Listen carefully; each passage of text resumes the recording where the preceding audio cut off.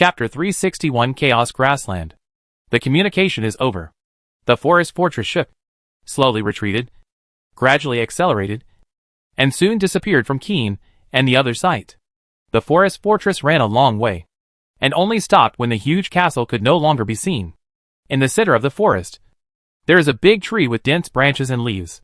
In the crown of the tree is a small palace formed by intertwined branches. The man with a green head is a handsome young man, who is now slumped in the palace with cold sweat on his forehead. After making sure that the castle had not chased him, the young man breathed a sigh of relief and wiped the cold sweat from his forehead. "I'm so scared. So scared. Where did this big guy come from?" he muttered to himself in fear, with a green head on his head. As soon as he thought about it, a branch wrapped with a cup was placed in front of him. With a green head, he took the cup, gulped down the water in it, and finally came out of his previous fear. He was a lucky man. He traveled through time relatively late. When he came here, many other travelers had already become successful. His race is the treeman, the best partner and natural ally of the elves. So since he traveled through time, he joined the Life Empire Alliance and was taken care of by the elf leaders in the alliance. Although his level is low, only a fortress level, but among the fortress level, his combat power is not bad at all. This time, he came to the grassland because the elf leader wanted him to get some resources. I didn't expect that there was a time traveler hiding in the grassland. Judging from the area and the level of development, it must be a top fortress at best. No, I'm afraid it's not a fortress. It's most likely a castle. He had seen many big guys in the alliance, but none of them were as fierce as the one just now. Thinking back to the moving castle I had just seen, fear rose in my heart again as the green sky above my head. The other party didn't say what race they were, but judging from the buildings, castles, and walls, with all that green above their heads, they didn't look like a good race. The moving cities of vampires and werewolves weren't that scary. Fortunately, the other party did not attack him, but just drove him away. We have to tell the Alliance about this. Green thought for a moment, and finally decided to send what he saw to the Alliance. Life Empire Alliance. A green head. I have some information to share. Arceus. What information? Love waste. Gossip? Come on. Come on. There is a green sky above your head. There is a big boss in the grassland. Brothers on the grassland, please pay attention. Boxing kangaroo. What big guy? Please be clear. Are you a time traveler or an aborigine? Don't like drinking soup? Yes. What's the point of just saying this? Explain it clearly. Mr. Wooming, I am on the grassland. Where did you meet the boss? Meow meow meow, ha ha ha. A piece of green is a fortress level. And the big boss he mentioned is most likely just an ordinary fortress level. A green patch on his head. Stop kidding. This is definitely not an ordinary fortress level one. I suspect it's a castle level boss. Meow meow meow, I don't believe it. Can you tell that he is castle level? A patch of green above my head. I'm not stupid. The city is so huge. Can I see that? Anonymous layperson. Did you see clearly what race the other person is? A green head, I asked. But he didn't say. Meow meow meow. What do you mean by asking? Have you met him? A green head, no. We added each other as friends. Anonymous layperson, ID. Meow meow meow, ID. Don't like soup, ID. There is a green on the head. Let me see. It's called. I don't want to take a driving test. Anonymous layperson. I haven't heard of it. Don't you know what race it is? Meow meow meow. What a crappy name. A greenhead. I don't know what race it is. But it looks like an evil race. Arceus, can you explain what an evil race is? Are we time travelers still divided into good and evil? A greenhead. I feel that werewolves, vampires, ghosts and the like are all considered evil races. Arceus, that's a good explanation. Don't explain it next time. Just talk about the characteristics of the other castle. There was a green over the head, bones. And I saw a lot of skull decorations. Arceus, the characteristics you mentioned are very common. But combined with what you said, I feel like it belongs to the undead race. Meow meow, is there a big man in the undead? A green cloud appeared on his head. Meow meow meow. You are so annoying and argumentative. Anyway, I have told you what happened. You can believe it or not. I don't want to meet that guy again. He is too scary. A green light appeared above my head, and I closed the chat window. I suddenly remembered that when I was communicating with Liziu just now, the other party said that the tribe he attacked was one he knew. Will I cause trouble? Thinking about it, I feel a little scared. I feel like I can't stay where I am with so much green on my head. If the big boss gets angry and comes after me, I will be in big trouble. The Treeman Fortress shook, started up again, and ran away. After the Treeman Fortress retreated, the tribesmen of the Talmos tribe slowly gathered together and looked towards the undead castle cautiously. Keen opened his eyes wide. The darkness blocked his sight, and he could only see clearly by opening his eyes wide. The undead castle lowered the stairs, and the black warrior came down step by step. The tribesmen were very nervous. They didn't know what they would face next. But Keen felt relieved. Undead? That's right. Undead. The black warriors walked up to them and stopped. One of them stepped out from the crowd and motioned Keen to follow them. Chief, the tribesman behind him called out. And Keen turned to look at them and said, It's okay.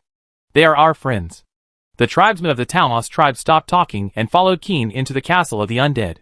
The tribesmen who climbed up the castle looked around curiously. Even Keen was no exception. The castle had changed so much that he couldn't recognize it at all. It was completely different from the last time. Desolate. It's desolate. Keen looked at everything in front of him in a daze. Chief Keen of the Talmos tribe and the Catwoman Leah. Come with us. We will arrange a place for the rest of you to rest. A black warrior walked over and said. The tribesmen were startled and looked at Keen. It is true that they had deals with the undead. But that was a long time ago. The tribesmen were unsure whether the undead would remain the same as before. And they did not want their chief to follow the undead.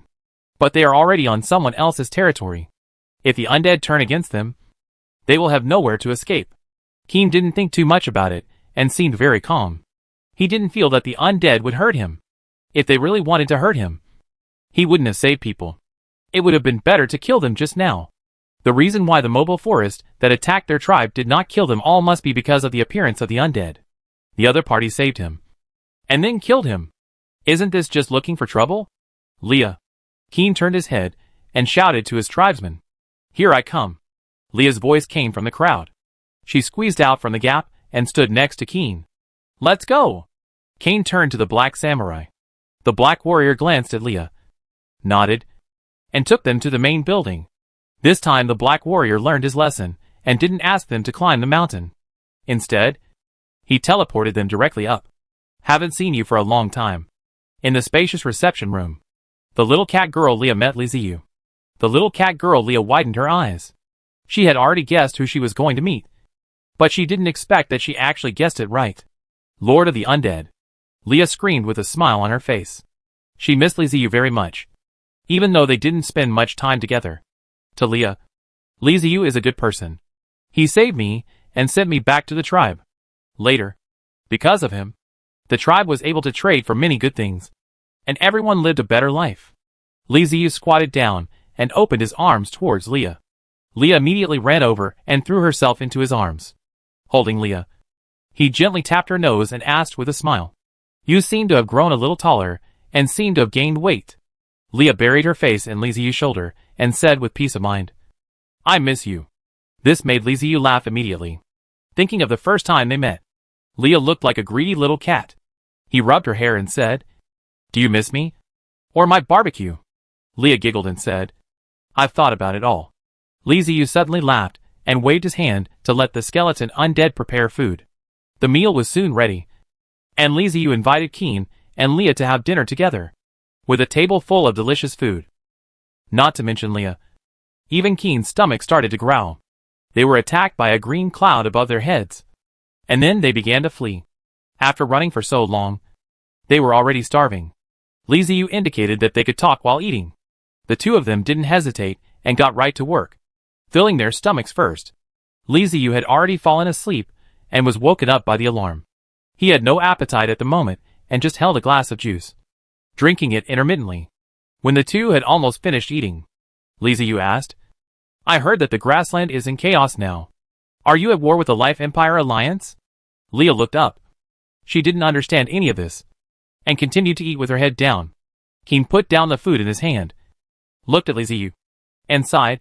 Alas, the Life Empire and the orcs are at war. The battlefield is getting bigger and bigger, and we are forced to get involved. That is to say, it is almost the same as the wasteland. Li Ziyu raised his eyebrows. It was because of the Ratman's trouble that caused a civil war in the central area that he successfully took over the entire wasteland. Chaos is not a bad thing for time travelers. They can gain more benefits by taking advantage of troubled waters. No time traveler will refuse such a thing. Keen suddenly asked, Lord of the Undead, are you and those people from the Life Empire Alliance companions? Li Ziyu was startled, then shook his head and said, No, I don't know anyone from the Life Empire Alliance. We are not companions. But we are not enemies either. Keen nodded, then asked again, Who are you? I have never mentioned that there is a mobile city before you. Where are you from? Li Ziyu raised his eyebrows and smiled. Chief Keen, sometimes knowing too much can get you into trouble. Keen's expression suddenly changed. Although Li Ziyu did not answer him directly, he already understood. Although the other party is not from the same group as the Life Empire, they should be from the same place. Ever since the Life Empire Alliance came to the grassland, it has brought chaos. The Centaur tribes could no longer watch from afar, and many tribes began to join forces with the Orc Empire to fight against the mobile cities of the Life Empire Alliance. The mobile city is too terrifying. If they don't unite, they will definitely be crushed by the other side. When the Life Empire Alliance just arrived, it had already attracted the attention of the Orc Empire, which immediately gathered troops and started a war with it. The quick reaction prevented the other party from completely entering the grassland. The situation is not very optimistic. The opponent's strength is beyond their imagination. Keen is well aware of the power of the undead. He had seen the undead take action, and they had always dealt with enemies they were no match for. It would be great if the undead could help them. Keen was thinking about how to turn Li Ziyu and the undead under his command into allies. Li Ziyu was very interested in the chaos in the grassland area. The level of chaos here was even worse than that in the central area.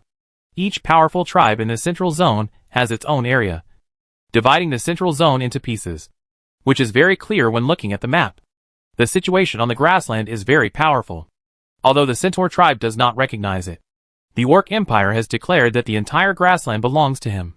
The Centaur tribe ignored the Orc Empire and went about their own business, grazing when necessary, strolling when necessary, migrating. The Orc Empire and the Centaur tribe are in a situation where you are in me and I am in you. I admit that your Orc Empire is very strong, but if you call me, I will agree. Anyway, I have agreed, but I will not do anything. The Orc Empire feels that if I call you and you obey, my goal will be achieved. It's delicate. When the Life Empire Alliance invaded, the Orc Empire was the first to bear the brunt of the fight. He had to accept the challenge. After all, the entire grassland belonged to them. The Centaur tribe is watching the fun. Good fellows, let's fight. Beat them till their brains come out. The Centaur tribe didn't want to pay any attention to either the Orc Empire or the Life Empire Alliance. They just wanted to bring their small stools, eat grilled skewers, and eat melon seeds while crossing their legs and watching the show. Who would have thought that the goal of the Life Empire has never been the Orc Empire, but the grassland? So the Centaur tribe, who were holding their stools to watch the show, suffered. They watched helplessly as the enemy rushed up to them, slapped them in the face, and knocked them to the ground. The Centaur tribe was stunned and dazed for a while. They shouted hack, then picked up knives and went to the battlefield, determined to fight the Life Empire to the death. Don't think that just because the Centaur tribe was slapped in the face by the Life Empire Alliance, they will be able to cooperate well with the Orc Empire. That's impossible. Centaurs are born to love freedom. Running freely in the sea of grass is what the Centaurs want. So, this is not the grasslands uniting to go to war with the Life Empire, but a melee among the three kingdoms. The entire grassland was filled with smoke of gunpowder. Even a small tribe like Talmos could not escape and was discovered by the Life Empire, where they were almost wiped out. In other words, as long as I'm careful, I can have a great time on the grassland, Li Ziyu concluded. When Keen heard this, his eyes went dark. He suddenly felt that the Lord of the Undead in front of him didn't seem to be a good person either. Shouldn't we help our Centaur tribe? Li Ziyu laughed and said to Keen, Don't worry about it. You Centaurs all believe in freedom. You have your freedom, and I have mine. You are free to ask me for help, and I am free to make trouble. Kane didn't know what to say for a while. This sounds fine, but if you think about it carefully, it feels like heresy. Li Ziyu didn't care whether it was heresy or not. A plan to conquer the grassland was quickly taking shape in his mind. What he feared most was that the grasslands would unite and fight to the death with the Life Empire. And if he wanted to intervene, he would likely provoke attacks from both sides. It is best to do it this way now. If you keep a low profile, you will probably be able to avoid the sight of both parties at the same time and see the beautiful vision of the fishermen profiting from the fight between the clans. I won't help anyone, but I will take advantage of others secretly. There are many Zergmen in the grassland. Once I gather a large Zerg army, and then use them to cause trouble and accumulate the sea of undead, I can achieve a smooth march. Perfect. The plan worked. It is better to develop yourself than to help anyone else. Li Ziyu had a premonition that sooner or later he would have a battle with the Life Empire. Although he didn't know where this premonition came from, he just had such a feeling. It might be a man's sixth sense. Chapter 362 Elephant Cemetery. Private Chat. Free Flying Eagle, brotherly. I have some information that might interest you. Do you want it? Don't want to get a driver's license. What information? Free Flying Eagle. The brothers in the Alliance discovered an elephant cemetery. Are you interested? Don't want to get a driver's license. Yes. I'm very interested in it. Do you have the coordinates? Free Flying Eagle. Ha ha ha. I knew you were interested. Let me send you the coordinates. Free Flying Eagle, brother. Why are you trading so many resources to me? I don't want to take a driver's license test. I can't let the intelligence fees given to my brothers in the Alliance be in vain. Free Flying Eagle, that's very nice. Thank you on behalf of my brother. Don't want to get a driver's license. That's right. People feel refreshed when happy things happen to them. After finishing the system chat, Li Ziyu chuckled. Although Lu Xingxing is not on the grassland, his brothers in the Alliance will give him big gifts. The elephant graveyard is a legendary place. Legend has it that elephants can sense their own death. And before death comes, they will run to a secret cemetery to wait for death to come. Apart from anything else, there must be many elephant skeletons in the elephant cemetery, which is undoubtedly a treasure for Li Ziyu, the Lord of the Undead. After getting the news from Batubu, Li Ziyu immediately set off for the elephant cemetery. Oh, by the way, it was already the third day since Li Ziyu rescued the Townloss tribe. Li Ziyu arranged for the Townloss tribe to rest around him. It was up to them to leave or not, but at least they were safe around the Seoul base station. The castle of the Undead started up and rushed towards the coordinate location. After arriving at the coordinate location, Li Ziyu climbed to the roof of the castle's main building and looked into the distance. What you see is a vast green prairie. Other than that, nothing to see. Li Ziyu checked the coordinates in confusion. Sure enough, it was here. Where is the elephant cemetery? Release the eyes of the dead. Trying to find differences in the sky. The result was still nothing. Batubu fooled me? It's not that serious. There's no point in doing that. It makes me mad, and it's not good for him either. Let's look for it again. Teams of Wind Rangers set out from the castle, and spread out with the coordinate point as the center. The elephant cemetery is filled with dead elephants. So even if the undead come to look for them, they have no way of finding them by locating them using their breath of life. They can only rely on the swift ranger to explore slowly using the clumsy method. After waiting for more than an hour, there was finally news. The Wind Ranger did not find the cemetery, but instead found a huge underground cave. It is not appropriate to find it. It is purely unlucky in the Wind Patrol. There was green grass everywhere on the grassland, and it was growing surprisingly well. The Wind Ranger didn't pay attention and fell into a cave, thus discovering this secret place. Li Ziyu commanded the undead to surround the cave, and at the same time check whether there were any insect people or monsters around. After making sure it was safe, he brought the Black Warrior out of the castle, and came to the cave found by the Wind Ranger. Standing at the entrance of the cave, Li Ziyu finally realized why he couldn't find it. The exposed roof of the cave formed an angle with the ground. The ground was covered with green grass, which completely covered the entrance of the cave. If you didn't fall in accidentally, you wouldn't be able to find that there was such a huge entrance here even if you walked by. Li Ziyu turned around the cave entrance. It felt that it should not be a cave built by artificially, but a natural cave. The entrance of the cave is very huge, nearly 50 meters wide, and more than 10 meters high. Even an elephant can enter and exit easily. Li Ziyu checked the outside of the cave and found signs of being trampled, with grass lying layer upon layer. He sent 1,000 skeleton dead spirits to enter the cave, and he guarded the Black Warrior himself at the entrance of the cave himself. After waiting for a long time, The skeleton undead sent a message saying that they found skeletons, but no living creatures. Li Ziyu felt relieved.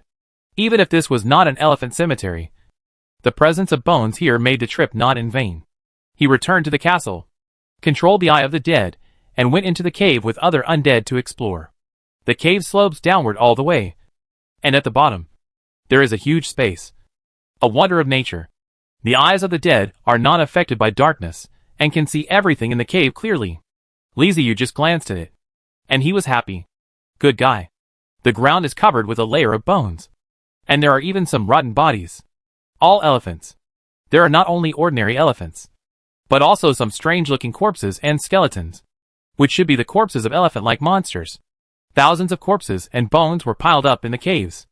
It is unknown how long this elephant cemetery has existed, but Li Ziyu feels that this should be the cemetery of the entire grassland elephant herd. Otherwise, there would not be so many elephant skeletons. Scent. Li Ziyu is very happy. Elephants are large animals, and their skeletons are also extremely huge. After they are transformed into undead, they may become powerful troops. Li Ziyu asked the undead to set up a resource point at the entrance of the cave to facilitate the collection of elephant bones. At the same time, he opened the system and began to study what kind of undead could be summoned using the elephant bones. Such bones often have special uses. As his level increases, he can summon more and more types of soldiers. Arms related to elephants. Elephant arms. Found it. Category, psionic. Type, alien skeleton. Prerequisite building, alien tomb. Introduction. The strong beasts are born from the elephant skeleton, and the spirit can give them new life. Requirements, 1 elephant skeleton, 3,000 soul energy, 1 dead crystal, 1 soul crystal. This is the most traditional type of undead army, which is directly transformed from elephant skeletons into undead. Judging from the introduction, the combat capability of the nether elephant is very strong.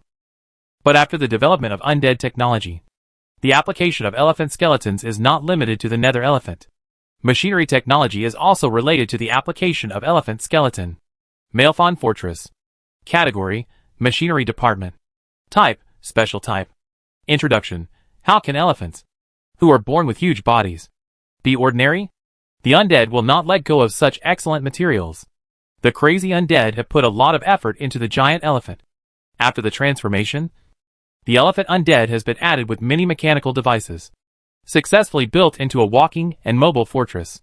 Depending on the equipment loaded, they will appear on the battlefield in different forms, such as defense fortresses, firepower fortresses, etc. The powerful firepower output is undoubtedly the enemy's nightmare. The biggest disadvantage of the giant elephant fortress is their mobility.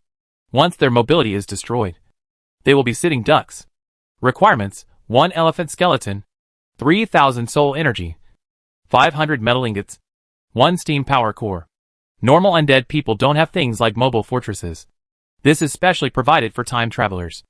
Although there are no mobile fortresses for traversers, these crazy guys can use various large undead to build mobile fortresses, such as the elephant fortress. If they can get the dragon bones, they can also build a giant dragon fortress, a sleeping giant whale fortress, and so on. Anyway, it is similar. That is, adding the machinery created by itself. I have to say that the undead is indeed a bit of something in mechanical transformation. Li Ziyu could imagine how terrifying a group of giant undead elephants equipped with various mechanical undead technologies would be on the battlefield at that time. It directly turned the magical battlefield into a modern battlefield. If used to attack a city, the enemy will be quite desperate. Well, the Mammoth Fortress is pretty good. In addition to being used on the battlefield, it can also be used as a castle or guard for the fortress clone. After looking at the requirements, Li Ziyu took a deep breath. The troops were good, and the resources required were equally abundant. Even Li Ziyu felt a little painful.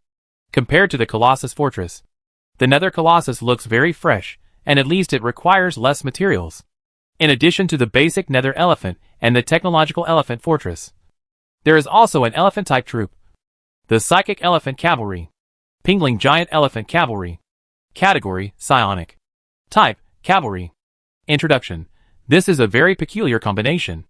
Most of the time, naturally awakened elephant skeletons will transform into nether giant elephants. But there are always some abnormal ones, such as the Psychic Giant Elephant Cavalry. which is composed of a giant elephant spirit and 6 special knights. The giant elephant is responsible for rampaging on the battlefield, and the cavalry is responsible for output. Even if the giant elephant falls, the powerful knights can still exert terrifying combat capabilities. They are not weaker than the skeleton knights. P.S. It is recommended to use the skeletons of elephant monsters to summon mounts, especially the flame type. There are surprises. Configuration: Giant Elephant Undead, Psychic Elephant Rider *1, Death Breath Elephant Gun Rider *2, Longbow Elephant Rider Archer *2, Giant Elephant Rider *1.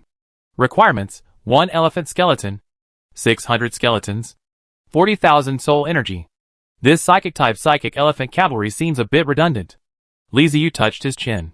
Many functions of the psychic elephant cavalry overlapped with those of the elephant fortress, and it seemed that it was not as useful as the elephant fortress. The giant elephant fortress can be equipped with a mechanical technology, one of which can carry the undead. After all, it is a fortress. You can't carry soldiers. How can you be considered a fortress if they can carry the undead? Aren't those undead equivalent to knights? Moreover, in terms of the attack power of the weapons it carries and its adaptability to the battlefield, the elephant fortress is obviously more useful than the psychic elephant cavalry. The biggest feature of mechanical technology is that it can be reorganized and equipped. You can get whatever you want. If you want to increase attack, just bring more weapons. If you want more weapons, just add shields. This kind of flexibility is something that the psychic system cannot do. However, as an advanced type of soldier, it is definitely not that easy for the psychic department to pull out a psychic giant elephant cavalry alone. The characteristic of the psychic system is its solidity. Psionics is the most traditional development route for the undead. Each type of soldier is formed after a lot of practice. If they are not capable enough, they will gradually be eliminated. Therefore, psychic-type troops should not be underestimated. After reading it carefully, Liziu's eyes fell on the configuration, which was specially marked as something that other psychic arms did not have. The giant elephant undead is a bit disappointing.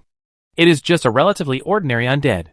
The introduction says that if you use the skeleton of an elephant like Warcraft to summon a mount, there will be a surprise, which means that the giant elephant undead can retain the abilities of Warcraft and can release magic. But compared to the nether elephant and the elephant fortress, it is obviously weaker. So, the real key point, the reason why the psychic elephant cavalry can become a high-level undead troop, lies in several knights. Psychic Elephant Rider, one of the psychic giant elephant riders, responsible for controlling the giant elephant undead. He is a very different kind of undead, and his psychic ability allows him to communicate with animals. When launching an attack, he can trigger a beast tide and control animals and monsters to attack in coordination. After just reading the introduction of an elephant cavalryman, Liziu exclaimed, "Oh shit. Psychic abilities are not uncommon. And elves, as a race that is friendly to nature, mostly have this ability. Among professions, druids and treemen also have this ability. But what are elephant cavalry? Undead. Honey, this is the undead. They belong to a race that is exactly opposite to the living. You said that the undead can control dead objects and corpses, and Liziu didn't find it strange. But controlling animals is outrageous. In particular, this thing can trigger a beast tide and let the beast tide attack in coordination. Isn't this equivalent to carrying an army with you? In the alien world, you must never underestimate the beast tide. There are not only animals in the alien world, but also magical beasts. If magical beasts mix into the beast tide, that would be a very terrifying thing. Yes, just the existence of a single undead being like the psychic elephant cavalry is enough to say that the psychic giant elephant cavalry is an advanced combat sequence, using the body of the undead to do the things of the elves. If this is not advanced, then what is? Liziu became interested immediately, and read on with great interest. Death Breath Elephant Knight, one of the psychic giant elephant cavalry, responsible for using the Death Breath Elephant to launch powerful long-range attacks. Have you ever seen a knight who uses a mortar as a sniper rifle? Well, the Death Breath Elephant Knight is one of them. They can deal with the high-end combat power of the enemy. Another outrageous one. Judging from the introduction, the Death Breath Elephant Gun is a weapon, and a weapon similar to a cannon. My friend, you are awesome. Liziu is looking forward to the next Elephant Knight more and more. Longbow Elephant Cavalry Archer, one of the psychic giant elephant cavalry, responsible for using the longbow to launch conventional attacks on the enemy. Their longbows have a fast shooting speed, can shoot far, have strong force, and are very accurate. Although they are the knights who launch the most conventional attacks among the elephant cavalry, they are also the most feared. Well, this one is a little weak, but it's okay. At least we have to have regular attacks. Li Ziyu nodded to show her understanding. But then she felt something was wrong. Wait, for elephant cavalry, shouldn't melee cavalry be the regular attack? Why are archers the regular attack? Li Ziyu blinked, somewhat puzzled, and looked at the last elephant knight. Giant elephant knight, one of the psychic giant elephant cavalry combination. It is very difficult to attack with melee weapons on a tall giant elephant. But this is nothing in the eyes of the giant elephant knight, because he has a 5-meter-long elephant lance. Even if you can fly, he can use the lance as a javelin to shoot you down. Don't underestimate the giant elephant knight. He is not weaker than the skeleton knight, and he is even more powerful. The killer move is here. It turns out that the elephant knight is the real big boss. I am very satisfied with this cavalry configuration. The Netherworld elephant, the elephant fortress, and the psychic elephant cavalry. All three types of troops are very good. Which one should you choose? What the L is the choice. All I want. Li Ziyu's eyes were burning as he unlocked all three types of soldiers without hesitation. There are thousands of elephant skeletons in the cave, including skeletons of ordinary elephants and those of magical beasts. There is no need to worry too much. Ordinary, smaller elephant skeletons can be summoned into Netherworld elephants. The more powerful skeletons of Warcraft elephants can be summoned into Psychic Giant Elephant Cavalry. As for those weak Warcraft elephant skeletons and large ordinary elephant skeletons, they were summoned into giant elephant fortresses. Perfect solution. All three types of soldiers can be summoned. The Netherworld elephant has no special requirements for the skeleton. As long as it is an elephant, it is the simplest, and there is no need to be picky about the quality. The Warcraft elephant skeletons can make the Psychic Giant Elephant Cavalry stronger, so naturally they should be distributed to them. The requirements for the Colossus Fortress are actually very simple. It just needs to be big. Mechanical technology does not require the skeletons of Warcraft Colossus elephants. As long as it is big enough, it can be equipped with more technology. Next, we just have to wait for the undead to dig out the elephant skeleton.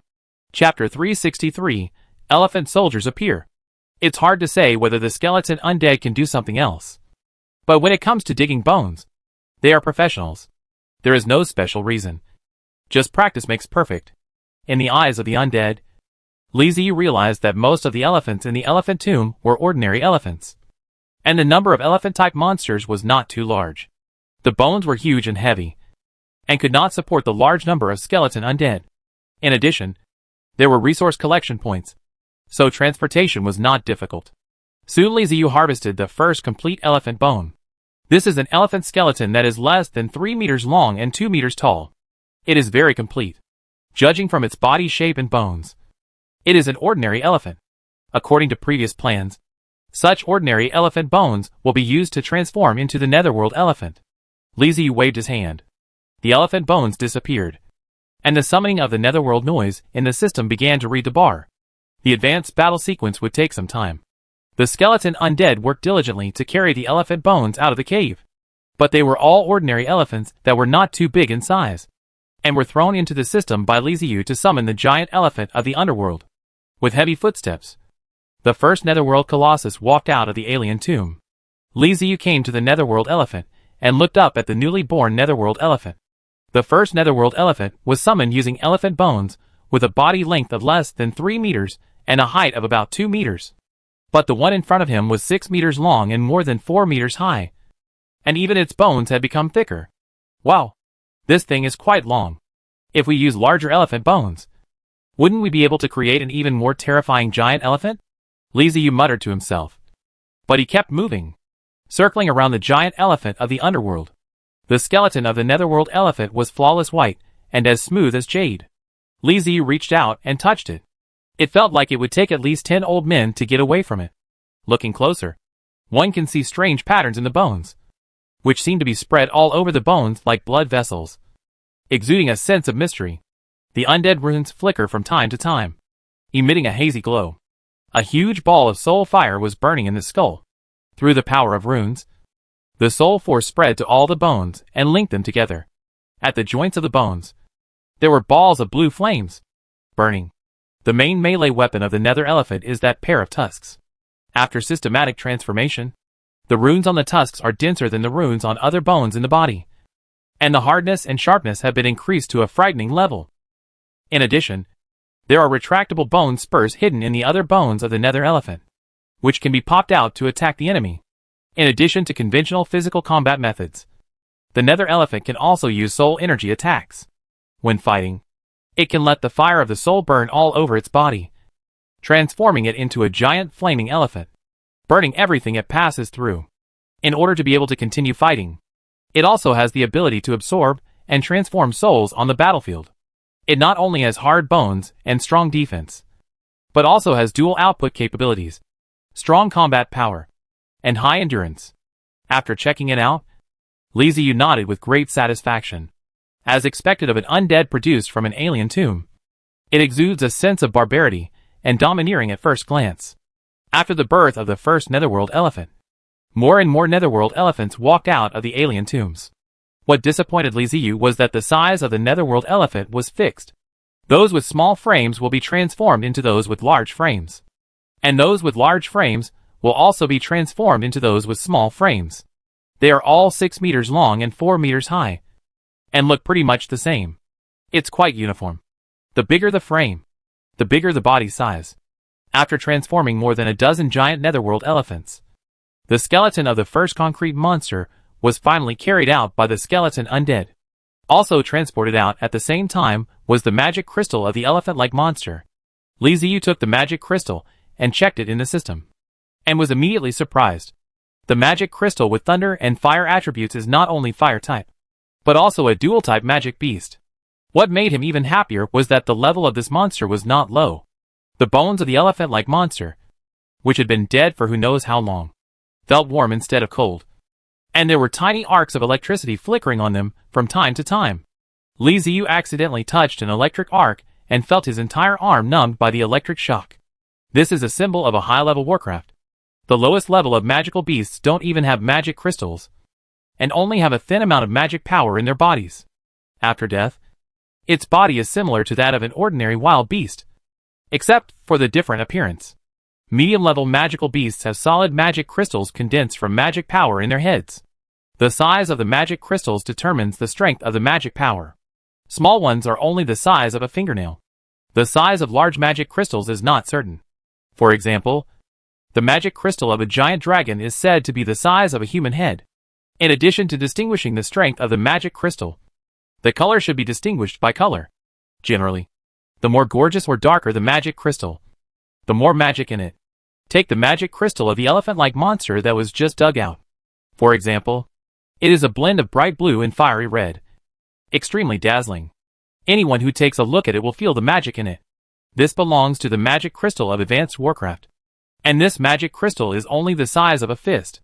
After Warcraft condensed magic crystals, one is to expand capacity. For example, dragons.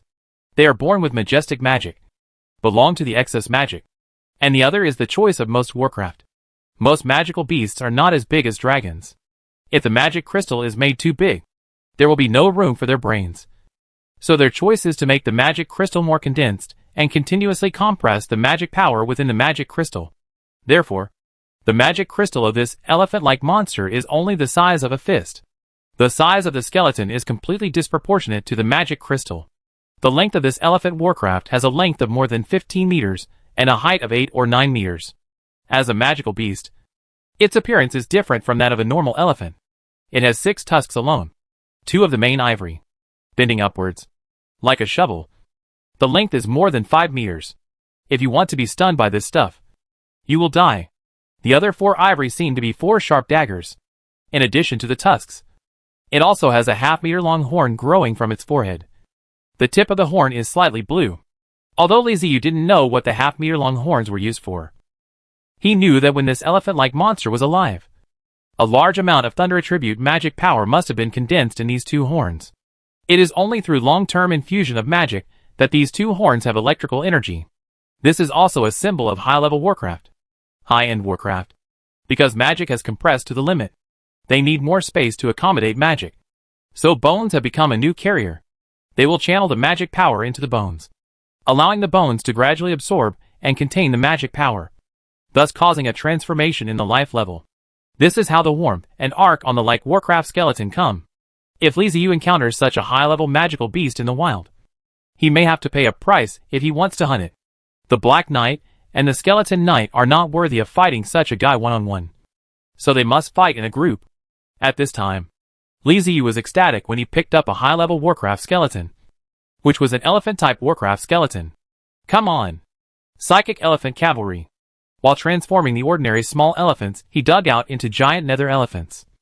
Liziu was waiting for the birth of the Psychic Giant Elephant Cavalry, his heart full of anticipation. Moo!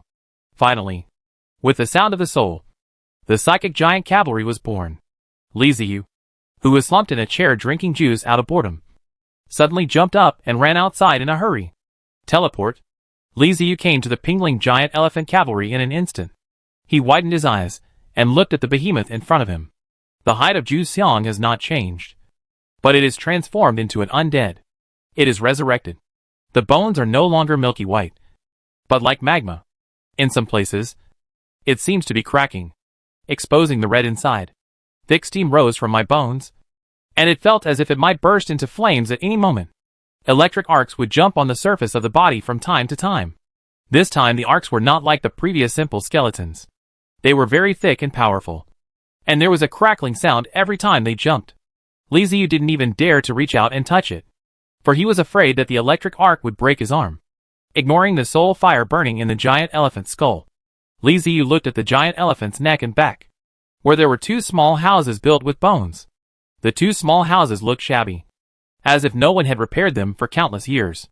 They looked crumbling, and there were a few equally shabby curtains, the hems of which had become tassels. It has a strong flavor of the undead. Just by looking at the style, you can tell what race the person is. In the small house of the giant elephant's neck, an undead wearing leather pants was sitting, holding the roots in one hand, holding a whip in one hand, and a bunch of skeleton necklaces hanging on the neck.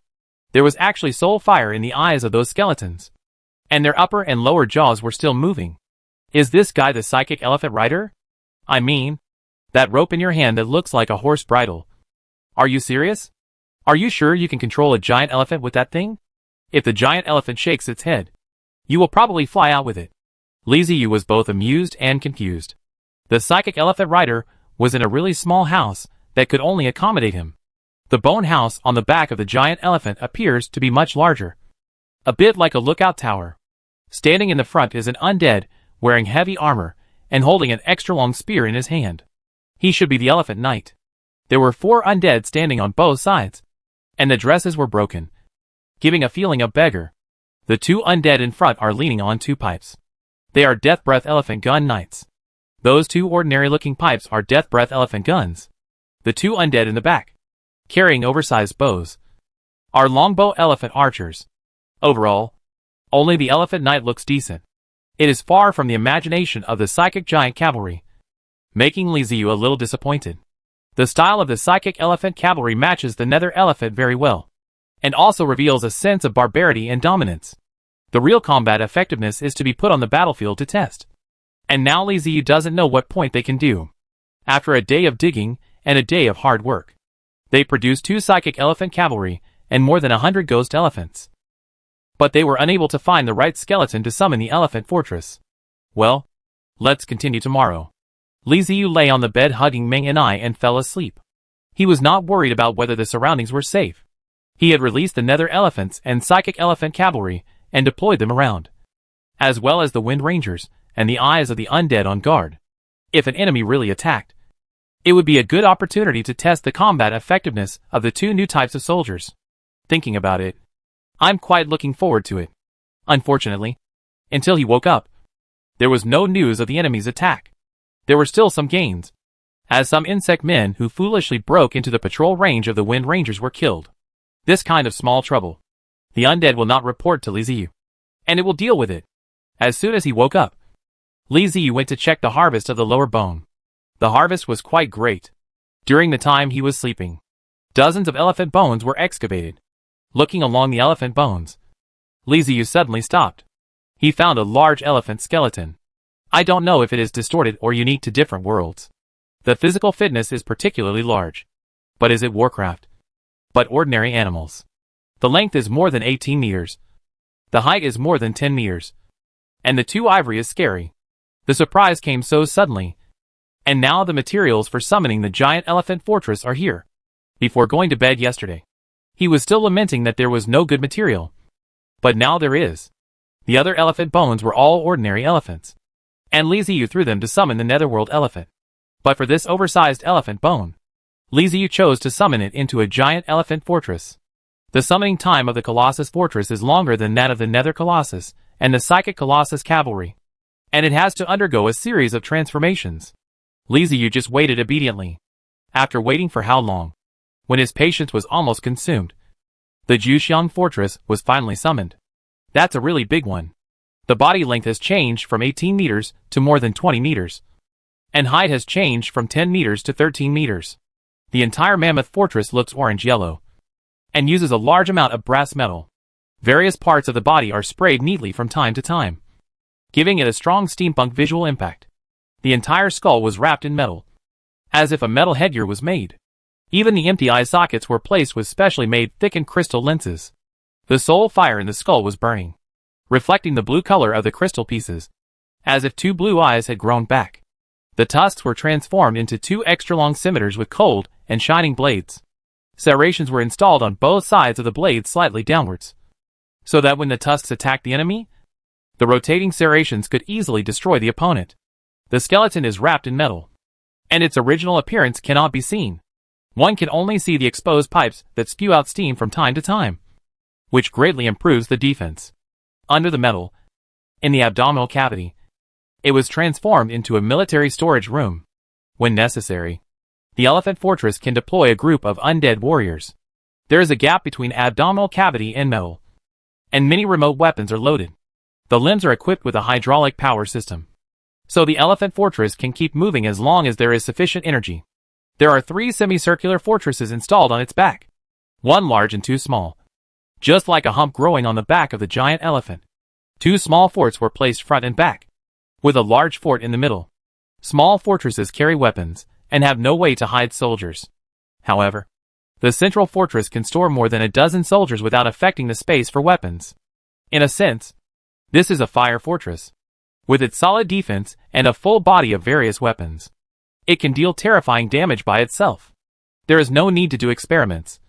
And Li Ziyu can also know that its combat power is superb. What kind of experiment is this? The weapons on it were all selected and installed by Li Ziyu. When it is used at full power, it can capture cities and territories without any problem. It can form a terrifying firepower network in an instant. Li Ziyu was very satisfied with the elephant fortress and arranged it as a guard around the undead castle. With the ghost giant elephant, the psychic giant cavalry and the giant elephant fortress are guarded. Li Ziyu is even more worried about safety issues. The bones can easily discover the icon from the elephant cemetery. Li Ziyu has a hunch. This weight is blood-making, and elephant cemeteries will make his fighting ability horrible. It was just like the improvement that the mountain of dead souls had given him. The bones in the elephant cemetery are definitely not as many as the dead soul mountains. But the combat effectiveness of the elephant undead is definitely not comparable to the bones. Chapter 364. 5 days passed in a flash. Li Ziyu felt as if he had returned to the period in the mountains of the dead, where there was a steady supply of bones every day. The only difference is that the bones supplied at the Ghost Mountain are ordinary bones, while the bones supplied here are elephant bones. On average, more than 100 elephant skeletons are transported out of the elephant cemetery every day. Most of them are ordinary elephant skeletons, and there are relatively few elephant-like monsters and super-large skeletons. The elephant warcraft, which has something to do with flames, was summoned by Li Ziyu as the psychic giant cavalry. The large skeleton was summoned as a giant elephant fortress, and the ordinary skeleton was summoned as a ghost. It is warcraft, but it is not the elephant skeleton of the flame-absorbing warcraft, which is stored by Li Ziyu. Li Ziyu felt it was a luxury to use such a warcraft skeleton to summon the netherworld elephant. He would save it first and think about what use it could be. If that didn't work, he could just summon it into a psychic elephant cavalry. In 5 days, He had obtained more than a dozen groups of psychic elephant cavalry, and even owned 5 giant elephant fortresses. It seems that the number is a little small. But this is a large-scale military force. On the battlefield of the alien world. It is equivalent to the tanks in the previous life. Naturally, the number cannot be compared with that of ordinary undead. This good place in elephant cemeteries belongs to the impossible. Just like the Soul Mountains. If Li Ziyu were to hunt elephants to summon elephant undead, it would take an unknown amount of time to obtain more than a dozen groups of psychic giant elephant cavalry and 5 giant elephant fortresses. Besides, in addition to the psychic giant cavalry and the giant elephant fortress, he also got hundreds of ghosts. Such a harvest is enough to satisfy Li Ziyu. There are still a lot of corpses in the elephant cemetery, and he can get more elephant souls here. It was unknown how long this elephant cemetery from another world had existed, and there were quite a lot of elephant bones inside, all of which were his. The idle time is always so short. Li Ziyu just took a few days of rest, and Batuan found him. I'm here to ask for help. Private chat. Free Flying Eagle. Something happened. Aya is being besieged. Brother, can you lend a hand? Don't want to get a driver's license. Who attacked Aya? The Free Flying Eagle, a member of the Free Empire Alliance. I don't want to take a driver's license test. Did Aya offend them? Why did they suddenly attack our people? Free Flying Eagle, I'm not sure about the specific circumstances, but Aya usually doesn't offend anyone. The Eagle of Free Soaring, I talked with Aya. He said that he had fallen into the enemy's encirclement circle. The other party ambushed him. It should have stared at him for a while. A few days ago, he said that he felt wrong and was attacked today. I don't want to take a driver's license. Can he still support it? Free Flying Eagle, Aya's combat power is not weak. It is difficult to take him down in a short period of time. But it is not easy to escape. The opponents who are pestering him are 2 time travelers. And he can't hold on for a long time. Don't want to take a driving test. Okay. Got it. Give me the coordinates and I'll go there now. Li Ziyu did not ask why Batu and not rescued. Batu and a big brother who can take care of his brothers.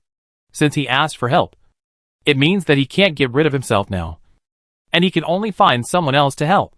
I was not only a member of the Alliance, but also had a good relationship with Batubu. He was even brought by Batubu to meet him. It is a cheerful teenager, which is very outgoing and makes people feel very good. Li Ziyu couldn't just stand by and watch when his own people were under siege. Leaving behind a group of black warriors, skeleton knights, and wind rangers, Li Ziyu led the troops, opened the Undead fortress, and rushed to the coordinate location. The coordinates are just an approximation. When traversers fight, they all adopt a roaming style of play. Everyone has a mobile fortress available, and no one will stay in one place and wait to be hit. They all fight while running. When Li Ziyu arrived, there was no one at the coordinate location. Only a battlefield with traces of fighting remaining. After asking the Chintuju and getting a new position, Li Ziyu immediately chased. The 3 fortress-level mobile fortresses were still very conspicuous on the grassland. From a distance, Li Ziyu saw through the eyes of the undead the 3 mobile fortresses chasing and attacking each other. 2 of the fortresses are in the shape of human cities, and 1 is a fortress full of wilderness nomadic style. 2 human city-like fortresses were chasing after the wilderness nomadic style fortress. Although the 2 fortress was pinched, the wild nomadic style was not beaten passively, and it would be returned from time to time. The battlefield below was also lively. People shouted, and the countless soldiers of all ethnic groups fought together on the wasteland. Killing difficulties. Li Ziyu did not rush to enter the venue to save Aya, but quietly observed through the eyes of the sky in the sky. After coming to the other world, I have fought many times, but not many battles with time travelers. Or very few. And I don't know about the battles between mobile fortresses. Taking advantage of Aya's battle this time, I can learn more about the fighting methods between time travelers. We will definitely have to fight against time travelers in the future. When he came to the grassland, he naturally wanted to collect resources. Whether it was unified grassland, which was not necessarily. But as long as they collect resources, they will definitely run into the Life Empire Alliance. What the 2 sides want the same. Naturally there are contradictions, and the war becomes inevitable. The grassland is so big, and there are so many resources. If you take it, I do and have it. It must not be. If you know more about the battles between time travelers at this time, you can accumulate experience in advance and avoid being caught off guard when facing time travelers. The eyes of the undead are suspended in the air, and the grassland has no cover. The field of vision is very good, and you can see it clearly. 2 human city-like fortresses, both using cannons. A row of artillery is listed on the number of large walls on the larger city wall. But the attack speed is fast, but the power is small, and the number is a large number and lasting. The other one is a heavy artillery. There are 3 in total. There is a long time interval after each shot, but the power is very strong. It is obvious that the 3 heavy artillery are specially designed to attack mobile fortresses. Aya's fortress has city walls for defense and a magic shield. Ordinary SHLs cannot destroy the magic shield and cannot hit the city walls at all, so they are all blocked. When it is a heavy artillery, the magic shield can be destroyed in an instant. It will directly bombard the city wall. When it is hit, the city wall will be collapsed. Fortunately, heavy artillery is difficult to aim at a moving fortress. 9 out of 10 shots will miss the target. Ordinary cannons can chase and fire, but they are useless. On the other hand, Aya did not use a cannon, but an oversized heavy crossbow. Like a heavy cannon, it had a slow firing rate and great power, but it could only fire 1 shot each time. It takes a long time to launch the crossbow, but after launch, it can usually shoot the other party. Obviously, Aya knew his own weaknesses, so he was not in a hurry to attack. Instead, he used his speed to constantly dodge the opponent's attacks, giving the heavy crossbow enough time to aim.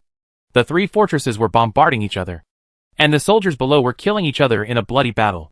Aya's race is a tooth orc, which belongs to the original ecological semi-orc race. The skin is gray, a cavalry race.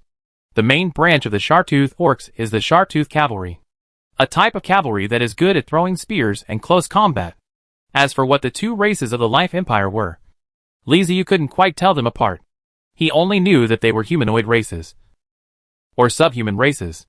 The Life Empire has many types of troops, which cooperate with each other and fight hard with Aya's sharp-toothed orcs. The battle scene was not quite what Liu had imagined.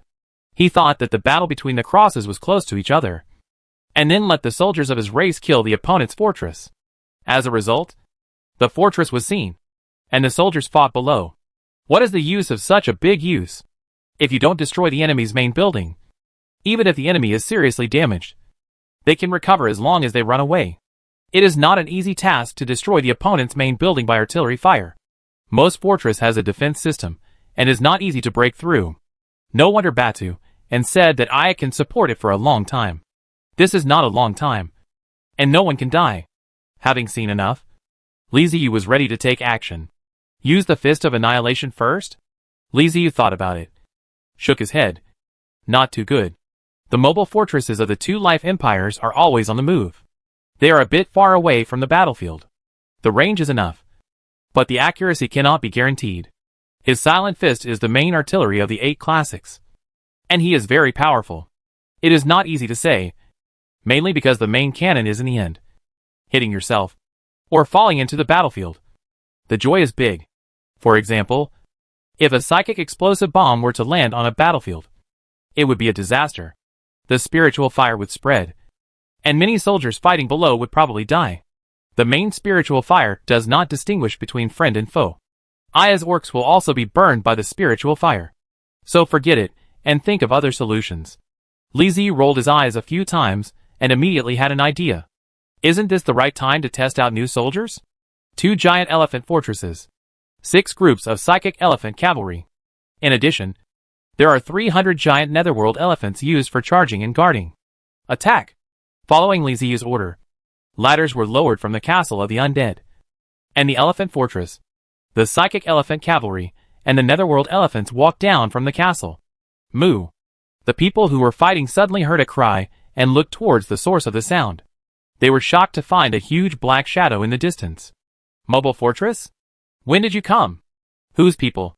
Aya and the 2 travelers from the Life Empire Alliance were shocked at the same time. They were so absorbed in the battle that they didn't notice a huge mobile fortress coming from afar. Although it was far away, the scale of the mobile fortress could still be seen. He is a very high-level traverser, at least a fortress level. Just when the 3 were in doubt, the chirping sound rang out again, which made them come to their senses and look towards the source of the sound. Amid the rumbling sound, Hundreds of elephants galloped and rushed over from afar. The elephants in the front had blue flames burning on their bodies, and were all exactly the same size. Like a neatly organized army. Behind them, there were several particularly large elephants moving slowly forward. What is that? The three travelers were confused again. While the three were confused, the Netherworld elephant, serving as the vanguard, had already approached the battlefield. Without any hesitation, it lowered its head and launched an attack on the Life Empire's Legion. Just one wave of impact caused chaos. The Life Empire Legion's target was Aya's sharp-toothed orcs. But who would have thought that a group of skeleton elephants appeared from the side? It was too late to change the direction of attack, and the Netherworld elephant rushed directly into the crowd. Not to mention the giant elephant of the underworld. Even if an ordinary elephant rushed into the crowd, trampled on them wantonly, gored them with its tusks, and shook its head around, it would be unbearable. Hundreds of giant Netherworld elephants destroyed the formation of the Life Empire Legion. I was stunned for 2 seconds, then suddenly jumped up. Undead. It's the Undead. Bosley is here to save me. After seeing the appearance of the giant elephant of the underworld clearly, Aya reacted and laughed happily. After the initial chaos, the Life Empire Legion below reacted quickly, reorganized its formation, and started a two-front battle with the sharp-toothed orcs and the nether elephants. The two travelers from the Life Empire are at least at fortress level, so the legions under their command will naturally not be too weak. They were caught off guard by the sudden appearance of the Netherworld elephant, but they were still able to stabilize themselves. They also had powerful troops. But the traveler from the Life Empire still underestimated Li Ziyu. The Netherworld elephant is just the beginning. The Psychic Elephant Cavalry and Elephant Fortress behind it have already arrived. After these two types of troops entered the battlefield, they immediately demonstrated extremely powerful combat capabilities.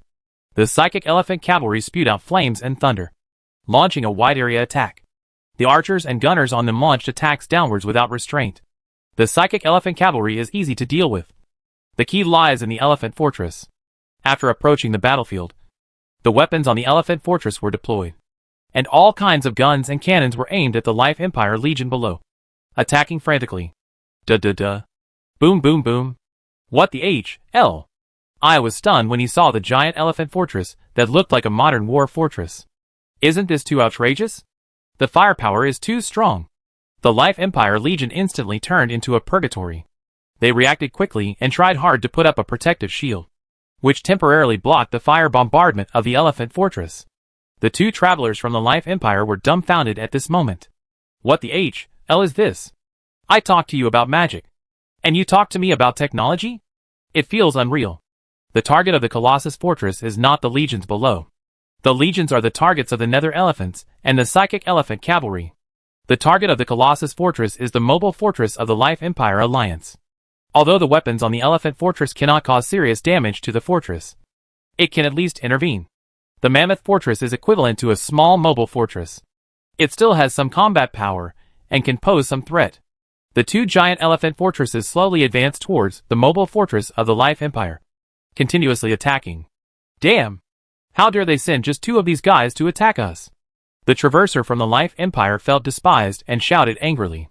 But before he ordered the attack on the giant Elephant Fortress, Aya shot a heavy crossbow. The human city that could not be dodged in time was shot by a heavy crossbow. The stones fluttered on the city wall and collapsed.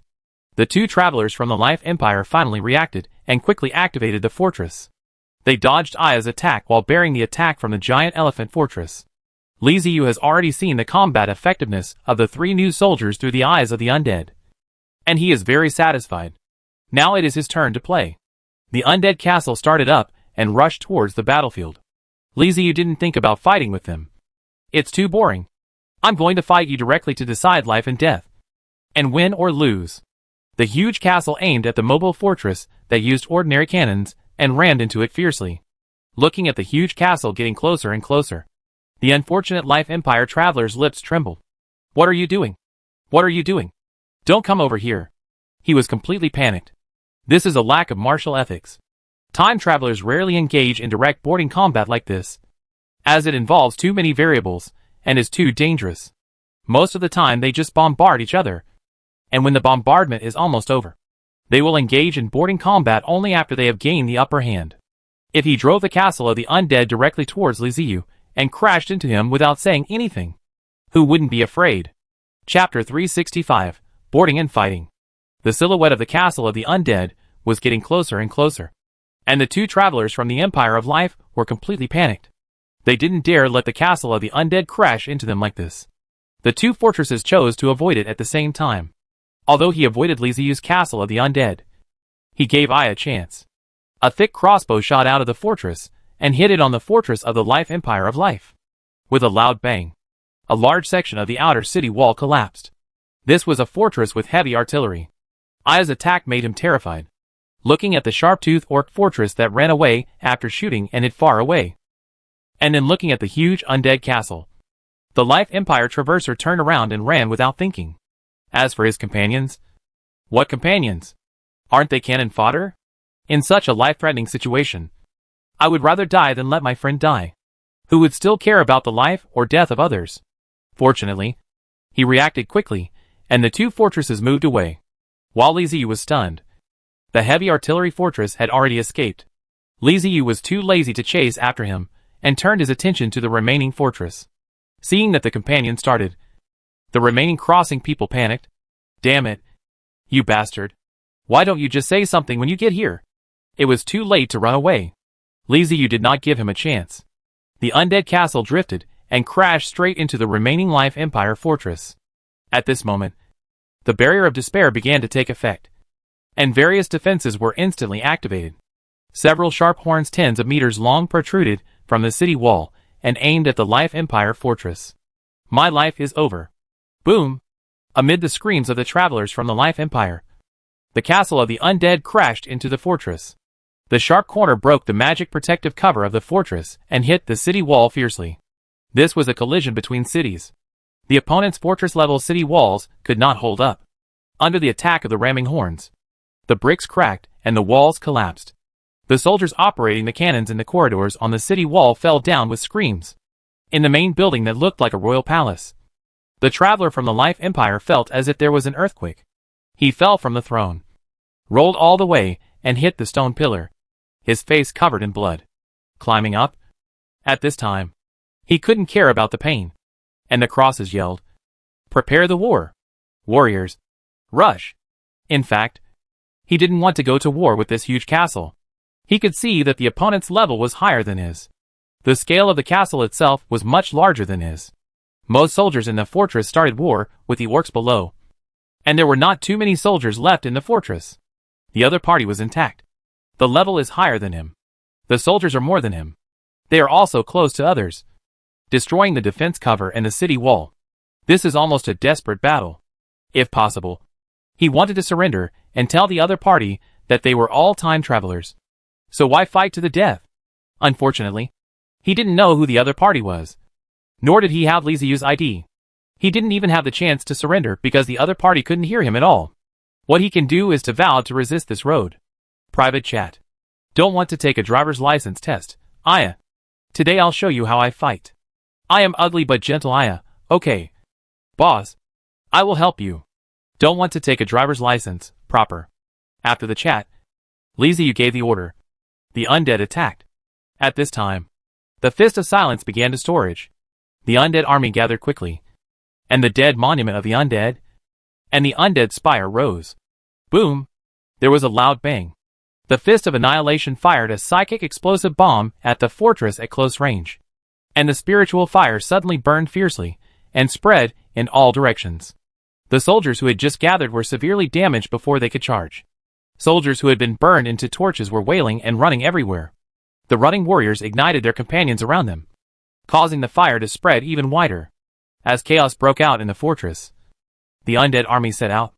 Charging in the front are still the cannon fodder skeleton undead, and some soulborn insects and armored beetle men, followed by skeleton shortbowmen and elite heavy hammer skeleton warriors. Chain bridges shot out from the castle of the undead and connected to the walls of the fortress. The undead rushed towards the fortress like a tide. Behind the dense skeleton undead is the Black Warriors, who appear as the finale warriors. The spires and monoliths suspended in the sky cast a psychic shield, adding buffs to the undead legion. In fact, this had no effect. There were not many soldiers in the fortress to begin with, and with a psychic explosive bomb, It was almost impossible to organize any useful resistance.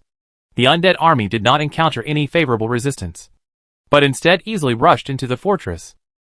Li Ziyu has already seen that the other side is at the end of its strength, and is even too lazy to use other troops. He doesn't think that the other side can defeat his sea of the undead. As for the mechanical undead, he didn't even send them.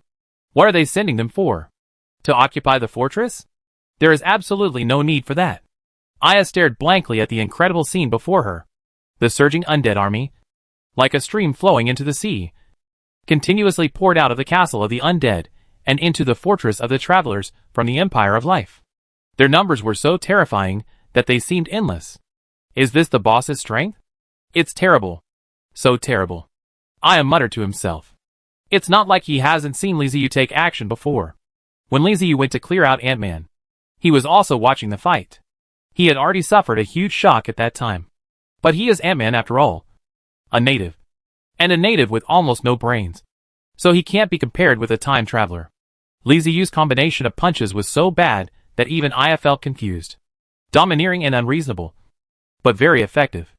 The giant elephant fortress below was still bombarding. After losing its protective shield, the mammoth fortress can already cause damage to the fortress. The traveler from the Life Empire stood on the terrace, looking at the scene that seemed like the end of the world. His fear suddenly faded away, and a bitter smile appeared on his face. What is this? They have been keeping an eye on Aya for some time and thought that Aya was just a time traveler wandering around the grassland. Aya originally wanted to kill a time traveler and get some resources. Unexpectedly, not only did he not get the resources, but he also lost his life. A sharp sound of breaking through the air was heard, and before the time traveler could react, the thick crossbow arrow had already pierced through the palace and happened to hit the time traveler. The palace collapsed and the traverser's body exploded. Without the time traveler's command, the soldiers in the fortress completely lost their morale. The war ended quickly. Under the bombardment of the Fist of Annihilation and Aya's heavy crossbow, the palace did not last long and completely collapsed, which meant the destruction of the fortress. It's over. Is this the end? Aya couldn't believe it. A fortress-level traverser, who was no weaker than himself, was killed, and he was unable to recover. Li Ziyu's undead army was already cleaning up the battlefield skillfully. Private chat. Don't want to get a driver's license, Aya. Why are you daydreaming? Send someone to get the supplies. I am ugly but gentle. Ah? Don't want to get a driver's license. What? You don't want the resources? I'll take them all. I am ugly but very gentle. Hey hey hey. Boss. Wait for me. Leave some for me. With Li Ziyu's reminder, Aya reacted instantly and quickly mobilized his sharp-toothed orcs. At the same time, he moved his fortress closer to let the sharp-toothed orcs grab resources. Any mobile fortress is a treasure trove. It is said that a broken house is worth $1,000, let alone a mobile fortress, which contains a lot of good things. Aya told the sharp-toothed orcs to move things, while he and the orc guards hurried to the castle of the undead. When she arrived at the castle of the dead, Aya was first shocked by the drastic changes in the castle. And then she met Li Ziyu under the guidance of the Black Knight. Boss! Aya shouted excitedly with a sunny smile and hugged Li Ziyu. Well, no change. Li Ziyu looked Aya up and down, patted his shoulder, and nodded with a smile. It was the slightly dark-skinned boy in his memory, still as sunny, outgoing, and cheerful, without any change. Aya was excited to see Li Ziyu. Of course, I haven't changed much. Look, my fortress hasn't changed much either. Boss, have you upgraded? How come the fortress has become like this? Aya, with the youthful vigor unique to teenagers, was curious about everything and asked directly without any hesitation. Oh, you mean the castle? It just got upgraded accidentally. It's no big deal. Li Ziyu seemed very nonchalant, as if these little things were not worth mentioning. Castle? Boss, you said this is a castle. A castle of the undead? Aya widened his eyes, and a look of shock appeared on his face. He really didn't realize that Li Ziyu had already reached the castle level. When he heard Li Ziyu talk about it, he was completely shocked. Aya likes surfing the internet and chatting with people. He is naturally familiar with the classification of high-level traversers. He knows that at this stage, castle-level traversers are well-deserved top powerhouses. The number is really not that large. Any castle-level traverser possesses superior combat power. The fortress is really not good enough in front of the castle-level traversers. No wonder Li Ziyu could defeat the fortress of the Life Empire travelers so easily. It turns out that they are not on the same level at all. Li Ziyu smiled and felt secretly happy. It cost him a lot to upgrade to a castle. He almost emptied out his warehouse before he could upgrade to a fortress. Upgrading without showing off is like walking in the night in fine clothes. He was very pleased with Aya's surprise. Are you hungry? Let's talk while eating. Li Ziyu waited for Aya to recover and asked him. Okay. Aya nodded immediately. It will take some time to clean up the fortress. Since we are idle anyway, we might as well eat and drink. Li Ziyu brought Aya to a spacious reception room, and the undead began to carry food and drinks consciously. Soon, a table full of delicious food was placed in front of Aya and Li Ziyu, and the two ate and chatted. What happened this time? We were so careless that we fell into an ambush? Li Ziyu asked while drinking juice. That's right. The people from the Life Empire were trying to trick me. I didn't even notice them before, and they suddenly rushed out. Aya said angrily. Well, I didn't want to conflict with the Life Empire, but since they are doing this, we have to think more about it, Li Ziyu said in a deep voice with a cold flash in his eyes. Boss, let's forget it.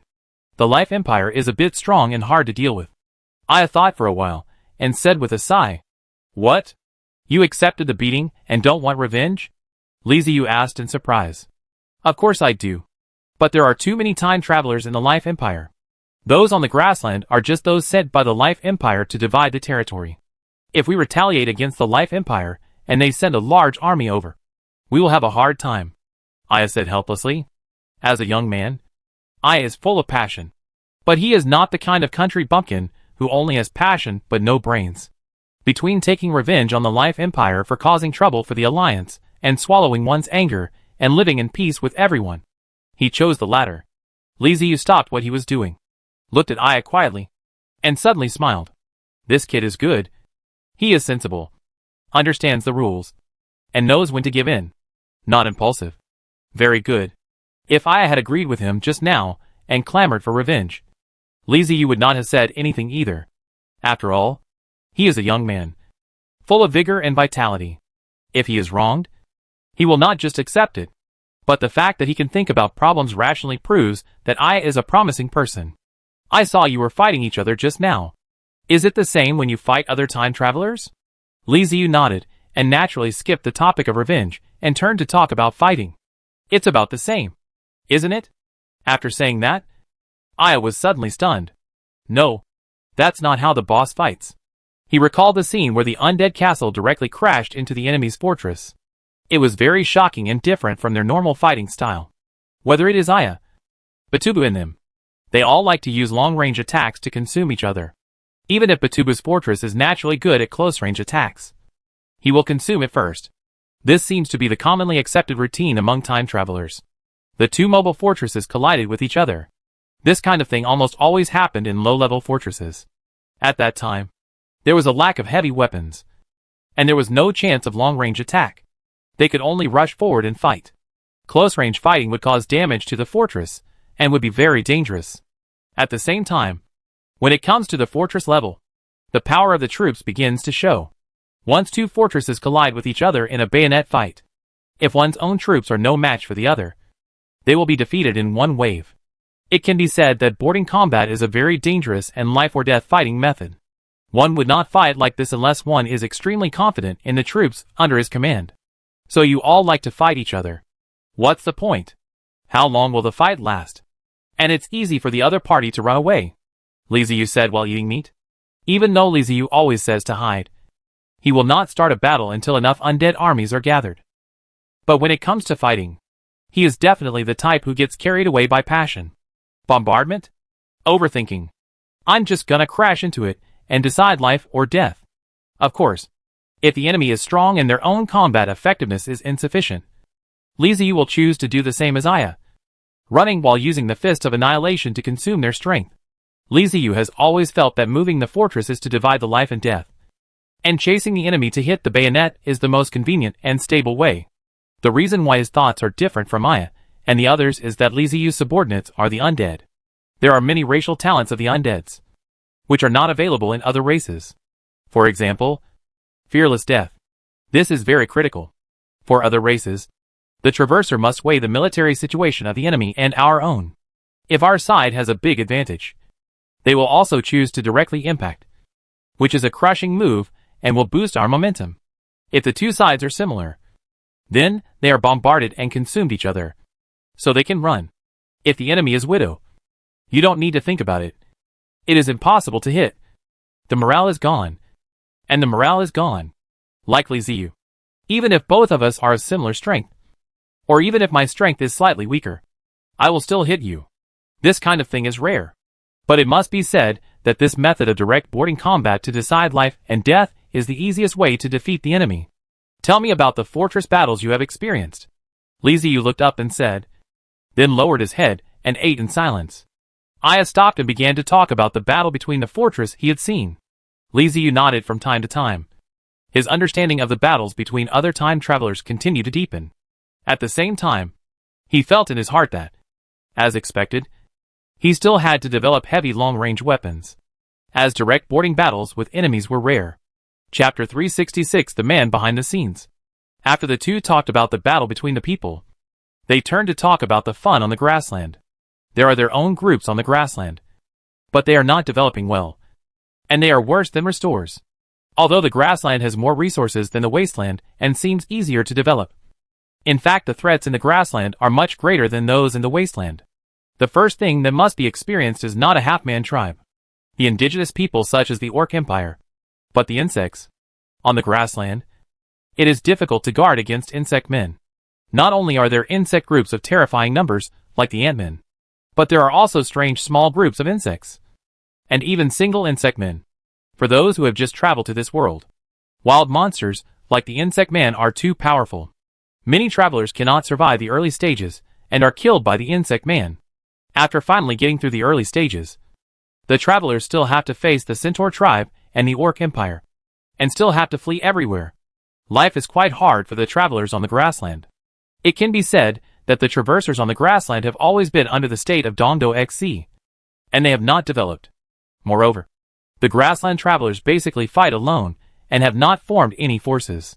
This is the reason why the Life Empire was able to invade the grassland on a large scale without any resistance from the grassland travelers. Li Ziyu expressed her understanding, saying that the life of those who travel through the grasslands is indeed not very good.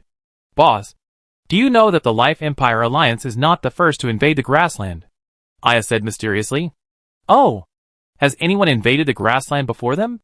How could those time travelers from the grassland be able to stop the invasion? Li Ziyu widened his eyes in surprise.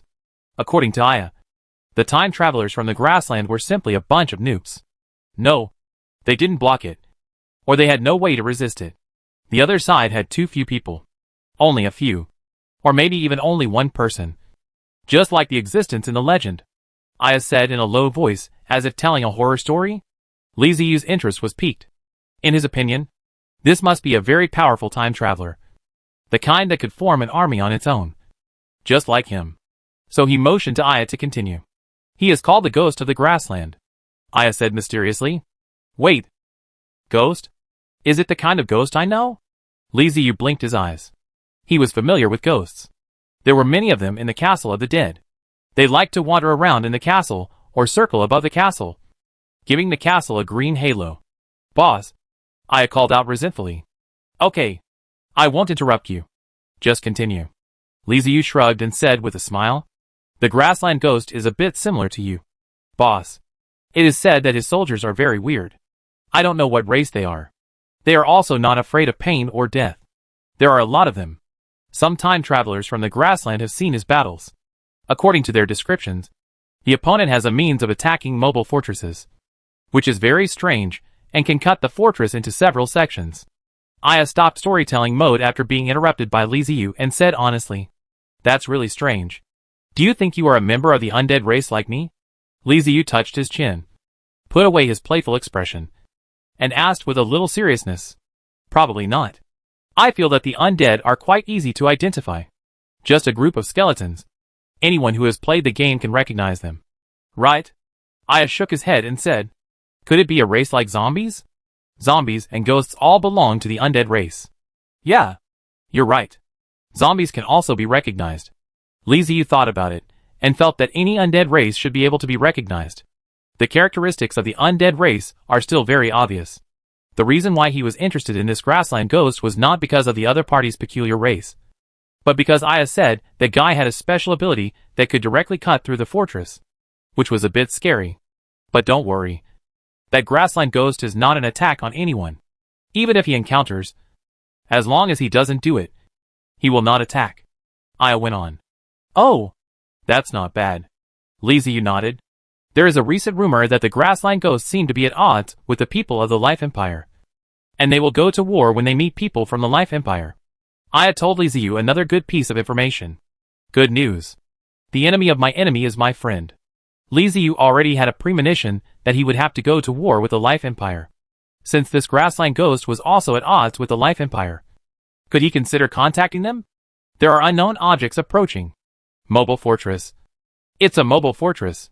Just when Liziu was thinking about how to find the grassland ghost, information about the undead suddenly came from the Soul Network, which made his expression suddenly serious, and he stood up. Boss? I on the opposite side saw Liziu suddenly stand up and looked at him blankly. A time traveler is coming, Liziu said in a deep voice. As he spoke, his consciousness connected to the eyes of the dead in the sky outside.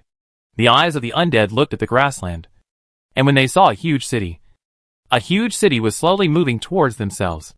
Castle. A castle-level mobile fort. Liziu took a breath of cold air. From the size of the other city, and the buildings they see, it is a mobile castle.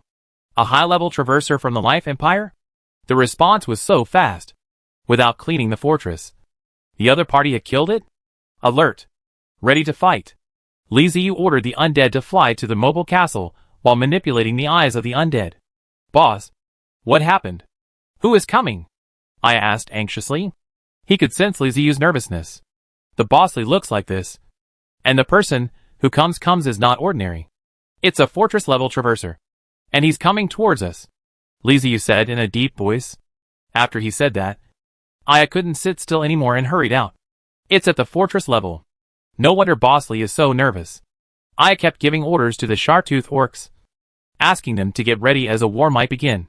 The huge moving castle moved forward slowly, not very fast, and finally stopped in the distance, not approaching the castle of the undead.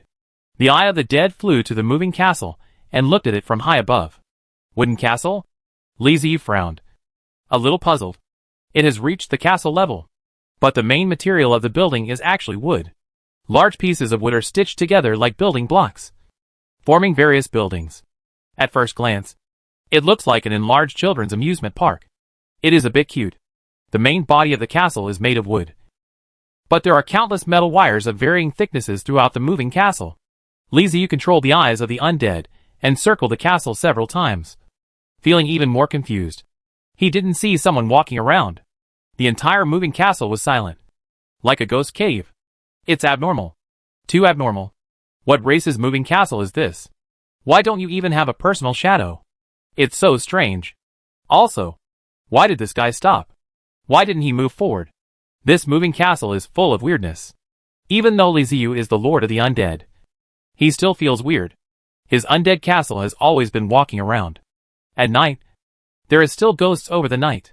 He has never seen the fortress, and the fortune is so quiet. Boss, who is the other party? After making all the arrangements, I ran back and asked Liziu. I don't know. The castle opposite is too strange. There is no one there, Liziu answered with dull eyes, still looking at the castle through the eyes of the undead. What does the castle look like? I asked curiously. It's made of wood, like a child playing with building blocks. There are a lot of metal wires on it. I don't know what it is used for.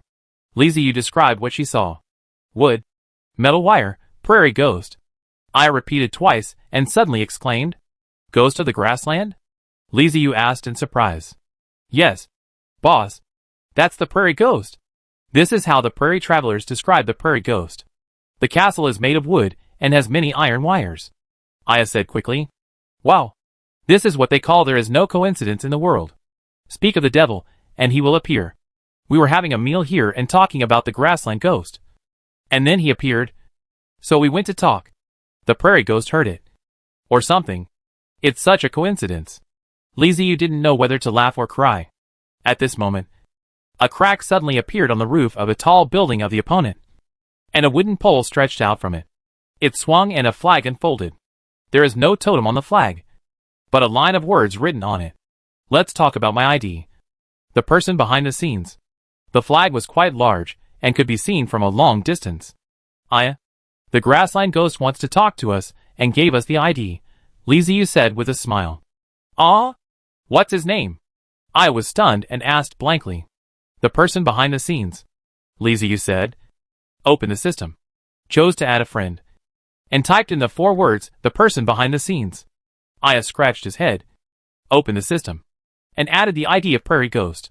Soon, their friend requests were approved. Private chat. The person behind the scenes. Hello. I am ugly but gentle. Prairie Ghost? Don't want to get a driver's license. The person behind the scenes. The man behind the scenes. What the HL is the Prairie Ghost? Do you know me? I am ugly but gentle. I don't know you. But the travelers on the grassland call you Grassland Ghost. The person behind the scenes. Nonsense. I have nothing to do with ghosts. Okay. I'm not from the undead race. Don't want to get a driver's license. What's your race? The person behind the scenes. You guess. There is no reward if you guess correctly. Don't want to get a driver's license. Do you want to guess? The person behind the scenes. Just kidding for a while? Don't want to take a driving test. Forget it. Let's talk about business. What do you want from us? The person behind the scenes. I'd like to get to know you. Don't want to get a driver's license. Why? The person behind the scenes. I have conflicts with the Life Empire. And I believe you do too. Maybe we can become friends in the future. Don't want to take a driver's license test. I heard that you have a lot of conflicts with the Life Empire and have been killing the other side's time travelers. The person behind the scenes. They offended me first. And now you have offended them. They will definitely retaliate against you. Don't want to get a driver's license. The person behind the scenes. I saw your fight. You killed a time traveler from the Life Empire. They won't just tolerate this. Don't want to take a driving test. You are amazing. I didn't even notice you were watching the game from a distance. The person behind the scenes. Not only did I watch the fight, I also killed the one who was trying to escape. Liziu narrowed his eyes. The other party's method is quite good. When he attacked the Life Empire's Traveler Fortress, there were always undead patrolling the periphery. And there were also eyes of the undead in the sky. Such a big castle could be hidden without being discovered by him. Moreover, it hasn't been long since he defeated the Traveler from the Life Empire. And the other party actually dealt with the one who escaped. They didn't even receive any news that someone was fighting in the distance. This means that the other party had silently eliminated the escaped Life Empire Traverser, most likely killing him instantly. How did you do it? Can the castle level destroy the fortress level instantly? Yes, but it would be very noisy. Liziu also had the opportunity to do it, but it was impossible for her to do it so quietly. A mobile fortress was destroyed silently. The enemy's combat power is quite terrifying. However, judging from the situation, the other party did not want to go to war with him. Instead, they came to show goodwill, and it seemed like they wanted to form an alliance. Then let's talk more and find out what the other party's background is. Don't want to take a driver's license test, brother. You seem confused. There were 2 travelers from the Life Empire. One was killed by us, and the other was killed by you. How did the Life Empire know us? We are safe and sound. The person behind the scenes. Let's just say that there is something called a system. You know? Wouldn't the travelers from the Life Empire send messages to their companions? Don't want to get a driver's license. Okay. I'm superficial. So what do you mean now? Are you trying to threaten me? Or do you want to form an alliance with me? The person behind the scenes. Let's just communicate first. There's no rush to form an alliance. But if you go to war with the Life Empire, you can tell me, and I will stand on your side. Don't want to take a driver's license test. It must be difficult for time travelers to trust each other. If we don't form an alliance, how can I know if you will betray me at the critical moment? The person behind the scenes. You don't know. And you don't need to know. But if you offend the Life Empire, they will definitely hunt you down for the sake of their own face. The person behind the scenes. When you are being hunted, you will think of me. And then you won't consider betrayal or not. Before betrayal, staying alive is more important. Isn't it? Don't want to take a driver's license test. This is a sober thing. This is a guy who is not easy to fool. Liziu raised his eyebrows. From his words, we can tell that the other party knows a lot about the Life Empire. And it seems that they really have a grudge against it. There's a saying that goes, the person who knows you best is your enemy. The person behind the scenes. You should not be time travelers from the grassland. You should be outsiders. What a coincidence. The Life Empire is also outsiders. So how could you all go to war with the Life Empire? Don't want to get a driver's license. So, a common goal? The person behind the scenes, well, for now. Yeah. A common goal. The person behind the scenes, okay. I have achieved my goal. I will leave now. You guys enjoy the fruits of victory. Seeing this, Li Ziyu quickly connected to the eyes of the undead, and saw the moving castle moving towards the distance. This time its speed was much faster, and it disappeared in a whoosh. The way it moved was very strange. It shot out countless metal wires, as if it had pulled something in the void. With a strong pull, the castle would move forward a certain distance. Wow! He can pull himself up. That's something. Boss, the person behind the scenes has left. I also noticed the other party's departure, and said to Li Ziyu, well, this guy has some stuff. By the way, he just said that he had dealt with a guy who escaped. Do you think that in such a short time, he might not have been able to clean up all the things left by that guy? Can we go look for him? It would be like getting 2 fortresses? Li Ziyu said, touching his chin. Hack. Boss, what's wrong with your train of thought? Why didn't I think of that? I was shocked. The mobile fortress here hasn't been cleared yet. And Li Ziyu is already thinking about the mobile fortress that was destroyed by the person behind the scenes? But think about it. It is indeed as Li Ziyu said. It is very likely that the person behind the scenes did not collect the resources of the fortress. Which does not mean that it is a bargain for them. Li Ziyu immediately sent out the Wind Rangers, and asked them to go forward and look for the mobile fortress that was destroyed by the person behind the scenes. Chapter 367 Organizational Mission. The escaping mobile fortress was found, but the main body had disappeared, leaving only a few worthless fragments. Facts have proved that if someone can kill a fortress silently in seconds, they can also take away the fortress's resources silently, leaving behind nothing but a pile of useless debris.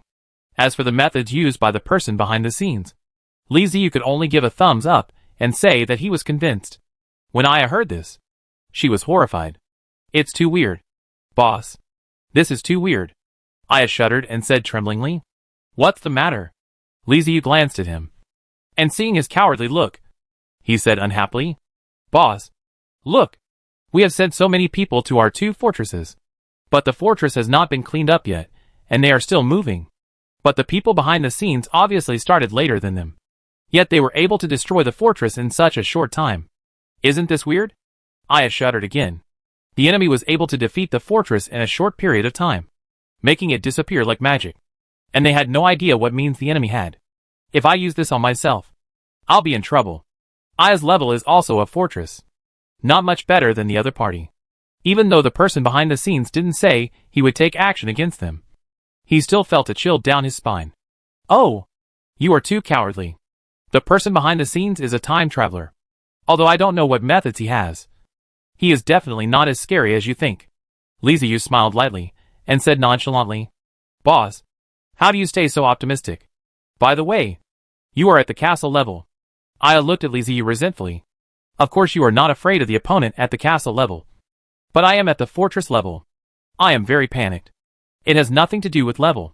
Although time travelers may be treated unfairly due to the race, there won't be an invincible race. Li Ziyu rolled his eyes. After a pause, he continued, if there really is an invincible race, they would have dominated the world long ago. Have you heard of anyone dominating the world? No. The person behind the scenes couldn't even deal with the Life Empire, which means his race is not invincible. So he just took advantage of it. So why are you so scared? Oh. Yes. Yes. Boss. You are at the castle level. And I am at the fortress level. Aya nodded repeatedly.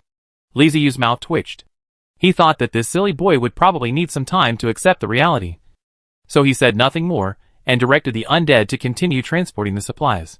There are so many powerful races among the time travelers, such as the dragon race, the behemoth race, the elemental race, etc. They are all powerful races, and those time travelers can face any enemy head-on. They have all failed to conquer the world.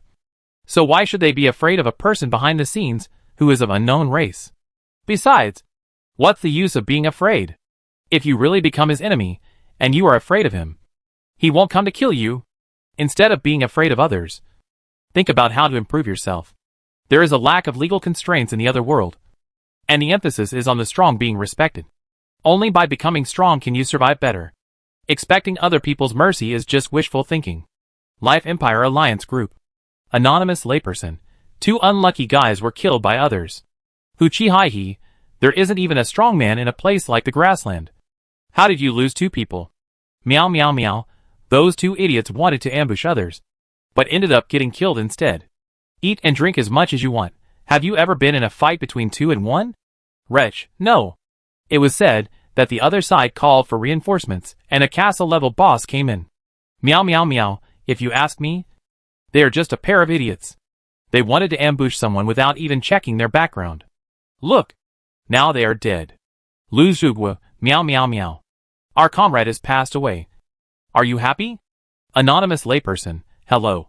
Elder Lu. Eat and drink as you please, hello. Elder Lu. Meow meow meow, Elder Lu. I'm sorry. I was wrong. Lu Zhuguo.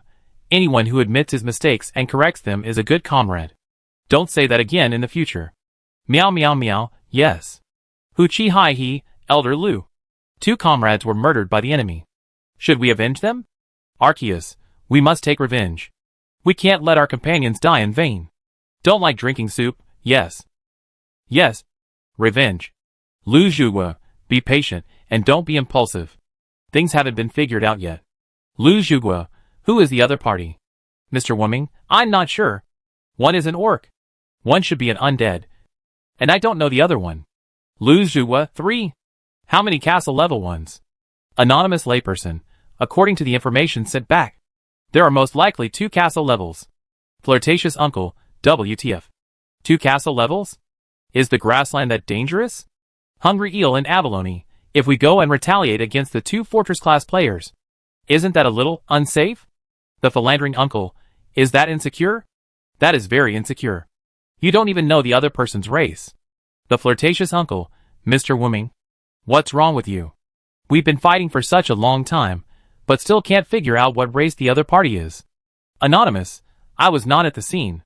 Meow meow meow, I'm not there. Arceus, I wasn't there.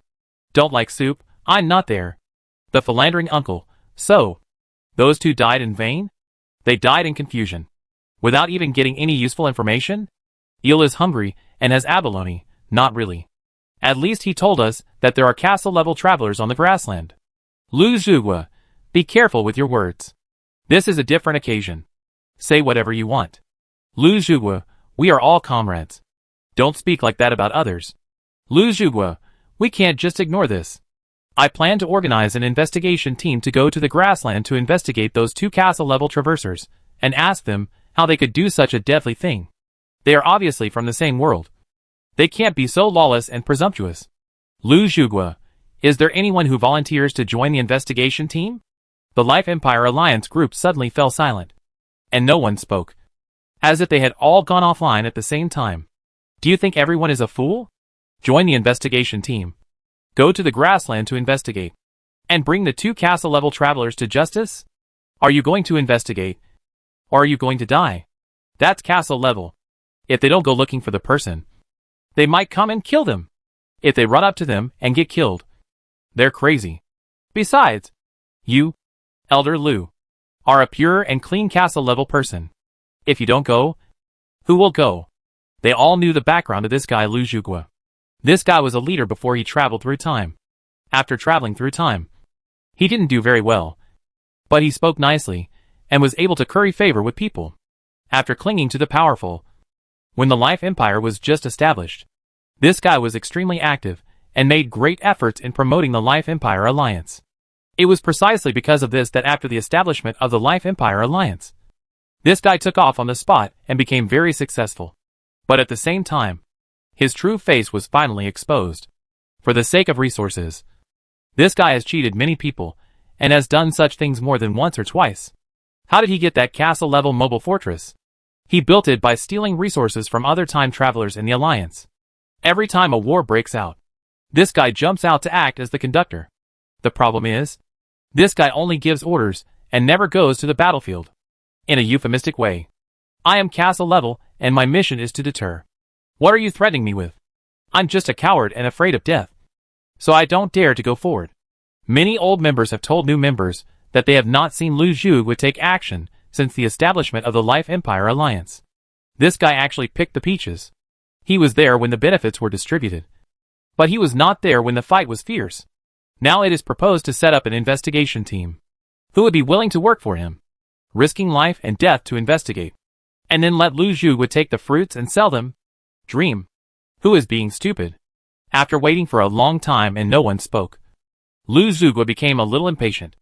These guys are all ignorant. I am the elder. Shouldn't I be the one speaking in your praise at this time? Life Empire Alliance Group.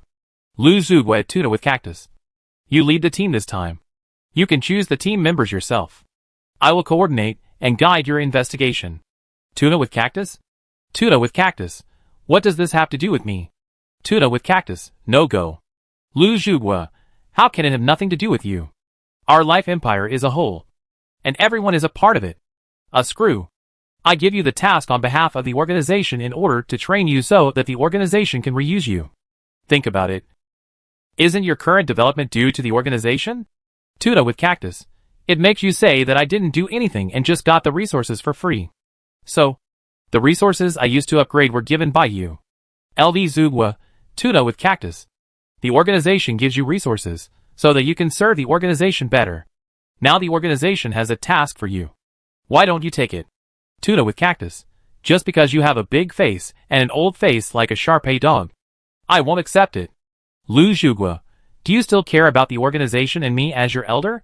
Do you want to be a traitor? Believe it or not, I will expel you from the Life Empire Alliance. Tuna with Cactus. Good guy. You not only want my CPU, you also want to replace my graphics card. You have equipped me with all the necessary things. If I don't put a keyboard on your face, I will be sorry for your wrinkled face. Come on. If you don't expel me from the Empire of Life today, I will get a Shar-Pei dog to be your dad. Lu Zhuge. Tuna with Cactus. Tuna with Cactus. Grandpa is here. What's the meaning of this? You old fool. Lu Zhuge on the other side of the screen was so angry that he was like a Buddha being born and two Buddhas ascended to heaven. He hated such troublemakers who challenged his authority the most. Lu Zhuge was so angry that he couldn't take it anymore. But the others were laughing so hard that their stomachs hurt. Finally someone stood up and helped them vent their anger. This guy Lu Zhuge likes to jump around. He relies on sweet words and eloquence to deceive the higher-ups into trusting him. But he is extremely harsh to the people below him. Every time we follow his advice, we don't get many resources, and things become very troublesome. This was also Lu Zhuge's habit. He liked to call it guidance, but in fact it was just blind command. Things that are apparently very easy, when they come to him, become not only very troublesome, but also full of contradictions. After finally finishing the job, when it came time to divide the profits, this guy took 7 layers by himself, and the remaining 3 layers were shared among everyone. To be honest, except for the newcomers who have just entered the Life Empire and have no knowledge of Lu Zhuge. No one else wants to have anything to do with this guy and would like to stay away from him. Tuna and Cactus were added to the Life Empire later. At that time, people were ignorant and fooled by Lu Zhuge. It was clearly a simple battle. But under the guidance of Lu Zhuge, the Tuna and Cactus fell into the trap and almost lost their lives. Thanks to the luck of the Tuna and the Cactus. Just when everyone thought he could only escape like a frightened dog, this guy made a comeback and destroyed the enemy despite inflicting heavy damage. Everyone saw the ferocity of Tuna and Cactus from that battle, except Lu Zhuge. After Tuna and Cactus returned to the Alliance, Lu Zhuge snatched the trophy of Tuna and Cactus on the grounds that the war was not going well and the Life Empire had lost face. Then he turned around and ran to the top leaders of the Life Empire Alliance to take credit for the victory of the battle. He was allowed to be the good guy and take the spoils, while Tuna and Cactus could only lick their wounds in silence, struggling to save resources and repairing the severely damaged mobile fortress. The feud between the two began at that time. After Lu Zhuge cheated him twice again, Tuna with Cactus came to his senses and never paid any attention to Lu Zhuge again. However, Tuna and Cactus are a fierce warrior. This guy is very good at fighting. In several battles, he has made great achievements for the Life Empire Alliance. The top leaders of the Life Empire like him very much and are counting on him to expand the territory. It is almost impossible for Lu Zhuge to expel the Tuna and Cactus. Life Empire Alliance Group. Stab in the back at Tuna with Cactus. At Lu Zhuge. That's enough. You two stop arguing. Stab each other in the back. Harmony is the most important. Loving each other is the most important. At Tuna with Cactus. Don't be so angry. We are all family. The world is not about fighting and killing. It is about human relationships and worldly wisdom. Call me the principal at Tuna with Cactus. It's not right for you to do this. How can you openly insult Elder Lu? You are so disrespectful. Tuna with Cactus at Stab in the back. Elder. I get it. Tuna with Cactus. Tuna with Cactus at Call me the principal. If he dares to take advantage of his age, I will use my keyboard to scold him. He is spoiled. What? If you can't stand me? Then drive me away. You and that old man work together to drive me away. Anonymous layperson. Arceus. Don't like soup. Eating and drinking lavishly. The playboy. When the eel is hungry, there is abalone. Meow meow meow, OD. Stab in both sides at Call me the principal. Don't make trouble. At Tuna with Cactus. Okay. Calm down. Call me the principal, just protect him. Look at what he has become. Life is above everything else. What's going on? What are you arguing about? Should we send people to the grassland? Yes. Let's talk business first. What do people on the grassland say? Call me the principal at Stick in my ribs. Otherwise you can take some people over there. Life is above everything else at Call me the principal. Let's leave this matter to Lu Zhuge. He is a man of great courage and will not leave. He has to guard the place. Lu Zhuge, Elder Life. I have been quite busy recently. Life is above all, What you are doing is more important than the task assigned by the organization. Lu Zhuge. Lu Zhuge, okay. I'll go for the sake of the organization. Life is above everything, that's right. At Tuna with Cactus. You see? There's no need to be so angry. As long as we communicate well, there will be no problem. Tuna with Cactus, yes. Elder Life is right. Life is above all, okay. That's it. Elder Lu. You should hurry up and set off as soon as possible. I also want to know the situation over there on the grassland. Lu Zhuge, okay. So hi. All the members who were secretly watching the chat raised a finger. Life is above all else. Elders, this wave is a big win. It was a complete conspiracy that forced the old man Lu Zhuge to agree. He puts life above everything else and is one of the good guys in the alliance. He usually doesn't conflict with others. But he is a real veteran castle-level powerhouse. He usually speaks in a conciliatory way.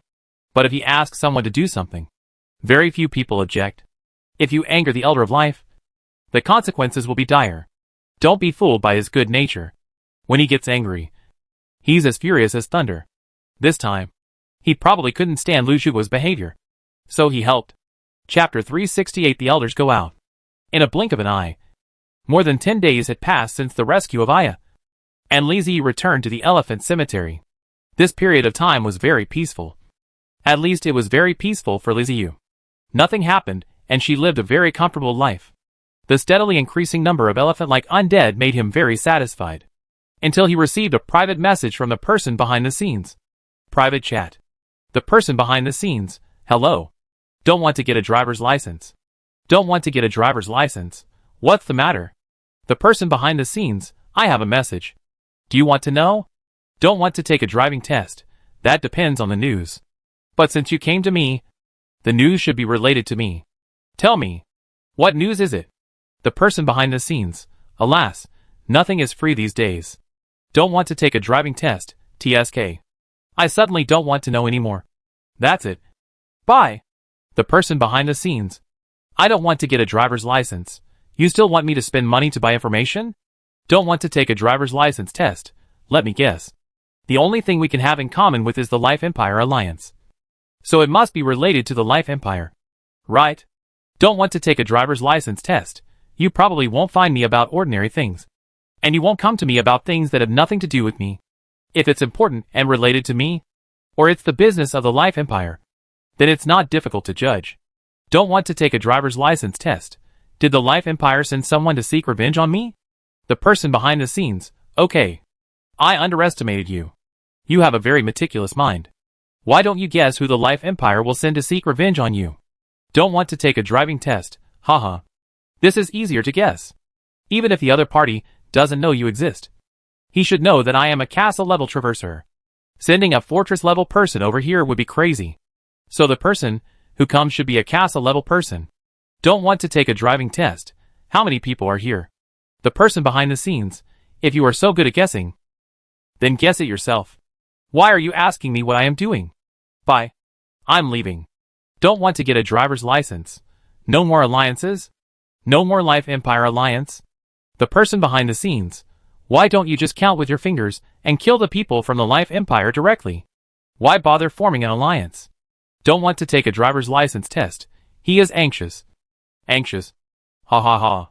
The person behind the scenes. You really deserve a beating.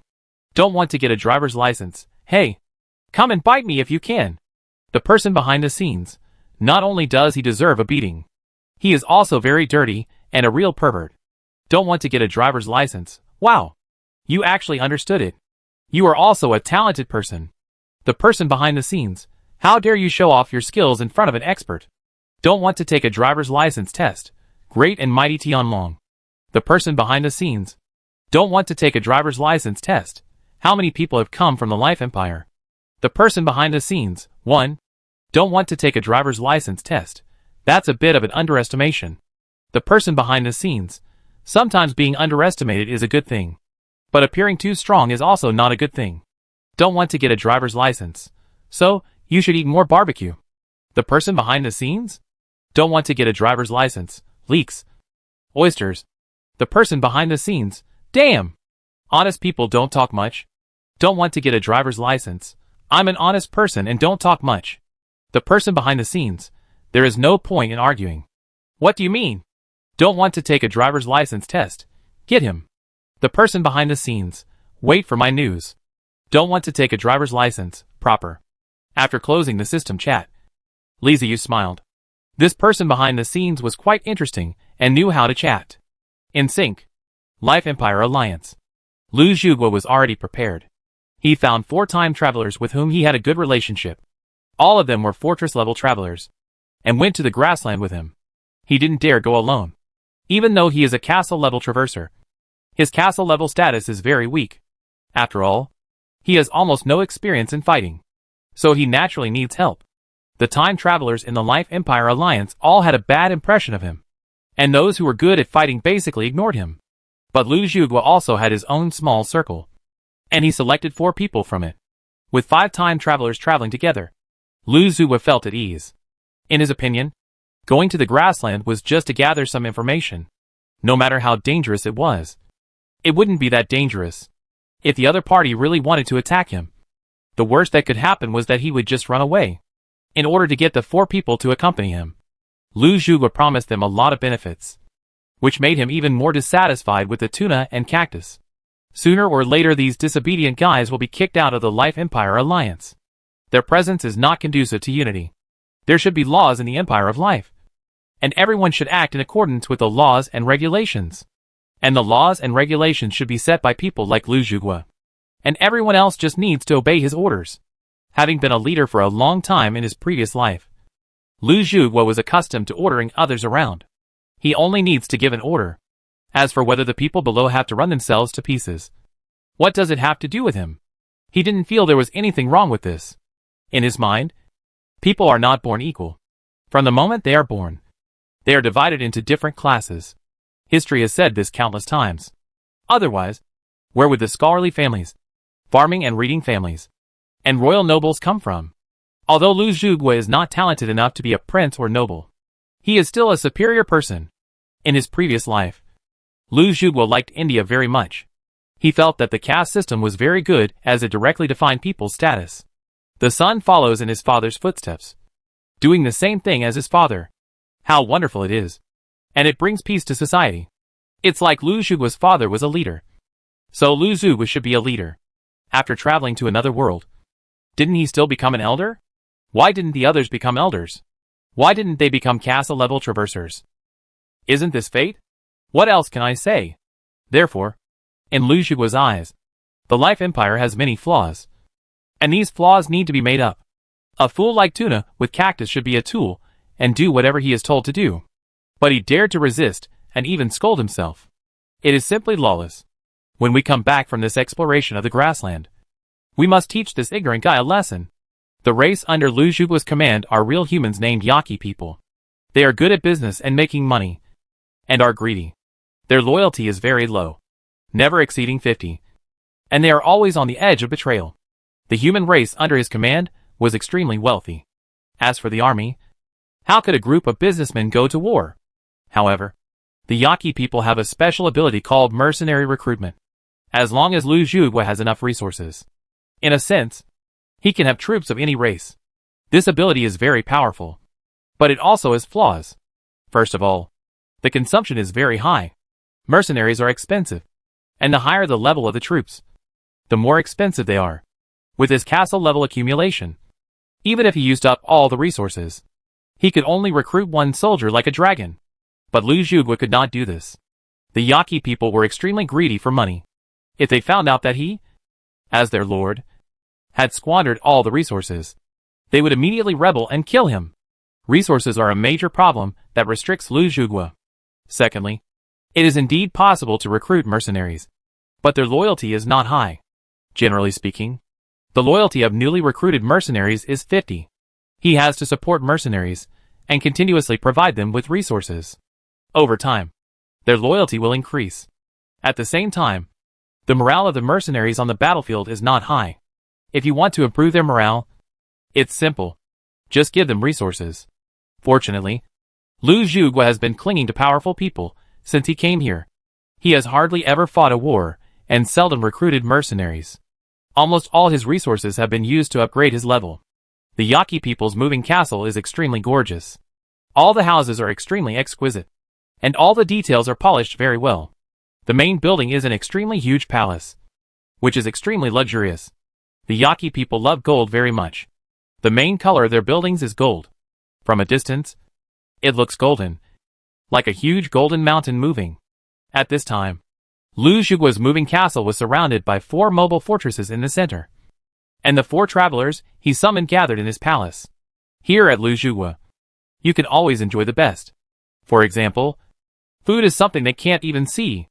If they want to get it from the outside, they need to consume a lot of resources.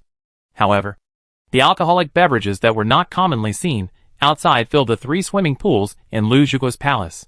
In addition, there are beautiful flowers and bees that you can enjoy at any time. This is a life that you could never enjoy in your previous life. It is a truly imperial life that reminds me of the legendary life of wine and women. And Lu Zhuguo is undoubtedly the emperor here. He was half lying on a big chair with his feet flat, and 5 beauties were serving him. 1 was pressing his head, 2 were massaging his shoulders, and 2 were gently beating his legs. Lu Zhuguo is not the kind of fat and greasy person. He looks honest and loyal, and his figure is well maintained, neither fat nor thin. If he were not in this luxurious place, he would look like a convincing good leader. Elder Lu, let's go and investigate this time. Right? We won't go to war with those guys on the grassland. Right? A time traveler, who was also enjoying the beauty's massage, raised his head and looked in the direction of Lu Zhuguo and asked, "Don't worry. I can't harm you," Lu Zhuguo said with a smile. "That's right. Lu Zhuguo and we are very close friends. How could he possibly harm us?" Another time traveler spoke up, laughing and agreeing. Yes. Yes. Yes. Elder Lu is such a good person. I don't know why that tuna guy would curse at him. It's so unkind, the time traveler said angrily. Then others immediately joined in, cursing the pairing of Tuna and Cactus, as if they had an irreconcilable hatred. Seeing this, Lu Zhuguo nodded with satisfaction.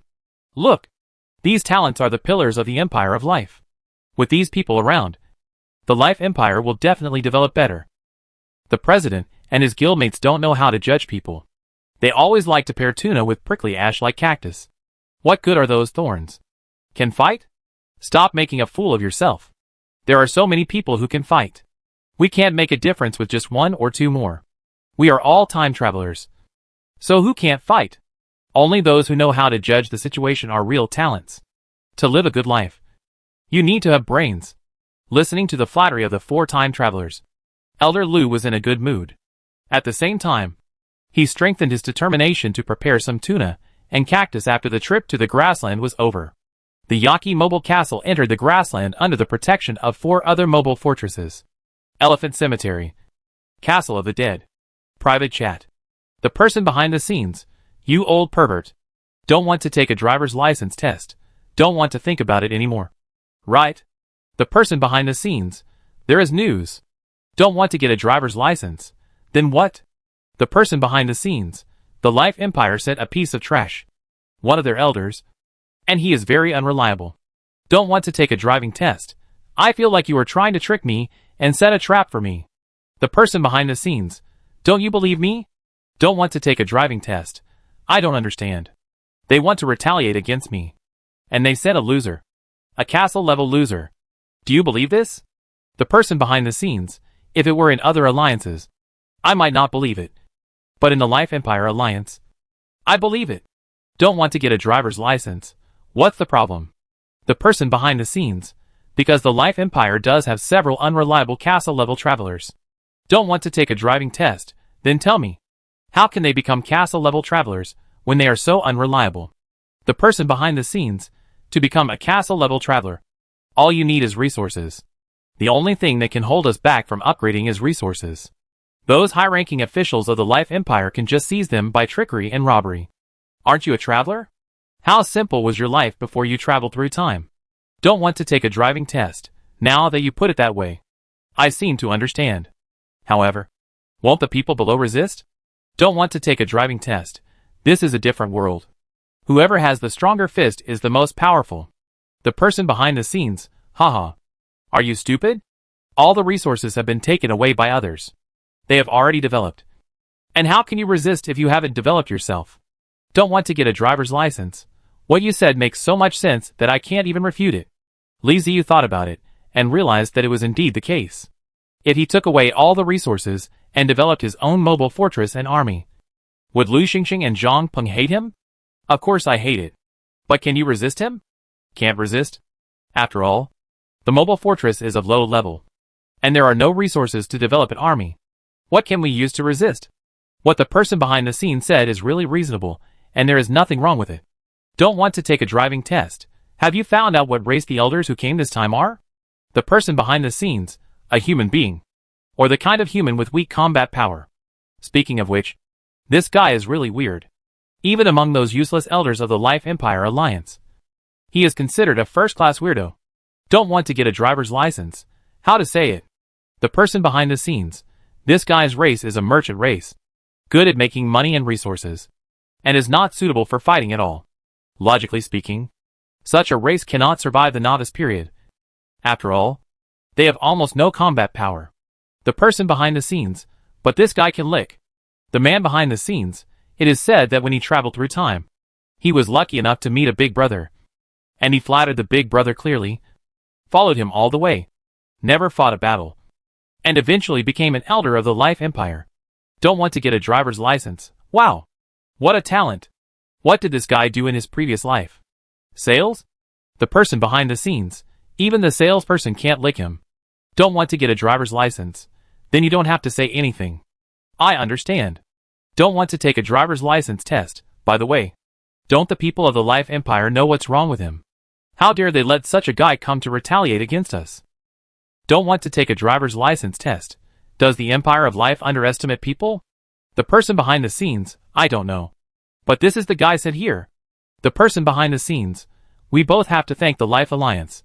This elder possesses a large amount of resources. I even suspect that the Life Empire is not here for revenge, but to give us resources. Don't want to take a driver's license test.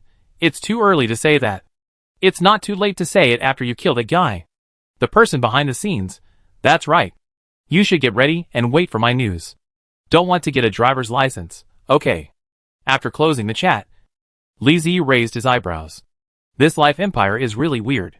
Even though he has arrived in a different world, he still carries on with the bad habits from his previous life. This is really something. The news that the monster had received before said that the Life Empire was in chaos, with numerous factions and people fighting against each other. There's no way this can be united. I wonder how many of them have figured out the ways of the world. Anyway, it's all about gaining benefits internally. Haha. The idea that one must first stabilize the country before fighting against foreign enemies. It's absolutely amazing. The reason why the Empire of Life can survive is probably because of its huge size. If other organizations did the same thing, they would have been finished long ago. If the guy who came this time is really the same as the person behind the scenes said, that would be great. Maybe he can make a fortune. Next, we just have to wait for news from the person behind the scenes. Liziu became more and more curious about the person behind the scenes. He really wanted to know what was going on with this guy. He could even find out which elder was sent by the Life Empire. This was unusual. Chapter 369, Blaming Each Other. It's so fragile. It's so weak. Someone actually died on the grassland. I don't know what to say. Looking at the fortress in front of him that was bombed to pieces, Lu Zhu said with disdain. They have been in the grassland for 5 days. And they have been looking for Liziu during these 5 days. Liziu and his team didn't find it. But they did find a grassland traveler. Lu Zhu, who was furious because he couldn't find the person, relied on his large number of people to launch an attack on the unfortunate grassland traveler. He was just an ordinary fortress-level traverser. So how could he withstand the combination of a castle and 4 fortresses? He didn't even have a chance to run away, and was killed on the spot by Lu Zhu and his gang. The crushing battle made Lu Zhu feel that he was capable again. With players like this, what does Lu Zhu have to be afraid of? What's the point of being good at fighting? Even Lu Zhu can do it. It's just a war. What's the big deal? Look, I can destroy the enemy with just one move. Hey, why is the sky so dark over there? Where did such a large cloud come from? The time traveler next to Lu Zhu held a wine glass in one hand and a pergola with the other, gazing at the distant sky. In the blue sky, a dark and thick cloud suddenly appeared. And no one knew when it appeared. It's just a cloud. What's the big deal? Are you afraid of rain? Lu Zhu glanced at it and said indifferently, if it rains, the worst that can happen is that you can just hide in the palace instead of basking in the sun outside. What he had to do now was to quickly clean up the fortress that had just been captured. He should be able to obtain a lot of good things. Although the other party was just an ordinary grassland traveler fortress, supplies were something that could be accumulated over time. Elder Lu is right. It's just raining. It's no big deal. But, Elder Lu, the clouds are coming towards us. The time traveler took another look and found that the dark clouds were moving towards him. So he couldn't help but give a reminder. Oh, then we can take shelter from the rain in Elder Lu's palace. Ha ha ha. A time traveler said with a big laugh. They were very satisfied with Elder Lu's palace. There were not only various foods, but also beauties. It was an absolute aristocratic enjoyment. Well, then let's go together. I'll send people to clean up the fortress, and then we'll go into the house. Elder Lu also laughed when he heard this. It seems that his method of winning people's hearts is effective. Elder Lu, look, aren't those dark clouds moving faster? Another time traveler said, pointing at the dark clouds that were getting closer, and said in confusion. He felt that the dark clouds were speeding. The wind on the grassland was so strong that the dark clouds were coming too fast. Elder Lu glanced at him, and looked at the dark clouds impatiently. Seeing this, he was also a little surprised. The dark clouds were approaching at a speed visible to the naked eye. What's going on? What are the characteristics of the grassland? I've never heard of such cumulonimbus clouds on the grassland. Forget it. It's just a cloud. No big deal. Besides, this is a different world. There are unscientific things like magic. So it seems acceptable if the dark clouds move faster. Okay, let's go back to the house. Elder Lu was also afraid of getting wet. Looking at the thickness of the dark clouds, he estimated that the rain would be heavy. It would be better for him to go into the house first to avoid getting wet. Lu Zhu, who returned to the palace with the time traveler, did not realize what he had missed. If he waits a little longer, he will find that under the strange dark cloud, there is an extremely huge moving castle. The dark clouds were not moving for no apparent reason, but they were always covering the moving castle. The moving castle was moving fast, so the dark clouds were also moving fast. The enemy has entered the range. Psychic explosive bombs are ready. The Fist of Annihilation is ready to attack at any time. Liziu, sitting in the main building of the castle of the undead, looked at the moving castle below through the eyes of the undead in the sky. This guy is quite good at playing. He even formed an alliance, placed his castle in the center, and built 4 other fortresses for defense around it. The mobile fortresses that I have seen before were all used as individual ones. The elders of the Life Empire reminded themselves that mobile fortresses can be combined to form a larger mobile fortress with more powerful firepower. The thought flashed through his mind. And then Li Ziyu chose to fire. Boom! After the Fist of Annihilation gathered energy, it sprayed a small sun into the air. The small blue sun rose into the sky at a speed that seemed both slow and fast. After reaching its highest point, it fell towards 5 mobile fortresses that were connected together in the distance. Boom! From afar, you can see a flash of light suddenly burst out from the outermost mobile fortress. And then a flame started burning. In the eyes of the undead, psychic explosive bombs fell from the sky, hit the fortress, and then exploded. The building at the center of the explosion was destroyed by the psychic tide, and the soul flames scattered and burned fiercely. The originally peaceful fortress was instantly thrown into chaos, with humanoid creatures screaming and running on the streets. Many people have been ignited by the flames of their souls and turned into torches. Reload and prepare for the second attack. His consciousness communicated with the eyes of the undead. While looking at the fortress, Li Ziyu gave orders to the undead in the castle.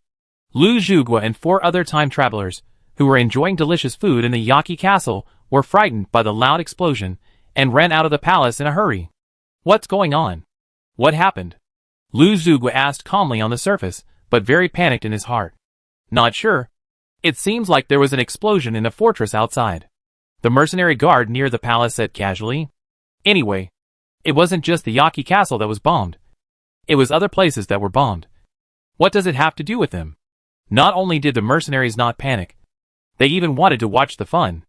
Over there. Over there. Over there is my fortress, ah. A time traveler behind Lu Zhuge looked at the direction the guard pointed. His eyes widened. His lips trembled. And he couldn't help howling. What sin has he committed? Where did this damn guy come from? How dare he blow himself up? Doesn't he want to live? Don't panic. Lu Zhuge shouted. There are enemies. We must fight. Yes. Accept the challenge. We have 5 of us.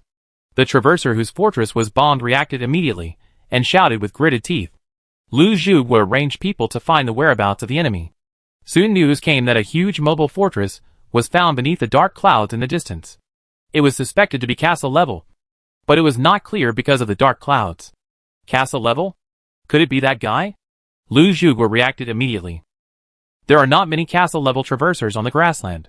If one suddenly appears, there is a high probability that he is the guy they are looking for.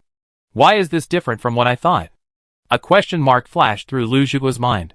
I haven't found him yet. How did he find me? He couldn't figure it out. It was obviously a very simple task. He should be able to find the other party easily on the grassland. Observe them stealthily from a distance. Retreat before the other party could react, and then return to the Life Empire to make a big announcement. As for revenge, what does that have to do with him? Lu Zhuge? He is in charge of command, not fighting with castle-level traversers. How could such an uncivilized thing as fighting be related to him? Lu Zhuge? Things went wrong and the other party found them first and attacked them. Why did he dare to open fire? Didn't he know that I, Lu Zhuge, was a castle-level time traveler? But now that the enemy has been found, a lot of trouble has been saved. The next step is to figure out how to fight back and then leave. Just when Lu Zhuge was discussing how to fight back with his 4 fortress-level traversers, the Fist of Annihilation fired again, and another sun rose into the sky, hitting the fortress again. My fortress! Elder Lu. Let's charge over there. The time traveler's heart bled as he witnessed his own fortress being bombed. Those were the fortresses he had built with all his hard work and resources. Now they were hit twice without any preparation. How much damage would they suffer? It has to be said that birds of a feather flock together. Rotten fish seek out rotten shrimps, and turtles seek out tortoises. What kind of people can Lu Zhuge find? They are all people who are sneaking around in the Life Empire and, like him, have no combat experience. When the game is going in your favor, it can still play some role. But if the situation goes against you, it will collapse instantly. After only being hit twice by Li Ziyu, the time traveler's mentality was already a little exploded. No, we can't just charge forward like this. We don't know the enemy's specific combat capability yet. If we charge forward rashly, what if we get ambushed? Lu Zhuge said seriously. Damn. You are afraid of being ambushed. What should I do? It's not your castle that was blown up by the enemy. The time traveler was so angry that his eyes turned red and his face turned black. But he was helpless. Not only was the other party an elder in the Life Empire, but he was also a castle-level official. He was also on the other party's territory. So he had no choice but to obey. Yes. Elder Lu is right. We have to analyze the opponent's combat effectiveness and cannot fight a battle without confidence.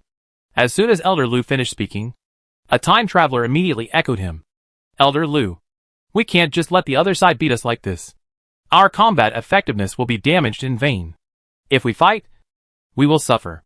The traverser in the bomb fortress said, while holding his breath. Are you really stupid?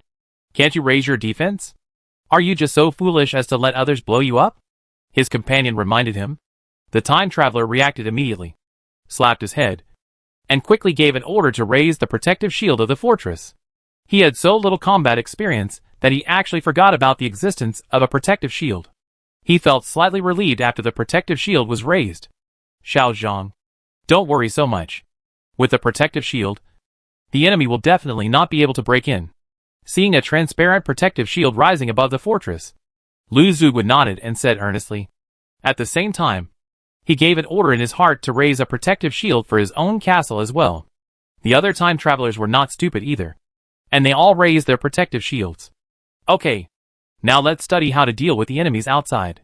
Lu Zhuge clapped his hands, attracted the attention of the time travelers present, and then said, I don't think it's okay to passively take a beating like this. I think we should just charge forward.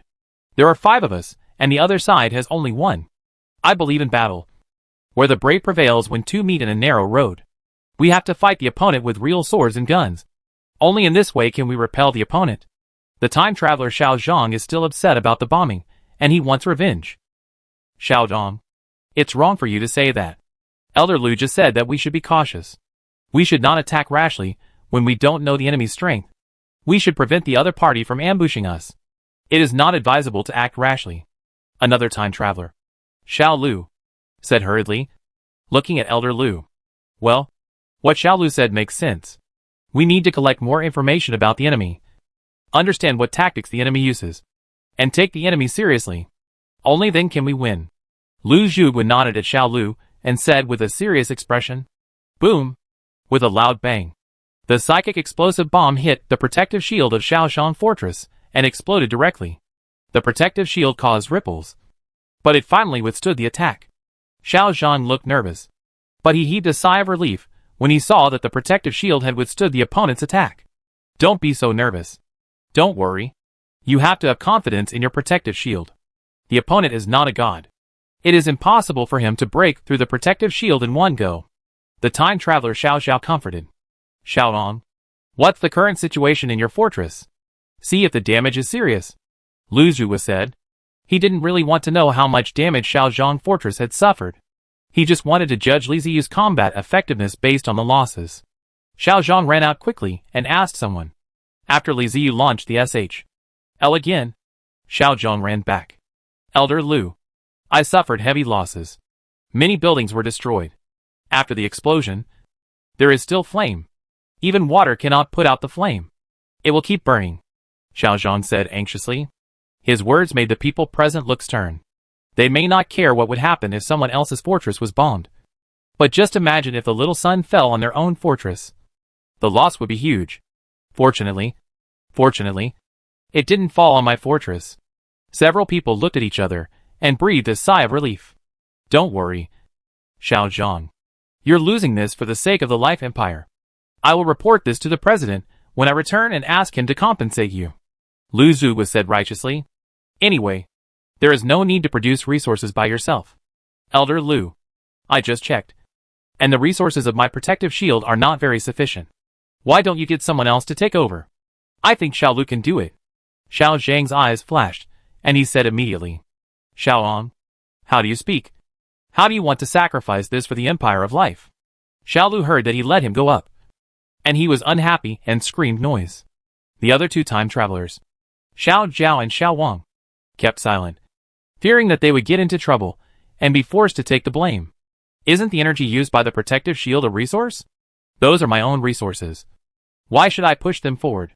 As for what Lu Zhu said, that the Life Empire would compensate them, they didn't take it to heart at all. What a joke. What is going on in the Life Empire? Don't they understand? How can there be any compensation? The best case scenario is that the president agrees to compensate.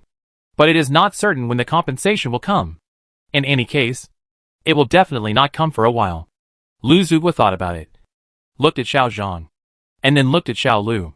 He felt that there was nothing wrong with Xiao Zhang's suggestion. You can't just fleece the sheep from one person. What if he gets too angry and the sheep runs away? What Xiao Zhang said makes sense. Let's change positions later. Xiao Lu, thank you for your hard work. Lu Zhu patted Xiao Lu on the shoulder and said, Elder Lu, since you said so, I certainly have no objection. But my protective shield does not have much energy. It can only block 2 shots at most. I hope Elder Lu can find someone to replace me in time. Xiao Lu is a smart man. When he saw Lu Zhu's eyes, he understood that he could not avoid it.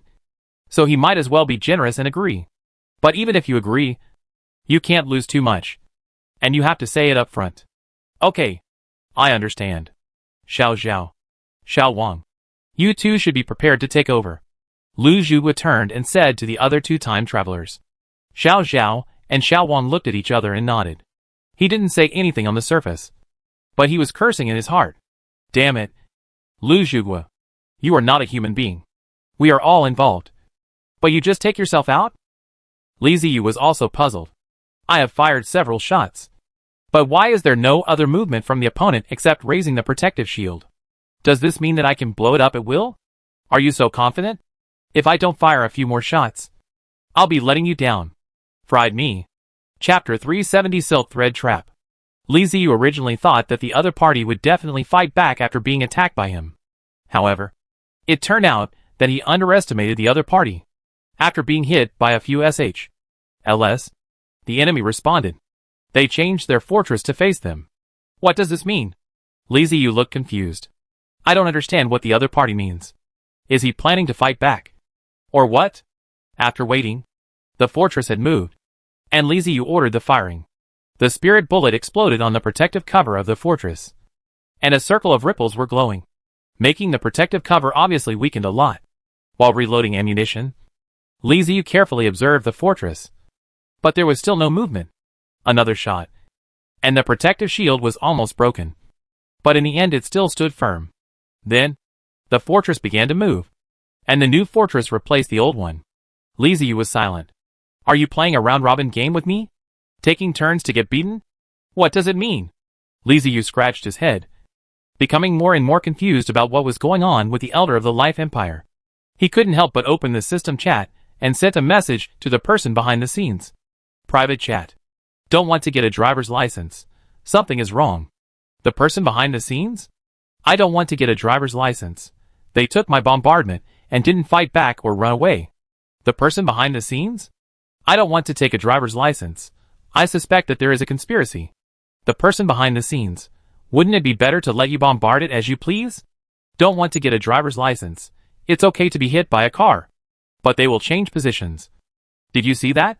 Behind the scene, well, I saw it. Don't want to get a driver's license. So what should I do now? The person behind the scenes. Keep bombing. They don't dodge, evade or fight back. They don't respond when you hit them or curse at them. Don't you know what to do? Don't want to take a driver's license test. Are you sure that the Elder of the Life Empire is a piece of trash? And isn't he secretly planning a big move? The person behind the scenes, it's certain. That guy really has no ability. Don't want to take a driving test. Okay. Then I believe you. Li Ziyu turned off the private chat and let the undead continue bombing the fortress. Psychic explosive bombs continued to fall towards the fortress, but were blocked by the protective shield and exploded, dispersing into balls of flames. After every few bombardments, the enemy would change their fortress and continue to be bombarded. The battlefield was very strange. The undead fortress shot out little suns from time to time. On the other side, an Anshin was bombed. After being bombed a few times, someone else would take his place. After observing for a long time, even the person behind the scenes looked strange, and he now couldn't figure out what the other party was doing. Yaki Castle. Main palace building. Elder Lu. We can't just keep taking the beating like this. Yeah. Or let's retreat. No. If we withdraw like this, those people in the Empire will gossip again. Then let's go over and fight him. I don't believe that his castle can stop 5 of us. Not proper. The opponent's combat power is unknown. Several travelers from the Life Empire were arguing fiercely. Elder Lu had a serious look on his face. After studying for a long time, he just couldn't make up his mind. If he fought, he was afraid that he would not be able to win and would suffer heavy losses. If he did not fight, he was afraid that the people of the Life Empire would say bad things about him behind his back. After all, he was an elder, and he had to save his face. Hesitation has led to the current situation. Fortunately, Li Ziyu didn't know what he was thinking. Otherwise, he would have launched a charge long ago. How could he have bombarded him with the Fist of Annihilation peacefully from a distance? The constant bombardment consumed a lot of Li Ziyu's energy, but also exposed many problems. The first is insufficient firepower. Looking back at previous battles, there seemed to be very few evenly matched situations. Li Ziyu was able to crush his opponent most of the time, and his Fist of Annihilation could also achieve quite good results. Because of this, Li Ziyu has always had some wrong perceptions. For example, the Fist of Annihilation is strong enough. The Fist of Annihilation has many kinds of ammunition, each of which has different functions. Psychic explosive bombs are the most commonly used, which not only explode, but also have terrifying sustainable burning flames. The Fist of Annihilation is Li Ziyu's ultimate weapon. Every time it successfully helps him defeat the enemy. But today, he discovered that the number of problems is insufficient. Strictly speaking, it is due to insufficient firepower. When the opponent has a protective shield, it is difficult for the Fist of Annihilation to break through. Moreover, it is bombarding the protective shield of the fortress. If it is bombarding the protective shield of the castle, the effect will probably be even worse. If you can't even break the protective shield, how can you say you want to destroy the opponent? It's totally unrealistic. It's time to build a new cannon. A large number of cannons, with strong destructive power targeting mobile fortresses. We must carry forward the fine tradition of insufficient firepower syndrome. In order to develop the Undead, Li Ziyu put most of his energy into unlocking various armies, and subconsciously ignored the research and development of siege weapons. This is not a problem until the fortress level. At the late fortress level, the huge fortress is enough to make up for the gap in the number and combat power of the army. In order to win, intensive and powerful firepower output is needed. He really had to thank this battle, so that he realized his deficiencies. After bombarding for such a long time, the opponent did not fight back. He blocked all his attacks by changing positions. This is very telling. Just as he was thinking about it, there was finally movement in the castle opposite. Li Ziyu found that the other party actually sent a team through the purpose of the Undead, and quickly rushed towards himself. A tentative attack? Just when Li Ziyu was about to send out his Undead army, the next scene suddenly made him open his eyes wide. Seeing that Zheng Zheng was constantly rushing towards him, he suddenly disintegrated halfway. That's right. It disintegrated. Scattered. The body was cut into pieces one by one. And the blood was sprinkled with blood. And he couldn't die anymore. How is this going? Li Ziyu was horrified. This was not what he did. He did not have such a means yet. Eliminating a wave of enemies silently. What's going on? Li Ziyu didn't care about anything else and quickly ordered the Eye of the Undead to fly down to investigate. As a result, as soon as the Eye of the Undead fell into the battlefield, a thin line appeared in the center of the eyeball. In front of her eyes, Li Ziyu lost the purpose of the Undead. It's destroyed. What destroyed my eyes of the dead? This strange situation is exactly the same as the one that happened just now, when those soldiers were divided. He really hadn't encountered such a situation. And he was directly destroyed without even finding the purpose of the Undead. What kind of attack is this? A space attack? A dimensional attack? Or some special attack method?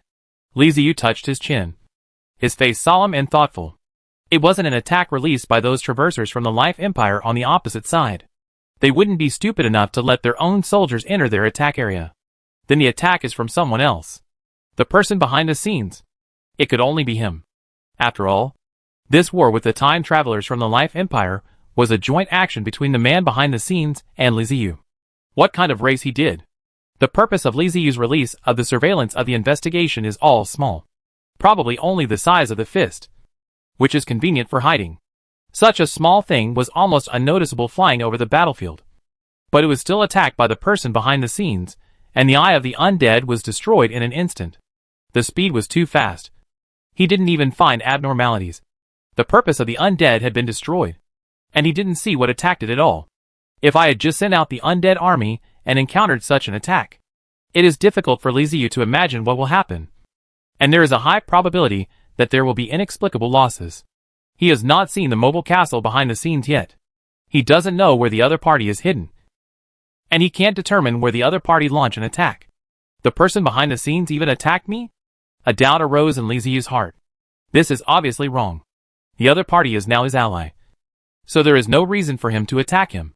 Could it be that the other party mistakenly took the eye of the undead as one released by a traveler from the Empire of Life? No. That's impossible. The undead things are different from other races, and it is easy to distinguish. Who would mistake an eyeball floating in the air for something from the Empire of Life? In this way, the opponent's attack was not launched on the spur of the moment, but was an indiscriminate attack that was arranged in advance. It's a trap, Li Ziyu reacted. He immediately released a group of undead eyes, letting them fly into the air and stare intently at the open space between him and the Life Empire Traverser. After observing carefully for a long time, Li Ziyu finally found the clue. Reflection. Very faint reflection. With that reflection, Li Ziyu discovered the secret of the person behind the scenes to launch an attack. It's a line. A very thin silk thread, densely covered with the open space between him and the Life Empire. A complex and chaotic large net is formed, because the silk thread is extremely thin and the toughness is particularly good.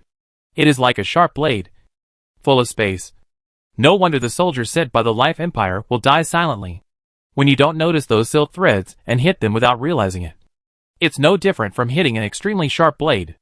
The silk threads will easily cut the object. But who would pay attention to the spider silk in the air all the time? No one would pay attention. So the warriors sent by the time travelers from the Life Empire were in bad luck. They were cut into pieces before they could even get close to him. The person behind the scenes is really surprising. How did he do that? He didn't even see the fortress. And Li Ziyu had no idea where the other party had placed the silk threads here. If it wasn't for the life of the life of the life of the life of the life, a group of unlucky eggs were sent. And Li Ziyu would not find that he was already in a dangerous area in front of him. In addition, what do these silk threads are used? As thin as a clue. They have unimaginable flexibility. And they can actually reach the point where the human body is constantly cracking. Li Ziyu didn't know there was such material. The person behind the scenes is worthy of being the person behind the scenes. The name is really appropriate. He hides behind the scenes and does bad things secretly. So cruel. Li Ziyu thought about it, and let the eye of the undead circle around the castle of the Life Empire Traveler. Just as he expected, everything around him was wrapped in silk threads. The enemy's fortresses and strongholds were completely surrounded by silk threads, just like a cocoon. However, this pupa is not used to protect the travelers from the Life Empire, but to kill them. With the existence of these threads, anyone who dares to send out from the Life Empire will surely die without a burial place. Private chat. Don't want to take a driver's license test. When did you arrange so many threads? Why didn't you remind me? Do you really regard me as an ally? Behind the scene, ha ha ha. You discovered that your observation of the undead is keen. Did you see those small gadgets in the sky? Don't want to take a driving test. I have some doubts. Are you planning to kill me too? Behind the scene, I am at ease. We have no hatred. I will not shoot you at will. Don't want to take a driving test. That's better. But you set up an ambush without telling me. So it's hard for me to believe you. People behind the scenes, isn't this forgotten? I am used to acting alone. So you know? Don't want to get a driver's license. I don't understand. Is there anything else you haven't told me? I feel like you are fishing and using me as bait. The person behind the scenes, don't say that. We are allies. Well, let me tell you. I only have these few traps. And you have already discovered them all. Don't want to take a driver's license test. What race are you? You are too mysterious. I can't feel at ease without knowing your race. I always feel that there are villains who want to harm me. The person behind the scenes. Person behind the scenes, I'm sorry. I can't tell you. I can't reveal my ethnicity.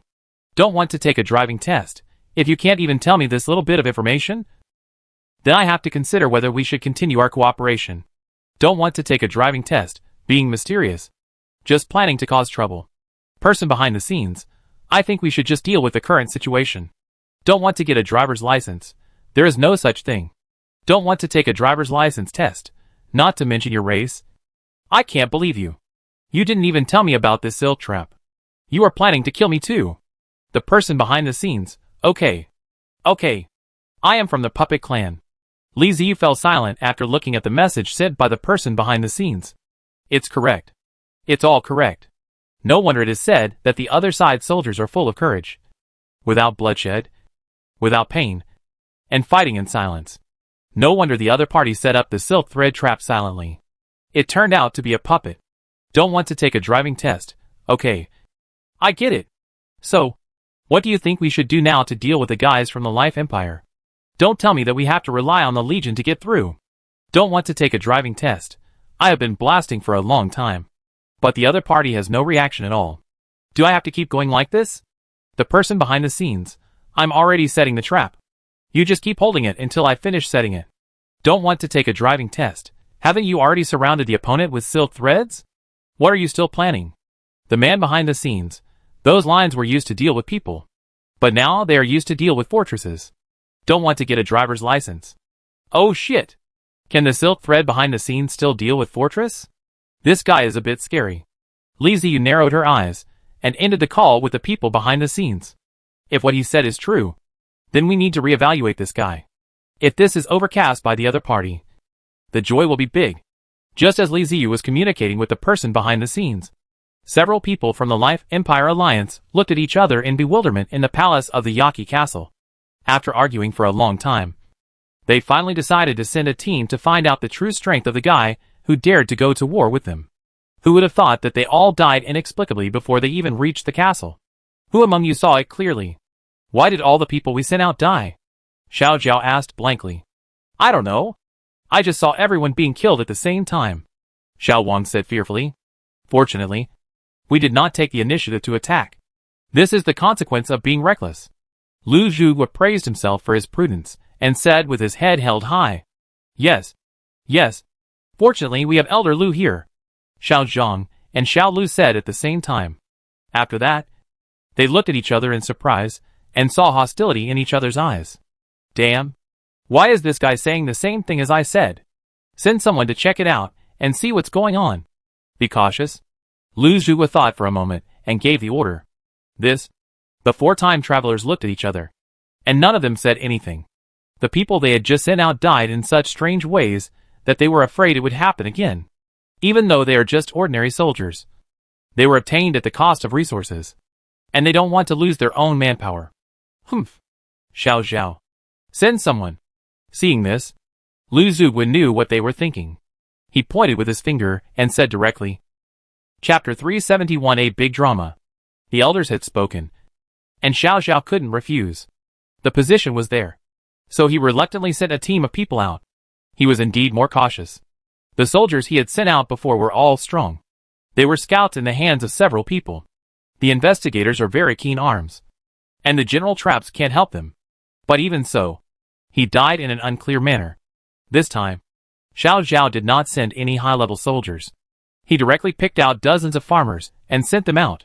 Lu Zhuge was very displeased when he saw the scene. He felt that Xiao Zhao was too deceiving. If you are asked to investigate, you should at least send a few soldiers. What's the point of trying to fool the peasants? But he knew that he couldn't say more at this time. Otherwise Xiao Zhao would take the opportunity to vent his anger on him. And he secretly made a note of it. Dozens of peasants walked out of the fortress. They were confused and didn't know why they were sent out. They were just told to go towards the dark clouds. After walking about a kilometer forward, dozens of farmers, like the soldiers before them, turned into a pile of meat. Lu Zhuge was gnashing his teeth as he watched. He still didn't understand what kind of trap it was that could kill people silently without them even having any reaction. Private chat. Man behind the scenes, I'm ready. Don't want to get a driver's license. What are you prepared for? The man behind the scenes, technology. Real technology. Man behind the scenes, it's time to show the real technology. Don't want to take a driving test, bro. The Riddler must die. The person behind the scenes, watch carefully. The curtain opens, and the show begins. Don't want to get a driver's license. Why is this guy always acting weird, and not serious at all? Li Ziyu rolled his eyes. Turned off the system chat, and reconnected his consciousness to the eyes of the undead to observe the situation of the travelers from the Life Empire ahead. Just by looking at it, Li Ziyu was suddenly stunned. What is that? In his sight, above the mobile fortress facing him, the void suddenly cracked into 4 very thin cracks, as if they were cut by a sharp blade, and from the gaps, thick black substance seeped out. It was a darkness that even absorbed light. A sticky, liquid-like substance hung down from the sky like 4 waterfalls, covering the fortress like an upright coffin. Even the eyes of the dead in the sky could not see what was inside. What is the person behind the scenes going to do? Li Ziyu frowned. Through the darkness, he had an ominous feeling. He remembered what the person behind the scenes had just said to him in private. The curtain opened and the show began. This mysterious black substance that fell from the sky and enveloped the fortress is just like the curtain before the show in a theater begins. While Li Ziyu was surprised, the time travelers from the Life Empire Alliance were also shocked by this scene. Then, what is that thing? Why is it covering my fortress? Xiao Lu asked in confusion as he looked at the black curtain falling from the sky. Several of his companions around him were unable to answer his question because they didn't know the answer to the question either. Everyone was curious about what the thing was and waiting to see what would happen next. The black curtain did not last too long. After about 10 minutes, it slowly disappeared from the ground. It really felt like a curtain slowly rising, revealing everything on the stage. The fortress is still the same fortress. Nothing has changed. Where's the good show? Li Ziyu murmured to himself. What? You scared me. Xiao Lu looked at the fortress in front of him, which had not changed at all. He breathed a sigh of relief, but couldn't help complaining. Hee. It's just to scare people. The other party has run out of tricks. Xiao Xiao sneered at the side. Private chat. The person behind the scenes, are you there? Don't want to take a driving test. What the hell are you doing? The man behind the scenes, please enjoy. The puppet show cut into pieces. Don't want to get a driver's license. Li Ziyu closed the private chat in confusion and looked towards the fortress.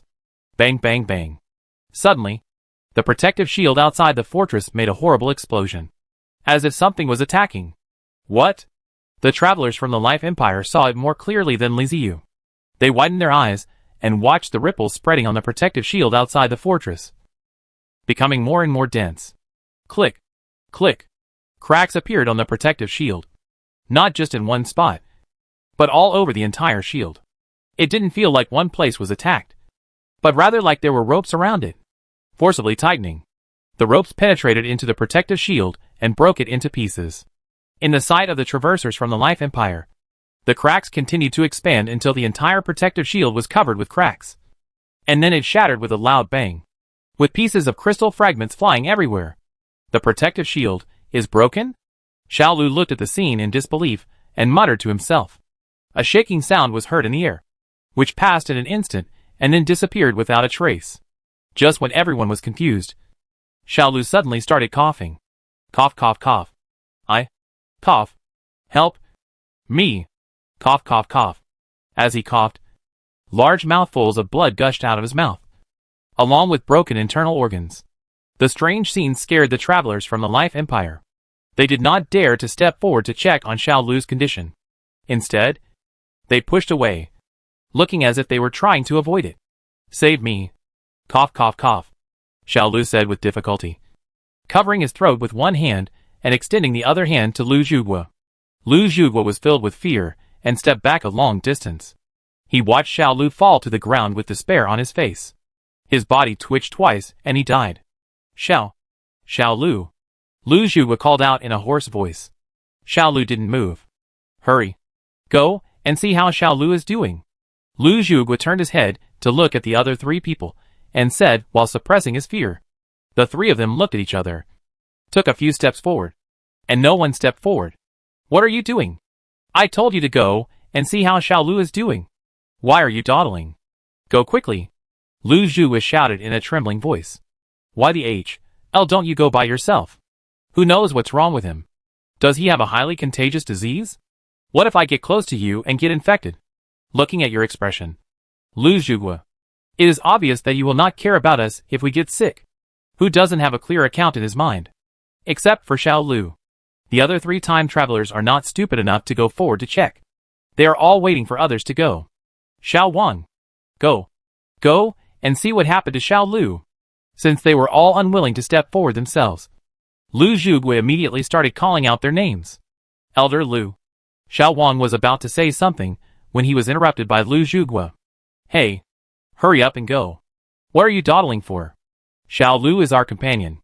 Are you just going to watch him like this? We are a team. Don't forget. I am the elder. I order you to go and check. Lu Zhuge shouted sternly. Xiao Wang was speechless for a moment. He just glanced at Lu Zhuge. On the surface, he didn't dare to say anything. But he was cursing in his heart. You make it sound so simple. Why don't you go up yourself? You are quite good at commanding people in this kind of life-threatening work. Now I understand why other people don't bother to be with you. You're such a jerk. But what could he do? Lu Zhuge's rank is higher than his. So he can only do what he is told. If he doesn't, he will definitely be made trouble after returning to the Alliance. He had seen people who were framed, and their endings were all miserable. Xiao Wang walked slowly and carefully to the side of Xiao Lu, who had fallen to the ground, and pushed him with his hand. Xiao Lu's body shook slightly, but there was no other movement. After hesitating for a while, Xiao Wang pushed again. Seeing that Xiao Lu still didn't move, he bravely squatted beside Xiao Lu, held his shoulders and whispered, Xiao Lu, wake up. What's wrong with you? Where do you feel uncomfortable? Xiao Wang, what are you doing? Feel his breath. Take his pulse and see if he is dead. Xiao Wang's silly look immediately aroused Lu Zhuge's dissatisfaction, and he growled. Xiao Wang had no choice but to grit his teeth and turn Xiao Lu over. Xiao Lu fell face first, with blood all over his face, looking very creepy. When Xiao Wang saw the bloody face, his brows immediately knitted together.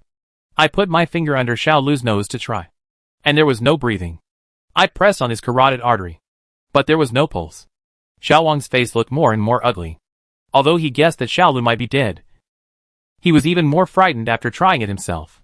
Xiao Wang still didn't believe it, so he laid Xiao Lu flat, leaned over Xiao Lu's chest, and listened carefully to his heartbeat. No. He stood up suddenly, took a few steps back, pointed at Xiao Lu with a pale face, and said to Lu Zhuge, Dead? Dead? Elder Lu. Xiao Lu is dead. He's really dead. Why did he die? Lu Zhuge murmured, then glanced at the other three and comforted them. It's okay. We are bound to the mobile fortress. We can be resurrected. After Xiao Lu is resurrected, we will ask him again. After Lu Zhuge's reminder, the other three finally reacted. Yes, they can be resurrected. They will not die as long as the main building of the mobile fortress is destroyed. The three people's panic immediately dissipated a lot.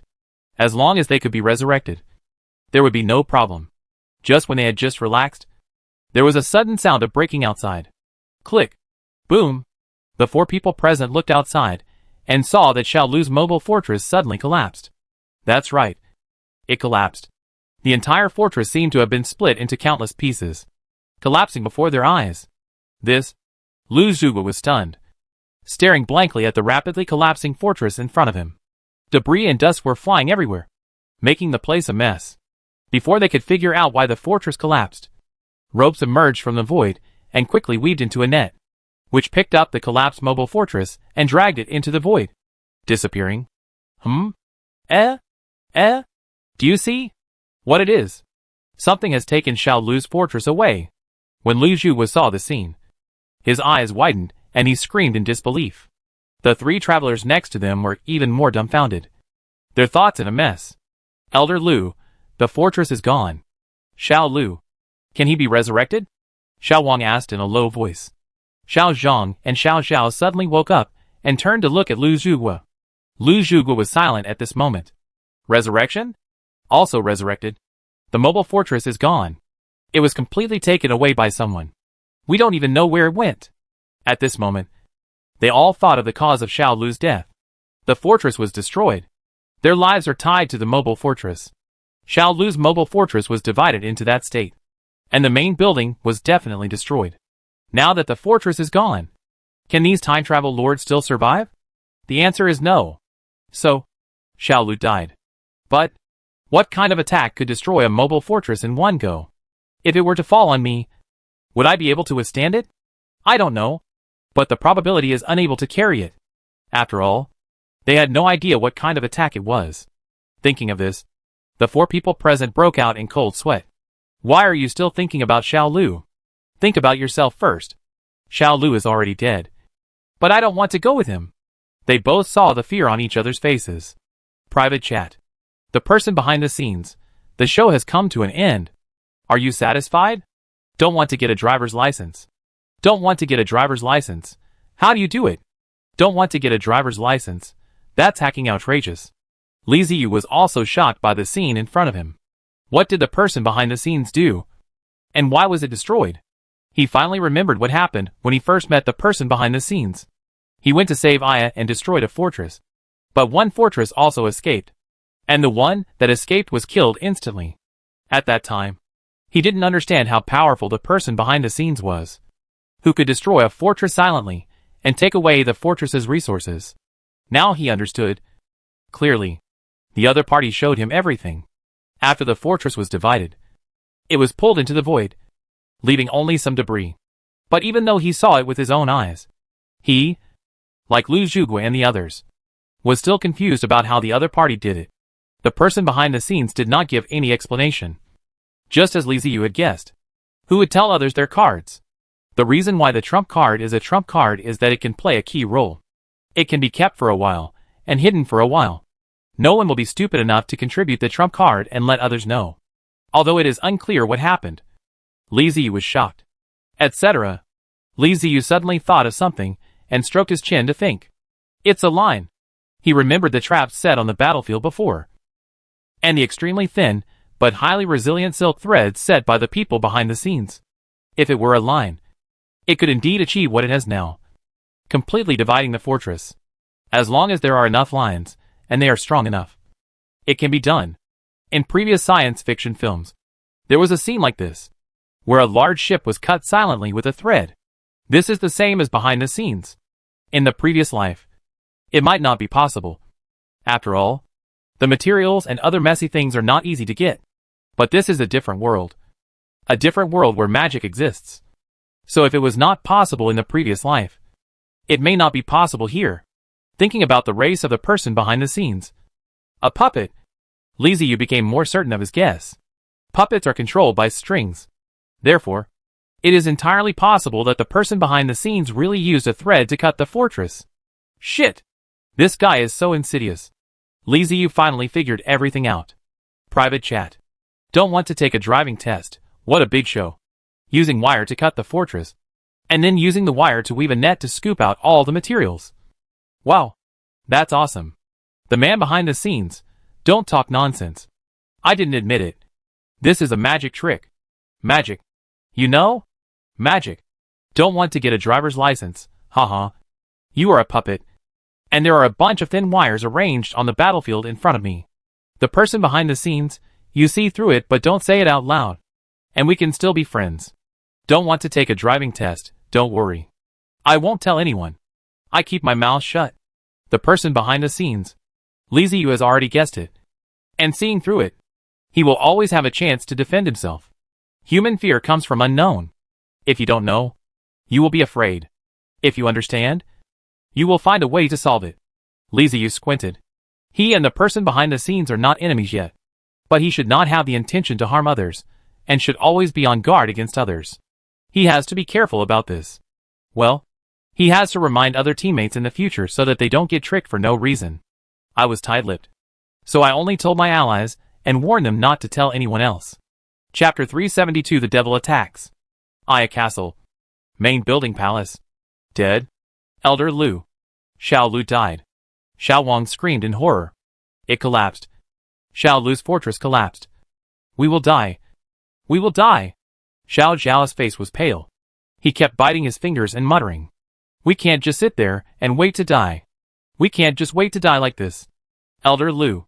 Let's run. Let's go back. Xiao Zhang said to Lu Zhuge with rapid breathing, dry mouth, and licking his lips, listening to the noisy voices of the 3 people around him. Lu Zhuge's face kept changing. And now, he couldn't make up his mind. What should we do? If we leave like this and return to the Alliance, how will others look at us? Lu Zhuge looked at Xiao Zhang and asked hesitantly, Elder Lu, it's already this late. Why are you still caring about other people? If we die, They will just laugh at us. Do you think they will avenge us? How did we come? Don't you know? Isn't it because no one wants to come over? Do we carry a big one to the grassland? Xiao Zhang spoke very quickly and eagerly. In the face of life, face and other things are not important at all. He wanted to survive, and didn't want to die on the grassland like Xiao Lu. The opponent's attack was too weird. It was not an open fight at all. It destroyed a fortress in just a moment. Could they deal with such combat power? The time traveler under the dark clouds has been bombarding them. They can still think of a way to deal with him. The worst that can happen is a head-on battle. However, they were completely defenseless against the attacks from the people behind the scenes. If Xiao Lu's fortress can be destroyed, how strong can their fortress be? It will also be destroyed by the other side. Xiao Zhang doesn't want to die in obscurity like Xiao Lu. After hearing Xiao Zhang's words, Lu Zhuge fell into deep thought. That's right. In the face of life, face is not so important. Life is gone. And there is a fart face. As soon as Lu Zhuge patted his head, he said to the three people, Go. Let's go back now. Bring the news back. The crossing of the three empires of life. Like a pardon, immediately launched his fortress and left with the AFC fortress. That's really full speed. Without any delay at all. Private chat. Don't want to get a driver's license. They ran away. Man behind the scenes, I can't stop them. Don't want to get a driver's license. Is that all you can do? You can attack the fortress, but you can't do anything about the castle? Behind the scene, you can do you. Don't want to take a driving test, TSK. Forget it. I'm too lazy to chase after you. Behind the scene, hey. I don't lose anyway. Don't want to get a driver's license. Damn.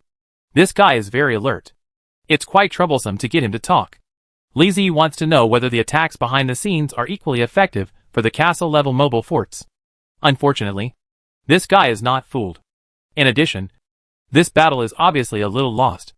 The Fist of Annihilation never stopped and kept bombarding the opponent. But in the end, it got nothing. Instead, the person behind the scenes, one-shot success, destroyed a fortress, and took away the fortress. It would be difficult for the person behind the scenes to ask for resources, as the other party would probably not give him any. So, there was really no gain this time? Wrong.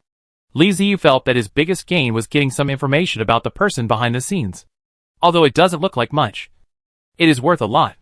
This kind of lord with weird race can understand some of them. In case of hostile relationships, these information will be extremely useful. The act of Lu Zhuge while leading the time travelers from the Life Empire to the grassland to gather information was like a farce and ended so abruptly. But whether it was Li Ziyu or the people behind the scenes, they all knew in their hearts that this was just the beginning. Since the Empire of Life has discovered them, they will not have tolerated this behavior. Don't look at the internal fighting of the Empire of Life. But when there is a foreign enemy, you can stop the internal fighting.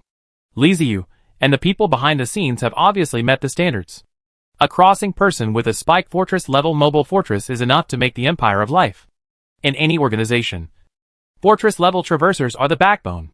The fortress level crossing, no matter what race he is, the combat effectiveness will appear weak. Castle level traversers are the real high level ones. They have extremely terrifying combat capabilities, but they serve as deterrents and cannot be deployed at will. Fortress level traversers have become the mainstream pillar. They have strong attack power, room for improvement, and are full of motivation. The various time travel organizations compete with each other for the number of fortress-level time travelers. Being behind the scenes of the fixed-level crosses at any time, it will obviously make the Empire of Life. He will become a threat that the Life Empire will have to find a way to eliminate. And Li Ziyu will also become a target. But Li Ziyu did not back down. It was not an easy task to eliminate himself. After all, he is a castle-level traverser. It is very difficult to defeat him. Besides, if you can't beat him, can't he just run away? As long as they can run away, they can gather the undead army and come back in minutes. After finishing the matter with Lu Zhuge, Li Zi returned to the elephant cemetery as if nothing had happened. He wanted to continue developing this place and transform more elephant corpses into his own soldiers. In addition to transforming the elephant's corpse, Li Zi once again entered the research and development stage, and he wanted to unlock more heavy weapons. This time, when dealing with the travelers from the Life Empire, he realized that his firepower was insufficient. The fortress-level mobile fortresses were able to defend against the bombardment of the Fist of Annihilation if they were prepared. This clearly showed that if they did not increase their heavy firepower, they would suffer in subsequent battles. A month passed quickly. There was nothing special about the Life Empire. They didn't seem to be in a hurry to take revenge. And the people behind the scenes didn't contact him again. The number of skeletons found in the elephant tomb began to decrease. After a month of digging, the number of skeletons inside became fewer and fewer. But the number of elephant soldiers under Li Ziyu increased. Li Ziyu did not keep the summoned elephant soldiers idle. They went everywhere to look for the traces of the insect people, and kept hunting them to replenish Li Ziyu's troops. Fortunately, a giant elephant fortress discovered Ant-Man's nest, and Li Ziyu sent a large number of elephant soldiers and undead to join the war. The destruction of the ant nest brought Li Ziyu nearly 50 million soulborn insects and armored beetles, making his insect army sufficient again. The unlocking of various technologies allowed him to research many types of heavy weapons. These heavy weapons look very powerful in the pictures, but I don't know how effective they will be on the battlefield. There was no movement from the Life Empire, and Li Ziyu had no chance to experiment. But to be honest, the cost of heavy weapons is too high, and he is reluctant to use them on an ant nest. It is better to attack the ant nest with an army of undead than with heavy weapons. After a leisurely period of time, Li Ziyu received a message from Zhang Peng that day. Private chat. Conscientious businessman, boss. Something big has happened. Don't want to get a driver's license. What's over there in the wasteland? We have conquered the central area. So where did the big event come from? Is there any hidden powerful race? Conscientious businessman, not the boss, but the devil. Conscientious merchant, the space crack is getting bigger. The number of demons is increasing, and mid-level demons have begun to appear. Conscientious merchant, I organized people to resist, but the effect was not very good. The demons are too strong. Boss, you have to come back. Looking at the message sent by Zhang Peng, Li Ziyu fell silent. Oversight. After conquering the central area, Li Ziyu was thinking about the grassland, and actually forgot about the infected people and demons. Actually, it can't be said that I forgot. I just subconsciously ignored the devil. Most of the demons that appeared before were small demons and lower-level demons, all of which were miscellaneous soldiers. At best, they served as long-range firepower for the infected. Under the clearing of the undead army, these small demons were not worth mentioning. With the dark skeletons around, the infected are just food for the taking. The patterned skeletons are the natural enemies of the infected. Based on this idea, Li Ziyu handed over the central area to Zhang Peng and Lu Xingxing and went to the grassland himself. However, he did not expect that with the continuous influx of demons, the space crack not only did not close, but expanded instead, allowing mid-level demons to pass through the crack into the wasteland. This is not a good thing. Middle-level demons and lower-level demons are two completely different concepts. Lower-level demons are not only weak in combat, but are also stupid and not very smart. But the middle-level demon is already the middle power among demons. A real predator? Demons are very particular about hierarchy. The composition of the demon army is that the lower-level demons are responsible for the early charge mission. To put it bluntly, they are cannon fodder for exploring the way. No matter how many of them die, the demons will not be moved at all. The middle-level demons are the main fighters in the Legion and are the regular army. The number and strength of mid-level demons directly affects the combat effectiveness of the demon army. Further up are the upper demons that serve as legions. These are all heavyweight demons with tyrannical combat power. Cunning, smart, greedy, and possessing terrifying fighting ability. This is the upper demon. If the upper demon goes up one level, he will basically reach the top demon lord. A terrifying existence that controls the demon army. It is said that any demon lord has the power to destroy the world. And when they arrive in the main world, it is the beginning of a disaster. According to legend, above the demon lord, there is another demon king. He is a demon of the highest rank and the true ruler of the purgatory abyss. His every word and action affects all demons, and his will can make the demon army do anything for him. Under the suppression of his rank, he possesses absolute control. But this is just a legend. No one has ever seen the demon king. Most likely it is speculated. After all, if there is a demon lord, then there must be a king above the lord. One thing is certain. When intermediate demons begin to appear in large numbers, it means that the invasion of the demon army is not far away. The Demon Lord has the ability to directly tear apart space. They can expand the space rifts to a point where they can accommodate legions of demons. This is really a big deal. Lizzie, you must go back to the wilderness. Otherwise, when the crack expands to a certain extent, he may have to face the Demon Lord and the demon army. Thinking less is worse than more. He had to go back. He could actually solve the problem of space cracks. After all, with Bepta, the Space Lord, he could always find a way to solve the space cracks. The output at the Elephant Cemetery was very small, so Lizzie didn't need to keep an eye on it anymore.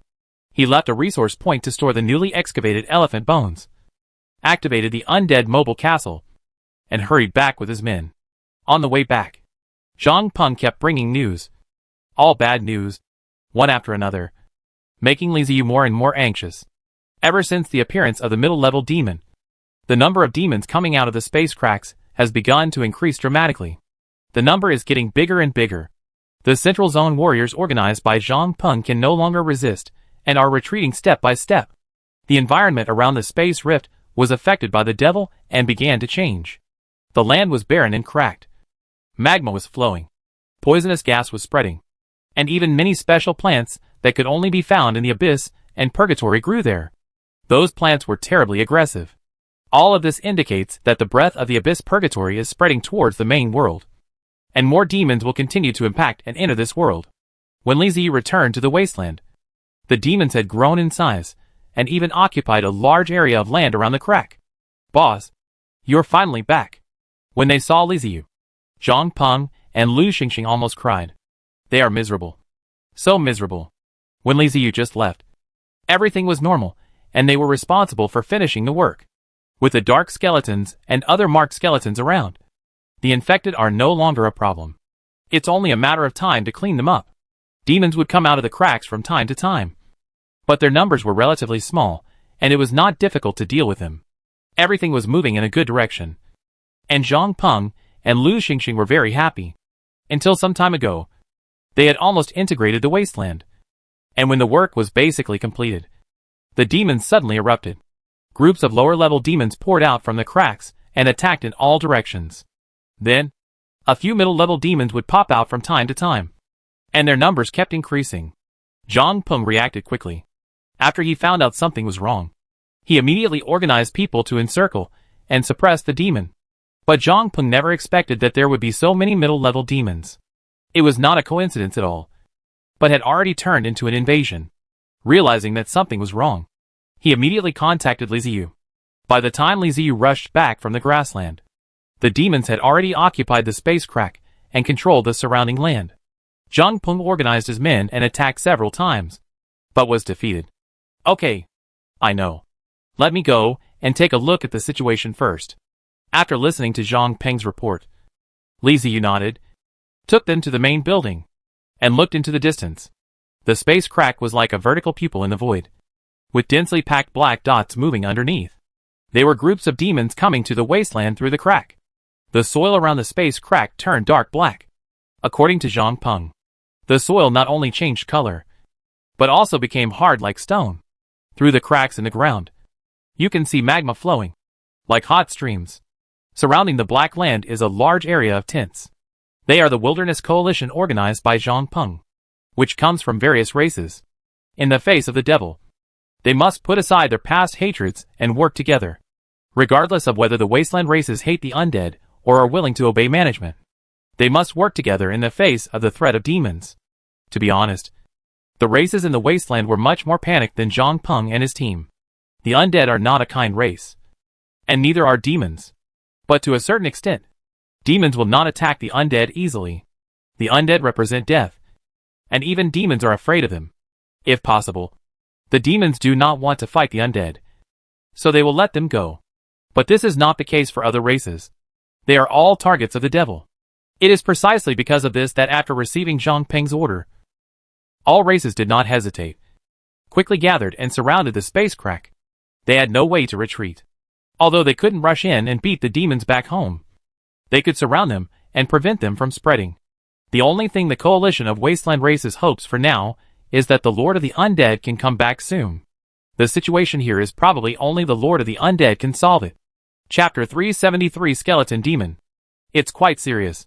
Can those demons communicate? Li Ziyu couldn't help but ask after seeing the situation around the space crack through the eyes of the undead. There is no way to communicate. We tried. They didn't care about us. Zhang Peng shook his head.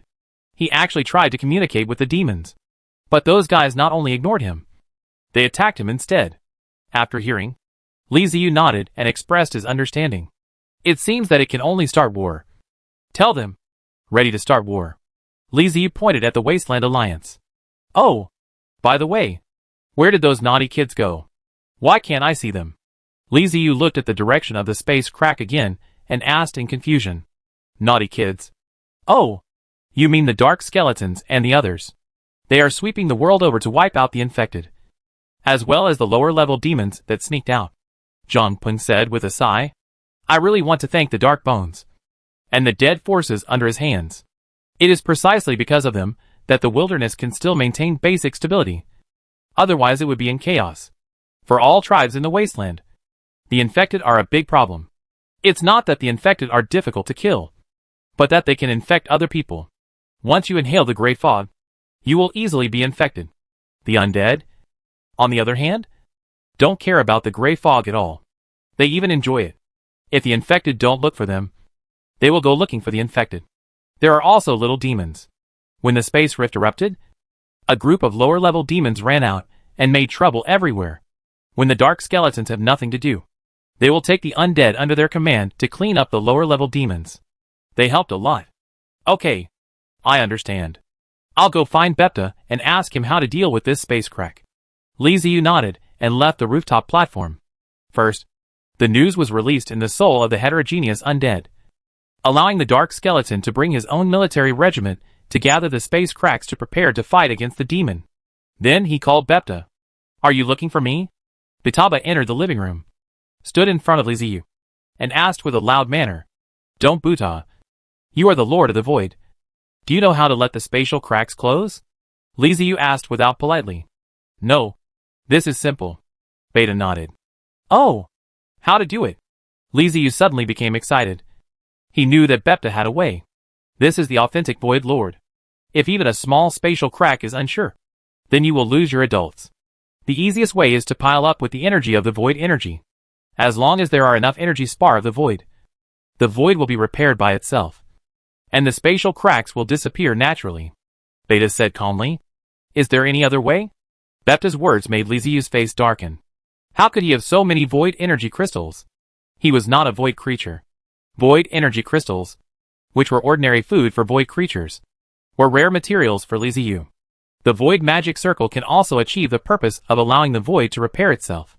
Bepta said the second repair method. Magic circle? I remember you told me that it would take a long time to repair it with a magic circle. Li Ziyu said, touching his chin. Yes, it does take a long time.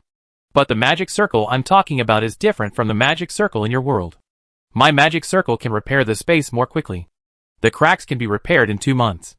But during the repair process, you can't let the demons interfere with me, Bepta explained. It is possible to use the normal magic array of different worlds. It is possible for half a year. But Beta is a Void creature. They are more good at Void magic. The biggest problem is not being disturbed by demons. This is a difficult point. Li Ziyu was not sure to let the devil not disturb Beta. Bepta, is there any other way? Both of these methods are somewhat difficult, Li Ziyu said in embarrassment. Yes, but it's rather complicated. Bepta nodded again and said calmly. Hurry up and tell me. It doesn't matter if it's a bit complicated, Li Ziyu said quickly.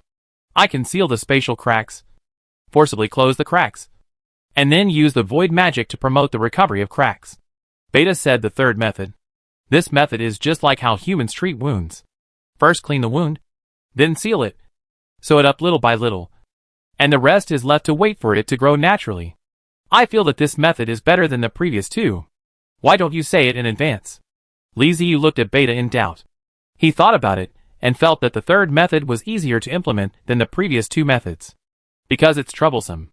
I need to go to the Void to find and mix the materials to seal the space crack. Then I can seal the space crack. After that, I have to continuously release magic. It's very troublesome, Bepta explained seriously. The corner of Li Ziyu's mouth twitched. It seemed that it was indeed not easy. How long will it take you to gather all the materials and seal the space rift? Li Ziyu asked. It takes at least half a month. Beta touched it and said, what if it's the longest? Li Ziyu couldn't keep waiting for Bepta, seeing that more and more demons were coming out of the void cracks. War was inevitable. I don't know. If I can't find the materials, there's no way to seal it. Bepta spread his hands, indicating that he was powerless. Okay. I got it. You should go find the materials as soon as possible. I'll wait for you. Li Ziyu thought about it, and felt that he should use the third method, which was the most reliable. Bepta nodded, and in front of Li Ziyu, he cut through the void, stepped into it, and disappeared. After bidding farewell to Bepta, Li Ziyu began to prepare for the war with the devil. In the center of the wasteland, there is a void crack, the shouting and killing sky. All kinds of strange devils gathered together, and launched an attack to the undead tide that could not look at the end of the front. The war started 5 days ago. After the dark skeletons arrived, Li Ziyu attacked the demons without hesitation. The battlefield is divided into 3 parts. One is the coalition forces of various wasteland ethnic groups. One is the Tattoo Bone Legion of the Dark Skeleton. And the last part is Li Ziyu's head. The 3-sided attack really caught the demons off guard, and the Marked Skeleton Legion even reached the vicinity of the space crack at one point. The demons' counterattack was also sharp. When the tattoo bone was close to the spatial crack, the endless devil swarmed out of the inside, and the 2 sides started a fierce battle. The result was that the Tattooed Skeleton Legion retreated. Through that battle, Li Ziyu realized that there might be a demon army on the other side of the space rift. They have been targeted. Otherwise, so many demons would not rush out from the space cracks in such a short time. Recently, the space crack has become very unstable. Zhang Peng told Li Ziyu that this is a precursor to the expansion of the space crack, which has happened before. The way of fighting the undead is sleepless and always attacking, and the devil is worthy of the fighting race. Just this morning, the space rift expanded again. Not only did a large number of middle-level demons come out, but also the figures of high-level demons emerged. The emergence of the demons' advanced combat power dealt a heavy blow to the coalition forces of various tribes in the wasteland. More demons swarmed out. Little demons, sickle demons, 3-headed lounds, snake-like demons, spider witches, spider queens, succubi. It's a mess. All kinds of demons appear one after another. The newly emerged demon was not idle. They arranged the magic array near the spatial cracks and began a sacrifice ceremony. With the sacrifice, the energy of the magic circle continued to flow into the space crack, and the space crack, which was already not small, mutated again and gradually expanded. Damn, demons are really hard to deal with. Li Ziyu spat and said with a distorted expression, demon is a general term for multiple races, and under this name, there are various branches. But no matter what kind of devil is, it is a fighting madness. From the moment they were born, they would fight and compete for food with their brothers and sisters. However, if there is a trace of weakness, they will be starved to death. Of course, the greater probability is to be eaten by their brothers and sisters. As the demon gradually grows, it fights all the time. Among the lower and middle demons, many have confused minds, and in their consciousness, there is only destruction. Destroy the world and destroy everything you can see. This kind of demon with confused thinking has no concept of death at all, let alone fear. Among the demons, there are a large number of demons with confused minds. They cannot understand orders, and the only way to control them is the pressure from demons of a higher level than them. This is the power of class. Even without taking action, the upper demons can easily suppress the middle and lower demons and drive them. After the appearance of a higher level demon, even the cannon fodder demons among the lower level demons will become extremely bloodthirsty and crazy. Faced with an army of undead that was several times larger than their numbers, the demons showed no fear and attacked head-on. In addition to physical attacks, magical attacks are the demons' forte. How can they be called demons if they don't know magic? The soulborn insect people and armored beetle people are the most useful cannon fodder in Li Ziyu's hands. They are numerous and not afraid of consumption, so they are placed in the front line, allowing the demons to consume them at will, while the undead troops in the rear take the opportunity to kill them. At the same time, the Wind Rangers and Skeleton Undead are sent to the front line to snatch the corpses of the demons. During these 5 days, Li Ziyu had accumulated quite a few corpses of demons. It is strange that after the decomposition of the devil's body, it seems that it has not caused anything, and no new arms have been developed. This made Li Ziyu feel extremely strange. He felt that the demons should be able to develop new types of soldiers, but the system did not give any reminder. It was not until yesterday, when he hunted a high-ranking demon, that the system prompted him to unlock the special undead troop, the skeleton demon. When Li Ziyu clicked on the skeleton spirits, he discovered that this was a very large undead army system. What was even more amazing was that the skeleton spirits were not the alien undead he had thought, but a proper psychic undead classification. It is an orthodox military branch. Skeleton spirit. Category: psionic. Type: special undead. Introduction. In the evolution of skeleton spirits, skeleton spirits are very different. The skeletons of most races will naturally transform into skeleton spirits after death. But demons are different. They have special characteristics that other life forms do not have. After the death of some demons, their chaotic and tenacious will transform them into special spirits. These are skeleton spirits. Powerful spirits born with magical abilities. Requirements: Demon Skeleton *1 unit. Just like the devil, the bones are a collective name, which contains all kinds of arms. The most bizarre thing is the reincarnation of the devil. Demonic reincarnation allows the awakened skeleton to possess the power it had in life, and it can continue to grow after reincarnation. It is equivalent to becoming a devil of the undead. This reincarnation can only be used for superiors and senior devils. Li Ziyu was very curious about the corpses of the upper demons that he had collected and carried out the OK demon reincarnation. This is the corpse of a black flame demon. He has a human appearance, with horns rising into the sky on his head, and a pair of huge bat wings behind him. He looks very similar to Illidan in the previous life's game. After reincarnation, his flesh and blood melted away, leaving behind a 2-meter-tall skeleton, with his goat horns and bat wings preserved.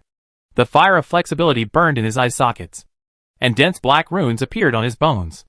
After the reincarnation, the big devil of Blackian slowly stood up, raised his hand to look, held his fist, and then raised his head violently, and he gave out a soul roar.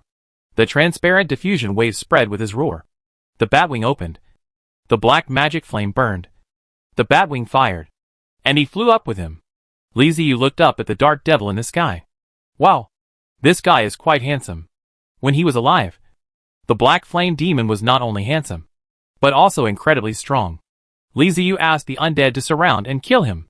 Under the siege and attack of endless undead, this guy single-handedly destroyed 2 Colossus fortresses, 3 teams of psychic Colossus cavalry, more than a dozen ghost elephants, and countless other skeleton undead before he was killed. Li Ziyu had to admit that the race of the devil is really powerful. If you come to a superior, you can play such a horrible record. Fortunately, the black flame demon was finally killed and became the first skeleton demon in his hands. After the reincarnation, the black devil flew in the sky for a while.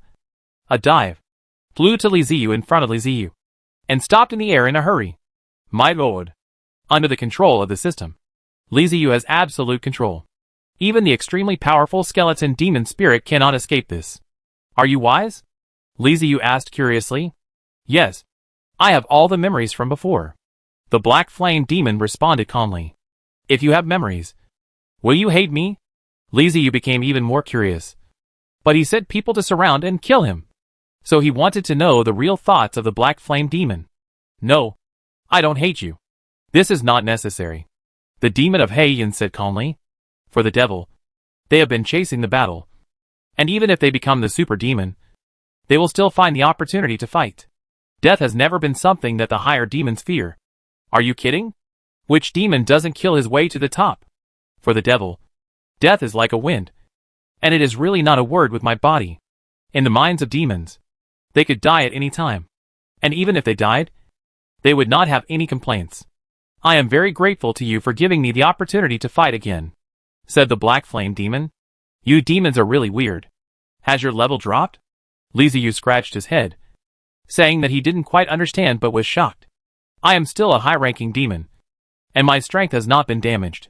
The great black flame demon had just checked in the sky. Demons are very sensitive about their own fighting power. The level did not drop, which was really good news. Li Ziyu grinned. No matter what the devil's consciousness was, At least, he had gained a powerful boost. Li Ziyu said that he was very satisfied. Chapter 374 Experimental Weapons. After the transformation has been completed, the big devil of He Yin cannot be called the He Yin demon, and it must be called the Black Yin demon. Li Ziyu still has many doubts about the devil. When in the central area, the Dark Skeleton and other marked skeletons fought many battles with the infected and lower-level demons.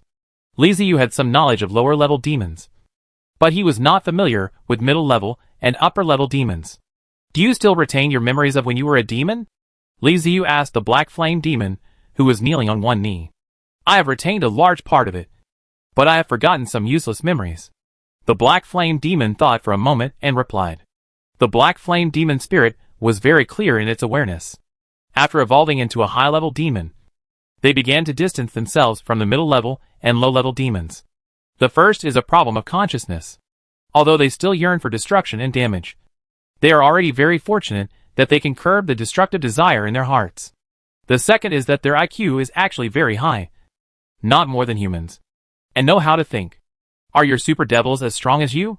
Li Ziyu nodded and asked about the question he cared about. When they were besieging the Black Flame demon, they suffered heavy losses, which made Li Ziyu wary of higher-level demons.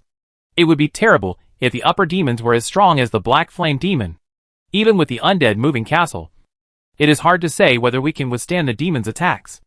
No, not all demons are good at fighting like me. The Black Flame demon answered directly, without even thinking. After getting this answer, Li Ziyu breathed a sigh of relief.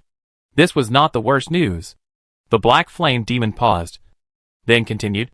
Every upper demon has survived countless battles, although they may not be as good at frontal combat as I am. Every upper demon is a strong one and cannot be ignored. Oh shit! You're gonna kill people if you breathe so hard? In other words, although the combat method is different, but in fact, the ability to fight is almost the same? Li Ziyu asked closely at the demon of He Yin. Yes. For example, among the demons that came this time, there is a 1,000-eyed demon. Before becoming a higher-level demon, it was just an ordinary demon with magic eyes. After becoming a 1,000-eyed demon, it possessed the abilities of bewitching and petrifying. At the same time, its tentacles also have very strong attack power, said the Black Flame demon. The evolution of demons is not completely fixed. They will devour other demons, passively absorbing some of the other demons' abilities and converting them into part of their own abilities. High-level demons are rarely identical. The predecessor of the Black Flame demon was actually the lowest-level little devil. Yes, that's right. They are the little guys who mix in with the infected and throw fireballs. Any demon has the potential to evolve into a higher-level demon, as long as they are lucky enough and devour enough of their own kind. There is a chance. However, the evolution of demons is accompanied by great risks. If not handled properly, it may absorb too much energy, absorb opposing abilities, etc., which may lead to unexpected changes during evolution and cause self-destruction. According to the Great Black Flame Demon, this demon invasion is really difficult to deal with. Many superior demons have appeared on the other side of the space crack. They have set up a magic circle and are still expanding the space rift. They don't know how many higher-level demons are waiting to come over. There might even be Lord-level demons appearing. Thinking of this, Li Ziyu frowned slightly. The trouble is a bit big. Your magic circle is used to expand the space crack. Right? Why do you want to expand it? How many demons are there on the opposite side? Li Ziyu frowned and asked in a deep voice. Master, the gluttonous demon Beelzebub is on the other side. He has discovered the crack and is preparing to invade this world. On the other side of the crack, there are endless demons waiting. Bishibai sent us to extend the spatial crack into a stable, and can transmit a large number of troops of the army. The Black Flame demon spirit knows everything. He is no longer a demon, but an undead. The human in front of him is the lord of the undead. He cannot hide anything, and must tell whatever he knows. Beelzebub. Is he a lord-level demon? Although he already had a guess in his mind, Li Ziyu still asked with hope. If the upper-level demons are so powerful, how much stronger must the lord-level demons be? Yes, Bieshi is a lord-level demon. In fact, it should be called him to devour the lord. But Bing Shiba does not like the name. He prefers others to call him the demon. He Yin demon said respectfully. One sentence shattered all of Li Ziyu's fantasies. Well, now I really have to face the demon lord. What is going on? After other people traveled through time, their main opponents were all lords, who were also time travelers. But why is it so strange for me? Almost all the opponents I face are indigenous people. It's okay now. Even the demon jumped out. I am the lord of the undead. Not the savior. Wait. Did the great black flame demon just say that the demon lord's name is Beelzebub? According to the information Liziu learned, demons attach great importance to names. There is a legend that if you know the name of a demon, you can command the demon. Is Beliba the real name of devouring the lord? Can I use this name to control him? Liziu asked his eyes with his eyes. No. Beelzebub is not his real name. The real name of a lord-level demon is impossible for us to know. The black flame demon shook his head. It turns out that I was overthinking it.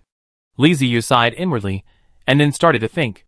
What he had to do was to close the space crack and hold on until Bepta came back and sealed the space crack. What the devil needs to do is to maintain the magic circle and transform the space crack into a portal. Even without asking, Liziu understands that once it is transformed into a portal, I am afraid that the Space Lord will not be able to close it. After it is transformed into a portal, not only will the demons in the Abyss Purgatory continue to come to this world, but Beelzebub will also come. A disaster is imminent. What we need to do now is to stop them and destroy the teleportation array. It's clear now. Liziu narrowed his eyes and ordered that all the demon corpses he had obtained be transformed into various skeleton spirits. Be prepared for both situations. On the one hand, we need to create heavy firepower weapons to bombard the magic circle from a distance to prevent the magic circle from transforming into space cracks.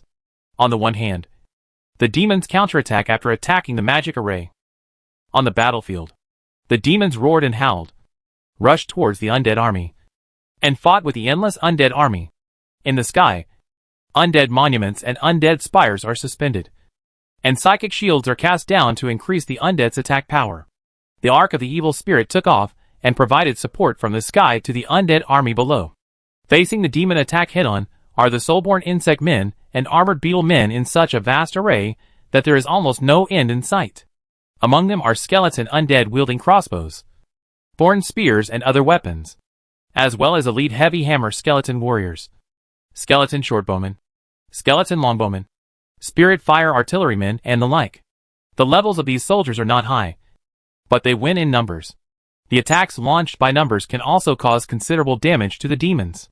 Most of the subordinates, who initiated the undead, are still the lower demon. Most of the medium demon did not appear. They are the guardians to prevent the dead core from rushing to the magic formation.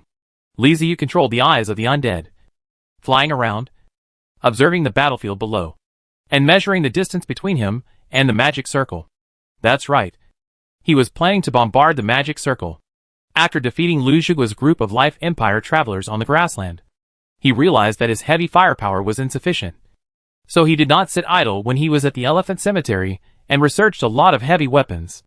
The magic circle can be used as a fixed target, which is just right for testing the effectiveness of the heavy weapons he has developed.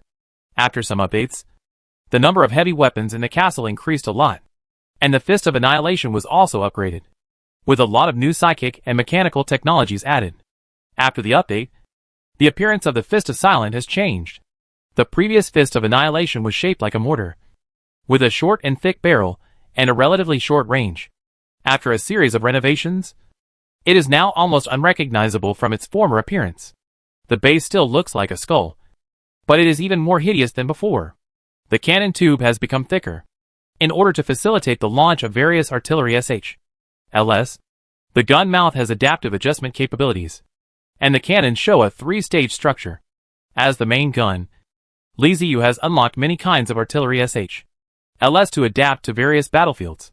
In addition to the modified Fist of Annihilation, 2 secondary guns called Song of Death were also built. Death Song. Level, Main City Level Secondary Artillery. Introduction. They are instruments of the battlefield. When they roar, they play the sound of death.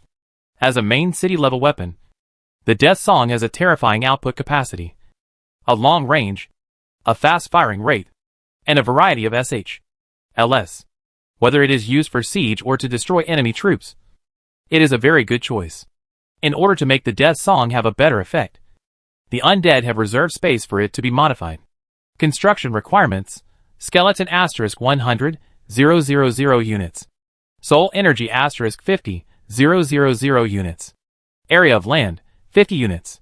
The appearance of the Song of Death looks a lot normally, similar to the cannon of the previous life, and has a long gun tube.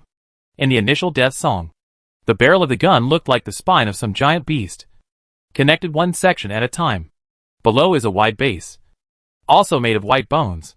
8 bony claws extend from the bottom of the base, firmly gripping the ground, in order to increase stability.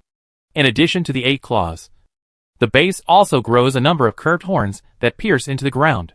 Li Ziyu, who has unlocked many technologies, naturally would not leave the Song of Death in its primary form. He installed components of psychic technology and undead mechanical technology. A new Song of Death was formed. The cannons are still like the spine, but it is much larger than before. The blue spirit can flash at the connection. At the same time, the runes of the undead are depicted, which looks full of mysterious atmosphere. In addition to lightning technology, mechanical technology is also displayed on the cannons. A root metal tube was installed on the barrel. Every other distance, there is a square box, and other devices. These devices have different uses. Some can help gather soul energy faster, some can dissipate heat, and some can discharge steam. The base was also modified. Loading tools were added, and many mechanical technologies were applied, which greatly reduced recoil and provided a faster firing speed. The Fist of Annihilation looks ancient and barbaric, while the Song of Death looks punk and hideous. Since the construction of the Death of Death, Li Ziyu has not had a chance to do experiments. He intends to use this opportunity to try the power of the Song of Death. Fist of Annihilation. Prepare the dust bomb. The Song of Death. Prepare sharp corners. Li Ziyu gave orders to the undead. Dust bomb. Type: hybrid explosive bomb. Introduction. Have you ever seen the blazing sun falling from the sky? Preliminary preparation. Launch preparation takes 60 minutes. This is Li Ziyu's new SH.LS. Unlike other artillery SH.LS, the system profile did not introduce this SH.L carefully. Li Ziyu feels that this should be a relatively powerful SH.L, but as to how powerful it is, that is hard to say since the introduction is very vague. Pointed bullet. Type: psychic explosive bomb. Introduction. A commonly used psychic SH.L because it does not require energy gathering. It can be fired quickly, and is mainly used to create a firepower advantage. The pointed bullet is an olive core shaped ammunition, with a bone SH.L painted with undead runes on the outside, and an interior filled with unstable soul energy solution. This is a conventionally used artillery SH.L. Pointed bullets are one of the rare types of ammunition that is not purely undead. The dust bomb enters the preparation phase, and the countdown begins. The pointed bullet is ready, and can be fired at any time. It didn't take long for Li Ziyu to receive the message from the dead. The dust bomb takes an hour to prepare, but the sharp angle bomb can be prepared very quickly. Aim at the magic circle and fire sharp angle bullets. Extreme attack. Li Ziyu gave the order without hesitation. Boom boom boom. After the order was issued, the death song immediately roared. Although there were only 2 death songs, with the support of mechanical technology, the loading speed was extremely fast, and it continuously fired pointed bullets. The pointed bullet flew through the air, making a harsh sound, and headed straight for the magic circle in front of the space crack. The upper demon, who was controlling the magic circle, heard the sound of breaking air, and he didn't even turn his head. He was extremely calm. Call! A terrifying wall of fire rose from the ground, blocking the pointed bombs. Dozens of pointed bombs hit the wall of fire directly, causing a violent explosion. The explosion of psychic power created holes in the firewall, but it also consumed the power of the pointed bullets. Wave after wave of pointed bullets hit the wall of fire, and were offset by it. It's really a conventional artillery SH.L, and its power is very average. Li Ziyu could see everything clearly through the eyes of the undead in the sky. He shook his head, expressing his disappointment with the pointed bullet. There are a lot of these things, but their power is average. They are good for suppressing groups of enemies. If used for siege, it is a bit difficult to break the enemy's protective shield. Pure firepower suppression stuff. Stop the attack with pointed bullets, and switch to explosive impact bullets. Li Ziyu ordered again. Blasting collision bombs. Type: mechanical scatter bomb. Introduction. Common mechanical artillery SH.LS. This is the SHL used to cover the battlefield. But the Undead found that the effect is also good. Blast-type impact bombs and sharp corners also belong to commonly used cannonballs.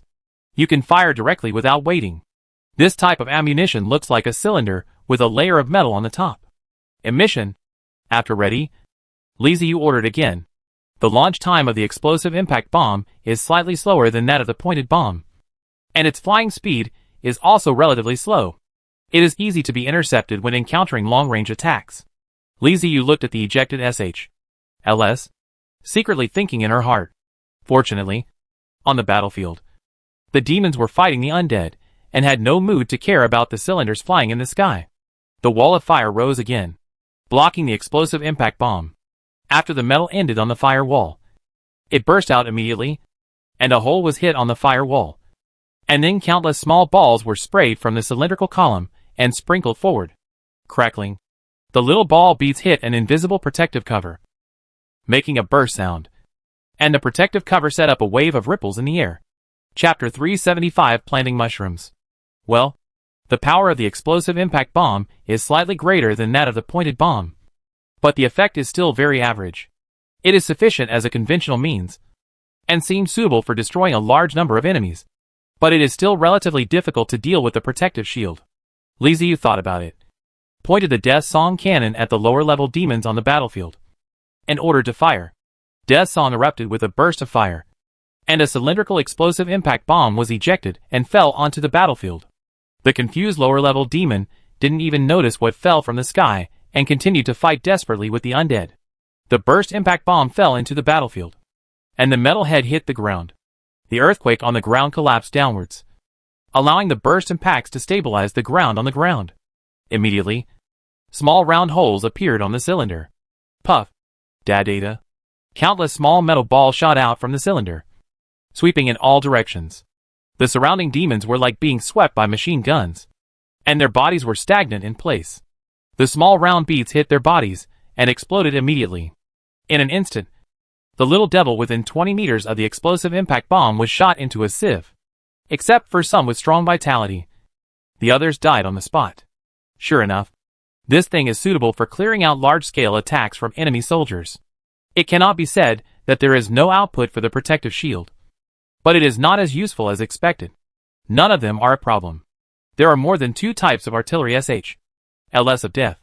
Whether it is a sharp corner or a burst collision, it is a conventional artillery SHL, which is not surprising that the effect of the protective cover is not good. Reload the ammunition and install the armor-piercing cone. Broken armor. Type: Mechanical Siege. Introduction: Simple, easy to operate. Use the purest violence to destroy everything that stands in your way. P.S. A group of undead who have returned to their original nature designed this cannonball that can break through anything. As the name suggests, the armor-piercing cone looks like an oversized nail. It is about 3 meters long, made entirely of metal, solid, and has a spiked top. In order to increase the armor-piercing effect, the undead used mixed metals on the armor-piercing cone. At the end, the self-disconnection of the mechanical system is added to the second acceleration propeller. As a type of artillery SHLs that break through the type, the surface of the armor-breaking cone is extremely smooth. There is no rune. It will not explode. And it is a reason for the crossbow arrow shot out of the crossbow. This type of SHL cannot have an elevation angle and can only be fired horizontally. When the Undead was designed, the idea was very simple. He is quite honest. Death Song adjusted the angle and pointed the muzzle straight forward. Fire! Liziu ordered. Boom! The Song of Death shrank backwards, and the 2 armored cones were sprayed out of the gun mouth.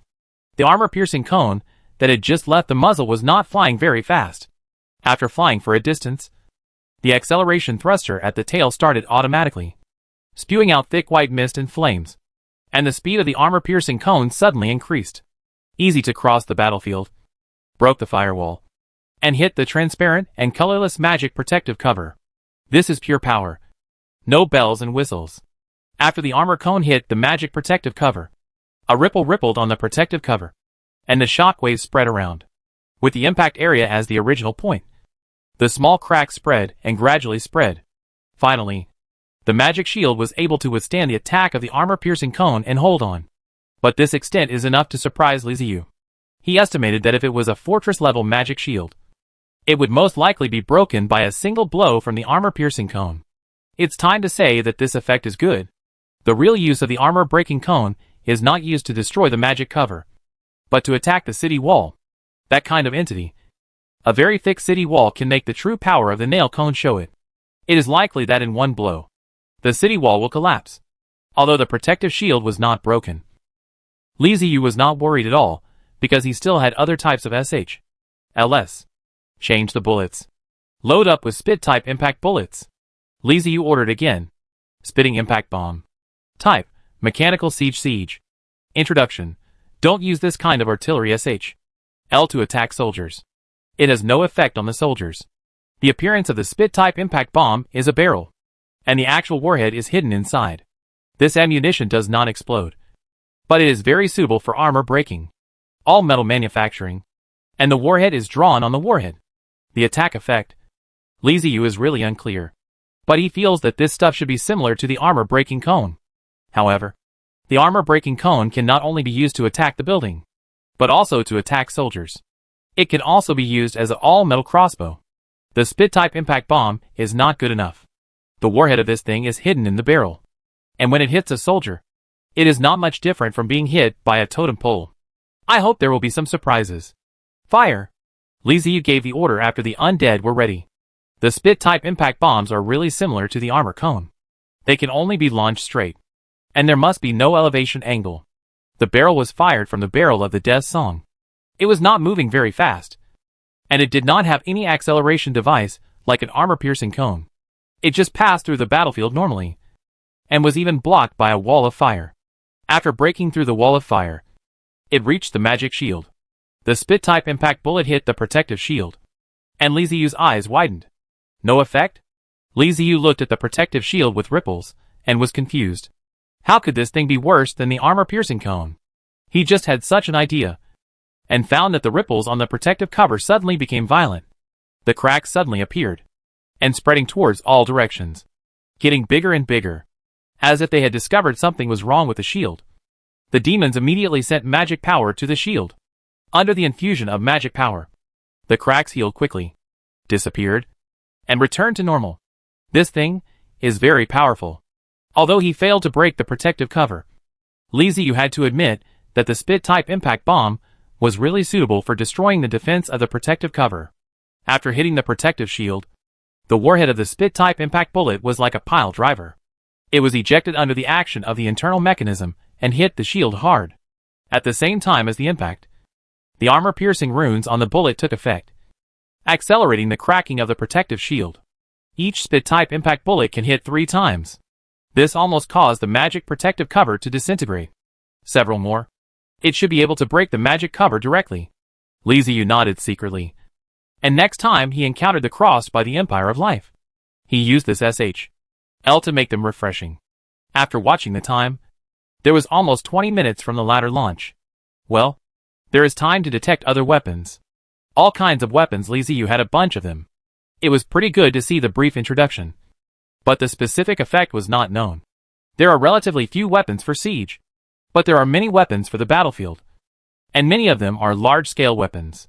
Li Ziyu's experimental weapons can bring disaster to the lower-level demons fighting against the undead army. There are always weapons to fall into the battlefield inexplicably. Various strange attacks have made the subordinates, who did not pay attention, to be cleaned up a lot, reducing the pressure of the undead army. It must be said that the weapons invented by the undead are a little bit inferior in terms of siege, but they are really effective in killing enemy troops. After testing the weapons, the dust bomb was finally ready. The cost is high, and the preparation time is long. Li Ziyu is full of expectations for the Aiders, waiting to see its performance. It's time to show our true power. Aim at the magic circle. Fire the dust bomb, Li Ziyu said after taking a deep breath. Silent Fist slowly moved, adjusting the angle of the cannon mouth. The 3-stage structure was completely opened. A rune lit up. The internal energy began to fill the energy, and the soul energy continued to absorb the soul. Boom! With a muffled sound, the barrel of the Fist of Annihilation was compressed backwards piece by piece. and a golden sun shot out from the muzzle and flew into the sky. This scene seems familiar. Why is it similar to the psychic explosive bomb? Li Ziyu muttered to himself, touching his chin. The appearance of the dust bomb is very similar to that of the psychic explosive bomb. They are both small suns, but in different colors. In addition, why did the undead create golden cannonballs? The styles don't match. The golden dust bomb flew into the air and disappeared in front of everyone. No one knew how high it flew. After a while, a sun fell straight down from right above the magic circle. It was not moving very fast and everyone could see it clearly. It just fell down like that. The higher-ranking demons around the magic circle stopped supplying magic power to the magic circle, raised their heads, and stared at the setting sun above. Li Ziyu didn't feel anything at all due to the distance.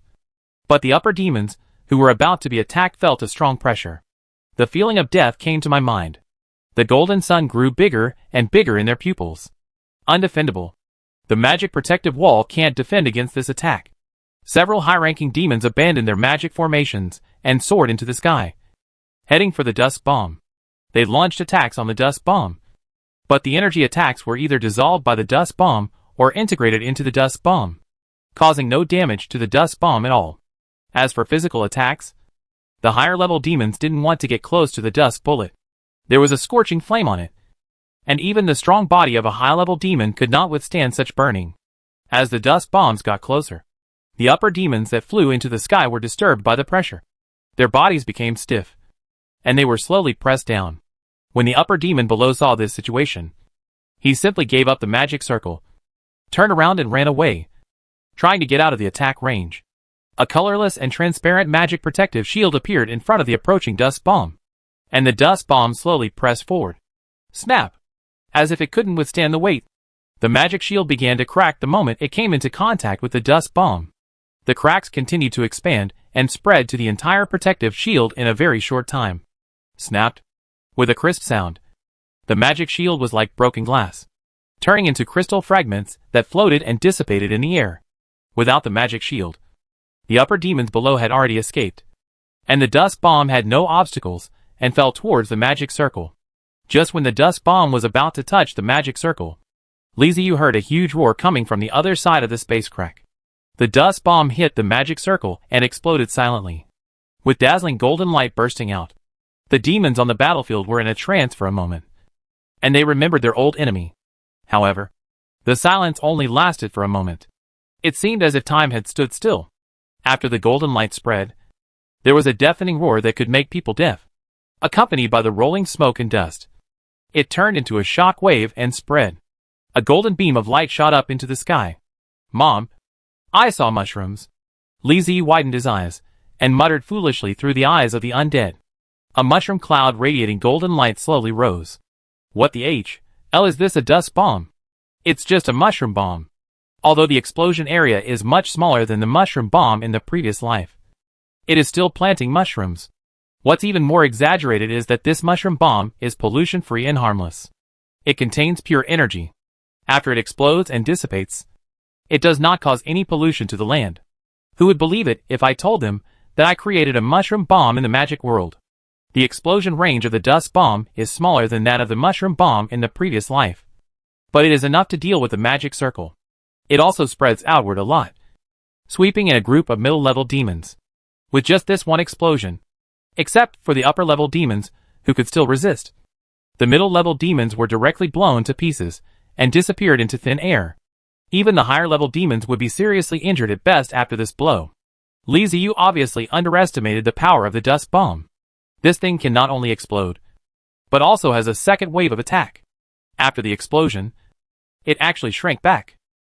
A black hole appeared in the void, and an enormous suction force was born from the black hole, sucking everything around it inwards. Some unlucky upper-level demons, before they could even congratulate themselves for having avoided the attack, found their bodies involuntarily flying up towards the black hole.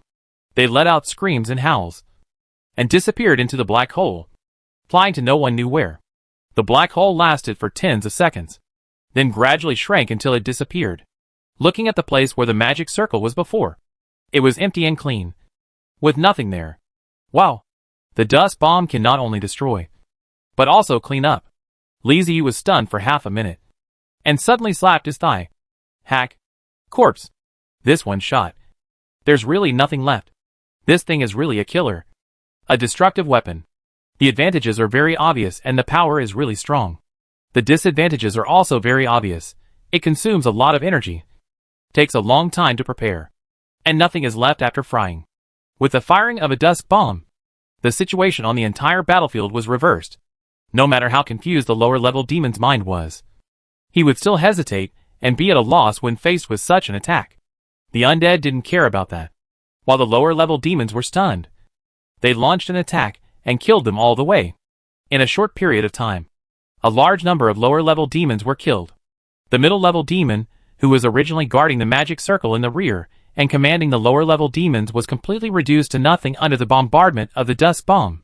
The lower-level demons lost their support and were defeated under the attack of the undead army. They scrambled to escape towards the space crack. At the same time, other directions. The army of tattooed skeletons and the coalition forces of various ethnic groups in the central area also launched a counterattack against the demons, defeating them step by step.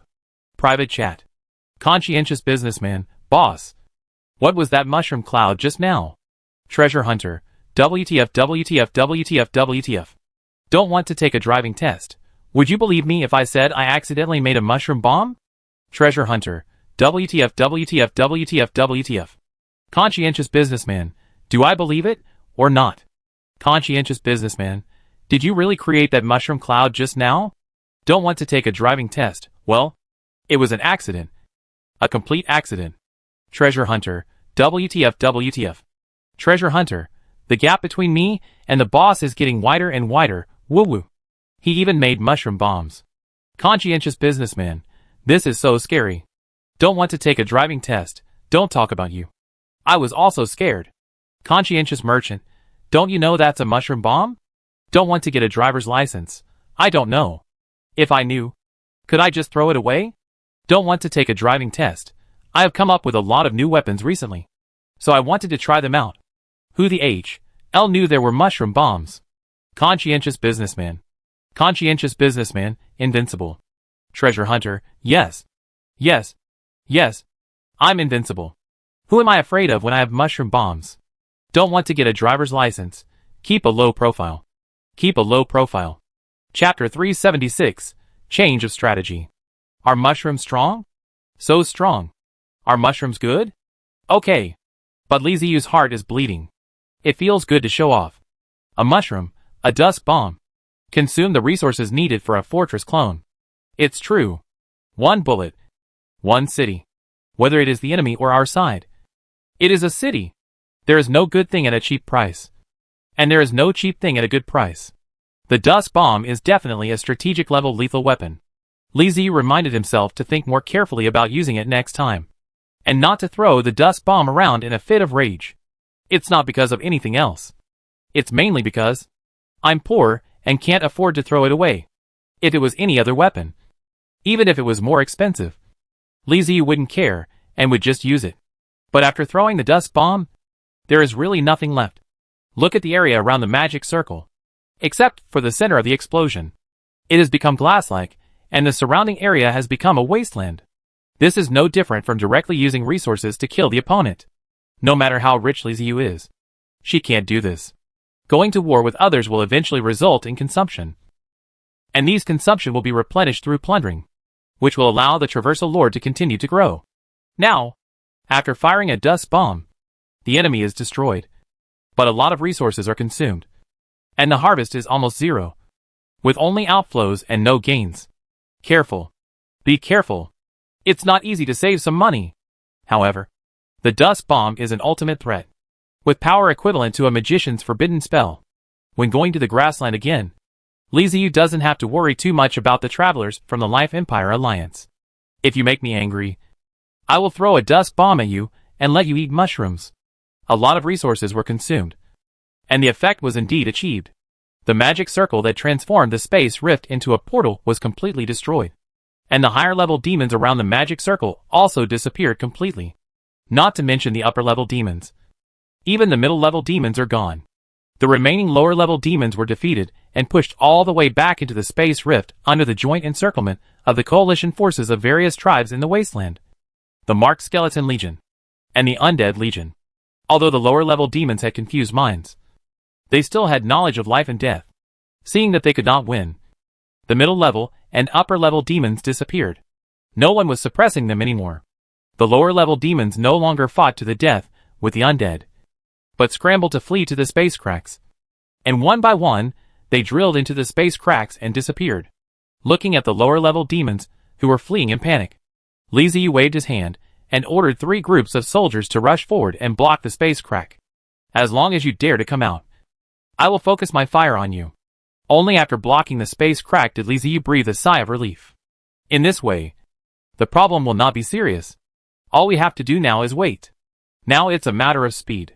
Let's see if Bepta comes back first or the space crack gets bigger first.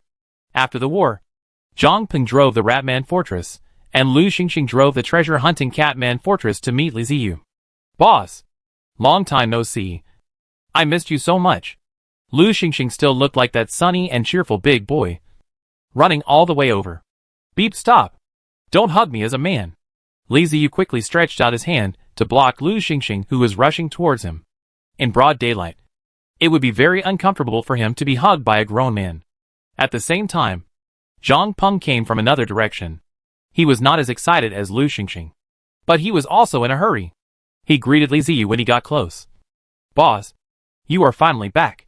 You came back just in time. Otherwise we would not be able to stop the demon's attack. Zhang Peng looked as if he was still frightened. This time the demons came with greater force, and even higher-level demons appeared. Li Ziyu smiled and nodded at him, looked him up and down, and raised his eyebrows. Zhang Peng's appearance had changed a lot. He looked thinner and weaker than before, with dark circles under his eyes. He looked like he might die suddenly at any time. Li Ziyu scratched his eyebrows and asked in surprise, Peng, what's wrong with you? How many girls does you have to be like this? Zhang Peng looked at Li Ziyu expressionlessly, and after a moment of silence, he slowly said, I also wanted to have a few more girls, but a certain unscrupulous lord who exploited his allies threw a huge mess to me as a businessman.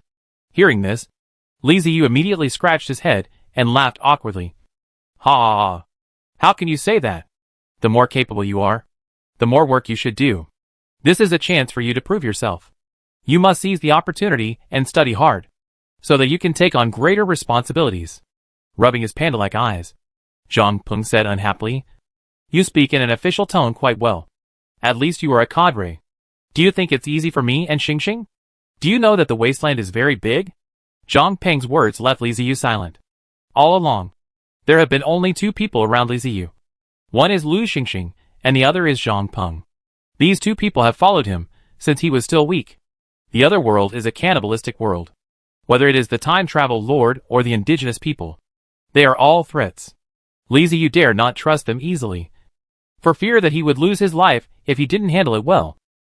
Even with Batubu, with whom Li Ziyu had a good relationship, Li Ziyu could not fully trust him.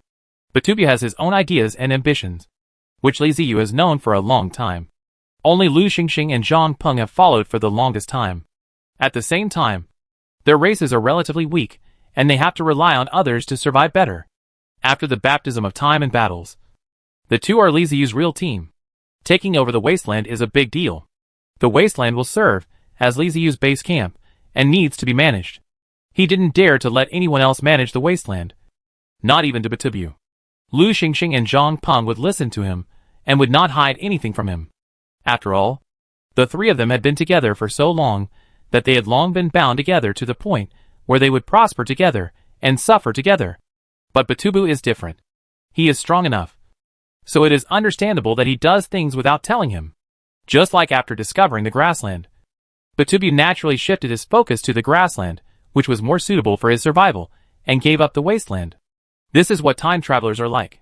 Because of the existence of mobile fortresses, they can live anywhere without being restricted by geographical location.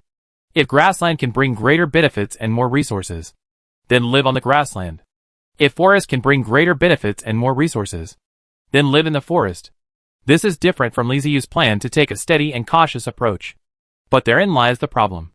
There are too few people available. Zhang Peng and Lu Xingxing are, after all, just 2 people, and they have too many things to deal with. It has to be said that it is really difficult to manage such a large territory in the wasteland. Moreover, it is still not peaceful here. Even now, not all races in the central zone have completely surrendered. There are always some races that are stubborn and refuse to surrender to the undead. There are also some that feel powerful and keep their eyes on the undead, ready to stab them in the back at any time. As for the central area, it is even more troublesome. It is scattered with large and small things and needs to be cleaned up bit by bit. It's really tough. Too busy to handle everything. Lu Xingxing was fine. He was young and lively. And with Li Ziyu and Zhang Peng supporting him, he didn't have to think too much. Besides, his level had reached the fortress level. So he had sufficient resources and was developing well. So he was happy every day. But Zhang Peng was not capable. He wanted to help Li Ziyu manage the wasteland. So he put in a lot of effort and thought about a lot every day, which meant he had to take charge of both the economy and the management. After Li Ziyu left, he had to make decisions on everything. I consumed too much energy and finally couldn't bear it anymore. After thinking for a while, Li Ziyu said to Zhang Peng earnestly, I think we can train some subordinates. Let's choose from the indigenous people. People like the Tower of Taboo who are truly on our side can be asked to come out and take charge of things. With the assistance of the undead, there won't be any big problems. I can't keep you up all the time. If you wear yourself out, you'll be finished. I'm still waiting for you to act with me. Li Ziyu patted Zhang Peng on the shoulder. Many of the races in the alien world have their own racial characteristics. For example, the Tauren race is honest, real and loyal. A race like the snake people tend to be insidious, cunning, and scheming. A race like the fox people is intelligent and good at scheming. If used properly, the indigenous people will be a great help and can help Zhang Peng share the pressure. However, even if he wanted to use these indigenous people, he had to sign a soul contract. Li Ziyu couldn't believe it without signing a soul contract. Once the soul contract is signed, life and death will be in Li Ziyu's hands, which is enough to make him feel at ease. Zhang Peng thought about it and nodded. That's possible. I think we can start with the Taboo Minotaur. Mao Mao and Tasjuling can all become members of the management team. Hearing the familiar name, Li Ziyu felt something happen.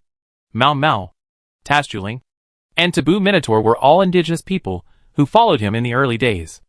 After occupying the original wasteland, Li Ziyu let the Taboo Tauren and other tribes leave his mobile fortress and let them live freely.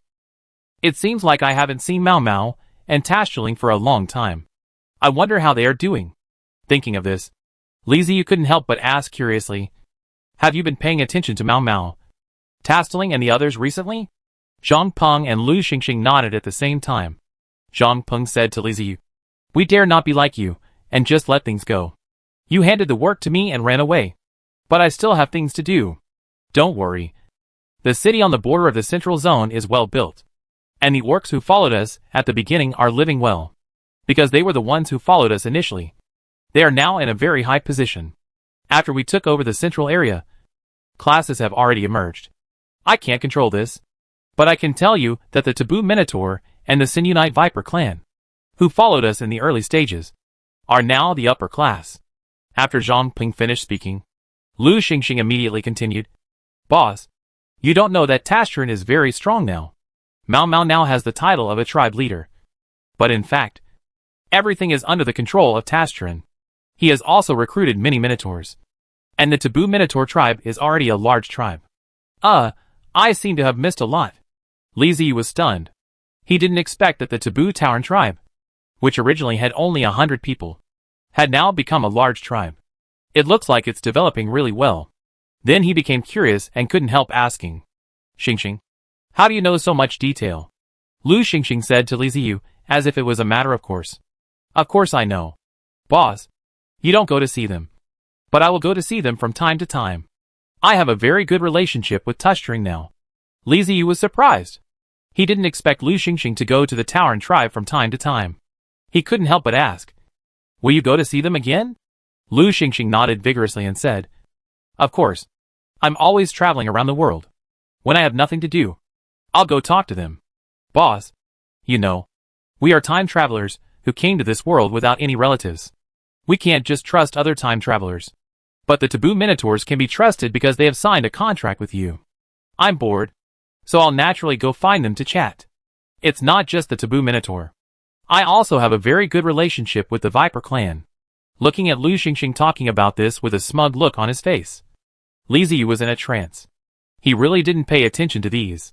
If you think about it carefully, there is really no problem.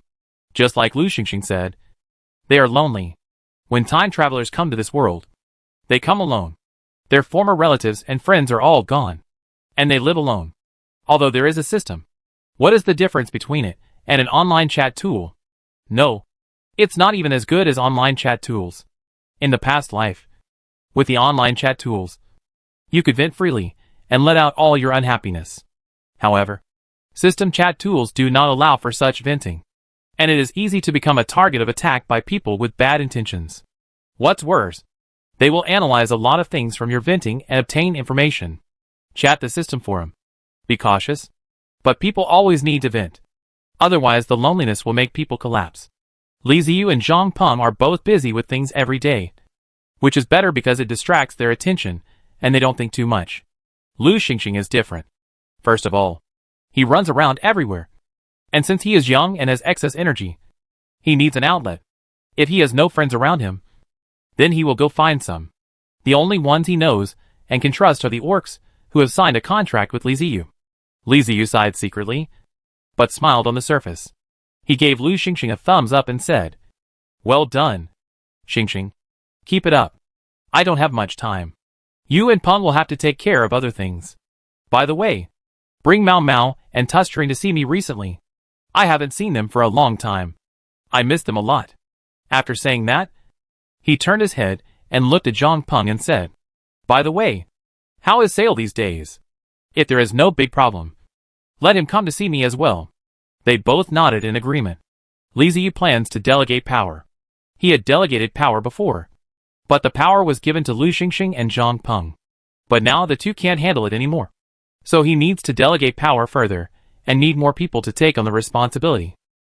Zhang Peng had too many things to do, so he left without staying in the castle of the Undead for too long. Li Ziyu is back. So naturally, he will be responsible for handling the issues on the demon side. While Zhang Peng still has to deal with various troubles in the central area. Knowing that Li Ziyu wanted to meet Tustring, Lu Xingxing was very proactive and left with Zhang Peng. After the two left, Li Ziyu was left alone looking at the space crack. Leisure and boring. Li Ziyu continued to consider unlocking technology. Otherwise she would enjoy her life with Catwoman Mingy. After waiting for 2 days, Lu Xingxing came back. With him came Mumu and Tashjalin from the Taboo Minotaur tribe. And Zaliki, the leader of the Viper clan of the Sinyonite tribe. At the same time, Zhang Peng sent Sawyer, a merchant from the former Ratman city-state of Ilmaha, and Saxton Theron, the queen of the Harpy clan. This meeting seemed to be formal, and Li Ziyu met with them in the main hall of the castle. To be honest, after upgrading to a castle, Li Ziyu has never met anyone in the main hall of the castle. The main hall of the castle is very spacious, and has a huge throne. Sitting on it makes you feel like a king. I have never had the chance to experience it. After all, I don't have many people under me. I can't possibly meet Lu Xingxing, Zhang Peng, Batubu and others in the main hall. That would be too awkward. This time he got the chance. Chapter 377, Demon Breakthrough. Castle of the Dead. Main building. Main hall. Royal Hall. As the main hall, the Royal Hall is not magnificent, but continues the architectural style of the Undead. It is built with stones and bones, and looks ancient, solemn and majestic. When you are in it, you will feel the coldness and pressure falling on you, which is the weight of power. Li Ziyu sat high on the throne. Below the platform, there were 2 large chairs on the left and right, with Lu Xingxing and Zhang Peng sitting on them. Heavy and orderly footsteps sounded, and the black warriors divided into 2 teams, walked into the royal hall, and stood on both sides. Following them in came Mao Mao, Tashjalin and others. It was their first time coming to the royal hall, and they were very curious. But the pressure they felt made them dare not look around, and their eyes fell on Li Ziyu. Several people came to the high platform, and kneeled on one knee to salute Li Ziyu, the master of the great undead, Mu Muta's twin, to pay tribute to you. Li Ziyu nodded slightly, indicating that they could get up. Mao Mao, Tashjalin and the others quickly stood up and stood still. Li Ziyu quietly watched the people below. Theron and Sale, who joined later, were still the same as before. But Mumu and Tastuling had changed a lot. Mumu's physique is more robust, and the muscles are high. Since following Liziu, the life of the Taboo Tauren tribe has been getting better and better. Supplies are sufficient, completely different from before, and they can eat as much as they want. In other words, Mau Mau's current state is what a Minotaur should be in. Looking at Tastuling again, he has changed much more than Mau Mau, and Liziu almost couldn't recognize him. Tastuling is not very old, but he is nearly 2 meters tall. His physique has become strong, and the blue lightning totem on his body has become more vivid. Under the guidance of the ghost, Tastuling's Thunderbolt bloodline has been stimulated. This is not just a Minotaur child. People would believe he is a real adult Minotaur. After observing for a while, Liziu smiled and said, "Long time no see. Mau Mau, Tastuling, Zaliki." 3 people quickly responded. The master of the great undead. Liziu waved his hand and signaled that they didn't have to be so restrained. "Relax. You have followed me from a long time ago. You will be uncomfortable if you are restrained." He could feel the alienation and distance between the 3 people and him. "Indeed. Recently I have paid less attention to the tribe with which I had signed a soul contract. Otherwise, you will not almost recognize Ta's twin. I have to change it in the future. This is my own team." Liziu thought so. And seeing that the people below still looked reluctant, he continued, "It's actually a good thing that I called you here today." The people below looked at each other, and finally their eyes fell on Liziu. Liziu pointed to Zhang Peng and Lu Xingxing. "These 2 believe that you are very familiar with you. You will become their assistants and assist them to manage the wasteland." A light flashed in the eyes of Tastuling and others below, and they all looked at Zhang Peng and Lu Xingxing. Liziu could feel their joy. It seems that the choice is right. I hope they can manage it. After Liziu announced this incident, he decided to change the venue and took people to the guest room. While eating and drinking, after leaving the king's main hall, Tastian was relieved, as if he had removed any burden, and his expression became relaxed. Liziu looked at Zhang Peng curiously. "What's going on with them?" Zhang Peng looked at Liziu in surprise and asked, "You don't know?" Liziu asked blankly. "What should I know?" Zhang Peng sighed and said, "Just now in that hall, I always felt suppressed. I couldn't move around casually, and even I didn't dare to speak casually." "There is such a thing?" Liziu looked surprised. Then he realized that he was the owner of the moving castle, so naturally he couldn't feel anything special. But even Zhang Peng and Lu Xingxing felt depressed. No wonder even the most active Lu Xingxing looked serious when he was talking just now. It turned out to be suppressed. Fortunately, I decided to change the location. Otherwise it would have been awkward. Before meeting Tastuling and the others, Liziu felt very happy in the royal hall. It was natural that he felt good to show off. But when she really met Tastuling and saw how serious and nervous they looked, Liziu was no longer happy. It is because Liziu treats them as friends who can communicate, not ministers. Liziu never thought about what emperor he would be. He didn't like to be the kind of cold-blooded person. He liked to be with friends, and happily. After moving to the reception room, the atmosphere became harmonious. They are familiar with Zhang Peng and Lu Xingxing. Needless to say, they are mainly Sayer, Seelan and Mumu, Ta's twin, Zaliki, and they are familiar with it. They are still meeting for the first time. Everyone was trying to communicate. Liziu saw it but didn't say much. He left these matters to Zhang Peng. He believed that Zhang Peng could handle it. Time flies. 2 weeks have passed and Bepta still hasn't returned. The demons on the other side of the space rift seem to be getting impatient. Starting from the past 2 days, demons began to show up one after another. There were lower-level demons and middle-level demons, but there were not many of them. Every time they showed their heads, they were discovered and then fired upon. They had almost no time to react before they were killed. But the appearance of the demons undoubtedly meant that they had recovered from the last dust bomb and were preparing for the next attack. The devil is coming. Ready to volley. Skeleton sprayer. Follow the order and attack. Iron barrel guards receive orders. Attack. Too many. The information in the soul network is quickly passed on. Liziu, who was leisurely, suddenly got up. And the information was not right. The consciousness connected with the eyes of the undead and looked in the direction of the space crack. The skeleton undead armed with crossbows were stacked up in layers, forming a semicircle in front of the space crack, like a pocket. Whenever a demon wants to come out of the space crack, The first thing it has to face is dense and endless crossbow shooting. In the face of a huge number of skeletal undead, even a mid-level demon could not withstand the dense barrage of crossbow arrows. The crossbow arrow of the bones is either a high-end gadget or an ordinary crossbow. The amount of quantity causes qualitative changes. When the number of crossbow arrows is so much terrible, even the median demon must drink hatred. Recently, whenever demons show up, they are greeted by crossbows from the skeleton undead. The effect is really good. At least no demon can actually escape. However, from the information only, obviously the situation has changed, and the bones of the bone-dead crossbow failed to stop the opponent, so that the other undead forces were dispatched. Even so, the situation seemed not optimistic. Through the eyes of the undead, Li Ziyu saw dense swarms of demons swarming out from the cracks in space, screaming and rushing towards the skeleton undead. Some mechanical undead walked out from the undead group and stood in front of the demons to reduce their numbers. However, the number of demons was too many, and the mechanical undead were quickly overwhelmed by the crazy demon group and disappeared without a trace. Dense arrows are constantly shot from the skeleton undead. No need to aim. Just shoot straight. The number of skeleton undead was so terrifying that the crossbow arrows never stopped. The demon had just broken through the mechanical undead's defense line when it was hit head-on by a crossbow arrow and fell down like wheat being cut. However, under the attack of the skeleton undead, the number of demons did not decrease. More demons were pouring out of the space cracks and rushing forward madly. Judging from the situation, the demons are already prepared for the second wave of battle. Li Ziyu doesn't believe that there is no higher-level demon behind these charging demons to give command. Without high-level demons, the lower-level demons would not be so crazy, so orderly, and attack the undead army in a desperate manner.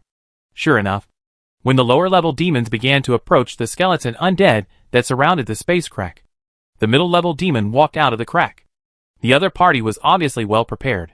As soon as he came out, he began to gather magic power. All kinds of messy magic were thrown at the army of skeleton undead. Demons release magic much faster than humans and other races. For other races, to release magic, they need to mobilize magic power, chant spells, adjust the flow of magic power, and then complete the magic according to the magic spirit path before they can release it. But for demons, releasing magic is as simple as eating and drinking. The only thing that restricts them is whether there is sufficient magical energy in the air. As if knowing that they were being waited for here, the middle-level demon did not cast any single target magic, but only area magic. Exploding fireballs, tornadoes, multiple ice bombs, rain of fire, wind blades, etc. were all thrown into the group of skeleton undead. Skeleton undead are the lowest-end units of the undead race, with extremely low defense. If you want to play a role on the battlefield, you need tens of thousands of them, and equipped with weapons. How can such undead withstand the bombardment of mid-level demons? In an instant, all kinds of magic exploded in the group of skeleton undead. Large groups of skeleton undead had their soul fire extinguished and turned into broken bones. The eye of the undead floated in the air, overlooking the battle, which could be said to be a god's perspective. Li Ziyu could clearly see that various magic spells fell into the pile of skeletons and undead, and then patches of blank areas appeared in the originally dense army. The skeletons and undead in those areas had been eliminated. Monument of the Dead, Spire of the Dead, lift off. Seeing this, Li Ziyu did not dare to hesitate. According to the firepower of the middle demon, his bones could not support it for too long. In a few rounds, he would lose heavy losses. The demons had not launched a large-scale attack before, so in order to save energy, Li Ziyu did not let the undead monolith and undead spire float in the air. Now he quickly started them up, letting the monolith and spire float above the undead army, releasing a psychic protective wall to protect the skeleton undead army below. That is, the bone-dead spirit does not care about death. Otherwise it will throw magic as the medium demon just before the medium demon. With a psychic shield, the damage of magic was immediately reduced a lot, and the blank area that had just been cleared by the middle-level demon was replenished by the skeleton undead. But in just a short while, the lower-level demons arrived. Even with a psychic protective wall, it would be difficult to resist the impact of the demon army. Just start the war. The meaning of the lower demon is obvious. That is, to fight for the site with the body of flesh and blood. The skeleton undead were unable to withstand the onslaught of the lower-level demons, and large-scale casualties began to occur. The encirclement of the battlefield was gradually expanded. The charge was quite fierce. Li Ziyu looked at the battlefield. After the encirclement was expanded by the lower-level demons, more and more middle-level demons came out from the space cracks.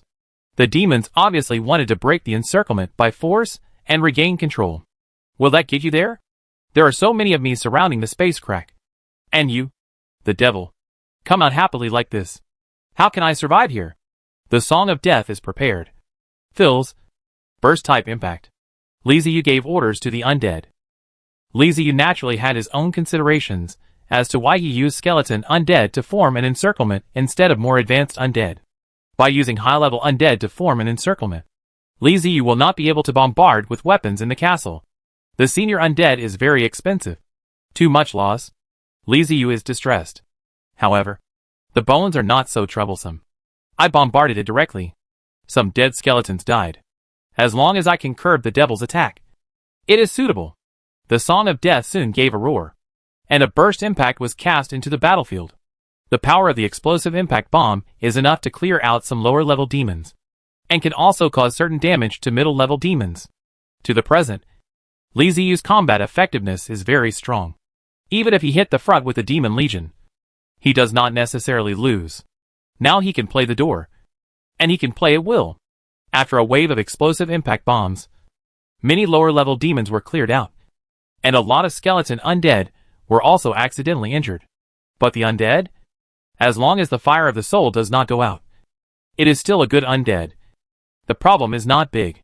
In contrast, the loss of the demon side is far greater than the loss of the undead.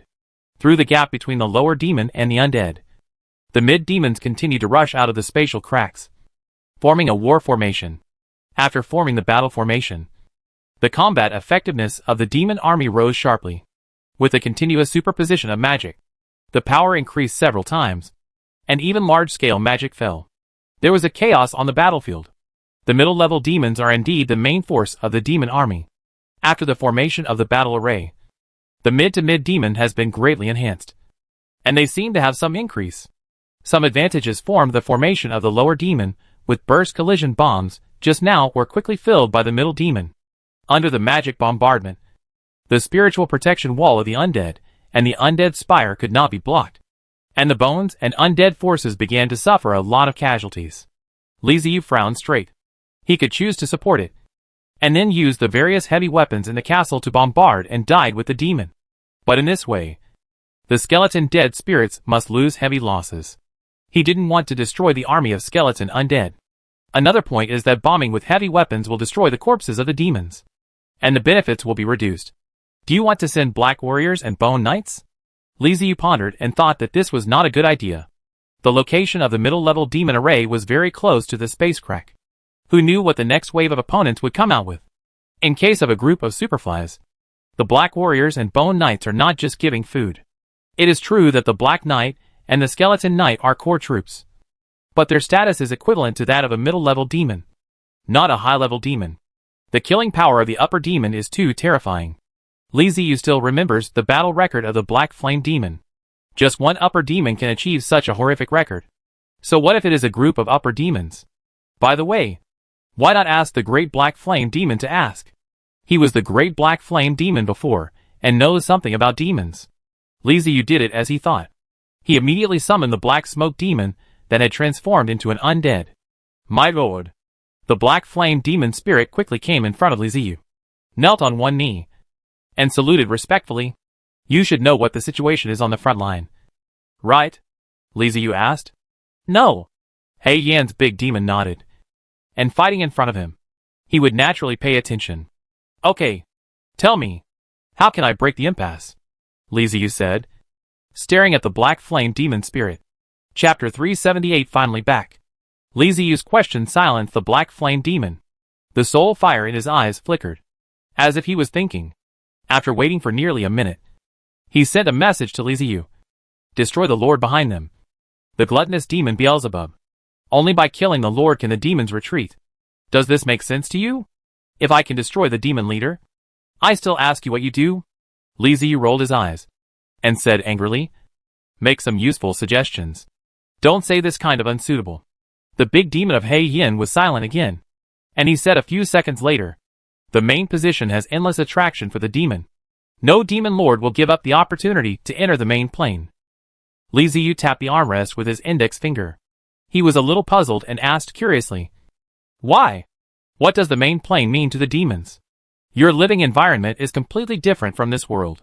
I don't think you want to invade the main plane because of the harsh living environment. The environment around the space crack has been transformed into the appearance of your world, which means that you are used to living in the abyss purgatory. Then why do you want to come to the main plane? Is it to fight for land? Isn't the abyss purgatory big enough? The series of questions overwhelmed the black flame demon spirit. He was stunned by the questions, and there was confusion in his soul fire. After Li Ziyu finished asking, he replied, I don't know. The corner of Li Ziyu's mouth twitched, and said angrily, you are a super demon. What can you ask? The black flame demon shook his head. The demon bloodline has the power of inheritance. But I have never learned from the bloodline why we have to enter the main world. I have never thought about this question. Entering the main world seems to be an irresistible instinct. Instinct? What kind of explanation is this? Forget it. Let's not ask why the demons want to enter the main world. Let's study the key issue first. There is still a war going on the other side of the space rift, and he has no time to delay. Thinking of this, Li Ziyu asked, let's get back to the whole. How do we deal with the demons that escaped from the space cracks?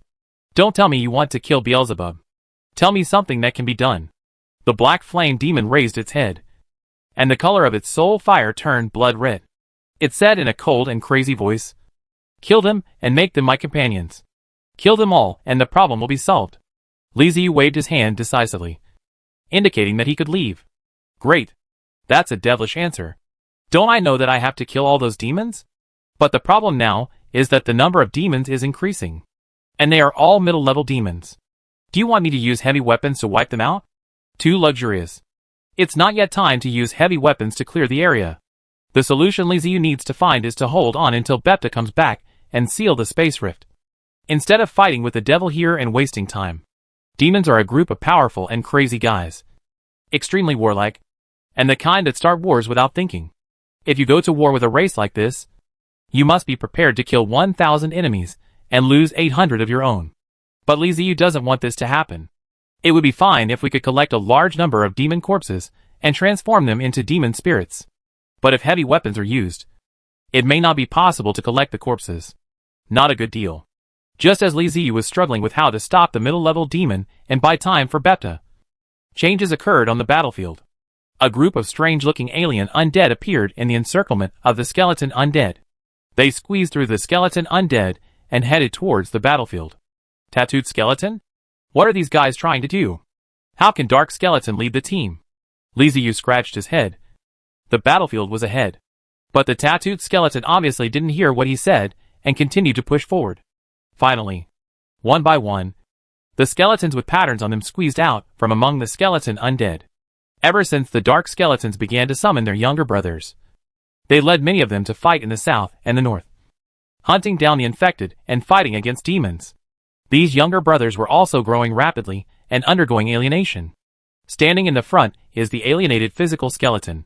These skeletons are nearly 4 meters tall, with alienated bones all over their bodies and large areas of bone hyperplasia, as if they were wearing a layer of heavy armor, especially the bones of the arms, which have become thick and flat, turning into 2 shields that can perfectly cover him.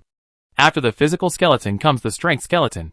The power skeleton is 3 meters tall, and its bones have also been mutated and become extremely thick.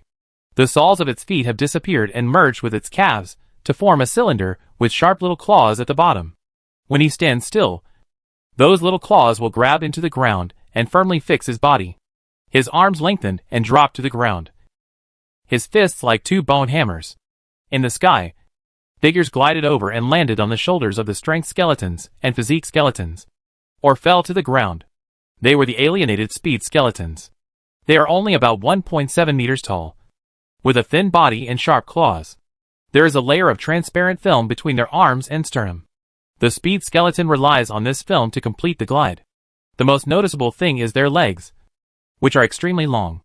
Although they are less than 1.7 meters tall, Their legs are more than 1 meter long and very strong. The proportion of their legs to their bodies is a bit like that of a locust. Looking further back, there were a bunch of violent skeletons. Their bones were reddish in color, the kind of fiery red. They were holding or carrying all kinds of axes in their hands, and they walked towards us with great arrogance. There are power skeletons, physique skeletons, and speed skeletons with skeletal mutations in the front. These violent skeletons seem much more normal. The height of the violent skeleton is approximately 1.9 to 2 meters. There are a total of 5 types of patterned skeletons under Li Ziyu's command. Now 4 of them have appeared. So where is the dark skeleton?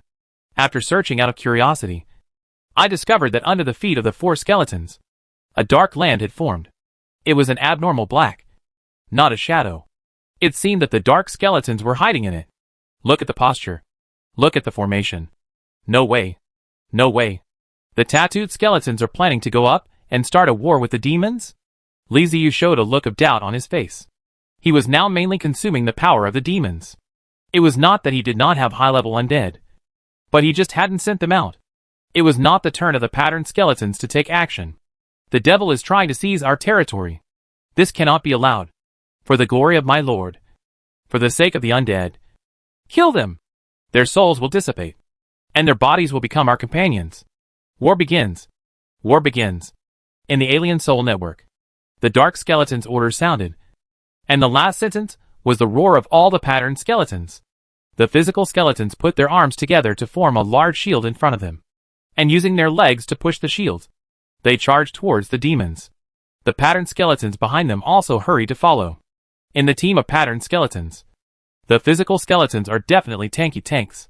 They need to come first when a team fight starts, and the rest of the skeletons can follow. The last time they planted mushrooms, the marked skeletons fought a war with the demons.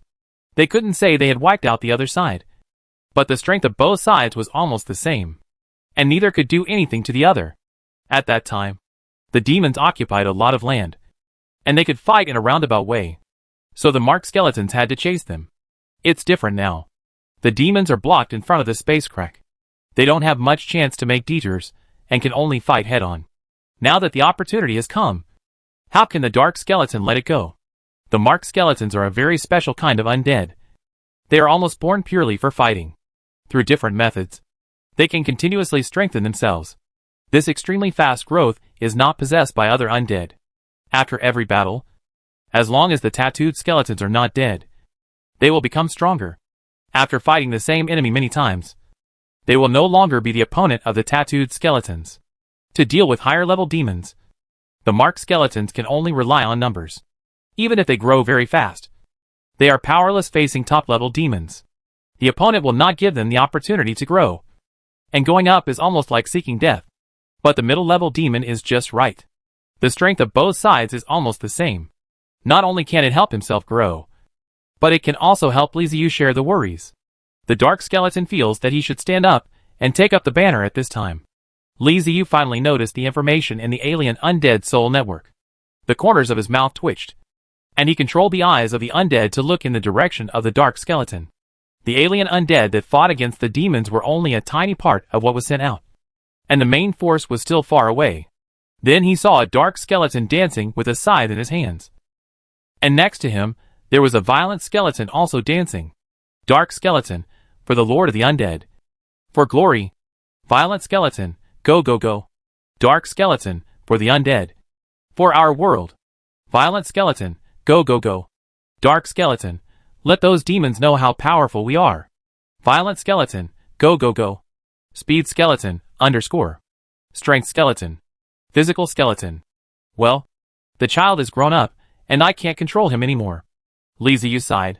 Ever since this guy sneaked out, had his own men, and gathered a large group of younger brothers, his style has gradually become more unique. However, it must be said that the tattooed skeletons have now become a large army on their own. It's a good thing that they can help Li Ziyu solve the problem. The patterned skeletons that were sent out were really strong. When they collided with the middle-level demons, a fierce fight immediately broke out. In terms of strength, the marked skeleton is slightly inferior, but it is very unrealistic for a mid-level demon to completely destroy the marked skeleton. In particular, the marked skeletons continue to grow in the battle, and behind them, The dark skeletons continued to send more marked skeletons to help. The battlefield area surrounded by skeleton undead was like a coliseum. The dark skeletons seemed to treat this place as their own training ground. Quite smart. The battle between demons and undead has been going on. The undead are suppressing the demons tightly and not giving them a chance to break through. The demons attacked several times. Even the higher level demons were dispatched. But unfortunately, they were still beaten back by the undead. As the battle progressed, more and more demon corpses were sent to the castle of the undead. And more evil spirits were transformed. With the level of light and the big demon, Li Ziyu has nearly 1,000 in his hands. Li Ziyu paid a heavy price for these 1,000 upper demons, knowing that the upper demons were powerful. When they appeared, Li Ziyu directly ordered them to be surrounded and killed. And later on he even sent in demon spirits. The only one who can deal with the devil is still the devil. Unconsciously, a certain balance seemed to be formed. The demons rushed out, and the undead surrounded and killed the demons. And the battle continued. The demon lord Beelzebub couldn't understand why the undead wanted to go against him. Shouldn't the undead be excited to conquer the main world on their own? War will produce a large number of corpses, and the undead need corpses. Everyone knows this. So, why did the undead block me and prevent me from entering the main world? Beelzebub could never have dreamed that the undead he faced were not undead in the conventional sense, but summoned by a time traveler. And the time traveler who summoned the undead was a human being.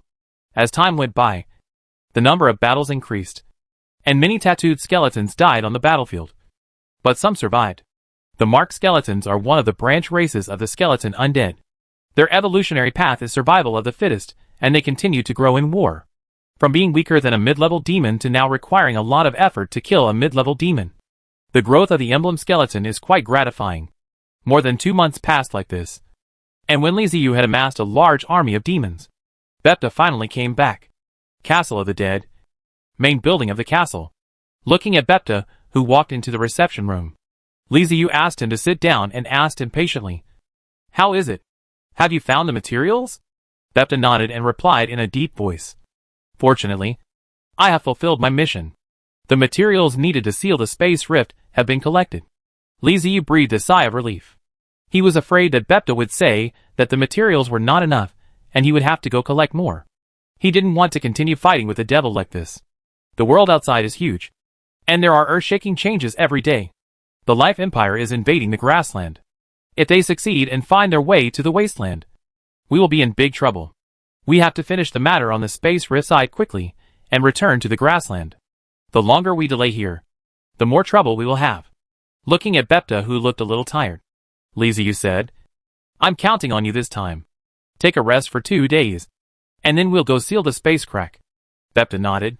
He really had no time to rest during this period of time. The materials needed to seal the space rifts had to be found in various places. He had to travel back and forth between many planes. Even as a space lord, he couldn't bear it. Li Ziyu thought for a while and asked, "Seal the space crack. Do you still need my help? Now the demons are constantly coming here through the space cracks. If we fight them, will it affect the seal?" Hearing this, Bepta said quickly, "When sealing the space crack, you can't be disturbed. I need to set up a magic circle. I need you to resist the demons and prevent them from affecting me. Otherwise I will fail." Then Bepta explained it to Li Ziyu. A seal is a kind of magic circle, and space magic is one of the most advanced types of magic. Even a space lord like Bepta has to concentrate fully when setting up a magic circle and not be distracted. The failure to arrange the space magic array is no small problem. If other types of magic arrays fail, at most the magic will not take shape. But if a space magic array fails, it will cause all kinds of major accidents. For example, the space is broken, causing space turbulence to enter this world. The magic circle fails, causing a black hole to appear, or the magic circle is destroyed. Not only failing to seal the space crack, but making the space crack bigger. All kinds of dangers are possible.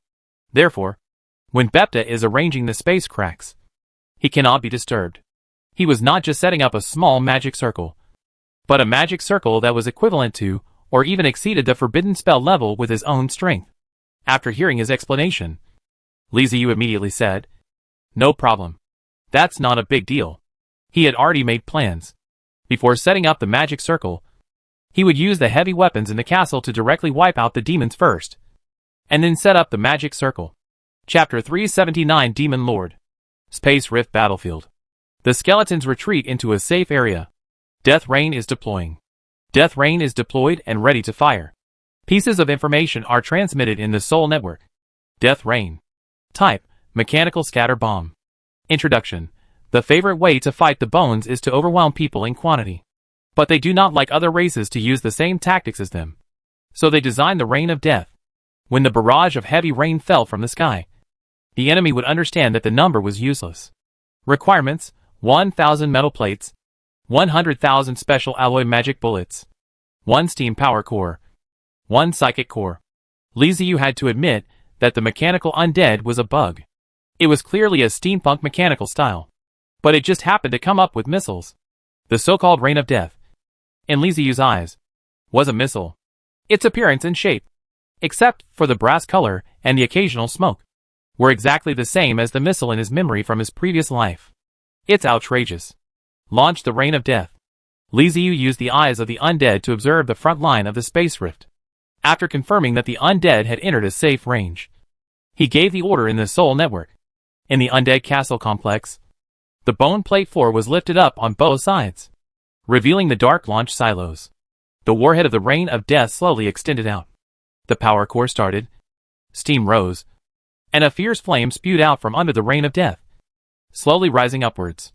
As it rose higher and higher, its speed also became faster and faster. It soared into the sky, drew an arc, and flew over the space-cracked battlefield. The undead retreated.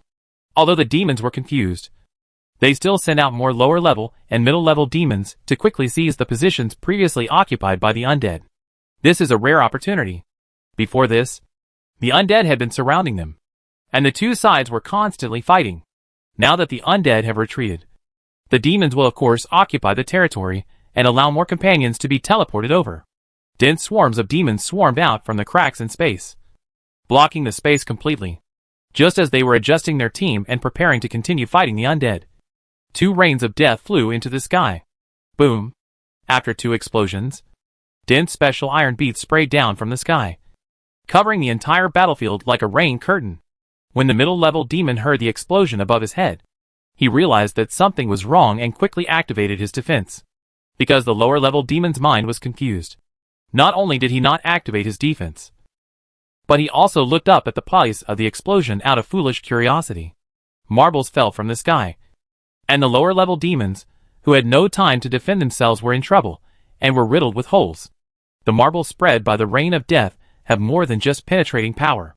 Strictly speaking, each marble is a miniature magic bomb.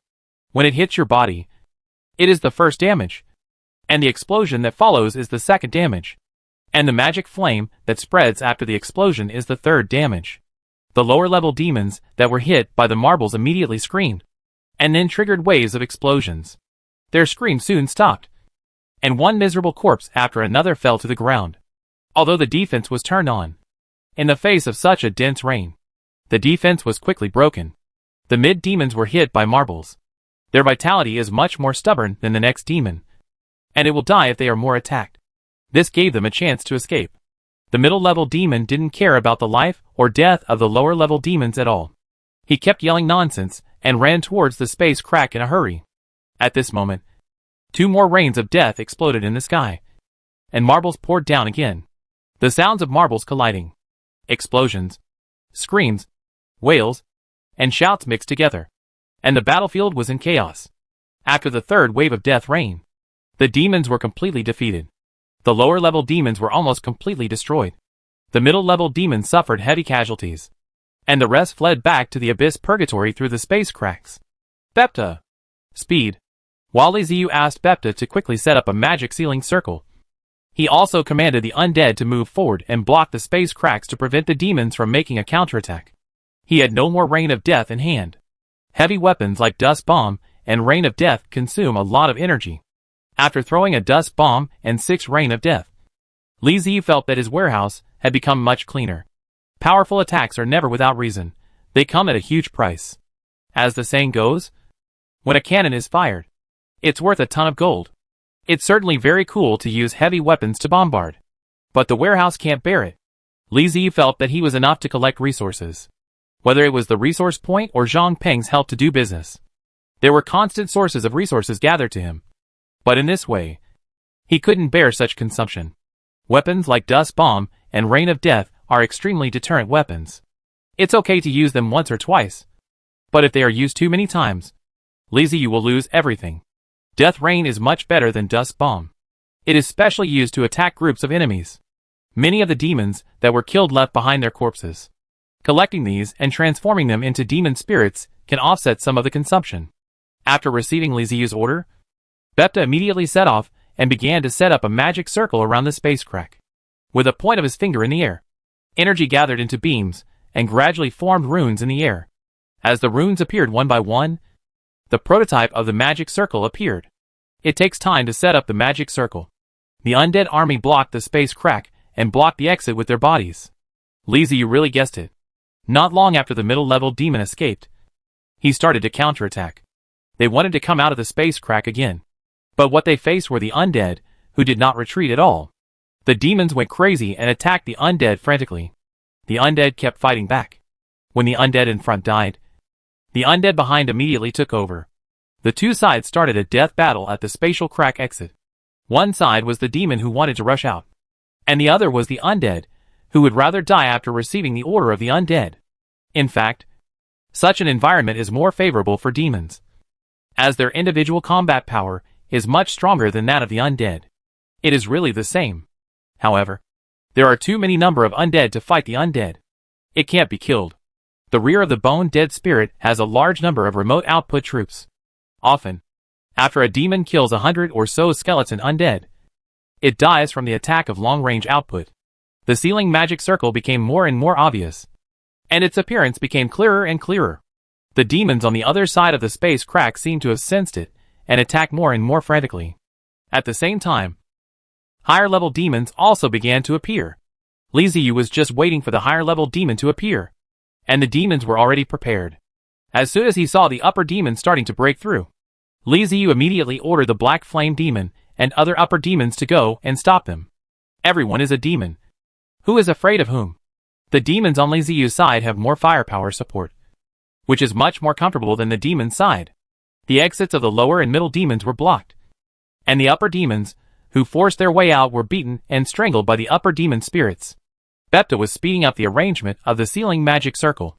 Just when everything was going in the best direction, the space crack suddenly began to shake, and the already formed ceiling magic circle became unstable. Lord. It's a Lord-level demon. He wants to break the seal by force. Bepta's voice reached Li Ziyu's ears, causing his face to change drastically. The thing he least wanted happened. Lord-level demon. Overeating demons Bishibu. This time, the demon army is attacking the main world with this big boss. He finally couldn't sit still. Are you going to come to this world from the abyss purgatory? Li Ziyu once consulted Beta. Why did Anshibu enter the main world through space cracks as soon as possible? But to send so many devils. The demon race is very interesting. Every time they advance to a higher level, their life level will leap. Their combat power will increase exponentially, and they will gain even more powerful pressure. It is almost impossible for a single lower-level demon to defeat a middle-level demon.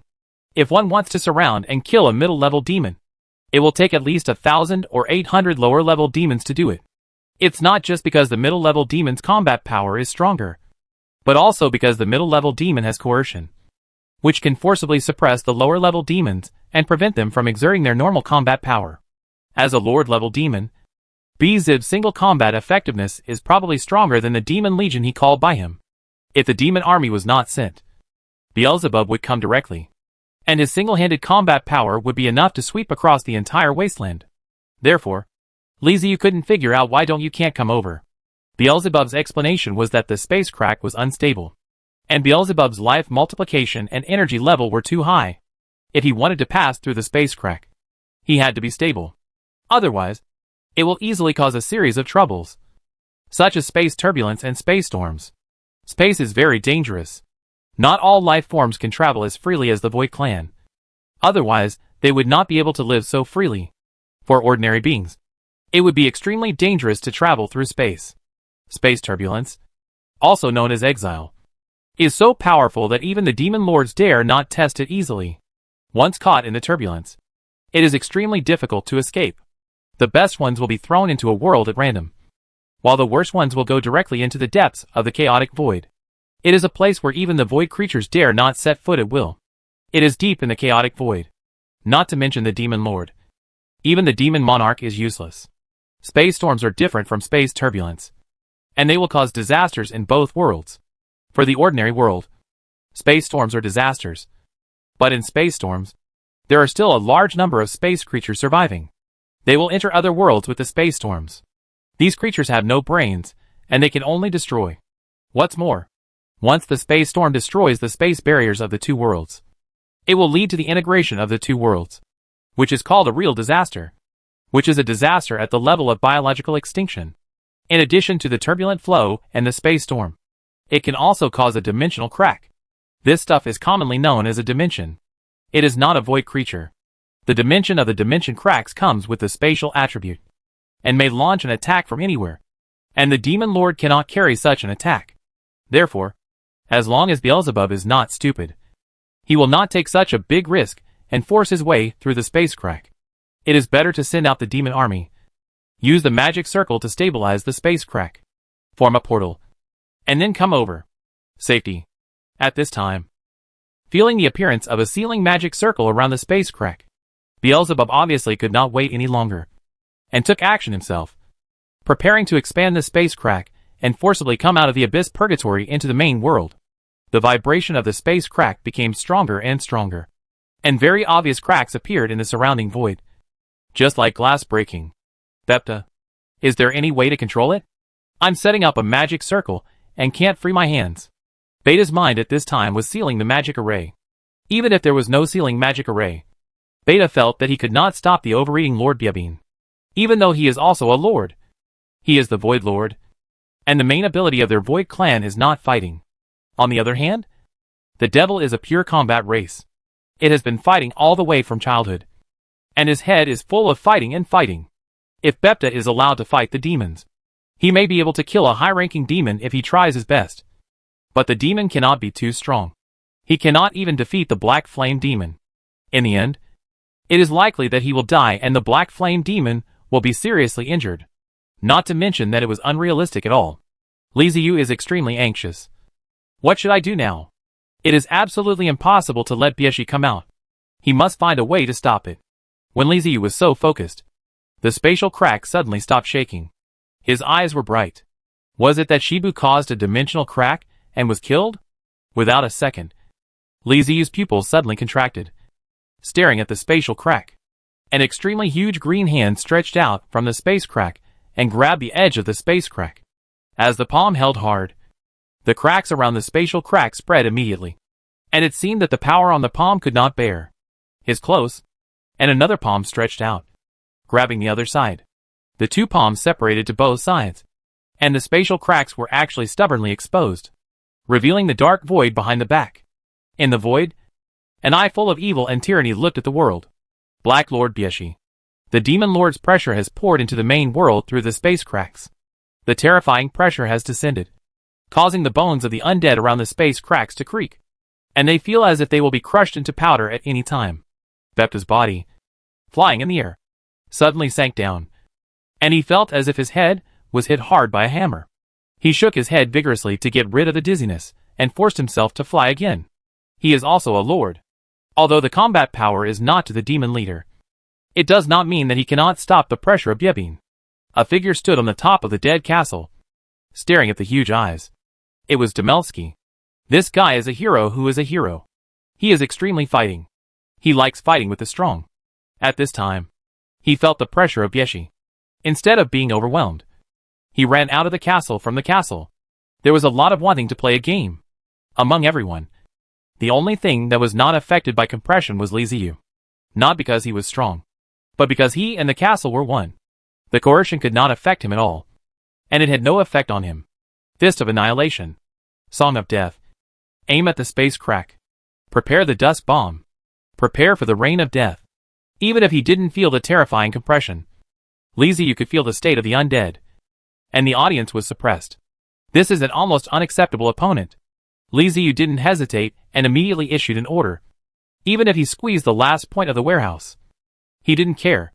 If he can't deal with Beelzebub, there's no point in keeping his resources. As long as Beelzebub dares to come out, he will launch all the means of attack he can currently launch. At this time, Li Ziyu was also a little crazy. When a person dies, the birds fly up to the sky. If he doesn't die, he will live for thousands of years. If you, Beelzebub, want to go to war with me, I will fight you to the end. Chapter 380 Sealing the Crack. I spent so much thought for the wasteland, and finally made such a foundation. If you don't say it, you will come out, and you will take it away if you want to take it away. Human wealth and death birds are dying. Since you don't want to be peaceful, then desperately, see whose life is harder. Li Ziyu's breathing was heavy, and his eyes were fierce and crazy. Dead? Come out and talk. The bass gun sounded in the space like a hoarse sound. It was a strange language. It felt like a person rolled his tongue and was talking. It sounded very awkward. Just like a demon. Although she had never heard of this language, Li Ziyu could clearly understand what Beelzebub wanted to express. Li Ziyu thought about it. His figure disappeared in the room, and appeared on the roof of the castle, standing next to Damonlevsky. What courage! Don't worry. If that guy comes out later, I will protect you. Damonlevsky turned his head to look at Li Ziyu, nodded vigorously and said. Li Ziyu had no mood to respond to him, and looked at the bead in the space crack. Human, ask your master to come out and talk to me. Beelzebub said to Li Ziyu. I have no master. I am the lord of the undead. Li Ziyu took a deep breath and said calmly, and neither humble nor arrogant. You? Ha ha ha, it's a joke. Beelzebub first laughed wildly, then screamed crazily. A dark green light suddenly flashed in his big eye, and terrifying pressure poured out again. Under the pressure, the skeleton undead near the space crack made their bones creak and shattered into pieces with a crash. The fire of their souls floated out like a rootless duckweed, getting weaker and weaker, and finally turned into stars and dissipated. Beelzebub didn't even come out of the space crack, but his pressure alone was enough to cause thousands of skeleton undead to dissipate. Moreover, this was the pressure after being weakened by layers of the void. One can imagine what it would feel like to face Beelzebub directly. The moment the dark green light flashed, Li Ziyu suddenly felt dizzy, and his whole body shook. A deafening voice rang in his mind. Submit to me. Submit to me. Lowly human. Crawl before me. You will sing for me. You will offer your flesh and blood and soul. Li Ziyu's soul trembled, with signs of crushing. At this moment, a magnificent force came out of his body, entering his soul, constantly repairing the damage of the soul. And at the same time, the soul was stronger, and the sound could not hurt. Damonlevsky noticed something strange and turned to look at Li Ziyu. He saw that his eyes were empty and unfocused. His pupils were trembling constantly, shrinking to the size of a needle tip. Sweat was constantly oozing from his forehead, and cold sweat was sliding down his face. Just when he was about to ask Li Ziyu what was wrong, Li Ziyu's pupils suddenly recovered. His eyes became unusually bright.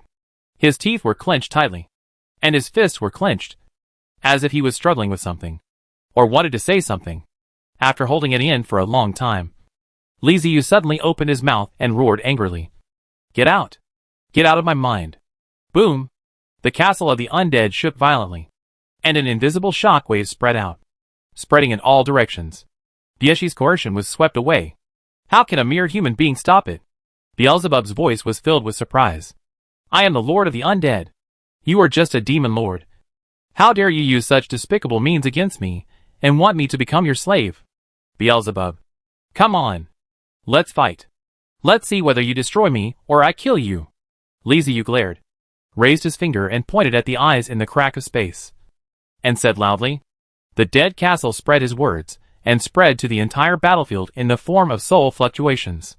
Feeling the anger of their master, the undead whose soul fire had dimmed after experiencing the pressure from the demon lord, stood up one after another, as if they had been injected with chicken blood. They clenched their weapons in their hands, and looked up at the cracks in space. Their soul fire began to burn violently, as if gasoline had been poured into the flames. Human beings, you are too rampant. Li Ziyu's words caused Bishibu's anger, even more terrifying coercion, and passed from the spatial crack. The previous pressure was released by Beelzebub unintentionally, but this time, He released it on his own initiative.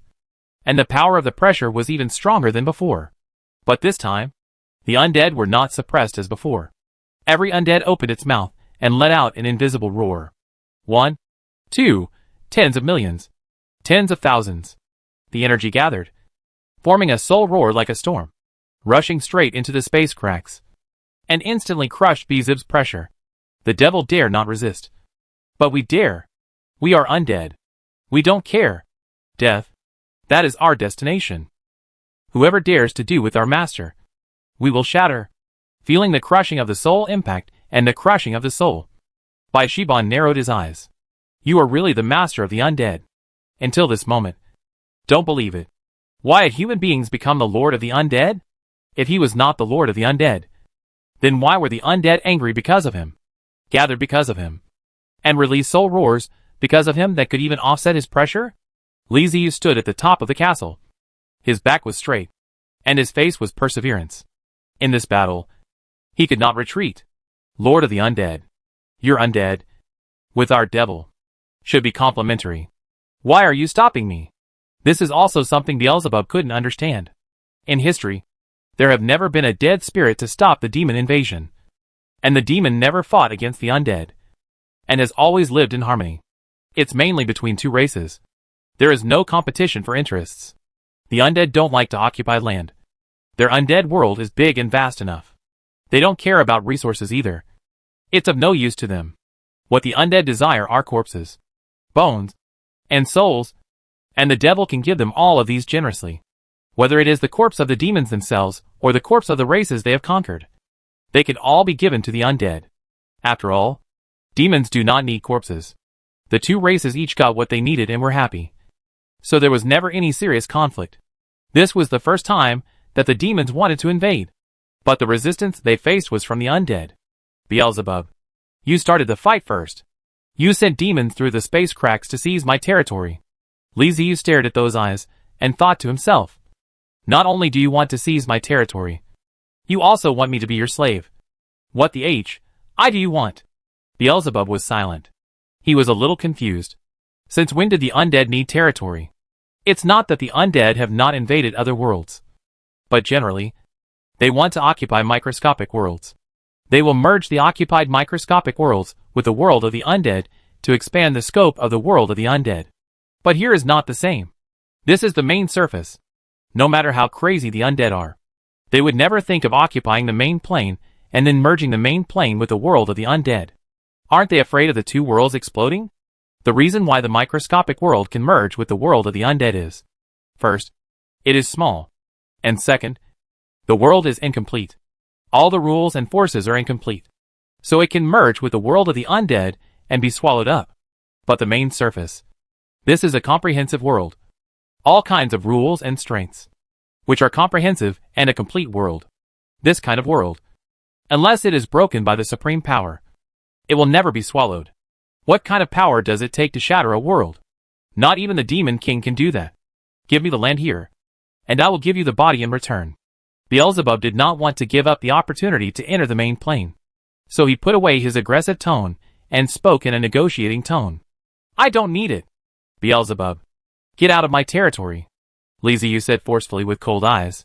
Undead, you have to understand that you can't stop me. Beelzebub threatened. He could sense that the guy in front of him, who called himself the Lord of the Undead, was pitifully weak. So weak that he could die with just a breath. Strangely enough, he was able to block his own induced attacks. Beelzebub is not a demon that specializes in seduction. But under the pressure and power gap, it is still very easy for him to induce a human to become his slave. Then you come and try. See if I can kill you, Li Ziyu said with his head held high and chest puffed out. Not afraid at all? Beelzebub was about to say something else, but suddenly stopped and roared angrily. Damn you! What are you going to do? Stop the magic circle. I order you to stop. It turned out that when Li Ziyu and Beelzebub were talking, Beepta did not stop for a moment, and rushed to perfect the sealing magic circle. Finally, it was completed at this time, and the magic circle was activated.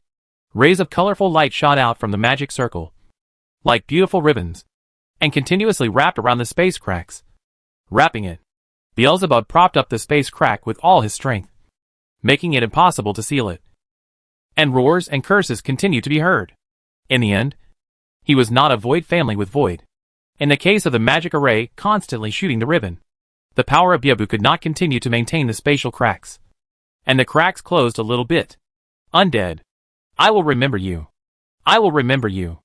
I will find you and kill you. With a roar, the two huge hands shrank back, and the space crack closed, tightly wrapped by colorful ribbons. Forming a cocoon, Bepta flew back from the direction of the space crack and landed in front of Liziu. The space crack has been sealed. I will repair it completely. After experiencing Beelzebub, Bepta also realized that this guy must not be allowed to come out. Maintaining the balance of space is something the Void clan does frequently. It is Bepta's job, and he has no resistance to it. Bewu disappeared. The space cracks were sealed, and Liziu was relaxed and fell to the ground. After taking a few deep breaths, Liziu gradually recovered and nodded to Bepta, saying, "Well done. Space cracks are sealed, and Wasteland is temporarily safe." Liziu plans to rest for a few days, and then return to the grassland. The matters in the Wasteland will still be handed over to Lu Xingxing and Zhang Peng. They now have helpers, and after some training, they can gradually hand over the matters at hand, and then go to the grassland. At that time, the three brothers will reunite again. After resting in the wilderness for half a month, Liziu set off for the grassland. On the way, Liziu communicated with Batubu. During the time he was away, the situation on the grassland had undergone significant changes. The Life Empire intensified its invasion of the grassland and sent more time travelers. Some time travelers did not follow the rules and attacked them. Several brothers in the alliance were unfortunately killed, and Batubu did not let the other side get away with it. He secretly contacted people to retaliate. Batubu's good brothers, Timur, Aorigil and Aya, were fine. They were not attacked by the Life Empire. But for safety reasons, the four of them usually stayed together and no longer acted separately. In this way, although we will not be attacked by the Life Empire, the speed of collecting resources will be much slower. The good news is that the Orc Empire on the grassland is very strong and has quite good combat effectiveness. It has fought back and forth with the Life Empire. Several fortress-level traversers have been killed by the grassland Orc Empire. Batubu estimated that it would not be easy for the Life Empire to take down the Orc Empire without the intervention of the castle-level traversers. In addition, the people behind the scenes who had worked with Liziu are still active on the grassland, causing trouble everywhere. It is rumored that several fortress-level traversers were killed in the Life Empire. It can be said that the invasion of the grassland by the Life Empire is probably the toughest nut to crack since their establishment. Batubu knew that there must be a big problem in the wasteland, so he did not disturb Liziu during this period, allowing him to deal with the problems in the wasteland with peace of mind. Liziu took the initiative to contact him and said that he was going back to the grassland. Batubu then told him everything that had happened recently. In the alliance of time travelers formed by Batubu, the strongest one is Liziu, who is at the castle level. When he returns to the grassland, the people in the alliance will be more confident. After Liziu got the news from Batubu, he was relieved. The grassland empire was okay and was able to stop the invasion of the Life Empire and prevent the Life Empire from taking away the grassland. With the speed at which time travelers develop, it usually doesn't take them long to conquer a place they want to visit. After all, the speed at which time travelers develop is too fast. The development progress that took the indigenous people dozens or even hundreds of years to complete is only a matter of a few months or a year for the time travelers. Even Liziu himself had to admit that these time travelers were just a group of bugs. This time when he returned to the grassland, Liziu had two goals. One was to collect resources. In order to deal with the demons, he looted his warehouse clean. It could be said that he had returned to the time before liberation and had to accumulate resources again. Even research and development had to stop. Another one is the time traveler from the Empire of Life. This is a threat. There are several castle-level travelers in the Life Empire. I have dealt with one before. Given the nature of the Life Empire, it is impossible for them not to think about revenge. Instead of waiting for them to kill you, it's better to strike first. But it seems that it is not enough to do it alone. It is better to contact the person behind the scenes and bring Batubu with him to do things together. Private chat. Don't want to take a driving test. I heard you've been quite active recently. The person behind the scenes, haha. You haven't been heard from recently. I thought you were dead. I don't want to take a driving test. I'm a castle-level driver after all. There's no way I can fail that easily. The person behind the scenes, I originally wanted to cooperate with you, but I couldn't find you. Don't want to take a driving test, don't worry. I'll be back soon. Let's do something together. Person behind the scenes, this is something we can consider. Behind the scenes, where are you now? Don't want to take a driver's license test. We haven't reached the grassland yet. I just want to ask about your intentions first. The man behind the scenes, are you talking to me about business? Let me ask about your intentions first. Don't want to take a driving test. Of course we have to talk about it. Last time you didn't give me anything and just took it all away. I don't think that's a good thing.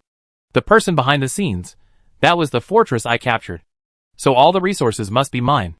Don't want to take a driving test, but I attracted the other person's attention and gave you time to prepare. How does this count? Don't want to take a driver's license test.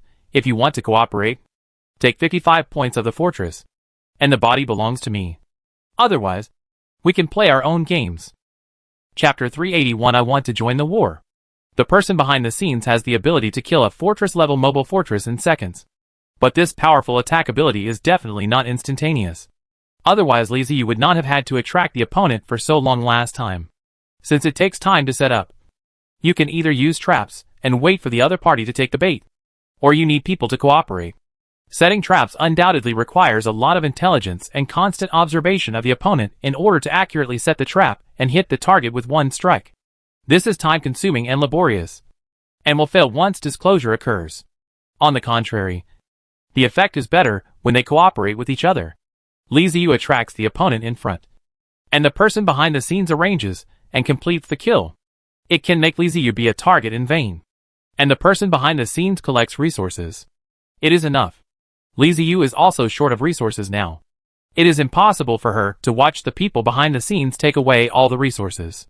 Since it is a cooperative relationship, then they should split the profits 50-50, which is fair and just. Private chat. The man behind the scenes, brother. Do you think a skill that can kill a fortress in 1 second doesn't require resources? Such a powerful skill must be very expensive. Okay. Don't want to get a driver's license. Well, I agree with this very much. So, let's be frank and tell me what materials are needed for this skill. The person behind the scenes. The person behind the scenes. Do you think I'm stupid? Is this something I can say? Don't want to take a driver's license test. You can't say that. The default is no. The resources obtained by hunting fortress-level travelers are 50-50. The person behind the scenes. It seems that you don't want to cooperate. Don't want to take a driving test. There's no problem with cooperation. But I can't let you get the benefits while I lose money. Right? The person behind the scenes. It's very difficult for me to deal with you. Don't want to get a driver's license. It doesn't matter. You have plenty of time to think about it slowly. Liziu is not familiar with the people behind the scenes, and wants to cooperate more because he has no resources. Accumulation takes time. Both the Wasteland and Zhang Peng are providing him with resources, but he uses them so quickly. A weapon such as the rammer, the Rain of Death, is a huge consumption every time. But without, Liziu is itchy. At least prepare. There is also the fortress clone. Such a good thing should be built. After reaching the castle level, there are still a lot of good things. The resources required for the castle level are much more than those fortress level, which can be described as geometric growth. This forced Liziu to find ways to obtain more resources. After returning to the grassland safely, Liziu went to the Seoul base station and found that the Seoul base station had been destroyed and the surrounding area was in a mess. It doesn't seem like the style of the grassland tribes, but more like the habits of the insect people. The defense around the Seoul base station is relatively weak, with only a few skeleton undead deployed. For the insect people, the skeleton undead have little deterrent power. The system should have sent a message to Liziu that there was a battle with demons in the wasteland. But Liziu ignored it. It's just a Seoul base station. It doesn't matter. At this moment, Liziu finally understood the feelings of those time travelers, who were desperately collecting resources every day. It's really annoying. Indeed, I am not happy. There is no other way due to the pressure of life. I was a worker in my previous life, and I cannot escape the fate of working in this life. Do you think that by traveling through time, you can have a happy and fulfilling life? You're thinking too much. God will close the door for you, and even weld the window shut from the inside out. The desert and the devil played, and Liziu lost a lot of bones. Soul raw insects, beetle people, and even various senior arms. He now not only needs to supplement resources, but also expand the number of his army. It can be said that there is a lot of work to be done. It's time to hunt. Wind Rangers, go out and patrol the surroundings, looking for traces of insect people, wild beasts, and tribes. The castle of the undead started up, randomly chose a direction, and moved forward aimlessly. Li Ziyu gave orders in the main building of the castle, releasing all the Wind Rangers in the castle. One by one, motorcyclists flew out of the castle and headed in all directions. At the same time, a terrifying number of undead eyes rose into the sky, spreading across the sky and forming a huge surveillance network. Li Ziyu didn't know where he was going, but he planned to gather all the resources he could find, especially the insect people. It would be best if he could find Ant-Man's nest, which would provide him with a lot of soldiers and allow him to easily expand his army. I have to say that magic is a magical thing. Magic power affects living things. It can be said that anything in the other world can develop consciousness and become a highly intelligent creature. There are so many types of insect people that it is outrageous. All kinds of insects have the potential to become insect people. Li Ziyu swept along the way and was really enlightened. The mantis people and beetle people were still considered good, but there were also swarms of dung beetle people. However, these are relatively low-level insect people. In front of the undead army, they are like chickens and dogs. They have no power to resist at all, and have all become members of the armored beetle people. After wandering on the grassland for a day, Li Ziyu finally felt bored. The scenery of the grassland and the wasteland is very different. The vast grassland seems to always have the same scenery. At first glance, it is quite fresh, but after looking at it for a long time, you will feel bored. In this respect, the wasteland is much better.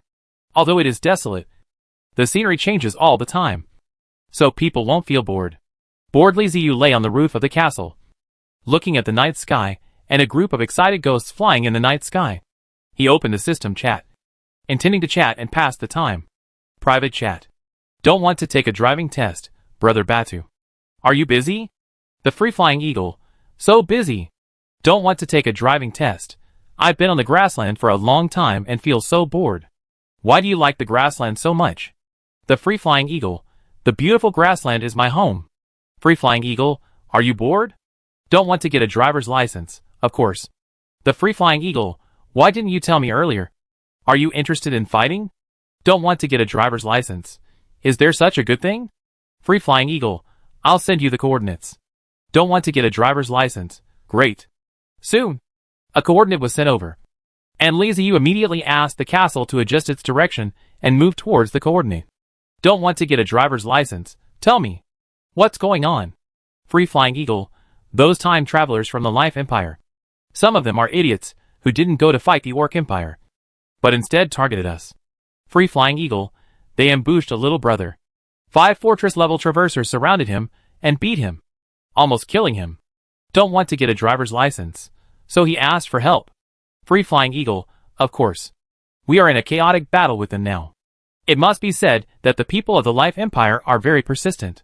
We have been fighting for a long time, but they still have the ability to fight back. Don't want to take a driving test. Damn. If I go, will I still have a chance? Free-flying eagle. What are you talking about? The other side is recruiting people. I think more people will come. We were planning to withdraw. Since you want to come, we will hold on for a while. Don't want to take a driving test. Okay. Wait for me. You must wait for me. That's not some traveler from the Life Empire. That's a treasure trove of resources. A fortress-level traverser can never be that poor. Even if the warehouse is empty, Li Ziyu can still squeeze out resources.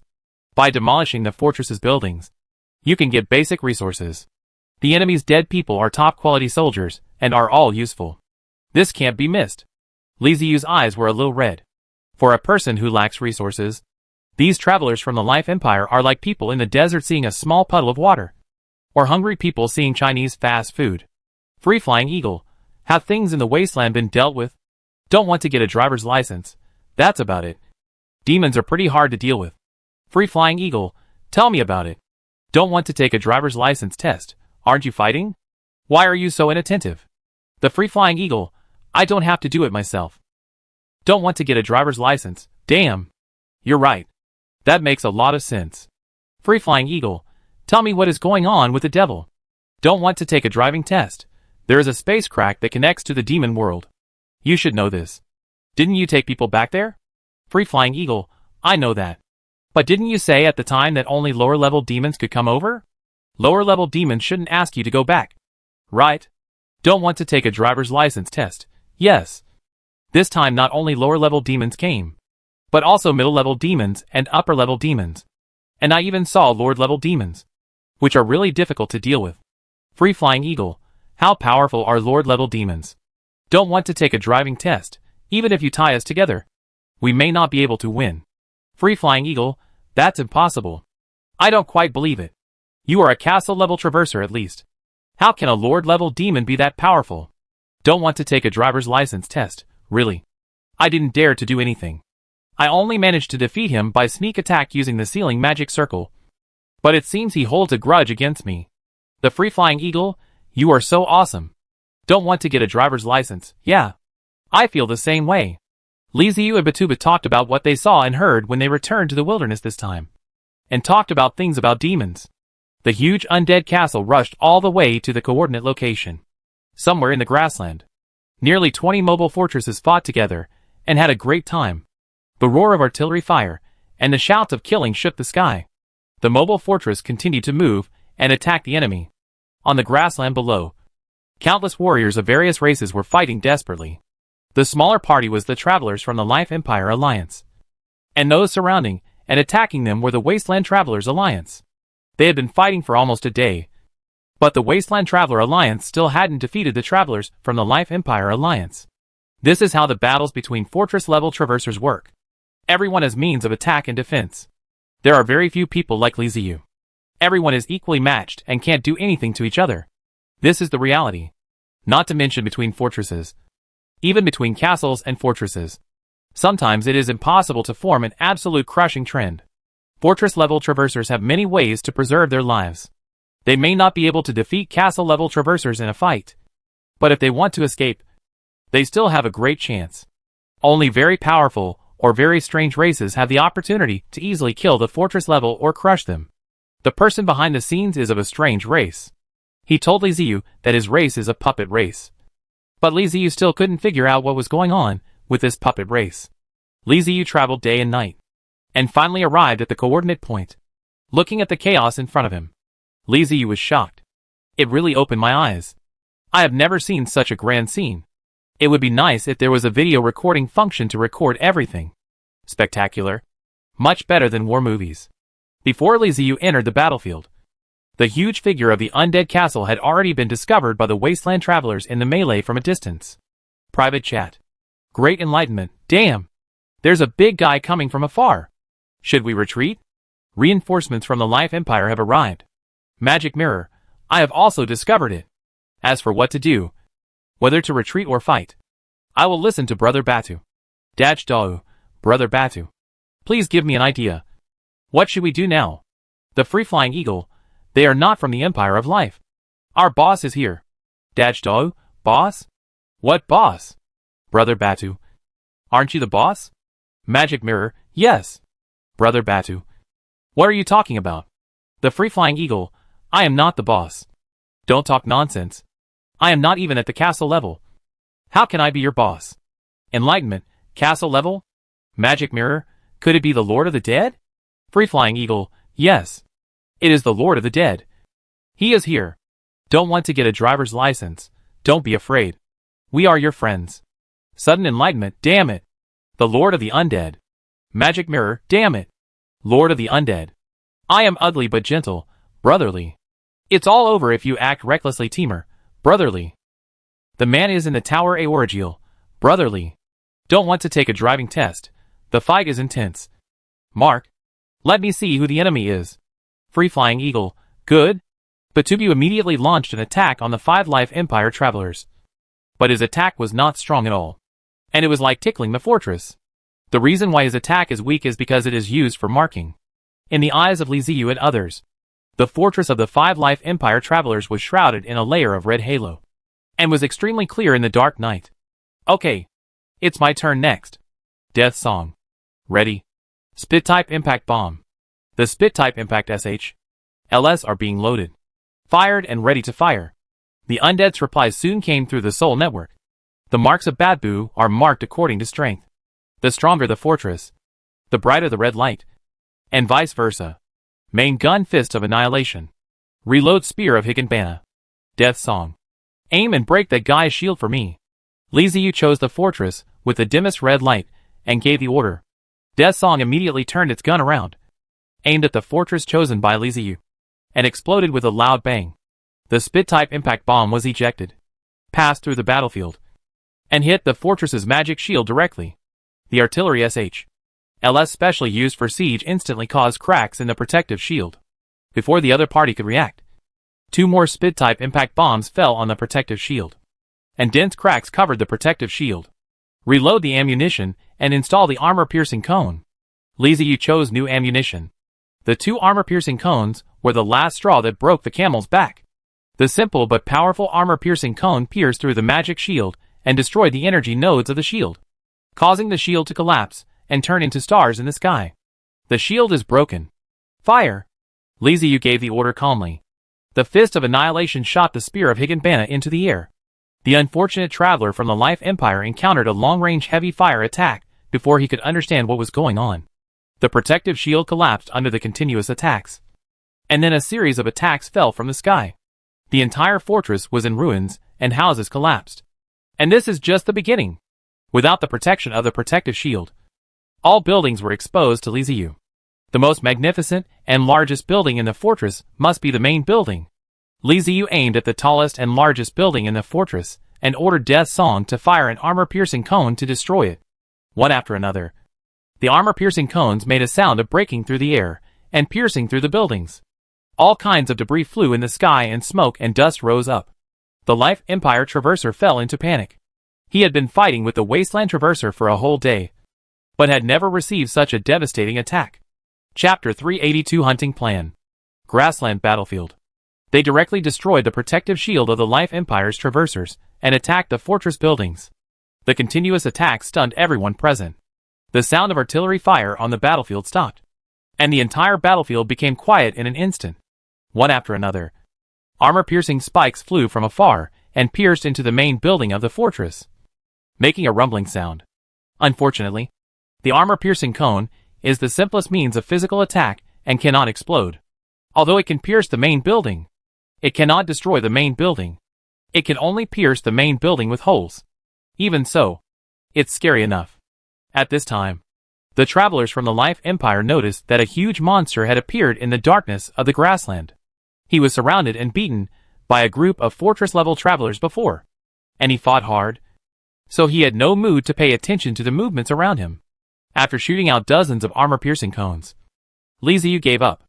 This thing was quite useful for destroying defense shields and city walls, but it was not good enough for destroying the main building.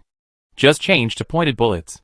They are cheap, come in large quantities, and are enough to fill your stomach.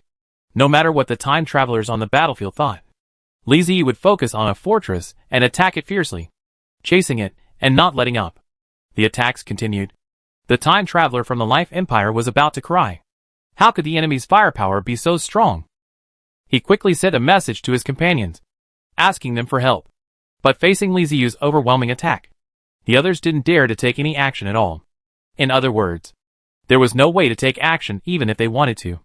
After all, Li Ziyu's attack was long range, and the attack range was much farther than that of their fortresses. The Life Empire traveler also observed it carefully at this time, and confirmed that the behemoth was definitely a castle-level mobile fortress. Are you kidding me? Let us deal with a castle-level mobile fortress. No matter how weak the opponent is, even if he is at the bottom of the castle level, he cannot be dealt with by the fortress-level mobile fortress. The travelers from the Life Empire have already begun to think about how to break out. With Li Ziyu's support, the Wasteland travelers suddenly became excited and launched another fierce attack on the travelers from the Life Empire. When the battle was over, 2 traversers from the Life Empire escaped, and the remaining 3 traversers from the Life Empire died along with their fortresses. All the time travelers who participated in the war received some resources, and were very satisfied. The resources were not divided by Li Ziyu, but by Batubu. And Li Ziyu also got her share. It's not too much, but it's not too little either.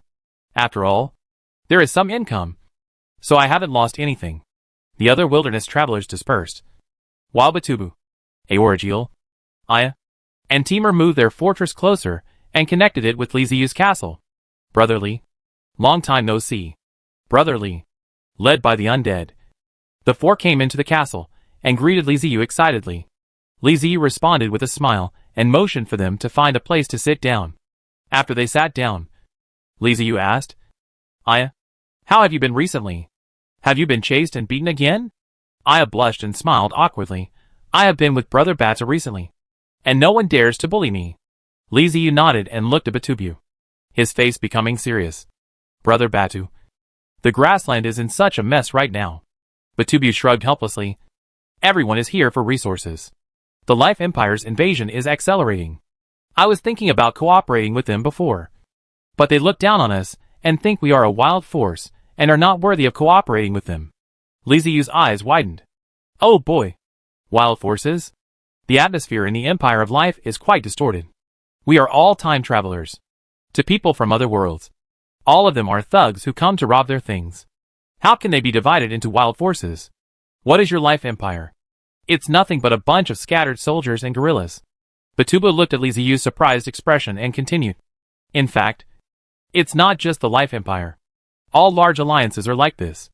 They are very xenophobic. They will only accept people who are of a similar race to them.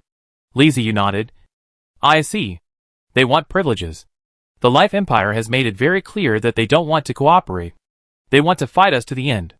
They want the entire grassland. Aya said on the side.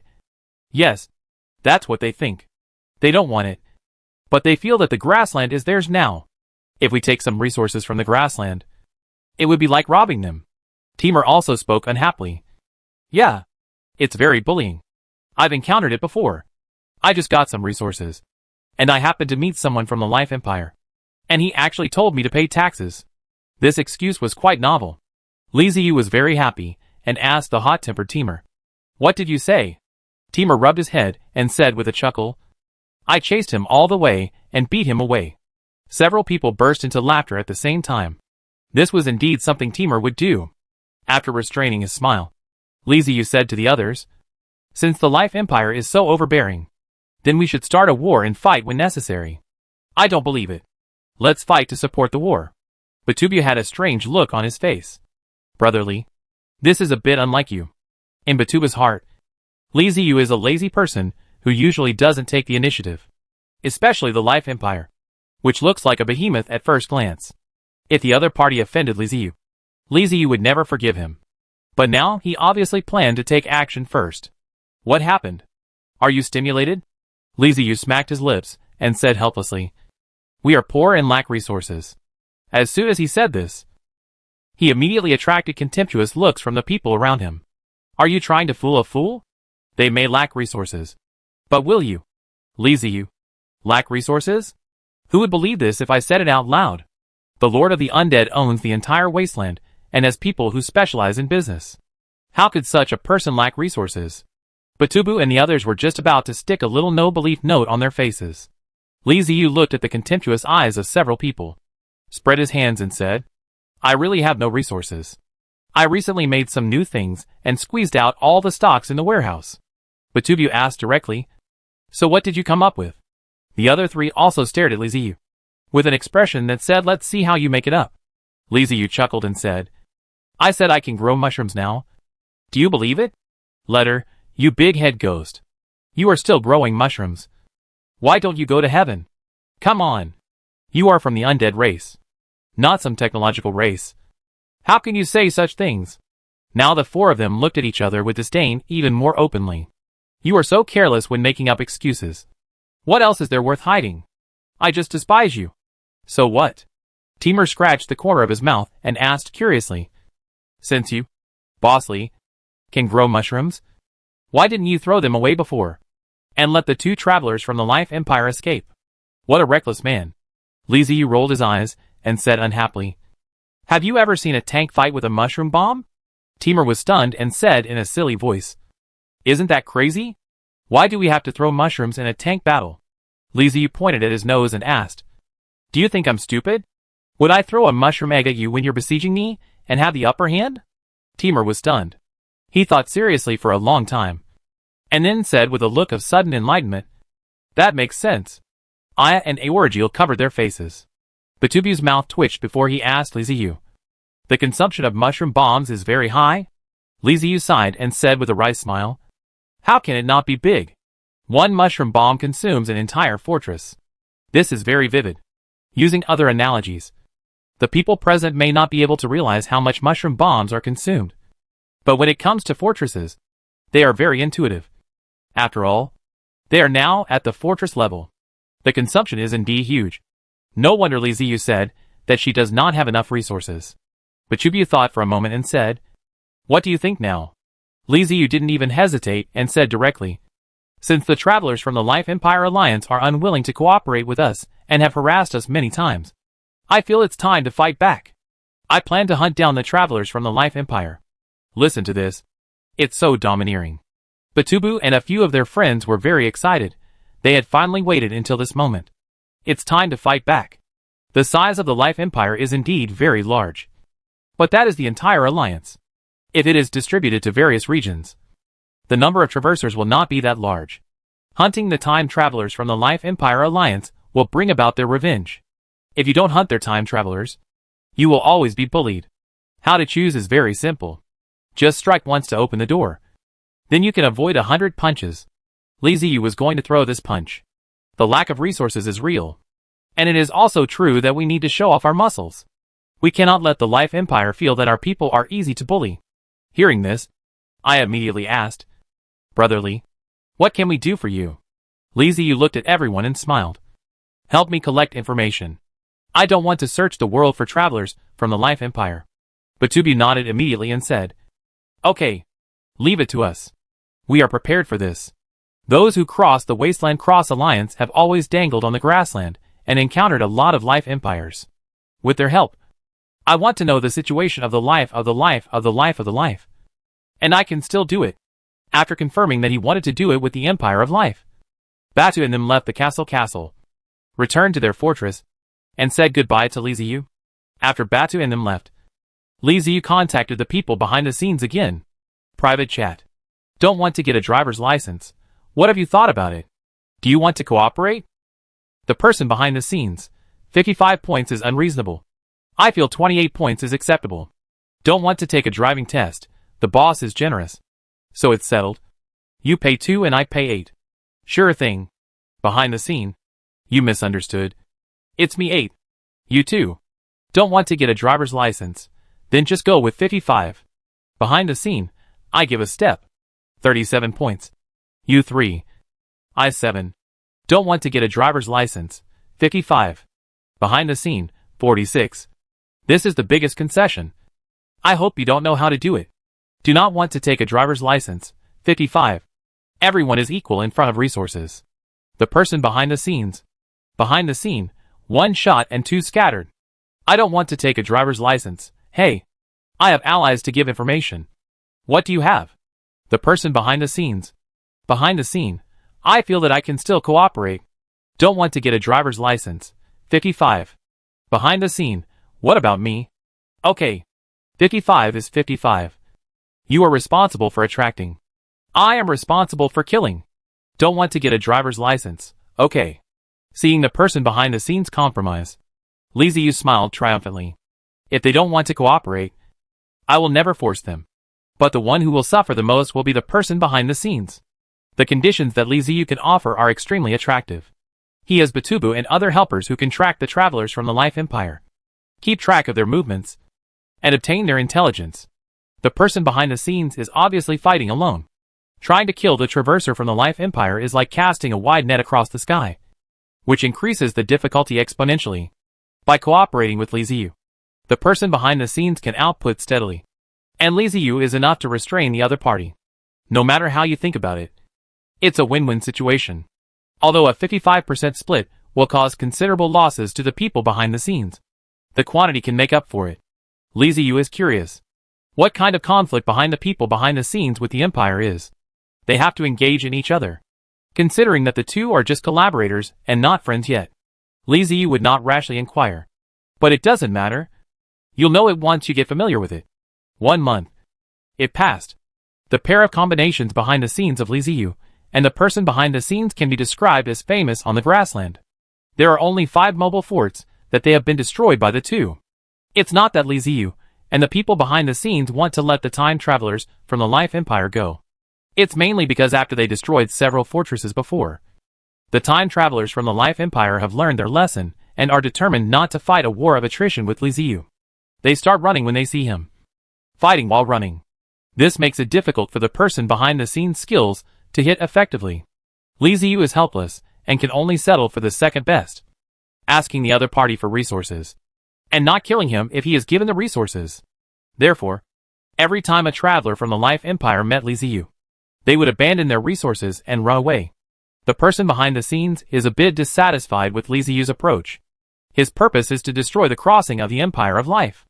But Li Ziyu also said that he also thought, but the Life Empire would run. What can he do? In addition, at least Li Ziyu's resources now get rich again. He has created the first mobile fortress, the remaining resources, and it is enough for him to make a scalp. The 1-month cooperation also made Li Ziyu gradually understand the details of the people behind the scenes. This guy is indeed a puppet tribe. He did not lie. However, the puppet tribe is like the undead, and there are branches. The bones are undead, and the ghost is also the undead. The person behind the scenes belongs to the string puppet clan within the puppet clan. The skill used to kill the fortress is the special skill of the castle. As Li Ziyu thinks, it uses special lines to cut off the fortress. At the same time, Li Ziyu also discovered another thing. The person behind the scenes was not fighting alone. He also had helpers. But his helpers were not on the grassland. After a month of harassment, Batuba brought news that Li Ziyu, the Lord of the Undead, and the people behind the scenes had been blacklisted by the Life Empire Alliance, and they had already begun planning to get rid of him. According to the existing intelligence, the other party intends to use a siege method. After all, it is a castle-level crossing, but it is not a cat and dog. If the fortress wants to defeat the castle, it will rely on a huge number. Not only that, the Life Empire is said to have dispatched castle-level traversers into the grassland to deal with Li Ziyu and the person behind the scenes. Faced with the siege that could come at any time, Li Ziyu showed no sign of fear. With a dust bomb in his hand, Li Ziyu is really not afraid of the opponent. Come on if you have the guts. I'll bomb you and you'll be done for. Li Ziyu didn't know whether the dust bomb could destroy the castle, but it would definitely be uncomfortable if it was blown up. After receiving the news, Li Ziyu and the people behind the scenes not only did not restrain themselves, but attacked the traversers of the Life Empire Alliance even more unscrupulously and accelerated the collection of resources. Originally, there were people who came back with the prairie orcs, who came back to the life of life. Now there are 2 enemies, and they are burnt. Chapter 383. Private Chat. I don't want to take a driver's license. We are stared at, and we are blacklisted. Behind the scene, I have been on a blacklist long ago. Don't want to get a driver's license. Don't want to take a driver's license test. It is said that the Life Empire is going to send castle-level travelers to deal with us. What do you think? Man behind the scenes, castle level is more valuable than fortress level. I don't want to take a driver's license. I'm talking about the question of valuable value. Man behind the scenes, so what are we discussing? Don't want to get a driver's license. We are discussing whether we should stop the hunting operation, hide for a while, and avoid the spotlight for a while. The person behind the scenes, are you scared? I do want to take a driver's license. I feel that the castle-level crossing of the Empire of Life will not be very weak, and we may suffer. Behind the scene, so we stop hunting now, and the other party can't come. We remove us from the blacklist. Is it no longer wanted us? Don't want to take a driver's license. It seems unlikely. Behind the scene, so why should we stop? The person behind the scenes, the people of the Life Empire have no intention of letting us go. If we eliminate one more fortress-level traverser, we will have one less enemy in the future. I don't want to take a driver's license. Lying. What you say makes sense. The man behind the scenes, are you planning to give up the grassland? Don't want to get a driver's license. What does it mean? The person behind the scenes, if you plan to completely abandon the grassland and live a life in hiding, you can leave now. I will go hunt the travelers from the Life Empire by myself. I don't want to take a driver's license. I don't plan to give up the grassland. People behind the scenes, in this case, the person who wants to cross the life of the life sooner or later will be paired early. And the difference is not much different.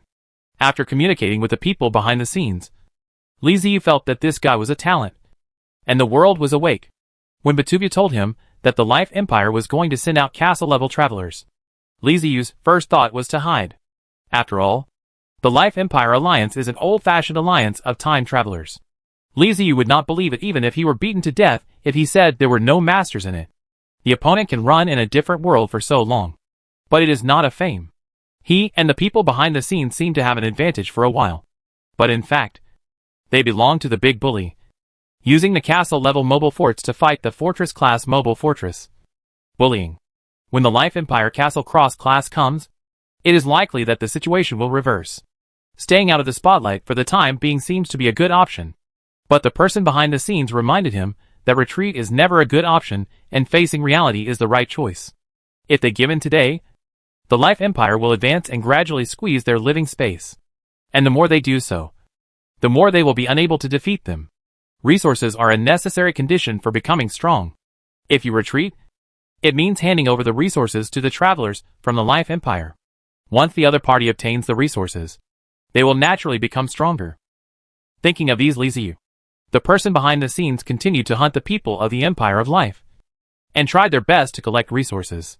The hunting of Li Ziyu and the people behind the scenes of the Life Empire Alliance led to the footsteps of the Empire of Life slowly slowed down. The Grassland Orc Empire, which has always been attacked by the Empire of Life, found that the enemy was suddenly weakened. The offense was not as powerful as before, and they got a chance to breathe. The unknown high level, began to think that his resistance had achieved results. But after they collected intelligence, they found that they had thought too much. It was not that their resistance was effective, nor was it that the enemy was kind enough to give them a chance to adjust, but that someone was helping the Orc Empire deal with these invaders. The Orc Empire's battle against the travelers from the Life Empire has been going on for a long time. They have a deep understanding of this group of enemies that suddenly appeared. They are a group of terrifying guys. They have mobile cities loaded with large armies, as well as various strange means of attack, making it very difficult to defend.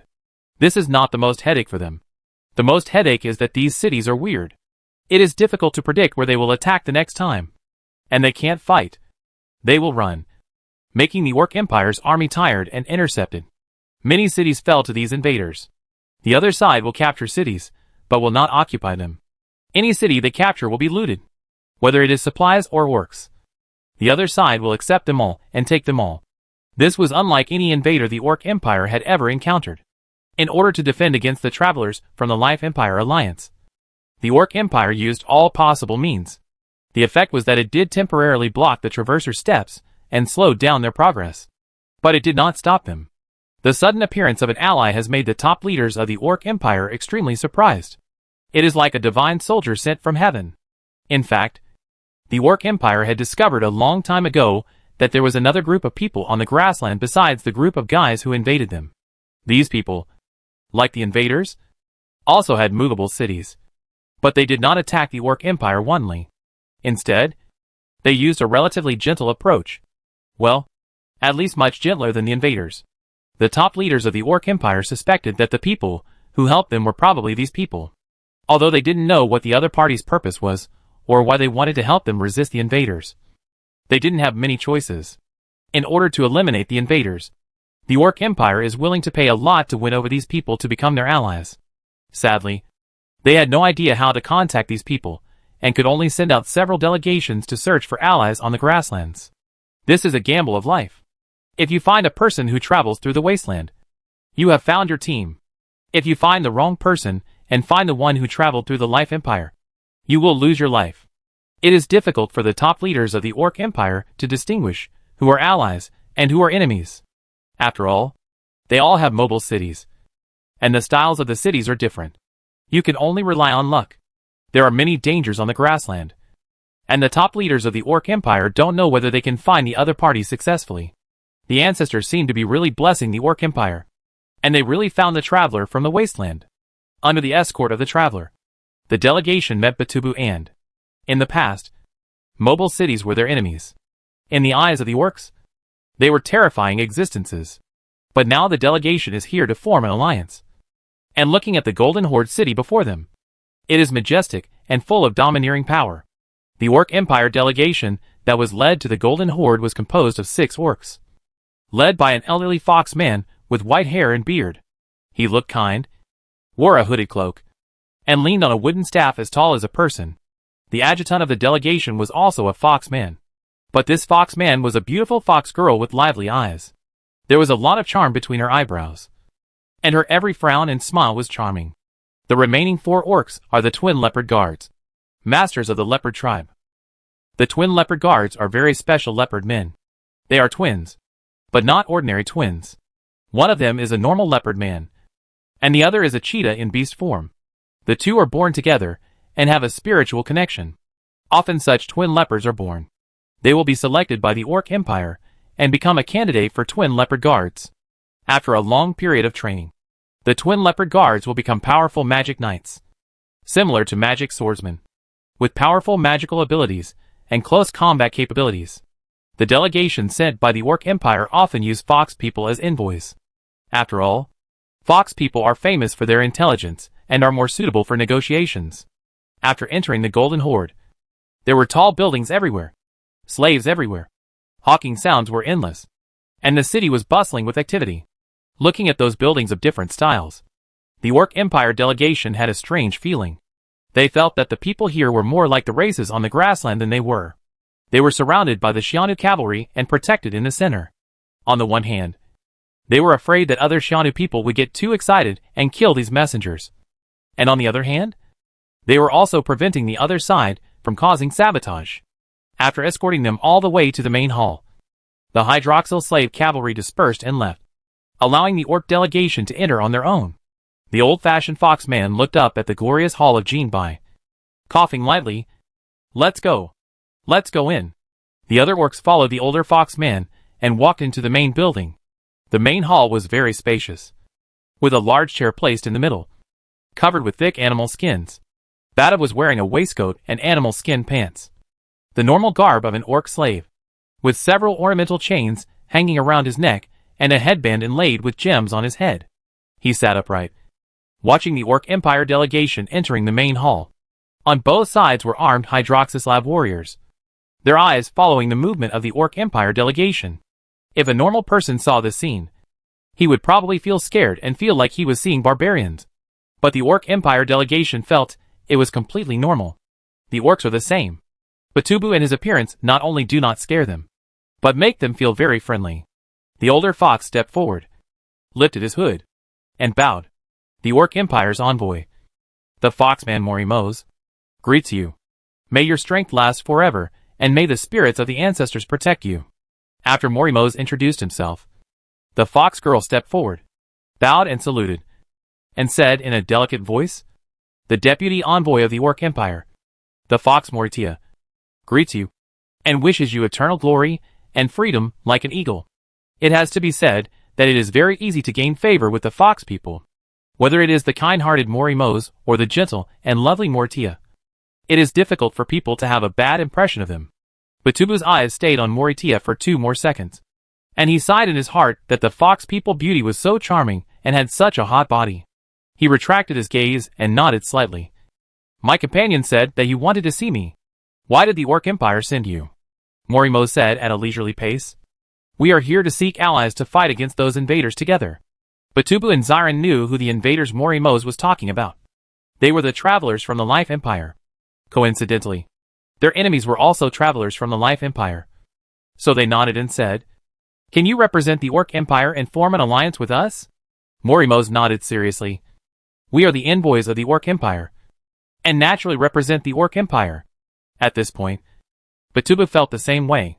Whether or not to form an alliance with the Orc Empire was not up to him to decide. In the eyes of the Wasteland travelers, he is the boss of the alliance. But Batuba knows very well in his heart that he is not. The real boss is Liziu, the Lord of the Undead. If Liziu does not agree to form an alliance with the Orc Empire, then it will be useless for him to agree. He cannot lead a group of fortress-level travelers to fight to the death with the travelers from the Life Empire. To be honest, their fighting power is not enough. But Liziu is different. He is a castle-level strongman with terrifying combat power. In recent times, he has been hunting down travelers from the Life Empire Alliance. Batubi raised his hand, motioning Morimo's to wait a moment, and opened the system chat interface. Private chat. The Free-Flying Eagle, brotherly. Don't want to get a driver's license, brother Batu. What's wrong? Free-Flying Eagle, are you interested in forming an alliance with the Orc Empire? Don't want to take a driver's license test. What does that mean? Are we going to form an alliance to fight the travelers from the Life Empire together? Free-Flying Eagle, yes. Don't want to take a driver's license test. That's quite interesting. The Orc Empire can withstand the attack of the mobile fortress and hold on until now. Its combat effectiveness is pretty good. Do you have a way to follow the Orc Empire?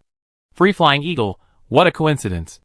Not only that, but the envoy from the Orc Empire is right in front of me. Don't want to get a driver's license. Phew, what's going on? Free-Flying Eagle, the Orc Empire sent an envoy to contact us and wanted to form an alliance with us.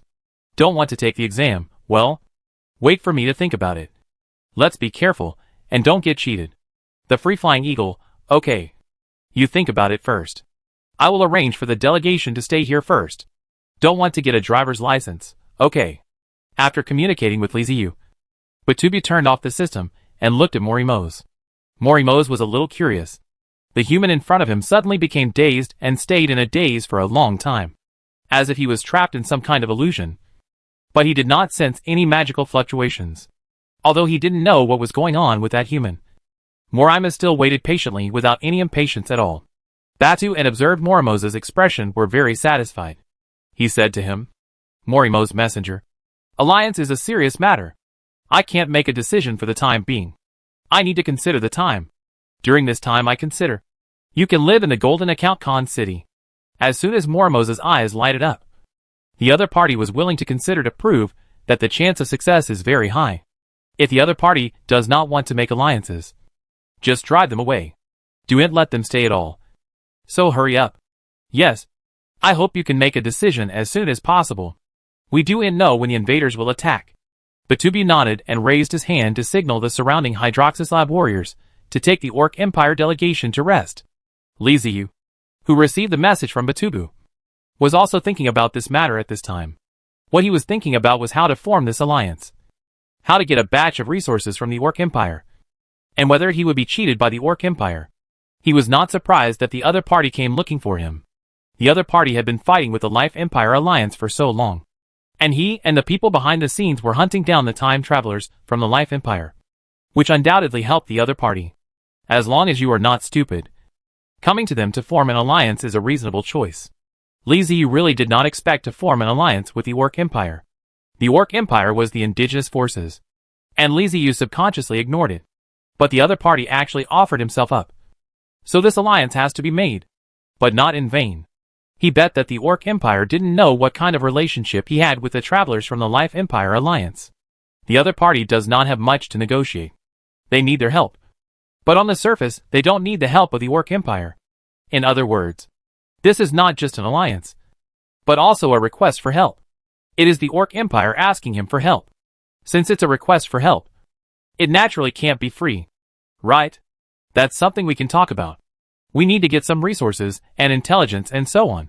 Li Ziyu has already started to sort out the list. This is a great opportunity.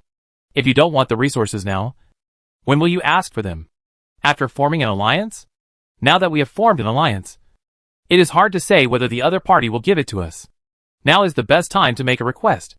After Li Ziyu finished the list, he sent a message to Batubu, asking him to report his coordinates as he was going to meet the Orc Empire delegation.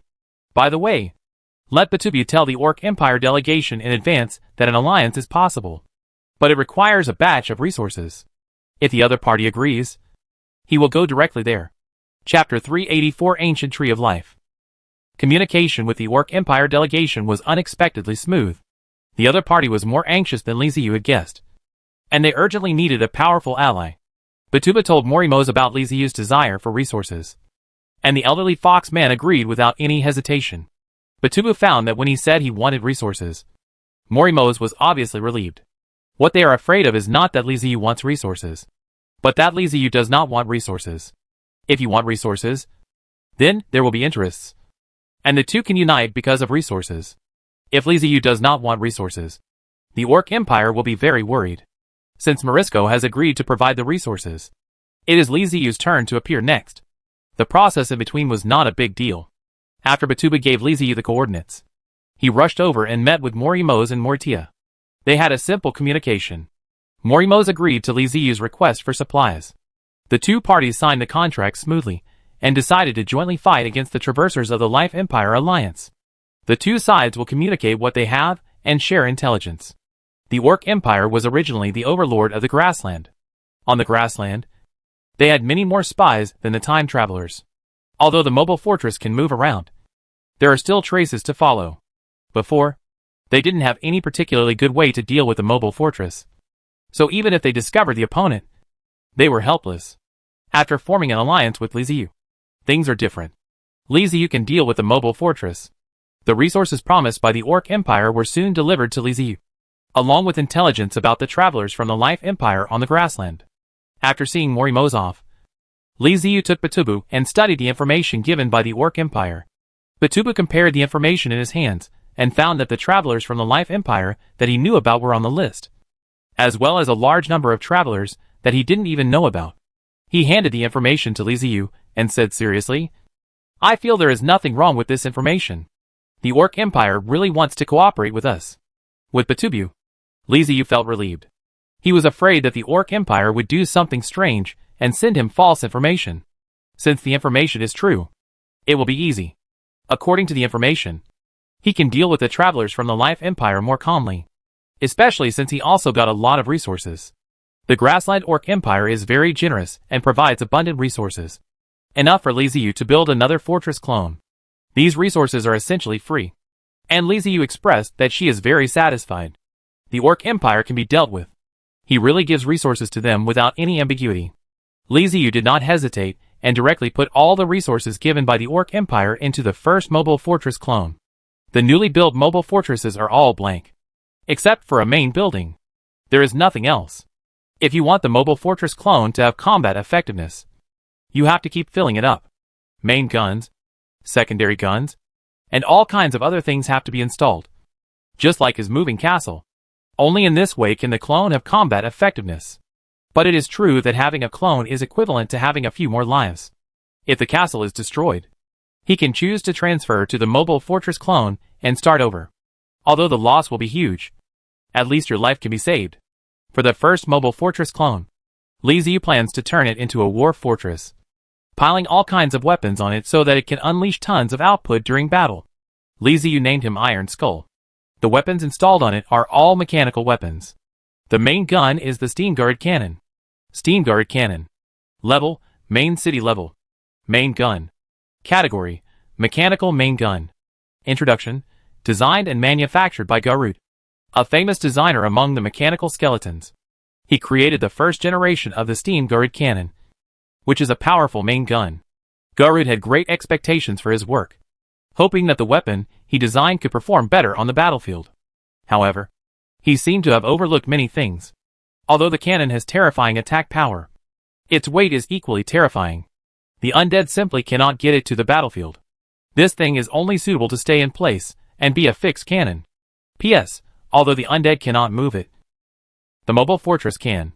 The Steam Guard Cannon, which has never been moved, seems to have finally found an opportunity to display its power. Requirements: 10,000 metal ingots, 20,000 copper alloys, 100 steam power cores, 50 steam transmission pipes. Even as a main gun, the Steam Guard Cannon seemed too large. This thing can't even be installed on the main building. Not only is it too huge, it's also extremely heavy, and there's a risk of crushing the main building. So the cannon can only be installed directly on the platform. When the Steam Guard Cannon was installed, Li Ziyu looked at the huge monster and was speechless for a long time. There seemed to be an extra building on the empty mobile fortress bone plate platform. As a weapon, its size is not much smaller than the main building. The main body of the Steam Guard Cannon is still a skull, with an extremely thick and long barrel extending from the skull's mouth. The original skull was said to be the head of a giant from a certain world. After being killed by the undead, its head was taken away by Garud. After adding various machines, it was made into the first Steam Guard Cannon. The look of the entire cannon can only be described in 2 words: hideous. Li Ziyu found it hard to imagine what the consequences would be if he was hit by this thing. The appearance of the steam-guarded cannon looks much more ferocious than the Fist of Annihilation, since it is a mechanical weapon. There are also many choices of SH, LS, and the primary ammunition is the giant SH, L, giant bullet. Type, mechanical explosive bomb. Introduction, ammunition designed with ordinary giants as imaginary enemies, with terrifying power. It was a bullet several meters long, with a brass-colored metal SH, L on the outside. The top of the bullet could open to form a claw shape. Once it touched the target, it would grab it tightly, and then explode with a bang. There are psychic energy lines inside the SH, LS, which enhance the power of the explosion and can cause considerable damage even to giants with extremely strong vitality. It is worth mentioning that the steam-guarded cannon's ammunition was mostly designed with giants as the enemy, and the effects of the SH, LS are basically aimed at giants. There are many types, such as Frost Giant Bullet, Flame Giant Bullet, Lava Giant Bullet, Rock Breaking Giant Bullet, Corrosion Giant Bullet. No one knows what the giants did to Garud that made this crazy mechanical undead research so many ammunition specifically for dealing with giants. I believe these ammunition will be very useful against giants, but I don't know whether they will be effective against mobile fortresses. I have to find an opportunity to try them out. In addition to the main gun, Li Ziyu also equipped the Iron Skull with 4 secondary guns called Mechanical Hunters. Mechanical Hunter. Level, Main City Level Secondary Artillery. Category, Mechanical Secondary Gun. Introduction, a very special secondary gun. The original intention of the Undead to design it is unknown, but this thing has a very considerable lethality against giants, dragons, and other huge creatures. The SH, LS are mostly special arrows with strong piercing ability, crossbows, etc. PS. When dealing with a large number of enemies, the hunter is not so useful. Requirements: Skeletons *10,000 units. Steam cores *10 units. The ammunition for the mechanical hunter tends to be the armor-piercing cone of Death Song. Li Ziyu feels that it should be quite effective in destroying the enemy's protective shield. In addition to the main guns and secondary guns, Li Ziyu also installed a bunch of various weapons on the Iron Skull to ensure that this fortress can produce unimaginable output during battle. After obtaining the intelligence on the orcs, Li Ziyu teamed up with the person behind the scenes and became more adept at dealing with the travelers from the Life Empire. Li Ziyu hid the Iron Skull and did not let it appear on the battlefield. He still felt uneasy about the person behind the scenes, although they have been working together for a while. The person behind the scenes is not on close terms with him. Naturally, Li Ziyu will not completely trust the person behind the scenes. He has to be careful when doing things to avoid being cheated. The Orc Empire will send the latest intelligence to the Wasteland Alliance travelers, and then pass it on to Li Ziyu. A intelligence network formed a Life Empire, who allowed Li Ziyu to lock the Order of Life. After they, and the people behind the scenes launched sneak attacks on several fortresses, the Life Empire travelers finally realized that their whereabouts had been exposed, and they could always be found by those 2 shameless castle-level travelers. If you scatter, you will be defeated one by the enemy. The travelers from the Life Empire are no longer scattered, but gathered together. As a result, even Li Ziyu didn't dare to approach casually. With so many mobile fortresses gathered together, even if his mobile fortress was of castle level, it could not withstand the opponent's concentrated fire. Private chat. Don't want to take a driving test. They are all gathered together. What should you do? Can you still kill them in 1 second? The man behind the scenes, are you kidding me? There are so many fortresses. Who knows what races are in them? Don't want to take a driving test. What should I do? Give up? The person behind the scenes. Just wait and see. I don't believe they can stay together forever. They will disperse sooner or later. Pay more attention to the news recently. Don't want to take a driving test. We have been a little arrogant during this period, which has aroused the other party's vigilance. The person behind the scenes. That's right. It's too much. Don't want to take a driving test. I'll pay attention to it recently and look for those who are alone. The person behind the scenes. Okay. The time travelers from the Life Empire Alliance gathered together, and Li Ziyu and the people behind the scenes had no way to take action. Li Ziyu was not in a hurry. He bet that these time travelers would not be able to hold on for too long, and they would eventually disperse. The key point is resources. What are the purposes of the travelers from the Life Empire coming to the grassland? They come for the resources, not for tourism. Although it is safe to gather together, it becomes difficult to collect resources. If we act together, we can collect resources. But if we divide them, there won't be many left. A city in the Orc Empire has abundant resources for a single mobile fortress, and it can make a lot of money. But for a group of mobile fortresses, that little bit of resources is not enough for them to share. It would naturally be easier for the Life Empire travelers to capture the cities of the Orc Empire if they gathered together. But they also had to guard against possible attacks from Liziu and others at any time. This has led to both sides being cautious, and no one dares to act recklessly. It was not until Liziu received a message from Batubu that the Orc Empire sent intelligence that a lone traveler from the Life Empire had been discovered. Liziu immediately became alert. He had been waiting for a week, but the group of time travelers gathered together and had no intention of separating, which made him very difficult. It is not known whether this lone time traveler who suddenly appeared sneaked out or whether the Life Empire sent a group of newcomers. But no matter which one it is, it doesn't matter. The hunt is over. Liziu has fallen in love with the feeling of hunting travelers from the Life Empire. The mobile fortress is a treasure house, and every hunt brings a lot of rewards, even more than the indigenous people. In addition, his cooperation with the people behind the scenes greatly increased his chances of success. After getting the coordinates from Batu and there, Liziu immediately shared the coordinates to the person behind the scenes, and the two rushed to the coordinate point with the mobile castle. A gust of wind was scratched. The grass drooped, swaying the gesture, and above the grassland, the turquoise was like the sea. Somehow, in the sea of grass, a forest of towering trees appeared. It was so dense and lush that one could feel its vigorous vitality even from a distance. In the forest, the tree in the center is particularly eye-catching. It is over 100 meters tall, with lush branches and leaves and a spreading crown, as if it is protecting the surrounding trees. A group of strange golden birds flew around the treetops, forming a golden circle, as if crowning the giant tree. Liziu spotted the forest from a distance. He stopped at the castle of the Undead, checked the coordinates given to him by Batu, confirmed that the large forest was the coordinate point, and chose to wait and see quietly. Private chat. The person behind the scenes. Is there something wrong with the intelligence? I don't want to get a driver's license. Something seems wrong. The person behind the scenes. Of course not. He is one of the powerful elders of the Life Empire, a long-established castle-level traverser. Don't want to take a driver's license test, by the way. The intelligence I have only told us that they found a lone traveler from the Life Empire, but it didn't say anything about the other party's strength.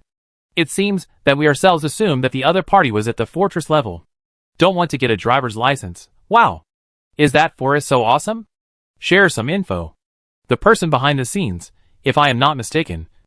The forest should be the mobile castle of the ancient tree of life of the tree people. The person behind the scenes, ID, green oxygen bar. One of the few strong men in the early days of the establishment of the Life Empire Alliance. A real powerful person. The person behind the scenes. The current fame and status of the Life Empire is actually due to the efforts of powerful people like them. Don't want to take a driving test. Damn. Is that a no-brainer? The person behind the scenes. Haha. You think too much. Don't want to get a driver's license.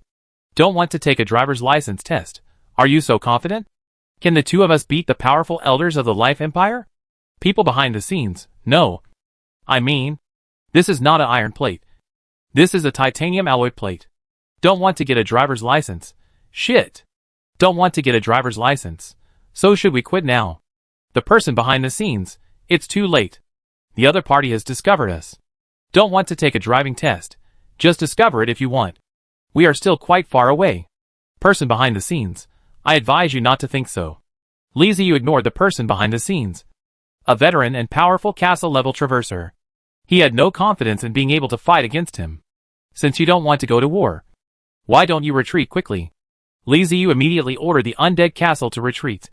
The castle of the Undead started up and retreated in the direction it came from. At this moment, the ancient tree mobile castle in the distance suddenly moved, and a black spot flew out of it. Liziu quickly switched his consciousness to the eyes of the Undead and looked at the black spot. Seeing this, Liziu took a breath of cold air. What a big stone! Is this like throwing a mountain over here? The boulder flew at a very fast speed. Before he could order to dodge, the boulder had already fallen with a loud bang. The soil splashed, and the boulder was on the line of Liziu's withdrawal. Oh shit, oh shit. It almost hit me. Liziu secretly thought to himself. What a close call. It was just a little bit off. Wait. Why don't you feel right? The position of this smashing is too coincidental. Just on the way you retreat. Be a good blocking in front of the dead castle. Could it be that the other party did it on purpose? Chapter 385, I'll hit you directly. Private chat. Don't want to take a driving test, okay. I admit. You are right. It does seem not very easy to drive. Man behind the scenes. Be careful and prepare for war. Don't want to get a driver's license. Does that guy have any weaknesses? The man behind the scenes. What makes you think I know the weakness of a veteran castle-level warrior? Don't want to take a driving test, then I'll attract the fire. Can you kill him? Person behind the scenes, to be honest. I have no confidence. Don't want to take a driving test, my handsome brother. That's enough of what you want to say. What do you want to do? Shall we wait to die together? The person behind the scenes, we can try our best. Don't want to take a driver's license test, then just do it. After Liziu finished the chat, he did not feel any fear in his heart. Instead, he felt a sense of excitement that made his body tremble. Fighting desire. Activate defense. At the command, the defense system of the undead castle was fully deployed. Dark clouds gathered in the sky, forming a thick layer of clouds that obscured the undead castle below. The psychic protective shield rose up. The undead spires rose up. The undead monument rose up. The eyes of the undead flew in all directions, and the evil spirit arc flew into the dark clouds. Prepare for battle. The undead army began to gather and get ready. The muzzle adjusted its direction and aimed at the ancient Tree of Life's moving castle. There was movement in the ancient Tree of Life mobile castle. The towering ancient trees came to life, shaking their extremely thick branches, and the friction between their leaves made a rustling sound. The branches intertwined to form their arms, and they were able to lift huge rocks from the ground, which was beyond common sense. Boulder throwing. One of the most basic attack methods of the tree people, and also the simplest and most effective one. The boulders they threw were all formed by earth magic. They were hard and huge, not to mention using them to hit people. They would be very effective even when hitting moving castles. The ancient Tree of Life is a mobile fortress, and does not have many means of attack and defense. For them, the Tree Man himself is the best means of defense and offense. As the closest ally of the elves, the tree people have extremely high combat power and defensive capabilities, and their individual combat power can withstand the behemoths. Whether it is physical resistance or magical resistance, the tree people have extremely strong resistance and extremely tenacious vitality. Huge, hard stones were lifted up by the Tree of Life people and smashed hard into the castle of the undead. The stones formed a dense mass of black spots in the sky. Hack. It's fatal. Speed up and rush over. Liziu cursed and ordered loudly when he saw this. The moving castle immediately accelerated and moved quickly towards the moving castle of the ancient Tree of Life under the cover of black clouds. Rocks fell from the sky, most of them hitting the ground behind the undead castle, causing the soil to churn. A small portion of them passed through the dark clouds and landed on the psychic shield, causing it to shake. Liziu checked the state of Xiaoling's protective cover. He relieved his breath. The boulder looked very sturdy, but in fact the damage was not great. But if you eat a whole wave of stone rain, it is hard to say whether the spiritual protective cover can be complete. The treatment of life threw out 3 waves of huge rocks in a row. The undead castle dodged in the rain of rocks. The psychic shield was also powerful, and it held out to the end. Looking at the moving castle of the ancient Tree of Life getting closer and closer, Liziu showed a ferocious look on his face. I want to leave, but you won't let me go. So let's fight, he shouted. Charge. Boarding battle. After receiving the order for boarding battle, the barrier of despair immediately changed, extending its hideous and sharp horns, preparing for the collision with the undead castle. The ancient Tree of Life's moving castle seemed to be aware of what the enemy was going to do, and it built a series of wooden walls to block the way ahead. Although it is a wooden wall, it is stronger than steel and is impervious to water and fire. The castle of the undead made a sprint and crashed into the moving castle of the ancient Tree of Life. Boom! Amidst the loud bang, a terrifying air wave spread out from the 2 castles, lifting up the surrounding grass and surging into the distance like a wave. The horny corner revealed on the despair barrier was severely topped on the wooden wall. The wood chips fluttered, and the corner was broken. The undead castle went forward to a short distance. Then the despair barrier revealed more hits on it, constantly impacting the wooden wall. under wave after wave of impact. The wooden walls could no longer withstand the impact of the entire castle, and began to break and collapse. With this morale, the castle of the undead stuck tightly to the mobile castle of the ancient tree of life. Hack, the person behind the scenes, who was looking for an opportunity to launch a sneak attack from a distance, witnessed it all with his own eyes. His mouth slowly opened, and he looked dumbfounded. This scene is really rare to see. He never thought that there was such a violent fighting method between the mobile forts. It's simply a different kind of naval battle. It just crashes into it without any reason. No matter what kind of protective shield or defense you have, it is useless when an entire city is crashing down. It will be shattered in an instant. What is being tested is the solidity of the city. So barbaric. But the people behind the scenes vaguely felt that this method of fighting seemed to be the most correct way to open the mobile fortress. They had previously used various weapons to bombard the enemy from a distance. But in the face of such a brutal attack, they seemed too petty. The most direct collision is most likely to determine life or death. Long-range weapons could bombard each other for half a month without anyone being hurt. But this kind of direct collision could easily determine the winner. Li Ziyu didn't care what the people behind the scenes thought. After the two castles collided, he immediately shouted and ordered, "Put down the chain bridge. Undead. Charge." Chain bridges, chains, landing ladders, all flew out from the undead castle and connected to the ancient tree of life mobile castle. Dense swarms of undead rushed out of the undead castle. More undead couldn't wait to cross the chain bridge, and they jumped directly down from the undead castle like dumplings. More and more undead jumped down, causing a white waterfall to appear at the connection between the two castles. The undead were already impatient. They felt the majestic force of life and soul, which had an incomparable attraction to them. They had never felt such surging energy. The undead have gone mad. Hack, the person behind the scenes, was shocked again. How many undead souls were there? How many undead souls are needed to form a waterfall? Wait. A waterfall?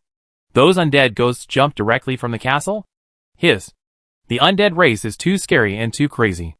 They are worthy of being the natural disaster in various film and television works. Before this, the person behind the scenes had cooperated with Li Ziyu, and all he saw was Li Ziyu bombarding the opponent with weapons such as the Fist of Annihilation. But he had never seen Li Ziyu use such an explosive attack method. Seeing this time, he was full of vigilance. If his castle encountered such an attack, could it withstand it? The person behind the scenes thought about it, and felt that it was quite difficult. It was probably impossible to stop it because the number of undead was too many. However, although he could not stop the undead, he was confident that he could severely damage the undead castle, and even directly destroy the opponent's main building. Only when everyone has the ability to overturn the table can we live in peace. What's the situation? Li Ziyu in the main building of the castle was also a little dazed. He had a vague feeling that the undead seemed to have gone crazy. He did order the undead to go out, but he did not expect them to go out in such a way. Not only did the skeleton undead sequence move, but even the patterned skeleton corps led by the dark skeletons jumped out. And the demons also rushed over. All the undead were jumping down and rushing towards the mobile castle of the ancient tree of life. I haven't even said I'm going to launch a general attack. Why are you all so anxious? Li Ziyu didn't understand. Especially the tattoo bones and the demon. He did not let the guy over at all. They stole the concept and took the initiative to attack. It's outrageous. But the undead have already passed away and cannot be called back. Let the past be the past, and the necessary coverage must be provided. Fist of Annihilation. Reload bullets. Psychic explosive bombs. Fire. Li Ziyu ordered. The opponent is the mobile castle of the ancient tree of life, so it is just right to use psychic explosive bombs. The soul flame after the explosion can rely on the vitality of the tree of life to continue burning. In this case, the psychic explosive bomb can even exert a more terrifying killing power than the dust bomb. Song of Death. Reload bullets. Sharp angle bullets. And fire. Li Ziyu immediately gave the second order. When he gave the order, the undead had already started fighting with the tree people. In front of the tens of meters of life tree people, the undead is not much better than the ants. The attack of the tree people is also very monotonous. Just sweep. Countless thick branches entangled together formed a huge arm, which swept away everything in its path. And wherever it passed, the undead were reduced to ashes. Ordinary skeleton undead and mechanical undead are useless in front of the tree of life people. They simply exist to make up the numbers. Even if their attacks fall on the Tree of Life people, they cannot cause any effective damage to them. The skeleton undead, armored beetle people, soulborn insect people, and mechanical undead rushed towards the Tree People of Life like a tide, but were beaten to a pulp by the Tree People. The Tree of Life ignored the skeleton undead's crossbows and shot at them at random, not caring at all even if they were shot all over. As for the armored beetle people and soulborn insect people, what are they? Do they have any attack power? The mechanical undead could do some damage, but it could only cause minor injuries to the tree man. The only way to deal with such injuries is to cast magic quickly, or they would heal on their own. When facing the densely packed undead at first, the Tree of Life people were indeed shocked by the number. But then, they found that these undead were very weak. Really weak. And they could kill them all with just a few swings of their fists. As for the opponent's attack, that is even less of a concern. The characteristics of tree people are strong defense and vitality. In addition, they have a good relationship with the elves. The tree people are blessed by the elves and have powerful recovery abilities. They also know some natural magic. The attacks of the skeleton undead have almost no damage. The Tree of Life continued to kill the swarming undead, somewhat unscrupulously. But is it really true that there is no undead being capable of killing the tree man? Of course not. The undead are called natural disasters. And it is definitely not a false reputation. Skeleton knights and black warriors soon started to make power. The skeleton knights rode on their soul war horses and launched a collective charge. The life tree man's fist swept over. But the skeleton knights not only did not die, but also rushed up along his thick arms. Compared to other ordinary undead, the skeleton knight's soul energy is stronger. They have locked onto the place where the tree man's soul energy is the strongest, which is the tree man's face. The extremely strong arms of the Tree of Life man now became a smooth and unobstructed road for the skeleton knights. Soul energy surged in their bodies, and their soul horses galloped all the way, pulling out a long tongue of fire along their arms. No roar. No roar. They were silent. Only the sound of horseshoe brought death. The skeleton knights came together like an unstoppable spear, stabbing straight into the face of the Tree of Life. No, that is not an illusion, but the real. The soul energy links on the bone knights are linked together, forming a long gun gathering from the soul energy. The spear pierced straight into the face of the Tree of Life man, penetrating unhindered in his terrified eyes. No physical damage, but destruction of his soul, in a place that no one else could see. The soul of the Tree of Life man exploded, making a sound that only the undead could hear. The soul was shattered, and the Tree of Life died instantly. The towering tree withered and decayed at a speed visible to the naked eye. Thick cracks appeared on the trunk. The originally green leaves turned gray and black, and the moisture disappeared. The leaves became dry and fell to the ground. The black warriors are much more violent than the skeleton knights. They are not as fast as the knights, but they are very tough. As heavy infantry, it was difficult for the Tree of Life people to kill them in one go. Just like a person trying to kill a hard lead beetle with 2 fingers. The black warriors were not shot to death. They simply stabbed the tree man with the swords in their hands and climbed up with the help of the swords. Hundreds and thousands of black warriors continued to move up along the tree trunk. The Tree People of Life no longer attacked the skeleton undead below, but wanted to sweep away the black warriors on their bodies. Because of this delay, more black warriors climbed up. There are always a few lucky people to reach their destinations, and they launched an attack on the face of the life tree. The long sword was swung continuously with the skills, causing wood chips to fall continuously. Dozens or even hundreds of black warriors worked together to chop off the faces of the Tree People of Life, and in the process destroyed their life cores. The evil spirits were much wilder. They were transformed from demons, and were old acquaintances of the Tree People. They attacked even more unscrupulously. At first, the Tree People did not recognize the identity of the evil spirits. In their eyes, all undead were the same, until all kinds of messy magic suddenly flew over, with astonishing numbers and power, and the magic flames rising into the sky. They finally realized that those in front of them were not ordinary undead, but demons. The tattooed skeletons also began to show their power. The physical skeleton and the strength skeleton resisted the attack of the life tree man. The violent skeleton rushed over and chopped fiercely. However, these brainless guys were different from the skeleton knights and the black warriors. They did not attack the life tree man's face, but chopped whatever they could get their hands on. According to their thinking, they probably wanted to chop down the Tree of Life as if it were an ordinary tree. Fortunately, There are still dark skeletons among the patterned skeletons. The attack of the dark skeleton is fatal for the life of the life. Hundreds of dark skeletons gather together to turn the land under the feet of the life of the life of the life of the life of the dark swamps. And bury the tree of the life of the life. Because the people of the life tree have a strong vitality. Even if they fall into the dark swamp, they will not die for a while. But they did not die, but made them even more uncomfortable. Because they had to taste despair, and despair of death. They couldn't leave the dark swamp. But they could only sink. Although the undead could destroy the living tree men. There were too many of them, and their advancement was extremely slow. Especially around the tree of life people. There are many other things. For example, there are exploding saplings. Carnivorous plants that eat the undead. Bloodthirsty vines. And all kinds of monsters. The attacks of the undead were blocked. And the lives of the lives guarded the line of defense. And even there was a posture to counterattack. As a veteran strongman, Green Oxygen Bar has fought too many battles. He has rich combat experience. More than Lazy U. Faced with almost endless undead. He was not panicked at all and calmly commanded the tree people. Since the undead can kill their way into his castle, he has a chance to kill his way into the undead's castle. The battlefield became extremely chaotic. Chapter 386 Treeman Battlefield. Green Oxygen Bar is a man in his 40s. He is the kind of person who is naturally smiling and looks very kind. At first glance, he has a very good-looking face.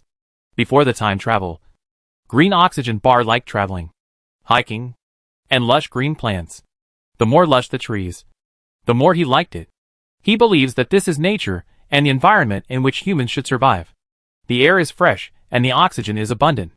It can nourish the body and mind, relieve stress, release tense emotions, and ensure one's mental health. Instead, it was a city that made him very bad. People hid in the concrete of reinforced bars and stunned in a small house. Even if you leave your house, the streets are crowded with cars. There is excessive dust everywhere. And the air has a turbid smell, which is not good for your physical and mental health. He once felt that humans might not be the spirit of the world, but rather pests that destroy the world. Like cancer cells, the world is tolerant of humans. But humans spend all day thinking about how to destroy the world. In order to live, in order to survive, Green Oxygen Bar has to endure all of this, and endure its own identity as a human being. He is very talented in planting, and has worked as a sanitation worker. All the green plants he takes care of grow well. But Green Oxygen Bar was not satisfied with this. So he chose to go a step further and gain greater rights. People have motivation only when they have goals. He succeeded, passed the exam, and gained the rights he wanted. He had no idea of making everyone rich. He just wanted to make the world's green plants more lush. He created a tourist attraction in his hometown, covering a large area with green plants. This was the thing he was most proud of in his previous life. Although he was unable to purify the filth of mankind and ignore the heart of the world, he allowed more green plants to be born and gave the world another breath. At least he thought so. After traveling through time, he found out that his race was actually the ancient tree of life among the tree people. This made the Green Oxygen Bar very excited. Then I learned that this world is magical. And it is still relatively primitive. There are not so many polluted worlds. And the Green Oxygen Bar is even more excited. This is the world he has always wanted. He met other tree people and elves. These parts of nature, or races that love nature, were all his favorites. As for other races, damn it! Green Oxygen Bar and a few friends established the Life Empire Alliance. His original intention was to protect the world and eliminate all things that are harmful to nature. The ancient tree of life is a powerful race, known as the best friend of the elves, the protector of the elves and druid. From the very beginning, Green Oxygen Bar had a higher starting point than others. He did not develop any messy technologies, but focused on planting trees. In addition to planting saplings of the ancient tree of life, he used all his resources to study magical technologies such as growth and development. Let forests spread all over the world.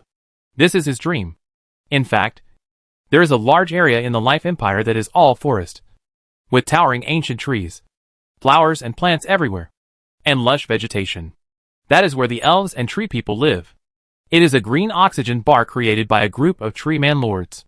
As one of the elders and guardians of the Life Empire Alliance, Green Oxygen Bar not only plants trees, but also clears out foreign enemies for the Life Empire Alliance. He believes that all foreign enemies may destroy the forest he has worked so hard to create. This is absolutely not allowed. Today, he came to the grassland to clean up the garbage of the two people who traveled to the Empire of Life. Undead? Skeleton? Bone? Why does this stuff move, and why do it move? Shouldn't it be lying in the soil honestly and become a nutrient for trees and green plants? Now that you are dead, you can die honestly. Don't come out to do things anymore. After Li Ziyu led the undead castle to crash into the ancient Tree of Life castle, set endless undead to kill in, and killed many ancient Tree of Life trees.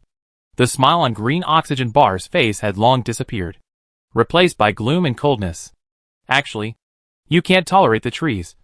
You can't forgive it. No matter who you are, you have to die. Transform into nutrients for the ancient Tree of Life. This is also a common means when the Green Oxygen Bar fights against the enemy. Most of his enemies are buried in the land of the castle, and turned into the nutrients of plants in the castle. It has to be admitted that corpses are excellent nutrients, which can make plants thrive at a gratifying speed. The ancient Tree of Life castle, which is full of vitality, is actually made of corpses. Countless corpses were buried and absorbed by the ancient Tree of Life and other green plants in the castle, allowing the ancient Tree of Life and green plants to grow better. Faced with the tidal wave of undead, Green Oxygen Bar fully activated the defense system in the ancient Tree of Life castle. One by one, the huge ancient trees of life recovered into the form of tree men and launched an attack on the undead. At the same time, other plants in the castle also revived. The monsters gathered and formed a legion, cooperating with the ancient Tree of Life to attack the undead. This is one of the abilities of the tree people. The tree people can command plants, make them evolve, and become their friends and helpers.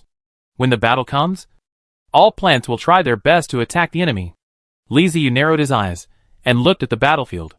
The undead rushed into the ancient Tree of Life castle like crazy, but were stopped, just like a huge wave crashing into a reef, splashing water all over the sky, but failing to break the reef. The Black Warrior, Skeleton Knight, Emblem Skeleton, and the Demon Spirit did have some gains, but the Tree Man was too huge. They were simply unable to kill it one-on-one, and had to lay siege. If the undead want to kill a tree man, they have to pay a huge price, and it may take tens of thousands of undead to do it. What's even more terrible is that the combat effectiveness of the tree people is constantly increasing, and the surrounding plants and monsters have also joined the battle, making the battle of the undead even more difficult. Is this the combat effectiveness of the old castle level crossing? And it is really strong. Li Ziyu was lamented in his heart that the attack of the dead army was suppressed. Not only was he suppressed, the tree people have also recovered from the initial impact, and they have begun to fight back. The front was pushed back to the dead castle. If there are only these undead legions, I may really be able to fight this product. Li Ziyu thought to himself. This kind of thing rarely happens. Most of the time, the undead legion appears almost invincible, and the vast number of undead will overwhelm all enemies. There were no trees who fought against the undead in the back, and they began to throw boulder again. This time, the undead castle had no way to dodge, and could only use the psychic shield to hold on. The boulders hit the shield and shattered into stone powder and stones, while ripples appeared on the shield, which kept shaking and was at risk of collapse at any time. The pointed bullets are prepared first, and can be fired at will without aiming. The pointed corners ejected into the ancient tree mobile castle, and it exploded suddenly and splashed the fire. This scene is a bit like the battlefield in the previous life. After being attacked by sharp corners, the tree people became even more fierce, and more tree people recovered, throwing stones at the dead castle. The main building of the ancient tree mobile fortress is very obvious. The largest and most life-saving tree. Rather than the green plants are planted in the mobile castle, it is better to be planted on the largest life ancient tree. The largest life ancient tree is the main building and the main body of the mobile castle. It is a real ancient tree of life. If you want to attack the main building, it is not a simple matter. There are countless trees to stop, and they will use their bodies to resist all attacks launched to the ancient trees of life. A beam of emerald green light with golden spots shot out from the ancient tree of life, straight into the sky, extending from high in the sky, turning into a green film that enveloped the entire ancient tree of life mobile castle. This is the protective shield of the ancient tree of life's mobile castle. After the protective shield fell, it continuously released small green particles that floated in the air. Tree people will absorb these particles, The injured tree people will emerge with green shimmer after absorbing the particles, and the wounds beaten by the undead will quickly recover. After absorbing the granules, a non-injured tree person burst out of the golden light on his body, and he was more lively. Under the cover of the life shield, the vitality of the life tree people is stronger, and their bodies are harder. At the same time, they gain special damage sharing. The injury of a single tree will be shared to other tree people. In this way, they are almost injured by mistake in fighting the undead. After releasing the life shield, it was not over yet. The main building of the ancient tree of life swayed its crown, making a rustling sound. Flocks of birds flew up from the crown, chirping and flying towards the place where the undead and the tree people were fighting. These birds are also magical beasts, and they are the air force of the ancient tree of life mobile castle. One wave of attack by birds is bombing. Their claws were all holding the strange fruit, and they didn't fight with the undead at all. They flew into the air, loosened their claws, let the fruit free fall, turned around and flew back without even considering what consequences the fruit would cause. The fruit fell to the ground and exploded. Some fruits will make a shock wave. Some fruits will explode the corrosive venom. Some fruits will release spores that can grow quickly. And some fruits will become roots. This is the gift of Li Ziyu's use of sharp corners to the green oxygen bar. A wave of bombing has caused the undead to lose a lot. Where is the air force? Li Ziyu looked at this scene and rubbed his eyebrows. With a headache.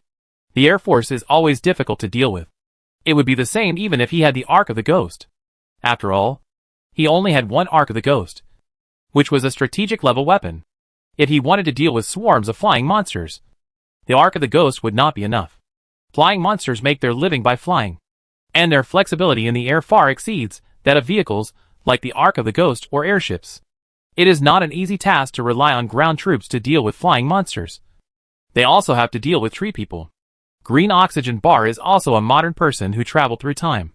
He knows very well how to make the flying monsters display their maximum power. Bombing is the best choice. Instead of letting flying warcraft attack with magic, it is better to throw fruit. After a wave of bombing took effect, Green Oxygen Bar realized that this kind of attack was very useful. Compared with throwing stones, throwing fruits with various strange effects could defeat the undead more easily. The stone was thrown for a long time, and the opponent's protective cover was still there. If you want to break the opponent's protective cover, you don't know how long it will take. The undead is really on his castle. Let's solve the undead first. The tree man who was throwing stones in the back stopped and began to accumulate strength. There are a large number of plants living on and around each tree man. Most of these plants are magical plants, specially planted by the Green Oxygen Bar. Magical plants often have special functions. Some can be used as medicine. Some can be used as cash crops. And most of them are aggressive. These plants are carefully selected by Green Oxygen Bar. They can coexist with tree people and complement each other. They will not steal nutrients from each other, causing poor growth.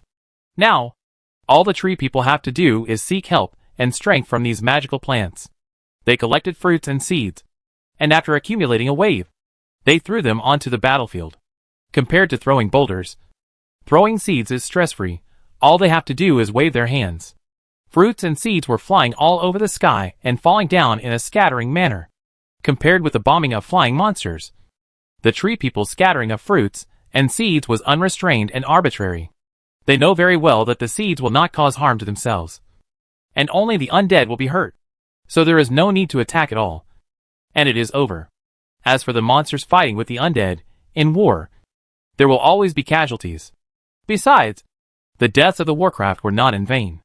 After their death, their bodies would become nutrients, nourishing the tree people and making the plants in the castle thrive.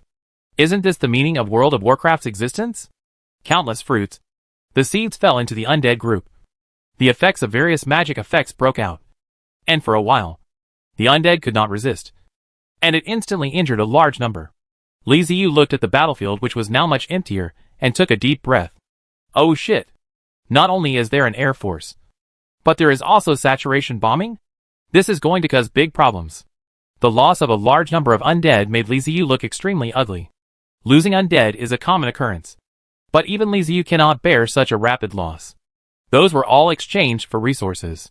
Losing so much in one battle is a huge blow to his strength. Although the undead are protected by the Undead Spire and the Undead Monument, They cannot withstand the large number of fruits thrown at them by the other side. The tree man is so big that he can throw a huge amount of fruits at them with just a throw, without any effort. The only thing that limits them is the number of fruits, which need to be accumulated.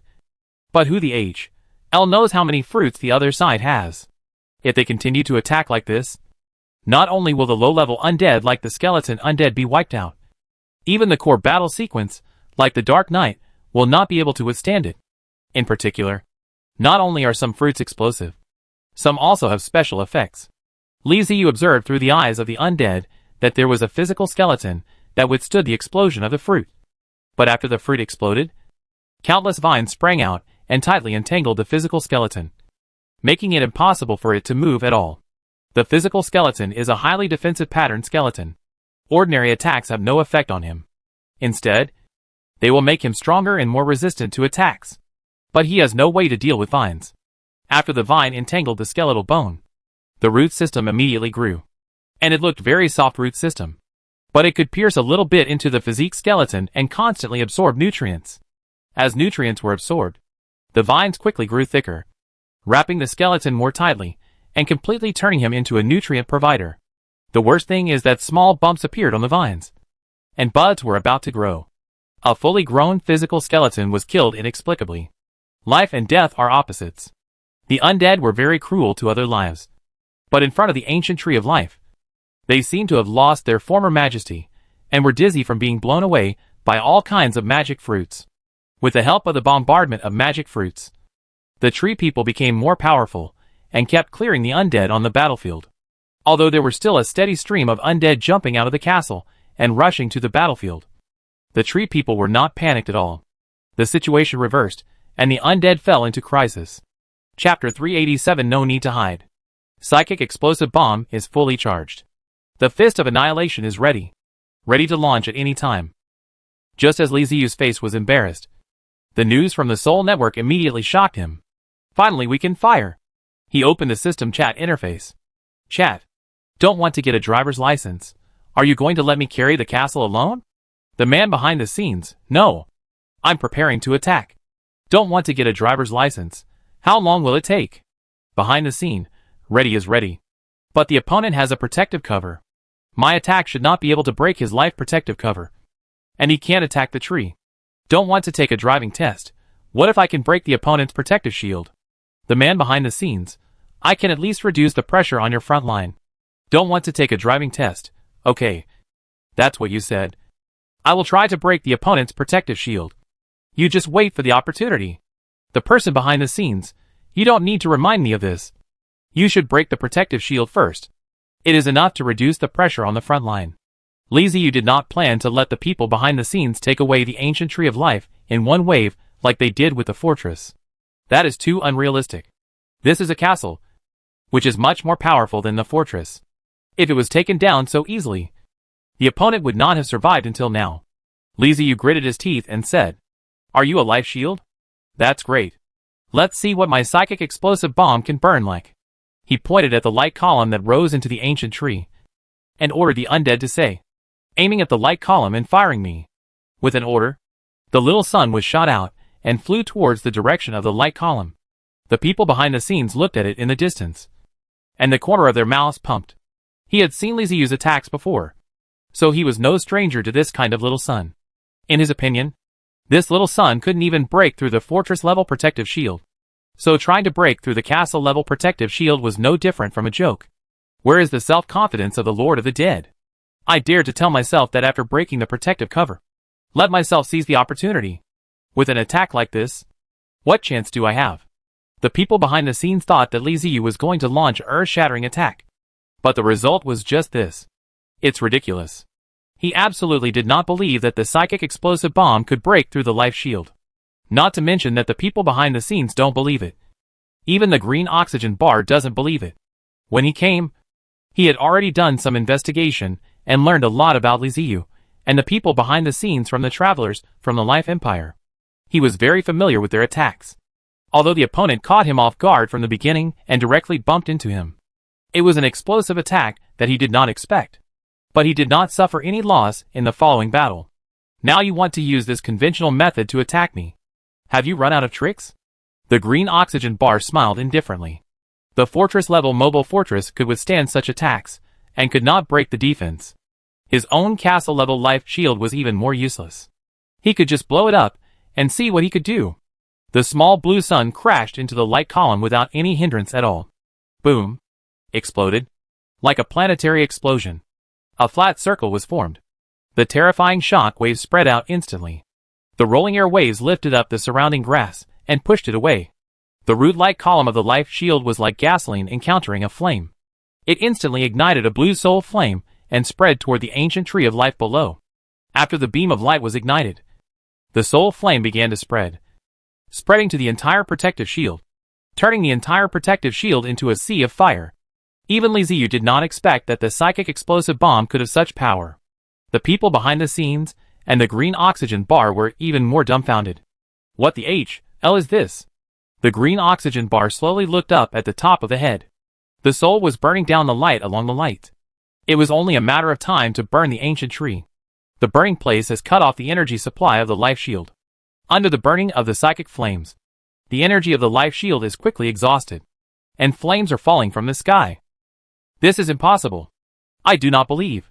Why? The pupils of the green oxygen bar were shaking.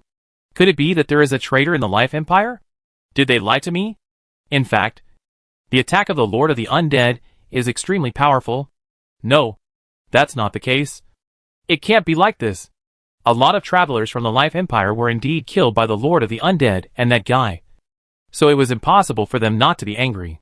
Moreover, Green Oxygen Bar did not ask just one time traveler, but several time travelers. And their answers were the same. The opponent's attack was not strong enough to break the protective shield of the fortress-level mobile fortress. Then why did the life shield collapse instantly, and why did the flames ignite? Did the Lord of the Undead deceive everyone? The attacks he used on others were all weakened versions. And he only used his real means of attack at this time? It should be like this. It should be like this. It's a trap. Green Oxygen Bar feels that it has grasped the key points. His emotions stabilized. As a powerful figure in the Life Empire, he has experienced too many battles, including countless life and death battles. When he was weak, he was hovering between life and death, and was in desperate situations many times. Li Ziyu's attack was unexpected, but it was impossible to make him lose his will to fight. The eyes of the green oxygen bar gradually became sharp and returned to normal. He didn't know what the flame that burned the light column was, but he knew that he needed to put out the flame now. He couldn't let the flame follow the energy column and burn onto the ancient tree of life. He also had to restore the life shield to protect his tree man. Increase energy supply. The green oxygen bar did not hesitate and immediately mobilized the energy in the castle and input it into the energy column. With sufficient supply, the energy column trembled and then became thicker, and the majestic life energy surged up again. As the life energy was replenished, the psychic flames instantly erupted and burned more violently. But soon, the blazing flames of psychic energy began to gradually weaken and turn into extinction under the continuous infusion of life energy. Psychic flames use life energy as a dye, and it is true that they will burn all life energy. But things will turn into the opposite when they reach the extreme. Too much life energy can also forcibly extinguish the psychic flames. Private chat. Don't want to take a driver's license test. What the hell are you waiting for? Go ahead. The shield is broken. Give him some time to recover? The person behind the scenes. Okay. I will launch the attack right away. Li Ziyu was so angry that his mouth was about to be crooked. He succeeded in his attack and took advantage of the opponent's underestimation of him to fire a psychic explosive bomb, directly destroying the opponent's life shield. But the other party has reacted and started to extinguish the psychic flames. But the person behind the scenes hasn't moved at all. After a while, the life shield might be restored. And then, he will have to lose a wave of undead. In fact, the people behind the scenes cannot be blamed. He has become stupid. He had seen a lot of battles in normal times. Whenever Li Ziyu attacked his opponent, he rarely managed to break through the opponent's protective shield with this kind of attack. Who could have thought that this time it would explode all at once? And the scene was so huge. The explosion was really scary. The people behind the scenes took a long time to react. If Li Ziyu hadn't reminded him, he would still be stupid. He glanced in the direction of the ancient tree of life, where the flame was getting smaller and smaller, and the beam of light was getting thicker and thicker. And without hesitation, He launched his own attack. Puppet show, cut into pieces. Shiny. There was a sound of thin wires vibrating in the air. Under the sunlight, there was a faint reflection that flashed through the void. The tree man of life, who was fighting with the undead in front, suddenly stopped and did not move. The undead also stopped and looked blankly at the tree man in front of them.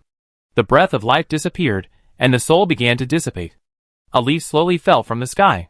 When it was in midair, a thin crack appeared on the leaf, splitting it into two. Then the leaf turned yellow, withered and turned into dust. The tree people, who had been so brave just now and fought to the death with the undead, now had fine scratches on their bodies. The scars expanded and spread to their entire bodies. They were cut into pieces. Chunks of wood fell from the sky like rain. The undead paused for just a moment, then recovered. They found that there was more breath of life ahead, so they took a few steps forward slowly. Their pace gradually quickened and turned into a run. My tree. Seeing his tree man being divided into countless pieces of wood, Green Oxygen Bar roared in anger. There are so many tree people, all cut into pieces of wood. He feels heartbroken. Those were all grown with his hard work. Races like the ancient tree of life are different from the races under the command of other time travelers. The undead under Liziu are complete when summoned. But for races like the tree men, behemoths, dragons, etc., what they summon are either saplings or cubs. And they need time to grow. Green Oxygen Bar has invested a lot of energy in the Tree of Life people, raising each sapling and turning them into Tree of Life people. He treated the Tree people of Life as his own children. During normal battles, even if he injured dozens of tree people, he would feel uncomfortable for a long time. Good now. Hundreds of trees are beheaded, and his heart is dripping. He doesn't care about resources. He only cares about the tree people. This pain quickly turned into anger. Die die die die ah. The Green Oxygen Bar screamed, and the tree people launched a frenzied attack on the undead. Wave after wave of fruits were thrown at the undead, and at the same time various monsters sprayed magic. The life shield has now been restored, once again covering the entire ancient Tree of Life mobile castle. The battle continued, and the two sides entered into a war of attrition. Whenever the charging was completed, Liziu would fire a shot at the ancient Tree of Life's mobile castle to destroy the opponent's life shield, and then launch a few sharp-angled bullets at the opponent before he could recover. The Tree of Life people are really good at fighting a war of attrition. Their defense and recovery capabilities are extremely strong. They don't care even if the number of undead is outrageous. What's even worse is that the ancient Tree of Life moving castle has a passive skill that will affect the surrounding plants. The ancient Tree of Life exudes life magic energy all the time. This energy will nourish and promote the growth of surrounding plants, allowing the surrounding plants to grow better and more luxuriantly. At the same time, it will transform into magical plants and even generate consciousness. This is a grassland, with grass everywhere, driven by the ancient Tree of Life. The ordinary weeds began to grow wildly. The weeds, which were originally 1 meter tall, had now grown to more than 3 meters tall and had also mutated. Some weeds have become poisonous, some have sawtooth edges, and some have thorns. What's worse, it will develop in the direction of magical plants. Don't underestimate them as just ordinary weeds. But there are so many of them, and they are everywhere. Some weeds even gained consciousness and turned into straw men. They pulled their roots out of the soil and attacked the castle of the undead. This is the horror of the ancient Tree of Life's moving castle. The denser the surrounding plants are, the stronger his combat power will be. As time goes by, his combat power will continue to increase. The ancient Trees of Life are never afraid of fighting a war of attrition. In the end, they will definitely win, as they have almost infinite vitality. This was the first time that Liziu encountered such a tough opponent, and he couldn't defeat him no matter what he did. The man behind the scenes was also helpless. After he launched an attack, the opponent became defensive against him. It was difficult for him to use his skills to kill hundreds of tree people at the same time, like he did the first time. Private chat. Don't want to take a driving test. Are you capable of doing it? The person behind the scenes, he has taken precautions. Don't want to take a driving test, then come with me to fight him. Don't hide in the distance. The man behind the scenes, that's not my style. Don't want to take a driving test, in this situation now. You're talking to me about style? Don't want to take a driver's license test. Stop talking nonsense and send troops quickly. Don't want to take a driver's license test. Have you seen how many undead I have lost? If this continues, I can't hold on. The person behind the scenes, okay. Wait a minute. I'll be there soon. The person behind the scenes finally compromised. He also realized that this couldn't go on. If they continued like this, they would all be in trouble. The ancient Tree of Life's moving castle was fighting 1 against 2. And not only was the fight going back and forth, it was also gradually turning the situation around and preparing to launch a counterattack. The advantage that Li Ziyu had previously gained by using psychic explosive bombs was gradually being filled. The ancient Tree of Life affects the surrounding plants while absorbing the surrounding life energy, and then continuously transmits it to the tree people in the castle, giving the tree people greater endurance. The person behind the scenes is no longer hiding and has revealed himself. Since he was planning to take action, the person behind the scenes simply gritted his teeth and rushed towards the moving castle of the ancient Tree of Life, just like Li Ziyu did. Unfortunately, his castle does not have the Wall of Despair like Li Ziyu's castle of the Undead. The enemy suffered 1,000 casualties, and our own men suffered 800. Both castles suffered serious damage. The people behind the scenes had no time to think and hurriedly began to dispatch troops. The race under his command was displayed in front of Li Ziyu for the first time. A large number of puppets walked out of the castle and staggered towards the ancient Tree of Life mobile castle. Leading the charge is a group of wooden puppets, which are the largest in number among all puppets and have a status equivalent to that of skeletal undead. Behind them are metal puppets of many types. There are normal metal humanoid puppets, beast-shaped puppets, and flying bird puppets. Li Ziyu also saw a super large puppet that was more than 6 meters tall. A very large number. These puppets are not the race actually controlled by the people behind the scenes. Li Ziyu followed the faintly visible control line on the puppet and saw the true appearance of the puppet clan. They were spheres with flickering lights. And there should be some kind of consciousness within the spheres. These spheres are the real puppet clan, and they control the puppets to fight. Each member of the puppet clan can control a large number of puppets. So the number of real puppet clans under the control of the person behind the scenes should not be too many. The Undead and the puppet tribe formed an alliance and launched another charge against the tree people. After the puppet tribe joined the battle, the tree people's pressure suddenly increased greatly. It must be said that puppets are very tough and harder to kill than undead. The weakness of the undead is soul fire, so the puppet can only be completely destroyed, or the puppet clan that controls the puppet must be killed. The troops of both sides joined together and advanced towards the ancient Tree of Life. Only by defeating the ancient Tree of Life can we achieve final victory. Seeing the puppet clan behind the scenes show up, Green Oxygen Bar smiled. You finally came out?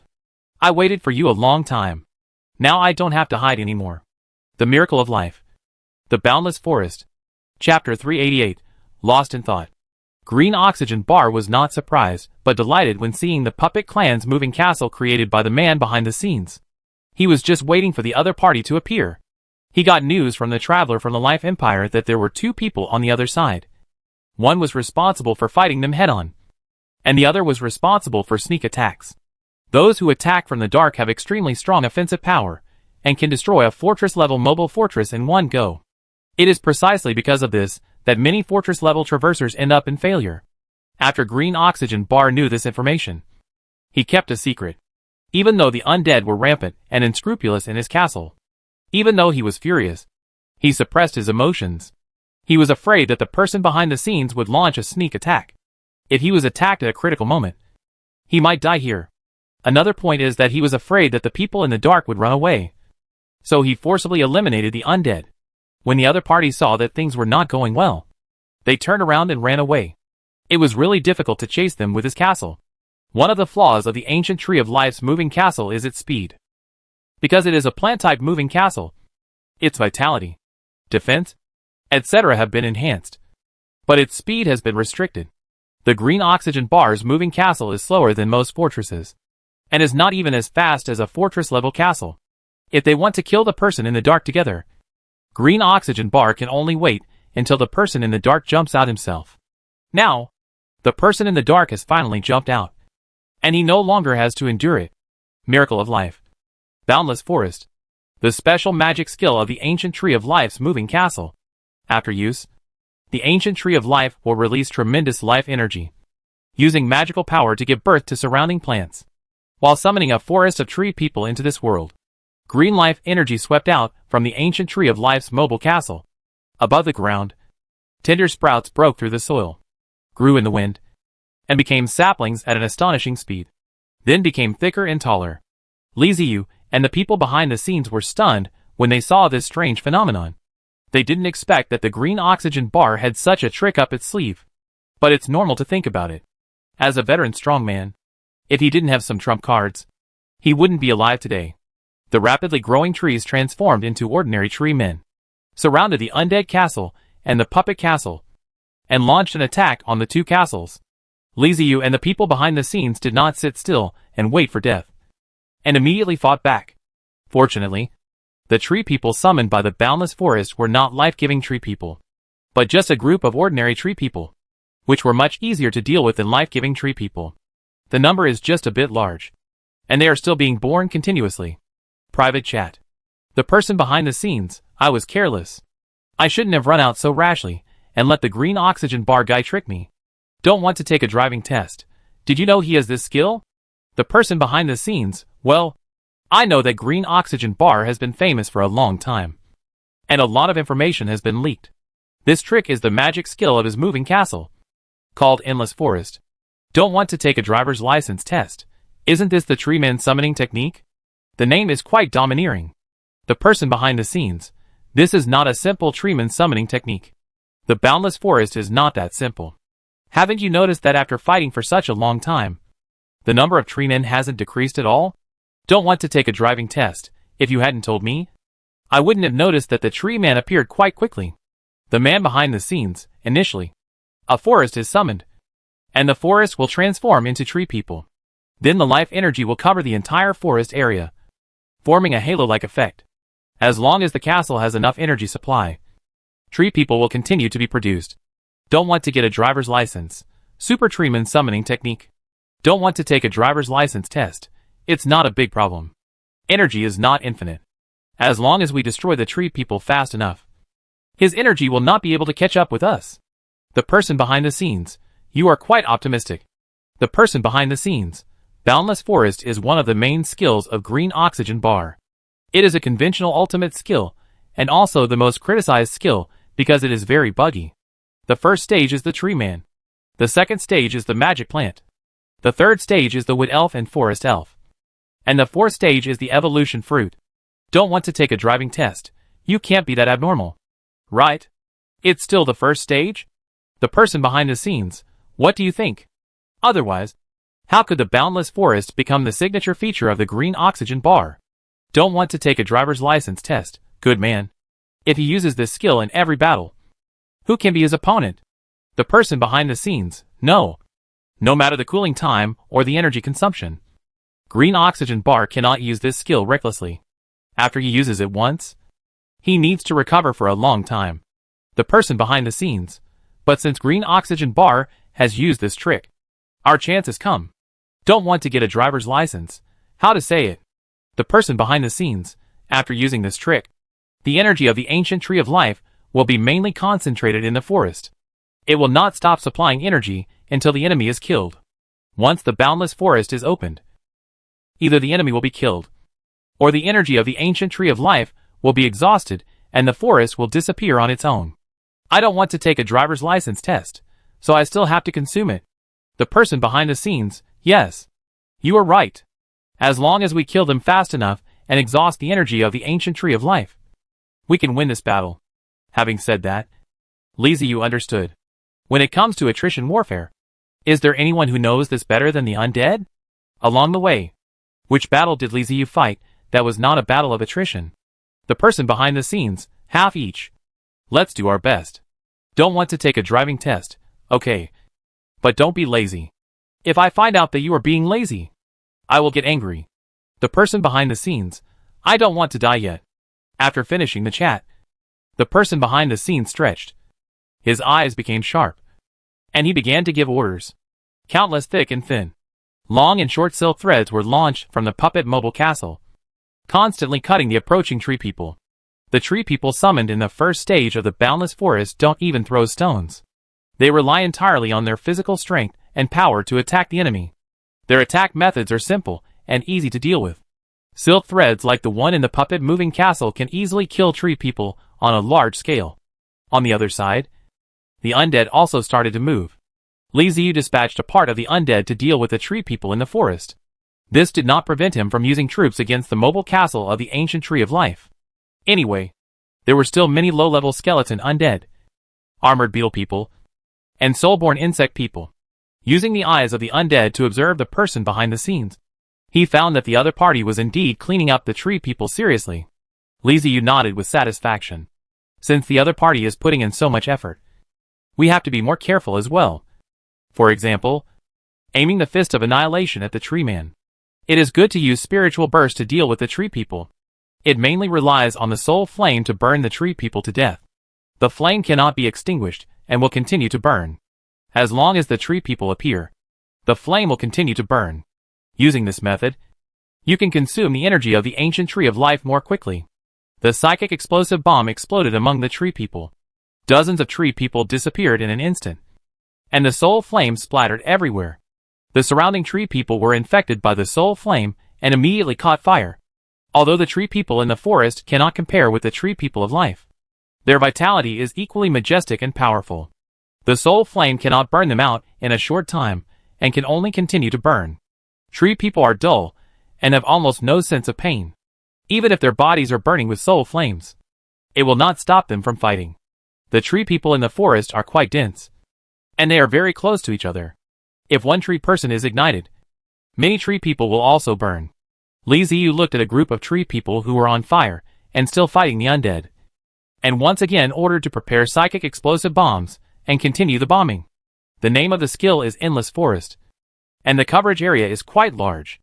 A mere one shot can only ignite a limited area, and as the number of tree men ignited increases, the flame is also diluted, and the soul flames on many tree men are just small flames, although the small flames have not extinguished.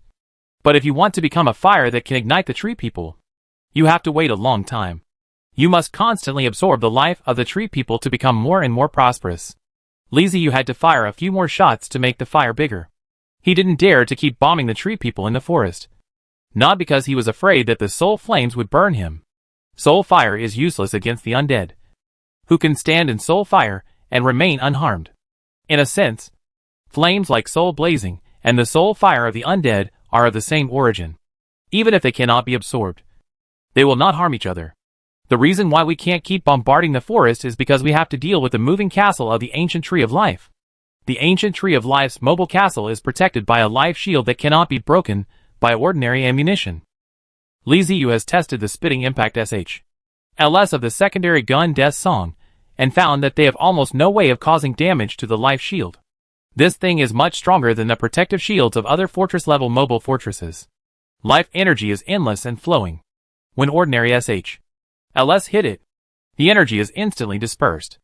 On the contrary, psychic explosive bombs, which are unique to psychic undead, are very effective. Death and life restrain each other. Li Ziyu didn't dare to put all his attention on the forest. The moving castle of the ancient tree of life was what he really needed to pay attention to. Who knows if Green Oxygen Bar will come up with another big move or something. The psychic explosive bombs need to be gathered, and firing takes time. After firing a few shots at the forest, they will turn around and continue to deal with the moving castle of the ancient tree of life. Compared to Li Ziyu's side, the person behind the scenes is in more trouble. The skills he uses to attack the tree people consume a lot of resources. He can withstand it once or twice, but if he keeps using it like this, the consumed resources will accumulate, and the person behind the scenes is heartbroken. Turning his head to look at the undead, he saw a scene that looked like a forest fire, which made him widen his eyes. This guy set the tree man on fire? How did you do it? He had this doubt ever since Li Ziyu attacked the ancient tree of life's moving castle. When attacking the fortress, Li Ziyu's attacks could hardly destroy the fortress's protective shield. But today, he repeatedly and briefly destroyed the life shield. This is outrageous. It shouldn't have appeared at all. The Lord of the Undead should be completely defenseless against the life shield. But the reality is very embarrassing. The Lord of the Undead can destroy the opponent's life shield. Could it be that the cannon has been modified in the past 2 days? Or did the Lord of the Undead change his ammunition? The person behind the scenes thought about it for a long time, but could not come to a conclusion. In his eyes, nothing had changed. The only change was that the power had become extremely powerful. Inexplicably so. The tree people are indeed very afraid of fire. But ordinary flames cannot ignite them at all. People are not stupid. They know their weaknesses, and will naturally defend themselves. Li Ziyu was able to ignite them, and keep the flames burning without being extinguished. This was already a very powerful method. When hunting fortress-level travelers, Li Ziyu's performance was always average. To the people behind the scenes, he was just an ordinary castle-level traveler. Nothing special. But what Li Ziyu showed today surprised the people behind the scenes. He felt that the Lord of the Undead had become mysterious. This guy was playing the pig and eating the tiger. Those behaviors on daily basis are probably all pretended. The person behind the scenes kept killing the approaching tree people while thinking. He suddenly realized that he had overlooked many problems. In his previous impression, the Lord of the Undead was very ordinary. His arms did not seem to be strong. If he had not been able to arrange special skills and kill the fortress, he would not be able to hit the fortress. Among the castle-level crosses, he seemed very weak. But is this really the case? The person behind the scenes fell into deep thought. He felt that it was not the case. The Lord of the Undead was most likely not as simple as he thought. And not just an ordinary time traveler. The source of judgment is everything that the Lord of the Undead showed today. Whether it is charging head-on at the ancient Tree of Life mobile castle, or resisting the attack of the forest tree people now. It is not something that an ordinary castle-level traverser can do. It seems quite simple. Just crash into it, and then throw the undead into the mobile castle of the ancient Tree of Life. And let the undead and the tree people of life start a war. In fact, this kind of thing is very difficult. The moving castle of the ancient Tree of Life. The green oxygen bar. This is a veteran castle-level traverser. The development trajectories of time travelers and indigenous people are different. With the help of a system, the difference is huge. And the speed of development cannot be measured by common sense at all. Anyone who traverses, as long as it takes advantage, will form a snowball, constantly becoming stronger. And the speed of becoming stronger will become faster and faster, pulling other people away. It can be said that a time traveler's development is 1 month behind, while under normal development, it may be 100 years behind. Green Oxygen Bar has been a castle-level traverser for a long time. Even if they are not the earliest batch, they are among the first few batches to become a castle-level traverser. Where is the Lord of the Dead? If he hadn't come to the grassland this time, he would have been an unknown grassroots.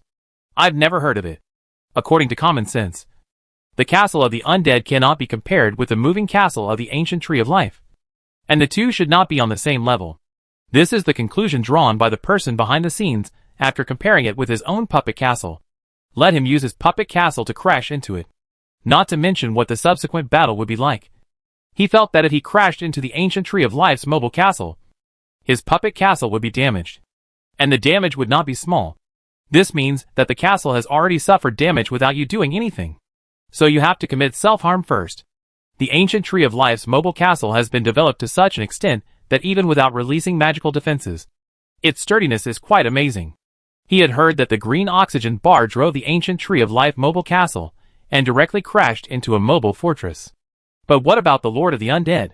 He actually drove the castle of the undead head-on, with great confidence, and crashed into it without hesitation. Not only did it crash, it was also successful. The person behind the scenes just observed that the castle of the undead seemed to be undamaged. What's more, the undead can actually fight back and forth with the Tree of Life people. How hacking scary. The person behind the scenes knew very well that he was no match for the green oxygen bar. With the help of the Tree of Life, he didn't even need to open the boundless forest to crush him. From this, it can be seen that the Lord of the Undead is completely different from what he thought.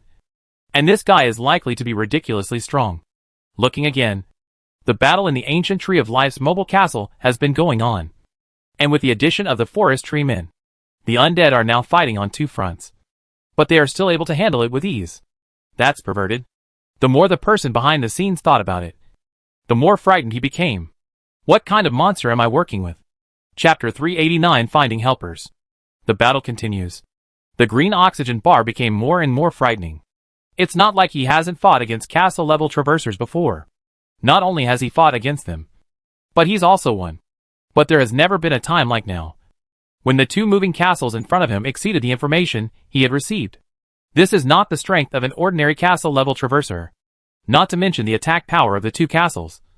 Just the number of warriors is terrifying. On one side were puppets, And on the other side were the undead. So numerous and endless, constantly attacking his ancient tree castle of life. This was a situation he had never encountered before. Green Oxygen Bar could sense that his tree of life was beginning to feel tired. Whether undead or puppets, they are not that strong compared to the tree of life. No undead or puppet can deal with the tree of life one-on-one. The problem is that the quantity is large, and the food is full. If one isn't enough, try two. If two aren't enough, try a group. The tree of life swept the area, but it could never be clean. Even the slow-witted tree man felt powerless. Unfortunately, his boundless forest was blocked by the opponent, and he failed to destroy the opponent as planned. Green Oxygen Bar realized that it had miscalculated. His original plan was to lure out the castle-level traverser hiding in the dark, and then use the tree people in the boundless forest to destroy the two mobile castles in one fell swoop. Although the forest tree people are not as good as the life tree people, there are more of them. As long as the energy of the ancient tree of life is not exhausted, the forest tree people will continue to be produced and attack the enemy. This trick is difficult to crack. Many of the castle-level travelers he had fought against had been defeated by this move. Treemen have high defense and thick blood, making them difficult to kill. Add to that their numbers, and few can withstand them. But the two I met today were able to withstand it, which is outrageous. In particular, the undead is simply a nemesis. In the past, a tree man can burn, and the flame continues to burn. Even if it is a tree-free tree, people can't carry it. The energy of life and ancient trees is rapidly reduced. In this way, it is estimated that the other person must be exhausted. The Green Oxygen Bar feels like it's shooting itself in the foot. You shouldn't be so arrogant. You should just get rid of the undead first. It's making you feel so uncomfortable now. Oh, I didn't expect it. I have this day. I have a little proud recently. Standing on the top of the ancient tree of life, looking at the battlefield below, Green Oxygen Bar smiled, shook his head, and muttered to himself. In fact, the current battlefield is not at a disadvantage. It can only be considered to be evenly matched. The undead and puppets charged together, but were unable to break through the defense line of the Tree of Life people. But Green Oxygen Bar is a sober guy. He doesn't want to wait until he is completely at a disadvantage, and cannot recover before thinking of a solution. Panley admitting his mistakes is why he has been progressing. Since one person cannot deal with these two castle-level travelers, let's find help. As for the shameless, the Green Oxygen Bar didn't think too much. He felt that his face was not what he said, but it was given by others. I was not good at my strength. Stood up, and finally threw my life into it. If you can't win, find help. Kill your opponent, and survive. Then others will give you face. Green Oxygen Bar never lets his face constrain himself. In the Life Empire Alliance, although he is a powerful elder, everyone trusts him because he can always wake up in time, adjust strategies in time, and turn defeat into victory. Taking his eyes away from the battlefield, Green Oxygen Bar opened his own system chat. Life Empire Alliance. Green Oxygen Bar, we were careless. Come over here. Busey, coming right up. Triumphal song, elder. Please wait. Green Oxygen Bar sent a message, and immediately 6 people responded. These were the helpers he had prepared in advance. Fortress-level traversers. Although it is not a castle level, these 6 people are all top-level fort-level traverses. But they lack some resources. They may be promoted to the castle level at any time, and their strength is quite powerful. Before Green Oxygen Bar started the battle with Liziu, he had already thought about what to do if he couldn't win. In order to prepare for a rainy day, he prepared helpers in advance. The 6 time travelers are all powerful. With them help out, the Green Oxygen Bar feels very stable, and it should be fine to win the Undead Castle and the castle. Private chat. Don't want to take a driver's license test, as expected of Life Empire strength. The Green Oxygen Bar is really capable. The person behind the scenes, huh? Of course. Do you really think that the people in the Life Empire are all losers? Behind the scene, it is not easy to grow into a large number of large organizations. Don't want to take a driving test, that's true. But I feel it won't be a problem to defeat him. Although it's a bit slow. The 2 of us will wear him out. People behind the scenes, I always feel a little wrong. Don't want to get a driver's license, What's wrong? The person behind the scenes, it's hard to explain. It's just a feeling. Like a sixth sense. Don't want to get a driver's license. Are you a woman? The person behind the scenes. I don't want to take a driver's license. It's not a woman and me for the sixth feeling. Don't come to do things. I do want to take a driver's license. In other words, after cooperating for so long, we haven't seen it yet. Is it better to see the green oxygen bar after seeing it? The person behind the scenes. You have no sense of distance. Don't want to take a driver's license test. What's the matter? Are you still socially anxious? The person behind the scenes. I feel like you are quite socially anxious. Like a social terrorist. Don't want to take a driving test. Stop talking nonsense. Are you going to see it or not? The person behind the scenes. No. Liziu was planning to send any more. ASH. LS flew from a distance, crossed the layer of tree people, and fell into the soul protective cover and exploded, making a sound. The psychic protective shield was not damaged, but it was the huge explosion that scared Liziu. He raised his head blankly and looked at the protective cover above his head. Where did the LS come from? Before he wanted to understand the problem, he flew again and exploded on the protective cover. Oh shit! There's more? This time Liziu saw clearly that it was not launched from the ancient tree mobile castle, but it was launched from the infinite forest overseas. The two LS were just an appetizer, followed by intensive bombings one after another. The power of the opponent's cannon L is not great.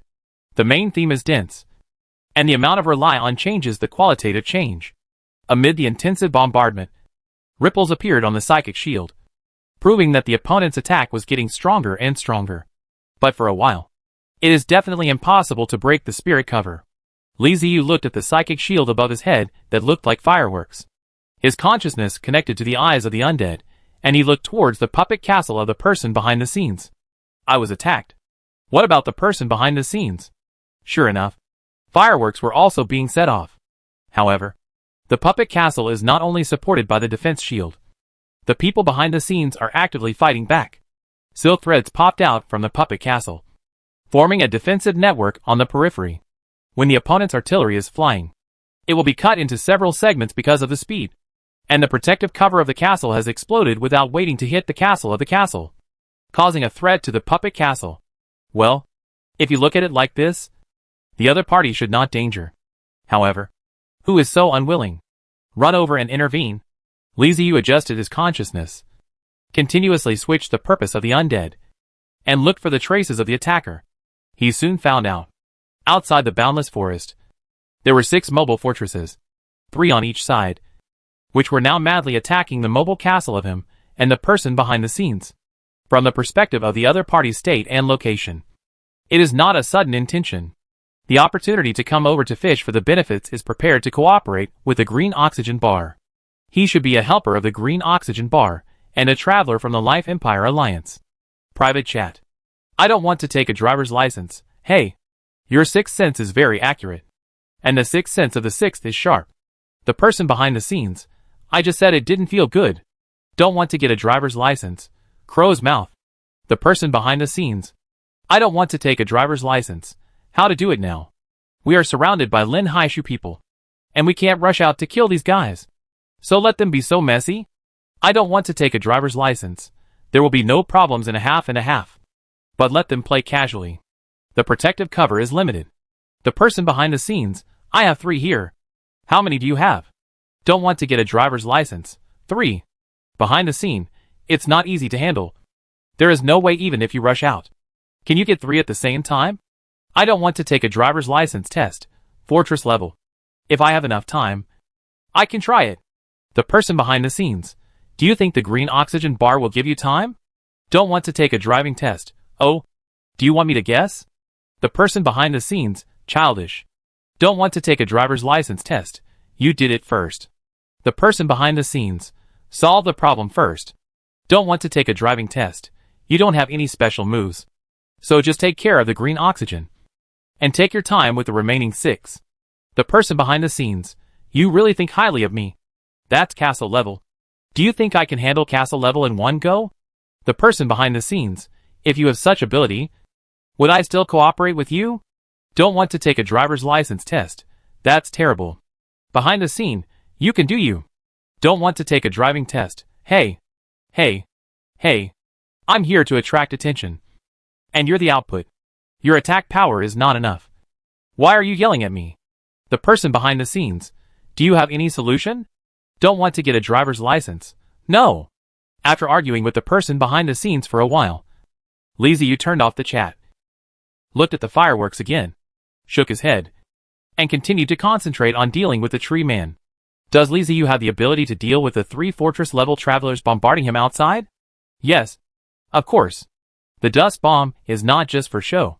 After the mushrooms are planted, even if the 3 fortress-level units cannot be destroyed, it will still be possible to break their protective shields and inflict severe damage on their mobile fortresses. But dust bombs are very expensive. At the moment of life and death, the other party blown up for a long time, and the sole protective cover was still strong, so as not to throw the lithotripsy. In addition, Li Ziyu did not want to expose that he had a sense of aquarium in front of the people behind the scenes. He and the person behind the scenes are not on good terms with each other. The two have never even met. Li Ziyu asked the person behind the scenes to meet, but the other party refused. Li Ziyu doesn't dare to fully trust the person behind the scenes. What if the other party turns against him? You have to keep some cards in hand. The more cards you have, the better. If you can avoid doing it yourself, don't do it yourself. Besides, judging from the look of the man behind the scenes, it's not that he can't deal with those mobile fortresses, but that he, like himself, doesn't want to move. The other party is also guarding himself. Li Ziyu and the person behind the scenes were on guard against each other, and no one wanted to show their cards first. Anyway, the protective shield can still hold up. Let's see who can't hold up. With the cover of his companions, the attacks of the Linhai tree people became much stronger.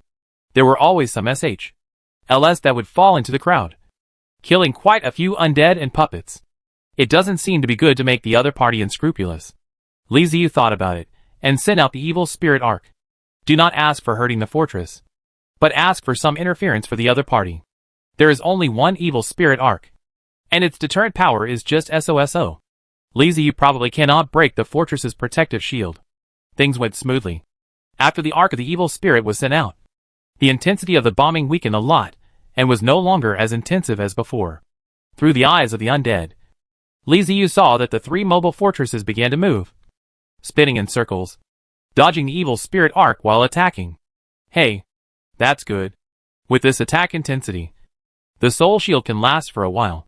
Looking at the person behind the scenes, he chose the same tactics as him, and also sent out harassing devices. They were 3 gigantic steel puppets, like heavily armored knights over 20 meters tall, holding broadswords in their hands, chasing and slashing at the mobile fortress. The iron golem moves slowly and attacks slowly, but it has high attack, thick defense, and a sufficient health bar. As long as the mobile fortress was hit by the iron puppet's sword, the protective shield would tremble violently, as if it could collapse at any time. Sure enough, I hid. Li Ziyu rolled his eyes. The person behind the scenes did not send such a puppet to the ancient Tree of Life mobile castle.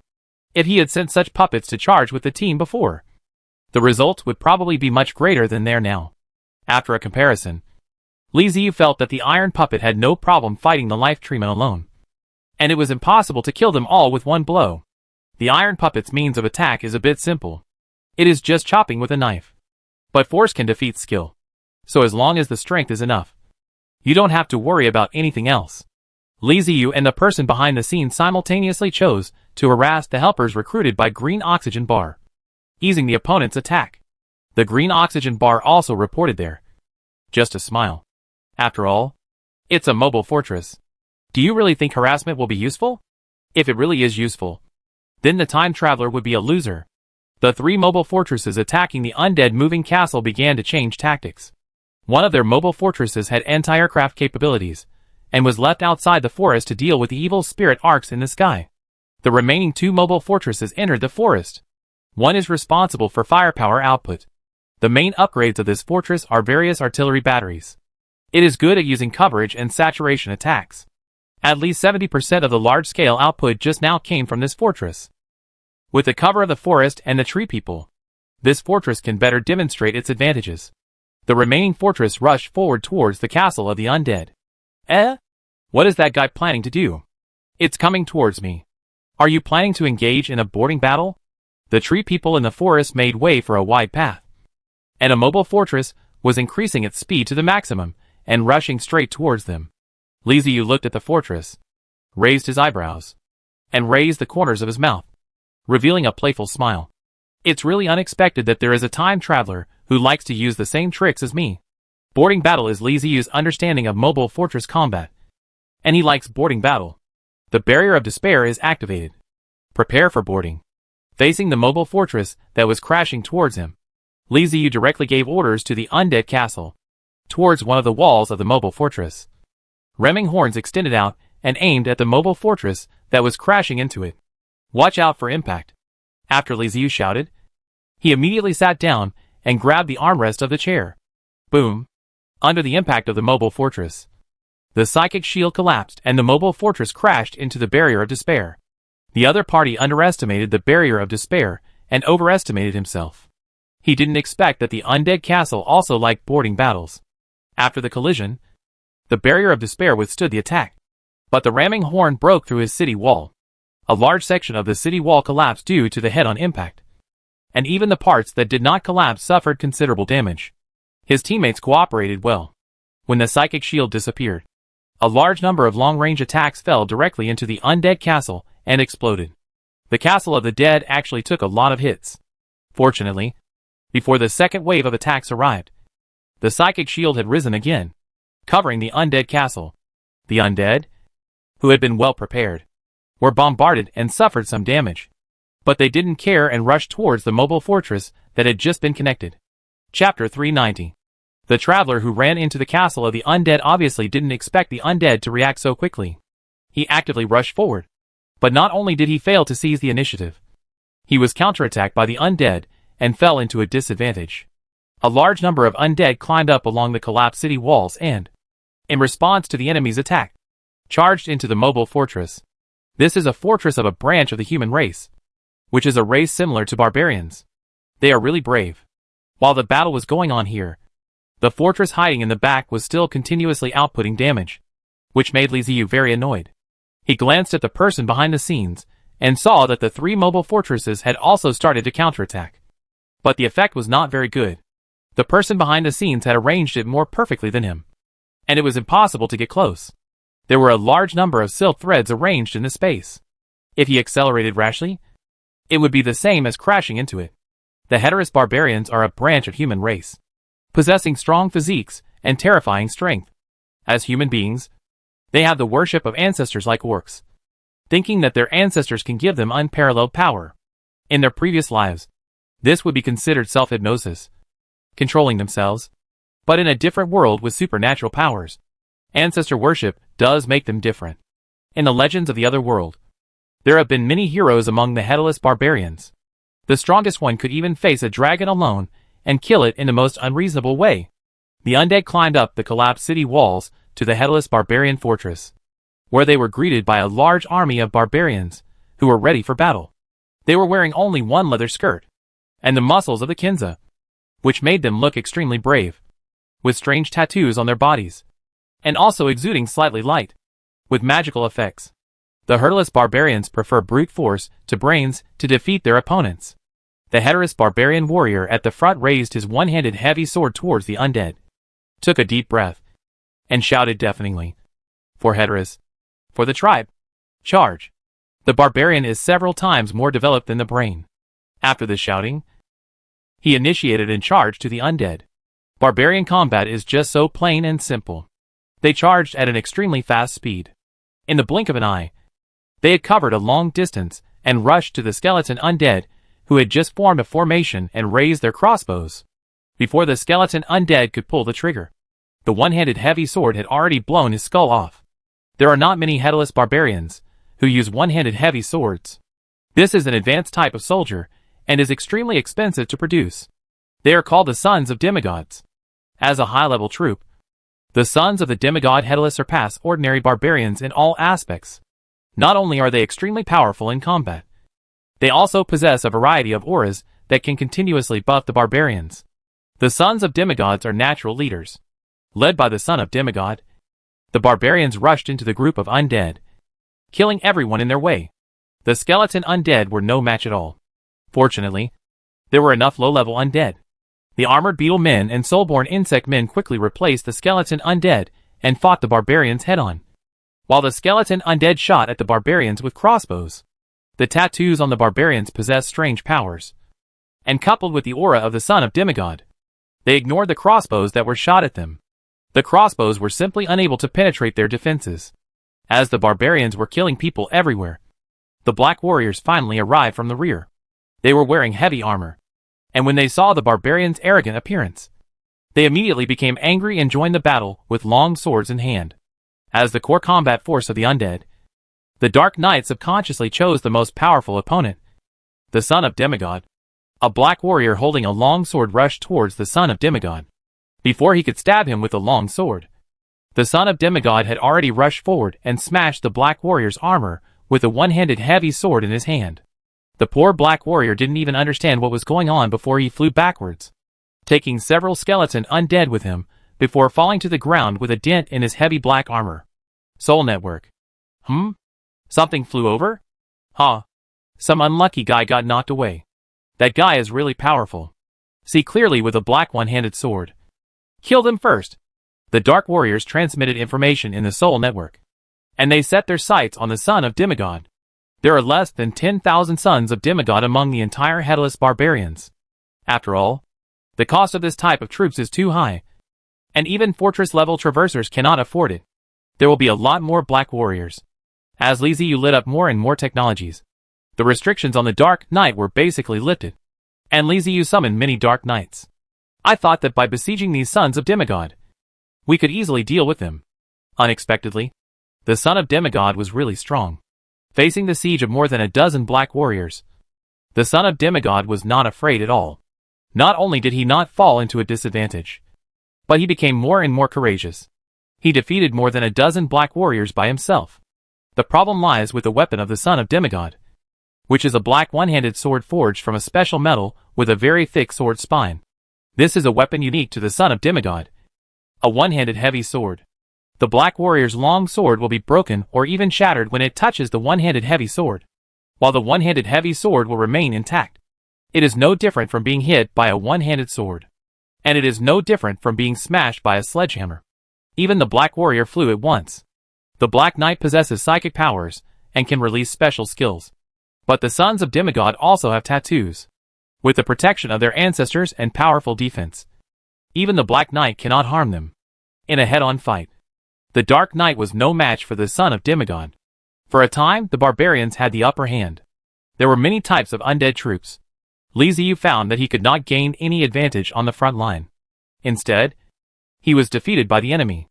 Not only could he not gain a foothold in the enemy's fortress, but he was rushed into the undead castle by the group of barbarians. He immediately sent more troops to help. My goodness, you have come to my side to kill me. You are really powerful. Elite Destroyer Warriors, move out.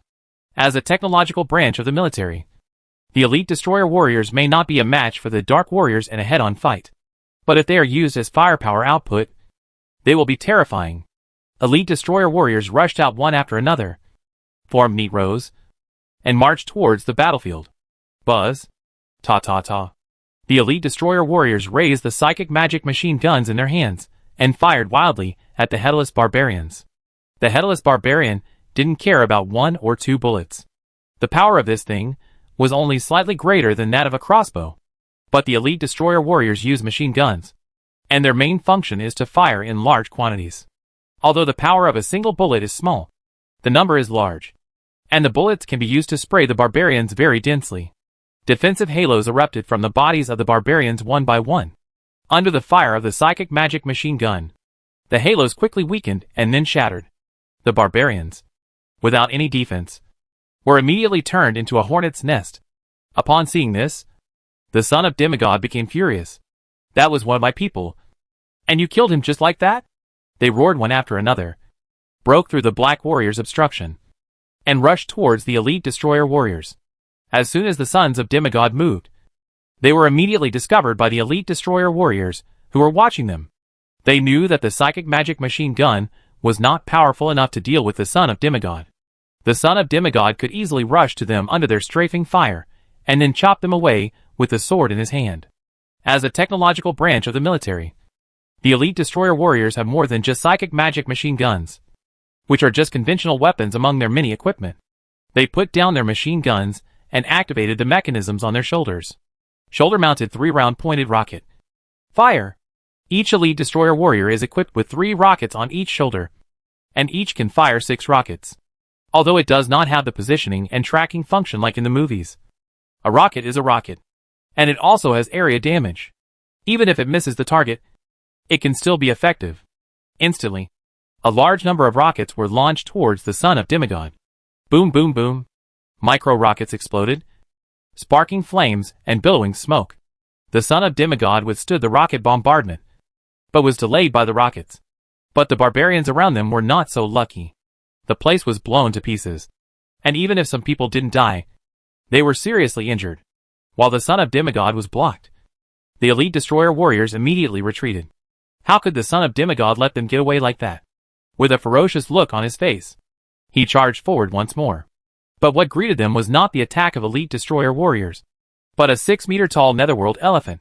This is a serious heavy-duty military unit, and its size is enough to crush the son of Demigod. The nose swung flexibly and lashed at the son of Demigod fiercely. Faced with the giant netherworld elephant rushing out, the son of Demigod did not dare to be negligent and quickly launched a defense. It has to be said that the son of Demigod is really powerful. Even with the power of the netherworld elephant, there is no way to shake these guys. This is just the beginning. Until now, few people have been able to rush into the castle of the undead. And Li Ziyu's arrangements have never been used. This time is just the right time. From the direction of the castle, a black shadow rose into the sky. It was the castle's guarding force. The Gargoyle Chapter 188. The gargoyles, which have existed for a long time, but have always been obedient sculptures, finally had their chance. Stone warriors, flying gargoyles, armored guards, all kinds of gargoyles attacked the barbarians who invaded the castle. At the same time, the undead, who are truly used to deal with the son of Demigod, appear as Lord-level Knight Guards Chapter 306. Guard Skeleton Undead. An advanced combat sequence among the skeleton undead. Guards Knights, 3 meters tall, wearing tattered armor and holding rusty metal swords, appeared on the battlefield. To be honest, the son of Demigod really looked down upon the Knight Guards. The appearance of the Royal Guards Knight is really too bad. Even worse than that of the Black Knight. Just like a beggar. In the mind of the son of Demigod, the Black Knight is a high-level unit of the undead. And these Guards Knights are obviously not a powerful type of troops. The first Guard Knight suddenly accelerated when he was 50 meters away from the son of Demigod.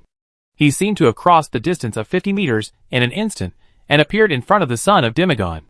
The metal sword in his hand was extremely tricky, and he slashed upward from a bottom-up angle. The son of Demigod narrowed his eyes, raised his one-handed heavy sword horizontally, and pressed down hard. Block! Amid the sound of metal colliding, the son of Demigod raised his arms high. His life collapsed, and the one-handed heavy sword almost flew out of his hand. Although the Guard Knight was blocked, he managed to knock the one-handed heavy sword away, raised the metal sword high, and then dropped it. The muscles felt blocked and blood splattered. The son of Demigod reacted quickly. Seeing that the situation was not good, he jumped back with force, but still failed to avoid the attack of the Guard Knight. He was cut from his shoulder to his ribs, leaving a wound deep enough to see the bone. He touched the wound. His face twitched. He took a deep breath, swung his one-handed heavy sword and pounced on the Guard Knight. The Lord-level Guard Knight is more powerful than the Black Knight. Not only is he extremely loyal to Li Ziyu, he is also the Lord's trump card. His combat effectiveness is self-evident. This guy was born to deal with the Lord's troubles. But what are the troubles of the skeleton undead lord? Of course, those enemies are difficult to deal with. The elite destroyer warriors, the nether elephants, and the Guard Knights. The 3 types of soldiers together suppressed the son of Demigod. The son of Demigod, who had been ferocious since the start of the battle, finally suffered casualties. And the number of casualties is increasing. Busey, the lord of the headless barbarian traversers, was paying attention to the battlefield at this time. He was quite proud when the undead had just attacked his fortress. And then the barbarians rushed and killed him all the way, pushing the battlefield to the undead castle. There's nothing special about the undead. They're just a little higher level than me. But when we really fight, what does it matter? I will beat them back anyway. Busey felt that he might be able to accomplish a great feat this time. If the barbarians could capture the castle of the undead, The reward he would receive would be beyond his imagination. Before he could be happy for long. He couldn't laugh anymore. What the hell are those things? Is it really the undead? Let's just say. There are machine guns and rockets. Isn't that too unmagical? Are we in the same world? It's totally off the mark. The appearance of the giant elephant of the underworld made Busey very nervous. But he could accept it because it was still a normal undead after all. Seeing that the son of Demigod could still be dealt with, Busey was temporarily relieved. Busey was confused until the royal guards appeared. Ever since the appearance of the son of Demigod, he felt that he had entered invincible mode. In the confrontation between arms, there were few who could contend with the son of Demigod. I didn't expect him to show up today. And he didn't show up anymore. And he also killed quite a few demigods. As the son of Demigod fell, Busey's face became extremely ugly. The son of Demigod is very expensive and consumes a lot of resources. But this is not the most important thing. The important thing is that the fall of the son of Demigod will weaken the barbarians' group gain and reduce the barbarians' recovery, strength, speed and other attributes. The core of the headless barbarians now is the son of Demigod. Only by relying on the son of Demigod can the barbarians' true combat effectiveness be brought into play. How could the undead be so powerful? I do not believe. Busey couldn't believe what he saw. Various types of soldiers emerged one after another, fighting with the green oxygen bar elder in the front, forcing the elder to release Lin Hai. When their men arrived to reinforce, they found that not only were there so many undead on his side, but there were also a lot of elite soldiers. There is a terrifying fact here. That is, if the other party wants to deal with you, it will probably be done without much effort. Busey knew very well that he was now taking advantage, and the Lord of the Undead had no way of using his full strength to deal with him. But even so, the situation was actually not in his favor. The undead had begun to counterattack, and the guards are constantly killing the son of Demigod. The elephant fortress was deployed, and powerful firepower was unleashed to suppress the barbarians. No matter how ferocious the barbarians were, they still could not gain an advantage against the various types of troops that were fully armed. And they began to retreat. They are fierce, but not stupid. And they are not brainless NPCs in the game. They are living creatures. They are conscious and have thoughts, even if their brains don't work well most of the time. When their friends and brothers fall one after another, how could they not know what's going on? Under the attack of the undead, the barbarians retreated towards their mobile fortress. Li Ziyu stood in the castle, looking at the battlefield below with indifference and snorted with disdain. What the hell? You dare to confront me head-on? If the opponent hides in the distance and keeps using artillery to consume the enemy, it will be difficult for Li Ziyu to deal with him. But if you deliver yourself to the door, then I'm sorry. Chapter 391, Cemetery Opening. The appearance of the guards' knights caught the headless barbarians off guard. Even the son of Demigod could not defeat the guards' knights, let alone ordinary barbarians. Busey, the lord of the mobile fortress, watched the situation on the battlefield begin to reverse. He was frightened and filled with anger. The characters of the people under your command will be somewhat similar to those of the lord. Most of the barbarians lack brains, and Busey is also somewhat abnormal in his brain. He is the kind of person who does not care about anything when he gets angry. Busey had full faith in the barbarians' fighting power. He never thought that the barbarians would lose to other races. If they lost, it was because the barbarians did not use their full strength. He believed that man could conquer nature, and as long as the barbarians were strong and brave enough, they would be able to defeat nature. When facing the undead led by the night guards, a normal person would definitely choose to retreat, stabilize first, or at least regroup before counterattacking. After all, the fighting power of the guards' knights is still higher than that of the son of Demigod. The enemy is strong and we are weak. If we fight forcefully, we will only suffer greater losses. However, Busey is not a normal person. He got angry when he saw the barbarians retreating. Retreat?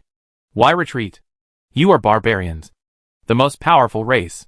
You will fight even dragons if you don't obey you. How can you retreat because of mere undead? The number of barbarians in the headless barbarian mobile fortress is indeed not as many as the number of undead in Li Ziyu's skeleton undead mobile castle. Not to mention the fortress. Even the castle may not have as many troops as the undead castle. Even though there are not as many undead as there are still more than tens of millions of soldiers capable of fighting. Among these tens of millions of combat-capable soldiers, only the regular heteros barbarian battle sequence is included, excluding female barbarians. Busey stubbornly believed that the blood and fire on the battlefield were men's romance, and women should not get involved in it. So when counting warriors, he simply ignored the female barbarians. The headless barbarians are actually a race where everyone is a soldier. But ordinary barbarians are much weaker than the battle sequence. Busey's mobile fortress is already on the verge of promotion. There are naturally a lot of barbarians living in the fortress. If all of them are triggered, it may take some effort to get 100 million. But it will be more than enough to get tens of millions. In the first confrontation between the two sides, the number of the headless barbarians dispatched was not large. Only a few 100,000. Neither Liziu nor Busey had the idea of sending all their warriors at once. The barbarians' defeat made Busey angry. He did not plan to let the barbarians withdraw from the Undead castle, but chose to send more barbarians there. Let the Death Row Army, the Hunting Division, and the Assault Division prepare to send out 300,000 troops to beat them back. Busey shouted with a cold look on his face. The barbarian guard beside him immediately responded, turned around, and went out to mobilize more warriors to fight the undead. The headless barbarians didn't feel there was anything wrong. To them, they admired the Lord's behavior even more. They don't like to retreat, and when facing a strong enemy, the headless barbarians will more often choose to attack. They firmly believe that the stronger the enemy they face, the more they can grow, and their small universe will explode. There is nothing wrong with this idea. It is their choice. It is precisely because of this choice that the once powerful headless barbarians in the other world disappeared and became extinct. Think about it. No matter what powerful opponents facing, these guys will yell for the barbaric, for the tribe, and then rush up to fight. Who will die? It can be said that the headless barbarians from the other world destroyed themselves. If humans from other worlds want to get a glimpse of the elegance of the headless barbarians, they can only find a few words in history books. As the low and desolate sound of the beast horn sounded, the barbarian tribes scattered in the fortress became restless. One by one, the barbarians came out of the wooden houses and huts and began to gather and rush to the front line. That's right. Even though they live in the fortress, the headless barbarians exist in tribal form, and even each tribe has its own habits and customs.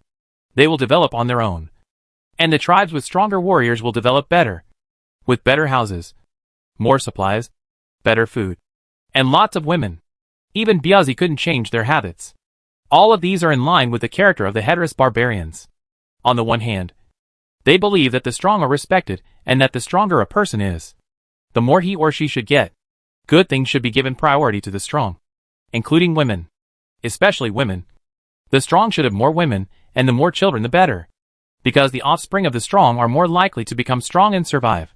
But in this way, the weak people in Headless will become even weaker because they cannot give more resources. This should have led to the decline of Headless. But fortunately there is hierarchy and warmth among Headless, and the practice of the strong getting stronger not only did not cause Headless to decline, but made them stronger. On the other hand, there is warmth. Headless has a hierarchy. The strong have great control and suppression power over the people below, and the people below must obey the orders of those above. However, the headless barbarians have a special habit, which is tolerance. They would keep slaves, which was common among many races. In most races that raise slaves, slaves are not considered human beings, and their status is even lower than that of livestock. It doesn't matter even if they die. But the headless barbarians are different, because they value martial arts. They respect powerful people. As long as slaves can show their bravery and strength and are willing to join the headless barbarians, there is a high probability that they will be pardoned. After accepting the sacrifice, their bloodline will be transformed and they will become a glorious headless barbarian. The Hadissa barbarians are very strong in their emotions, although resources will automatically be concentrated in the hands of powerful barbarians. Under the trend of emotion, powerful barbarians will spontaneously help weak barbarians grow, promote each other, and make some of the barbarians stronger first. Each tribe in the mobile fortress represents a different level. The size of the tribe, its population, its strength, the quality of its building materials, and the amount of food are all direct reflections of its level. Of course, as a lord, the place where Busey is located is the largest, strongest and best built place in the entire fortress. Under Busey's command, 300,000 barbarians assembled. These 300,000 barbarians were in combat sequence and belonged to the hunting department and the assault department. The weapons of the hunting barbarians are long hairs and one-handed swords. while the weapons of the assault barbarians are axes and waist knives. As for the death row army, they are not counted in the troop numbers. When you listen to the name, you know that this is a special force, which is composed of death prisoners and slaves. It is specially used as cannon fodder and sent to death. Unlike normal death row troops, Headless's death row troops also have to go through selection. And not everyone can become a member of the death row army. First of all, women, the elderly, and children cannot join the death row army because they are not worthy. If they want to fight, they must have combat effectiveness. People without combat effectiveness are not worthy of going to the battlefield, even as cannon fodder. Secondly, being too weak is not good. The reason is the same as above. If your fighting ability is not even as good as that of a woman, what qualifications do you have to stand on the battlefield? Is it to make the enemy a laughing stock? Barbarians also have to save face. They can't afford to lose face like this. The Headless barbarians have requirements for the death row army. Even if they are cannon fodder, they must be able to exert combat effectiveness. Those who perform outstandingly in the death row army will be rewarded and become one of them. Therefore, although the number of the death row army is not as large as that of the Hadissa barbarians, their combat effectiveness should not be underestimated. The regular battle order of the barbarians, plus the death row army, more than 500,000 people, marched to the front line in a mighty force to support their own people. With the support, the barbarians were okay again and started to counterattack again, roaring loudly and fighting against the Undead Legion. It never ends. Through the eyes of the Undead, Li Ziyu saw everything and couldn't help but roll his eyes. He didn't want to fight a war of attrition with the barbarians because there were too many people to deal with. 1 castle level and 3 fortress level ones. If he really had to fight a war of attrition, he would definitely be the one who suffered. Fast and quick decisions are just right. Originally, I thought that I could rely on the elephant-type undead and the guard-type undead to forcefully suppress the enemy and drive them away first. However, I didn't expect that the enemy had no intention of retreating and instead increased their forces. This is a bit annoying. Is it really not as powerful as the undead army? Okay. In that case, then I'll let you have some fun. Since crossing to the other world, Li Ziyu has made a lot of preparations. There are too many things in his castle that he has not used yet. The main reason is that almost no one can break into his castle. The barbarians have set a precedent. Li Ziyu simply gave the order to the rest of the undead to make way and let the barbarians in. The undead obeyed his orders. The guard stopped pursuing and retreated. And the rest of the undead army also began to retreat. Cowardly. The undead are cowardly. Ha ha ha. That's what I told you. How could we fail? The barbarians are the strongest. Charge. Charge. Take down the castle of the undead. Reinforce the troops. Send me more soldiers.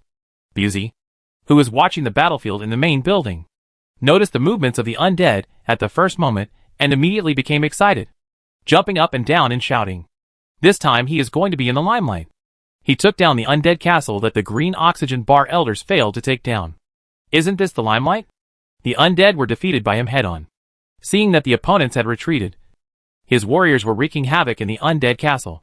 In this battle, how could Busy not be the one who contributed the most? At the Lord's command, the barbarians gathered again and a 1,000,000-strong army set out. They wanted to pursue the victory, defeat the undead in one wave, and occupy the undead castle. Li Ziyu stood on a high place in the castle, looking at the barbarians pouring into the castle with a cold expression on his face. Come on. Come on. Let's see how many of you are left. Come on. Pack up and send you to meet our ancestors. After the newly gathered millions of barbarians entered the castle, Li Ziyu had an idea. The cemetery's self-defense system is activated. As early as when the first wave of barbarians rushed into the castle, the cemetery was already ready to move. The cemetery has spirits and minds of its own. For those who dare to invade the castle, the big cemetery is definitely zero tolerance. Although it does not follow Li Ziyu to conquer others, it is definitely not allowed to harass the tranquility of the castle. However, Li Ziyu felt that the time had not come to use the cemetery, so he suppressed the cemetery and prevented it from moving. Now that he was sure not to engage in a war of attrition with the barbarians, Li Ziyu released his control over the cemetery and let it handle it on its own. Bricks and stones moved one by one, and the entire wall of the cemetery facing the battlefield slowly moved away. What was revealed was not the interior space of the cemetery, but a darkness that could swallow even the light. Click. A staggering, crooked skeleton undead walked out of the darkness. He turned his head, looked around, and locked onto the direction of the barbarian battlefield. The skeleton undead came out of the cemetery and walked towards the battlefield. At the beginning, his steps were a little unsteady, just like a person who had been bedridden for years and suddenly got up. And he had some difficulty in controlling himself. After taking a few steps, the bone-dead spirit gradually recovered, and the speed of walking became faster and faster, starting jogging, and then running. He is somewhat different from the skeleton undead summoned by Liziu. The bone-dead spirit summoned by Liziu is relatively peaceful, almost not running, and even less when jogging. However, the bones of the bones from the cemetery are crazy. Even if the bones are rubbing, even if they may be scattered at any time, he still wants to run. The open jaw looked like a zombie that had been hungry for several days and suddenly saw a human. Behind this bone-dead spirit, in the darkness of the large cemetery, one dead spirit appears one after another. With bones and dead spirits, skeletal warriors, elite hammer skeleton warriors, bones and hammer warriors. Various kinds of undead appeared one after another, both low-level and high-level, and even guards such as guards knights appeared. There were no mechanical or alien undead, only the traditional psychic combat sequence. The number is too exaggerated. Using mass is not enough to describe. The opening of the cemetery was like opening the door to the world of the dead. And endless undead were pouring out. Liziu had already ordered the undead that he could control to disperse, and he left the opportunity to deal with the barbarians to the cemetery. He didn't know how many undead souls were hiding in the cemetery, but the number was definitely terrifying. After all, the number of undead souls in the cemetery was almost non-existent and was increasing all the time. Liziu had looked at the cemetery with envy many times, wishing he could control the undead in it. Unfortunately, the cemetery has its own consciousness, and the authority of the undead within it has nothing to do with Liziu, so he cannot control it. There are only two possibilities to make the cemetery spit out the undead. What is that like now? Enemies run into the castle, and the other is to use teleportation to send a large number of them to the battlefield. The second method, although Liziu cannot control it, the effect is similar. Just throw it onto the battlefield and let the undead fight on their own. This is the first time that the cemetery has played a proper role. The vast undead, like a landslide, poured out of the cemetery and rushed to the barbaric. From afar, the headless barbarians saw a white tide of undead. A chill rose from their tailbones and rushed into their minds, followed by endless excitement. They did not feel fear because of the number of enemies, but they felt excited. They laughed and roared loudly, raised their weapons high, and faced the white tide of undead without fear. Have you seen the stone stopped when the flood? Yes. Yes. The scene is almost the same. The white tide of undead surged towards the barbarians. More than 1 million barbarians were no match for the white tide. They were like small stones in front of the flood and disappeared in the white tide in an instant. The barbarians did not give up. They struggled, shouted, roared, fighting hard, and worked hard to attack every undead around. However, the number of undead is too much, not to mention the barbarians. Even the undead themselves were helpless. They wanted to attack the barbarians, but were pushed forward by their companions behind them. We can only attack randomly. Well, we can only attack. But their numbers. Chapter 392, White Tide of Undead. The vast number of dead souls are moving forward like a tide. The headless barbarians were overwhelmed by it, although they tried their best to kill the undead. For the undead, the number of their companions whose skulls were smashed and their soul fires dissipated was very small. It could be said that it was a drop in the bucket and not worth mentioning at all. On the other hand, the drowning barbarians are indeed strong. What is the use of the powerful defense in the face of the huge number? Every undead wanted to hit them, and a large number of claws hit their bodies, and soon the protective shield was shattered. Millions of barbarians gradually disappeared until they could no longer be heard. Even someone as powerful as the son of demigod could not survive in such a situation. And this was just the beginning. The undead that overwhelmed millions of barbarians did not stop there. The order given to them by the spirits of the cemetery was to eliminate the invaders and all enemies. Well, the Hatil's barbarous moving fortress with the undead is also their attack target. This is an enemy. If Busey had not let the mobile fortress crash into us, but instead attacked with artillery and barbarians from a distance. Then the problem would not have been serious.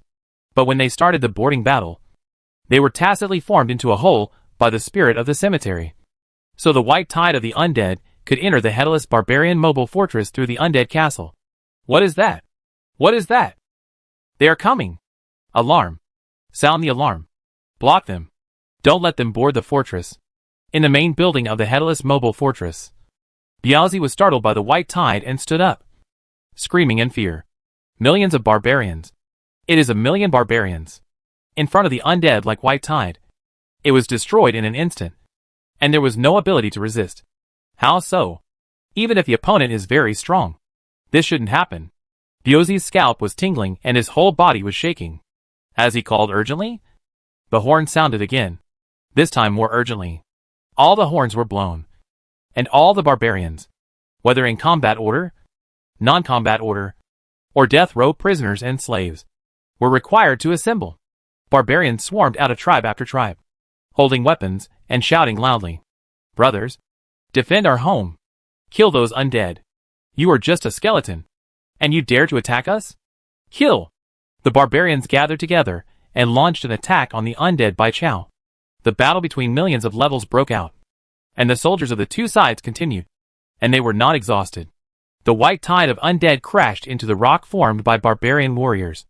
And countless undead were turned into ashes in an instant. The barbarian warriors guarded the long broken and collapsed city walls, fighting the undead with all kinds of weapons. If the number of the undead wasn't so huge, they would be able to defeat them with just this one wave.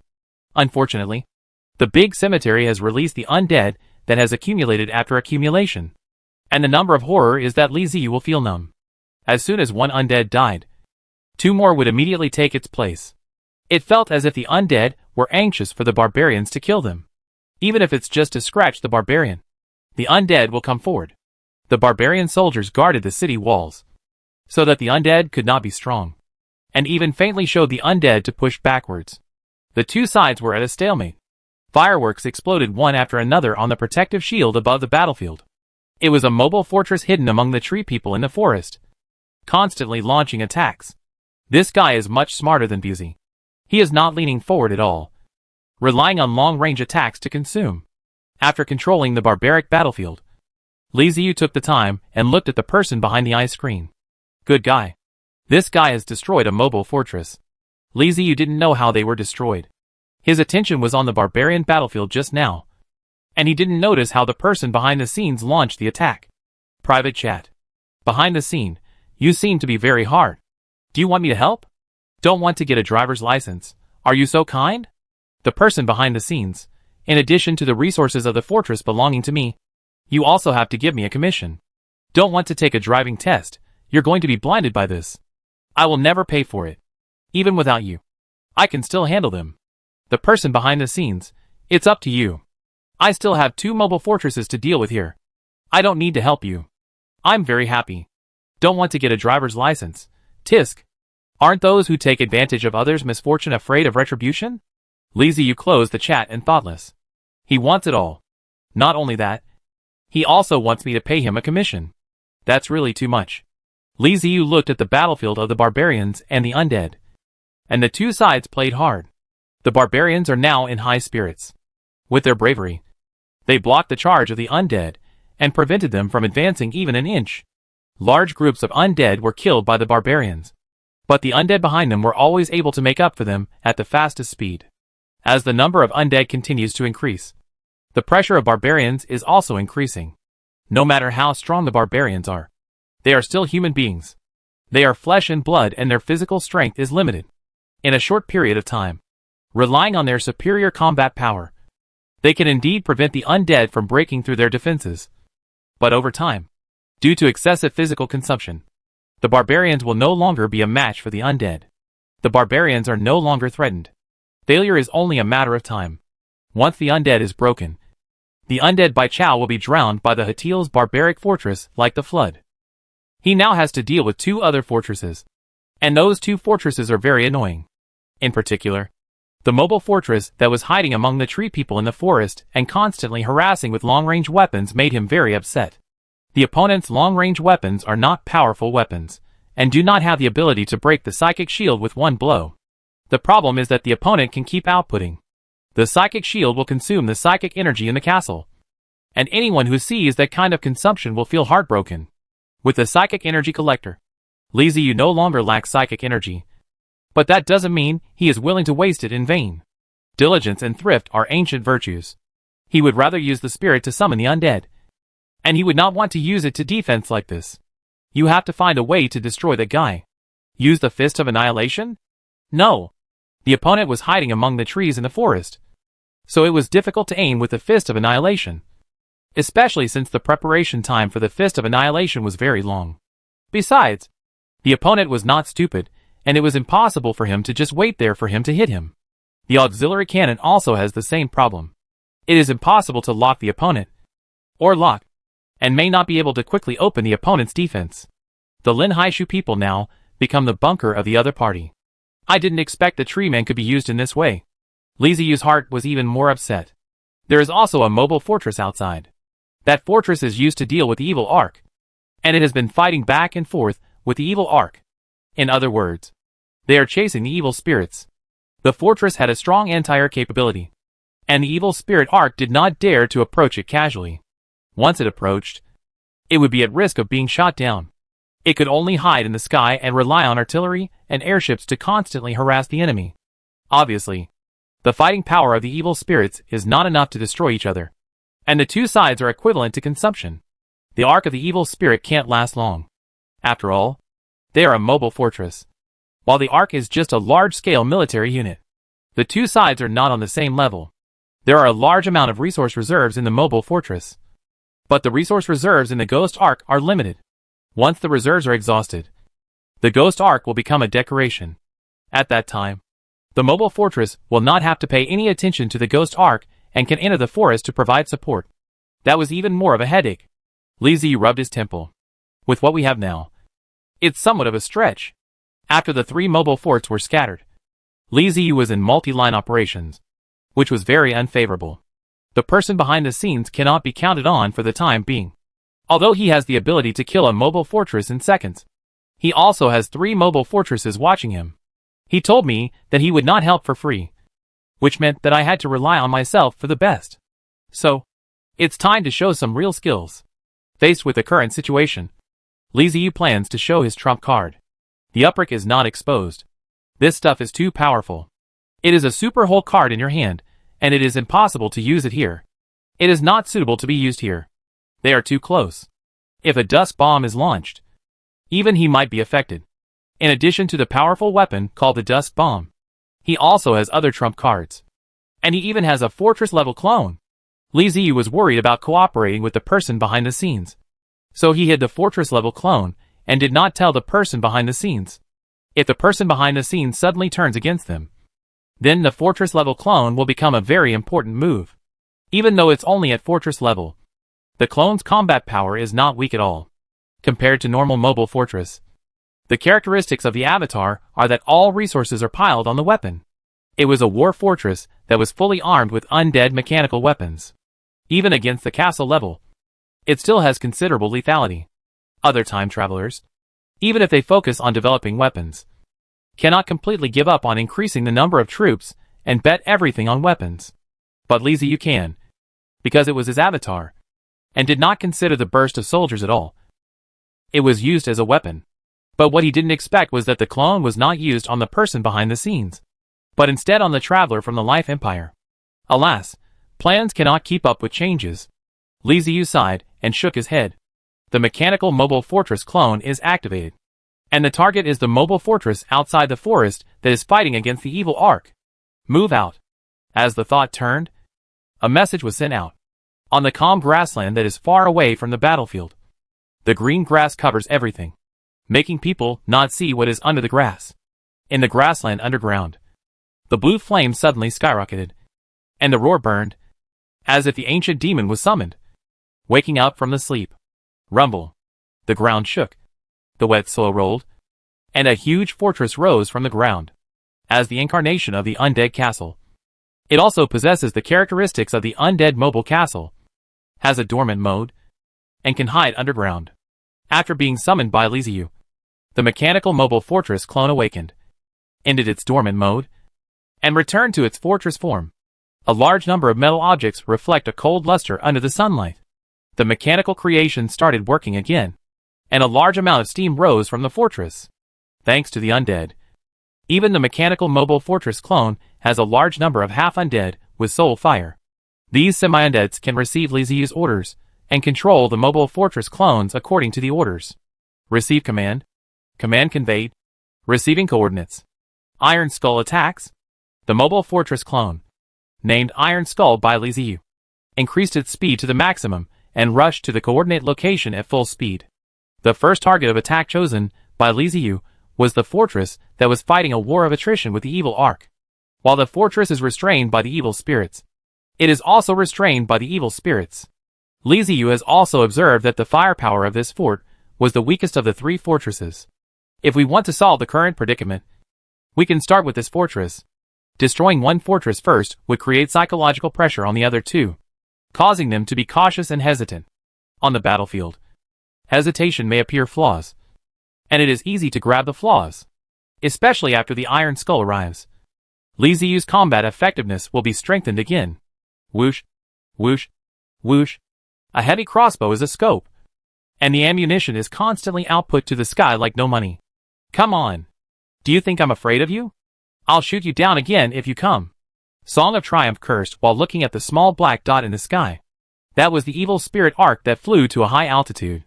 There were many weapons in his fortress, but none that could reach that high. But the other side was not having an easy time either. Several of their ships that could fly in the air were shot down. If he continues like this, he will be the winner.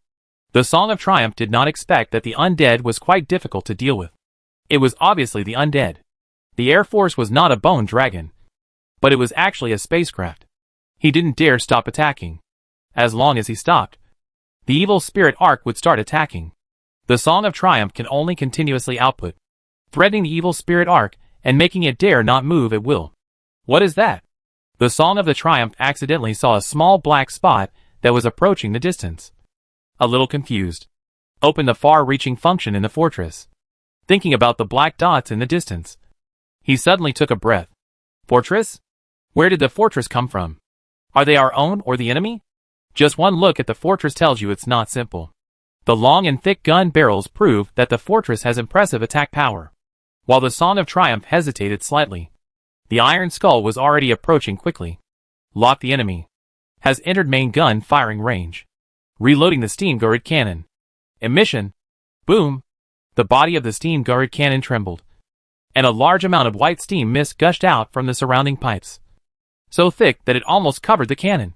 A flash of fire flashed from the muzzle, and a giant bullet spurted out. The Song of the Triumph that was competing with the evil spirits in the distance was hesitant because of falling, and was hit by the giant. A ball of fire exploded on the protective shield. The terrifying shock wave caused the protective shield to deform and cave inward, giving a feeling that it was about to be blown apart. The deformed protective shield made Triumph's Song shudder with fear. After the power of the giant bomb dissipated, the protective shield returned to normal, and Song of Triumph finally breathed a sigh of relief. The power of that attack just now was too strong. Is that fortress a helper of the undead? While thinking, Song of Triumph gave orders to move the fortress to meet the enemy. He couldn't just wait for the other party there. And as for the evil spirit Ark in the sky, it was no longer important. The evil Ark could only harass him. After fighting with the evil Ark for a long time, he finally realized that the evil Ark had no way of breaking his protective shield. But the fortress in the distance is different. If that kind of attack happens a few more times, it's hard to say whether the protective shield can block it. Song of Triumph decisively gave up the Ark of the evil spirit and turned to deal with the Iron Skull mobile fortress. The mobile fortress of the Triumph Song is aimed at the Iron Skull, and the co-artillery hunter of the Iron Skeleton is also ready. Both sides shot crossbow arrows at each other almost at the same time. The number of crossbow arrows of Triumph is large, but the power is small, and the number of mechanical hunters is small, but the power is very huge. Like the steam turret cannon, the mechanical hunter, a super heavy crossbow, was designed for hunting super large creatures. Naturally, it is not comparable to the conventional heavy crossbows in the Triumph Song Fortress. Chapter 393. The appearance of the mechanical hunter is like a bow with a gun barrel added to it. Its entire body is made of metal, and only the bowstring is specially made. The thinnest arrow is as thick as an arm. So you can imagine the consequences of being hit by this thing. Amid the sounds of the mechanical hunter's bowstrings trembling, the crossbow shooting, and the steam-guarded cannon bombarding, the Song of Triumph and the Iron Skull surrounded and fought each other. Just now, the Song of Triumph felt bad, and the firepower of this steel fortress beyond his expectations. Every time he was hit by artillery SH, LS and crossbow arrows, the protective shield of his fortress would be shaken, and it felt like it could break at any time. This means that the opponent may break the protective shield at any time. If an arrow hits the defense node, his protective shield will be shattered instantly. The Iron Skull didn't care about that, and rushed directly towards the fortress of Song of Triumph while raising its own defense barrier. When Li Ziyu designed the steel skull, it was mainly based on mechanical technology. Not only on the weapon, but also the protective barrier, but also used the technology of the Undead machinery department. It was not a regular psychic shield, but a solid metal shield. It was a semicircular metal SH-L like an iron pot, rising from the fortress and covering everything in the fortress. From the outside, the cover flashed with a metal luster, and the steam was constantly sprayed, and the magic power flashed from time to time. Looking from the inside, there are pipes connecting each other, and the smooth walls are covered with various patterns. Psychic energy and magic power flow through them, just like an oversized circuit board. The weapon of the Song of Triumph created a spark on the protective shield, but it was completely ineffective. This kind of physical protective shield has extremely strong defense against physical attacks, but is slightly weaker against magical attacks. Relying on its strong protective shield, the Iron Skull rushed towards the mobile fortress of the Song of Triumph without any reason, and dealt damage at close range. In this way, whether it is the steam-guarded giant cannon, or the mechanical hunter's auxiliary cannon can exert a stronger power. As they got closer, small windows opened on the physical protective shield, revealing gun barrels from inside. Rum steam power machine. Ta-ta-ta-ta. There was a huge noise. Flames filled the sky, and countless bullets rushed towards the mobile fortress of Song of Triumph. Rum steam-powered machine gun. Level, city defense cannon. Category, machinery department.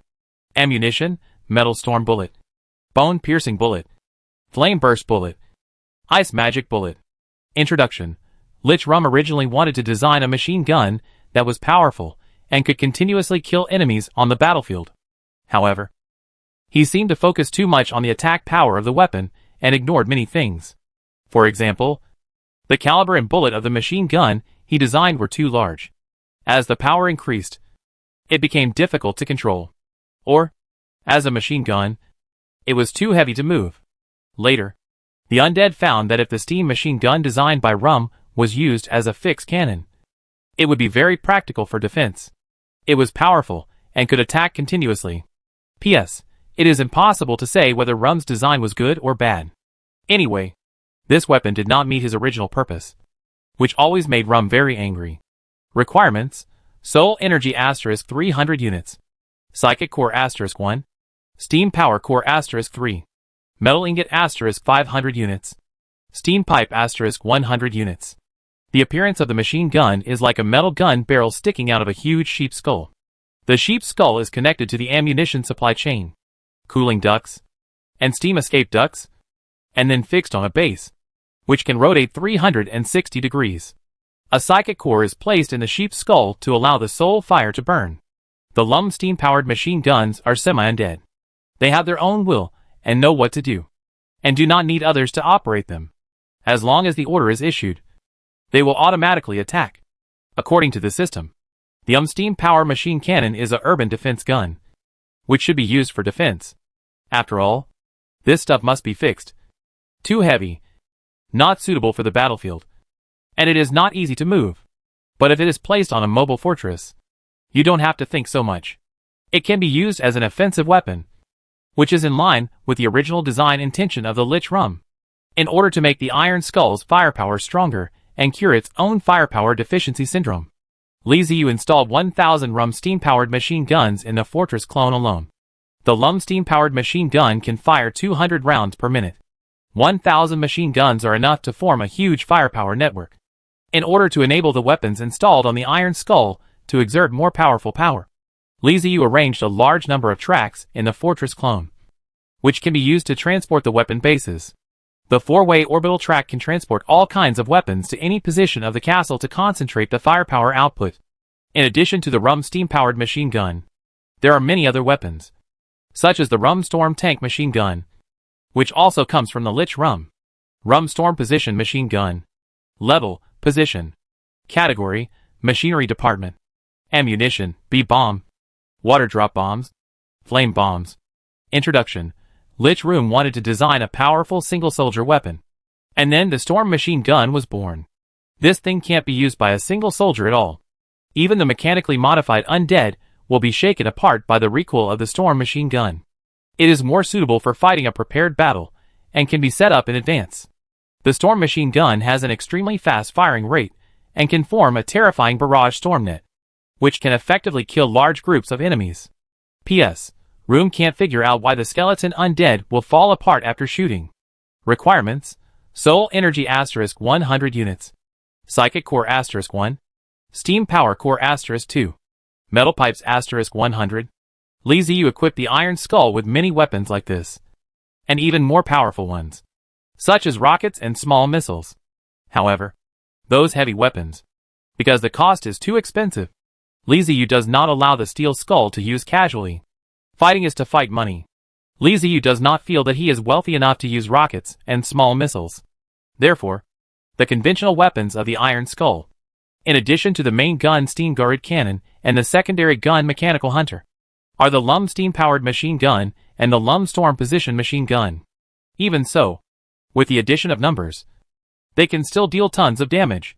When the Rum steam-powered machine guns and the Rum Storm position machine guns opened fire, and countless bullets poured onto the magic shield, the Song of Triumph was already stunned. What the hell is this? Machine gun? Machine gun? It's off the mark. It's so reasonable. Isn't this a magic world? Where do you come from so many modern weapons? Song of Triumph felt his head buzzing. He had never encountered such a strange thing. I have never seen any fortress, and they will have such a horrible firepower. Just like a pond during rainy days, the ripples on the magic shield never stopped, spreading out in circles. At the same time, the energy in the fortress disappeared rapidly, and was replenished into the protective shield. It's over. The face of the Song of Triumph turned pale. He kept muttering to himself, and stared at the rapidly decreasing energy. The rate of descent was too fast, and I couldn't hold out for long.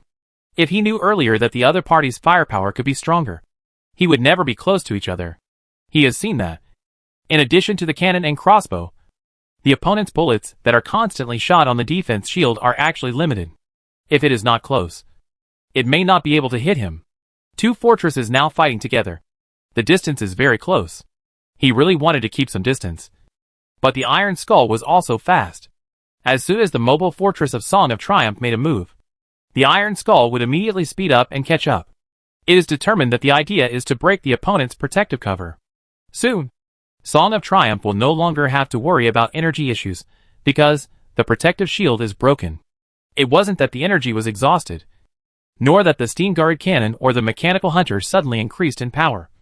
But it was just a coincidence that the Lum steam-powered machine gun hit the energy transmission node of the protective shield. Even though the machine gun is not as powerful as the giant cannon and the crossbow of the mechanical hunter, it has more of them. The energy transmission node is the lifeblood of the protective shield. It is a tiny existence on the entire protective shield, and is not easy to find. But the same thing applies. The machine gun has a lot of bullets.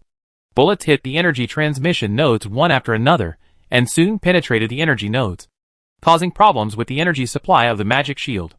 Part of the energy shield disappeared, while the energy transmission path appeared and disappeared from time to time. Once we have a breakthrough, things will be easy. We just need to find the nodes along the energy transmission path. The nodes were quickly breached one by one, and the magic shield shattered and dissipated. Without the protective shield, the mobile fortress of Triumph was directly exposed to the Iron Skull. There is nothing much to say about what happened next. The Triumph Song mobile fortress was covered by artillery fire. In the forest, two Life Empire travelers, who were fighting against the castle of the Undead, received the news of the Song of Triumph's defeat, and were shocked. The Song of Triumph is the weakest of the three of them. Usually, they are fighting to help them attack. The same thing happened this time. They left Song of Triumph behind to deal with the Ark of the Evil Spirit. There is no problem at all using a mobile fortress to deal with one type of enemy soldier. But I didn't expect that the Song of the Triumphal was killed. How can this be? The two Life Empire travelers in the forest couldn't believe this fact. They immediately explored the situation outside, and easily found the iron skeleton that was collecting resources from the Triumph Song Fortress. Special. Where does the fortress come from? Byozi got angry immediately. We were fighting hard here. But we were ambushed. Damn it. If I knew who the traveler from the Iron Fortress was, I would never let him off. Another Life Empire Dawu thought of another thing. After all, the Song of Triumph is a fortress-level ship. How could it be taken down by the opponent so quickly? It seems that the opponent is no ordinary creature either. Private chat. Dawu, Byozi. Something is wrong. Byozi, of course. The Song of the Triumphal is killed. Dawu, no. No.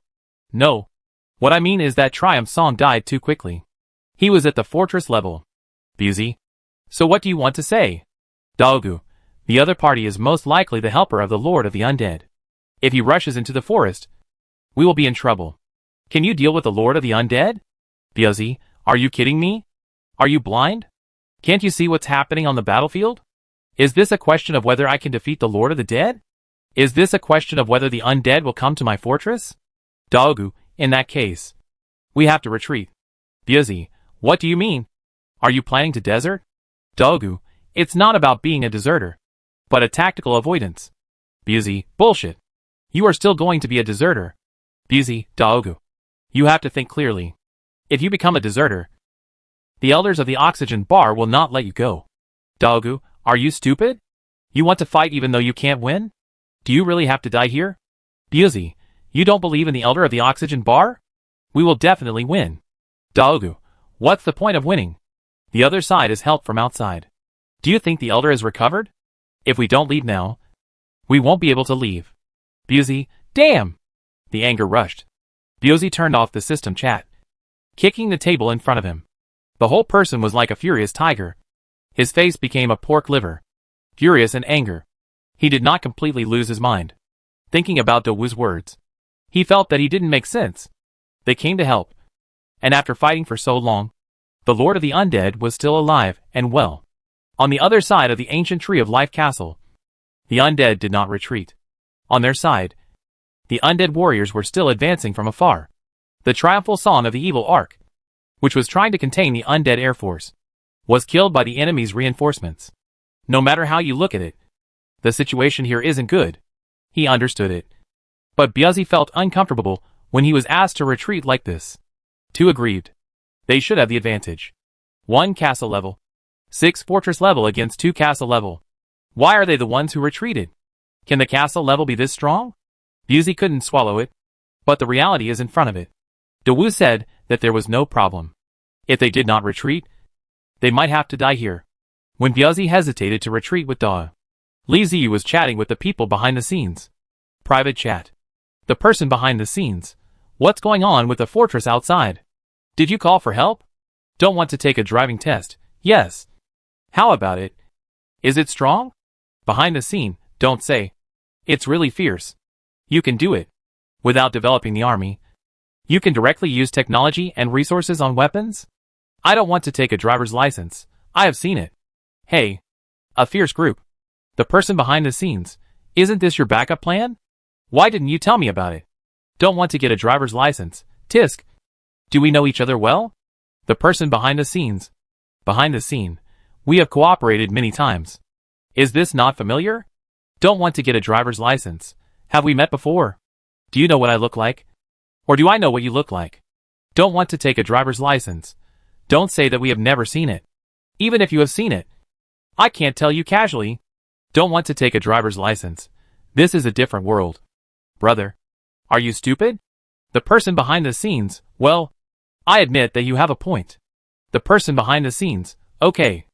After this battle, let's meet and get to know each other. Don't want to get a driver's license. That's right. When the Iron Skull and the Triumph Song started fighting, the people behind the scenes noticed it. He was stunned by the Iron Skull at just one glance. That firepower is a bit perverted. He worked with Li Ziyu and had never met anyone else around Li Ziyu. Nor did he care about her. I didn't expect there was such a guy hiding beside him. When the people behind the scenes were vigilant about the steel skull, they were curious about Li Ziyu. He felt that he had indeed despised Li Ziyu before. This time he had to pay attention to it. After the iron skull destroyed the Song of Triumph, it cleaned up the battlefield and collected all useful resources into the warehouse.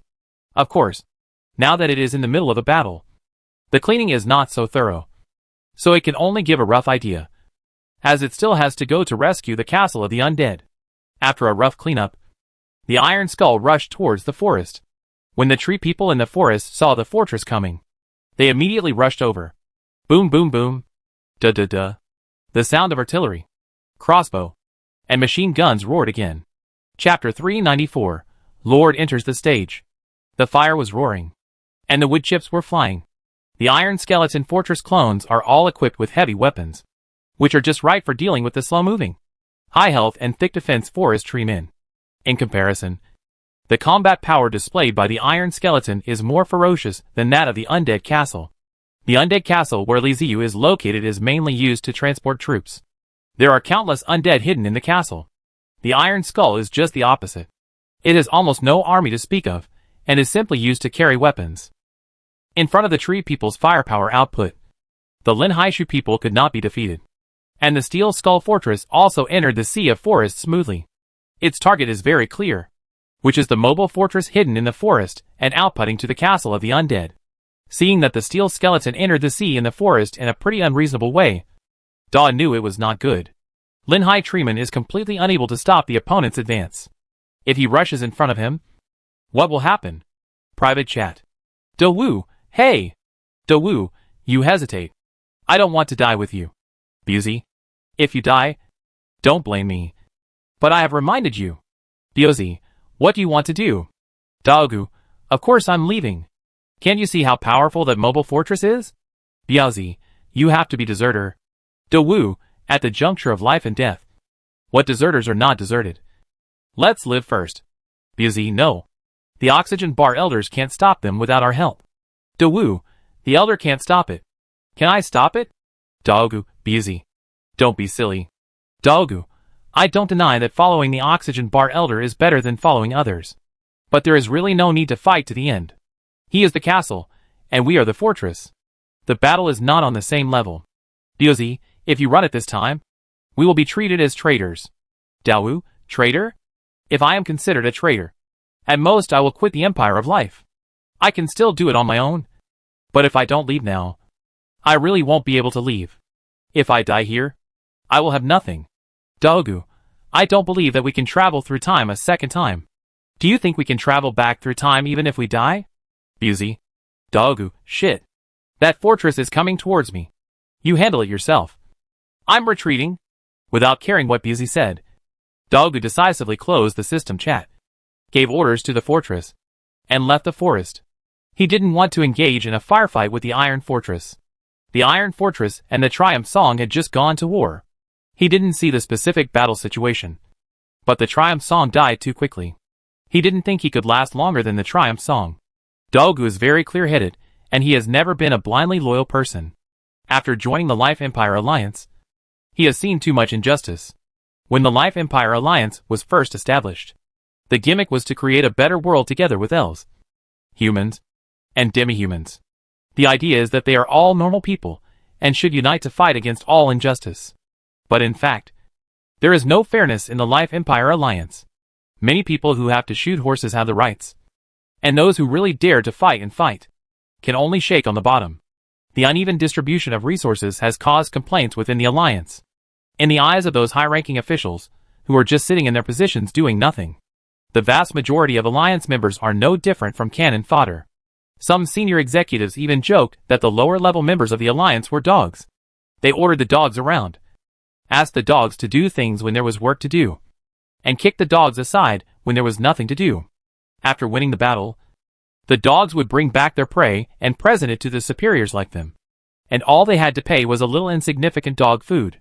If the battle is lost, the dog should die on the battlefield. If not, it should come back and take the blame for their mistakes. Daogu has seen too many of these things. He had seen some originally excellent time travelers who became frustrated due to suppression. He had also seen members who ran away due to dissatisfaction with the upper echelons and were eventually hunted down by the Alliance. The Life Empire Alliance is not for fairness, nor is it for friendly unity to create a world together. Those are all set for the newbies. In fact, it is just a bunch of garbage with big brains, good for nothings, and just sitting there doing nothing, who are just setting up a trap to gain more resources. Many of the real top-level leaders and elders still hope for unity. But the others, the real managers, are rotten to the core. This is a world of blood and fire. The hardness and size of the fist are the standards of hardness, which are more valuable than any other considerations. But how many of those managers in the Alliance have never even been to a battlefield and have never experienced true tests? They are all armchair talkers, pointing fingers at the battlefield, and then shirking responsibility after causing losses. Too many. Dalga had a premonition that the Life Empire was going to end. If the management was of this character, what good could come of it? The people below are not little white rabbits. They are also time travelers and lords. They have mobile fortresses. It's not that they have no way to resist. If they are provoked, they will overthrow these guys. By then, the Empire of Life will fall apart. The reason why Dalgu did not leave was because of the green oxygen bar. This is a good person. Someone who truly cares about the Alliance. The green oxygen bar is also generous. They never withhold their resources, abide by the rules, and will also join in the battle. Dalgu can still hold on working with such a person. But that doesn't mean he is willing to die to protect the green oxygen bar. Damn it. My life is my own? Faced with the iron skull that was charging at him, Dalgu chose to escape. Boom boom. The iron skull was approaching and launching an attack. While fighting back, Dalgu shuttled through the forest like a fish, avoiding the opponent's attacks and trying to leave the forest. The main feature of his fortress is its flexibility. It is precisely because of his flexibility that he can conduct guerrilla warfare when fighting between fortresses. Compared to other lords, Dalgu put a lot of effort into the fortress and produced a lot of heavy weapons. Although it is certainly not comparable to the Iron Skull, which is equipped with all heavy weapons. It is much stronger than other fortresses. Various artillery SH, LS and crossbow arrows hit the metal SH, L outside the Iron Skull, making continuous muffled sounds. But the Iron Skull was like an unreasonable beast, biting Daigo's mobile fortress to death, just to catch up and kill him. If it weren't for the flexibility of Dalgu's mobile fortress, there would be no way. As Dalgu was being chased by the Iron Skull, the pressure on Biazi increased. He didn't expect that his teammates would really give up on him and run away. Even if Biazi wanted to run away now, it would be difficult to do so. Do you really think Li Ziyu is so easy to deal with? The endless undead in the cemetery are no joke. Once Biazi's mobile fortress shows signs of running away, causing the morale of the barbarians to drop, a large number of undead will pour into his fortress. At the same time, Li Ziyu will also shift his focus here. Biazi is in a difficult situation. The green oxygen bar, which had been keeping an eye on the battlefield, was also stunned. The battlefield is different from what I imagined. No, it's not different. It's completely different. He thought that with the help of fortress-level traversers such as Triumph Song and Biazi, the Lord of the Undead, and the Puppet Castle would be destroyed easily. But the truth is cruel.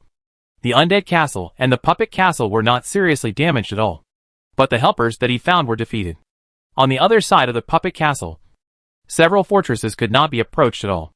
Over at the Castle of the Undead, Song of Triumph was killed, and even the fortress was taken away by the enemy. Dalgu was chased and beaten by the enemy's reinforcements, and he fled all the way in a very miserable state. As for the last Biazi, he was just struggling to hold on, and could be killed by the undead at any time. Why does it look even worse than when I didn't summon helpers? I can't figure out the green oxygen bar. 2 castle level and 1 fortress level were standing against 1 castle level and 6 fortress level.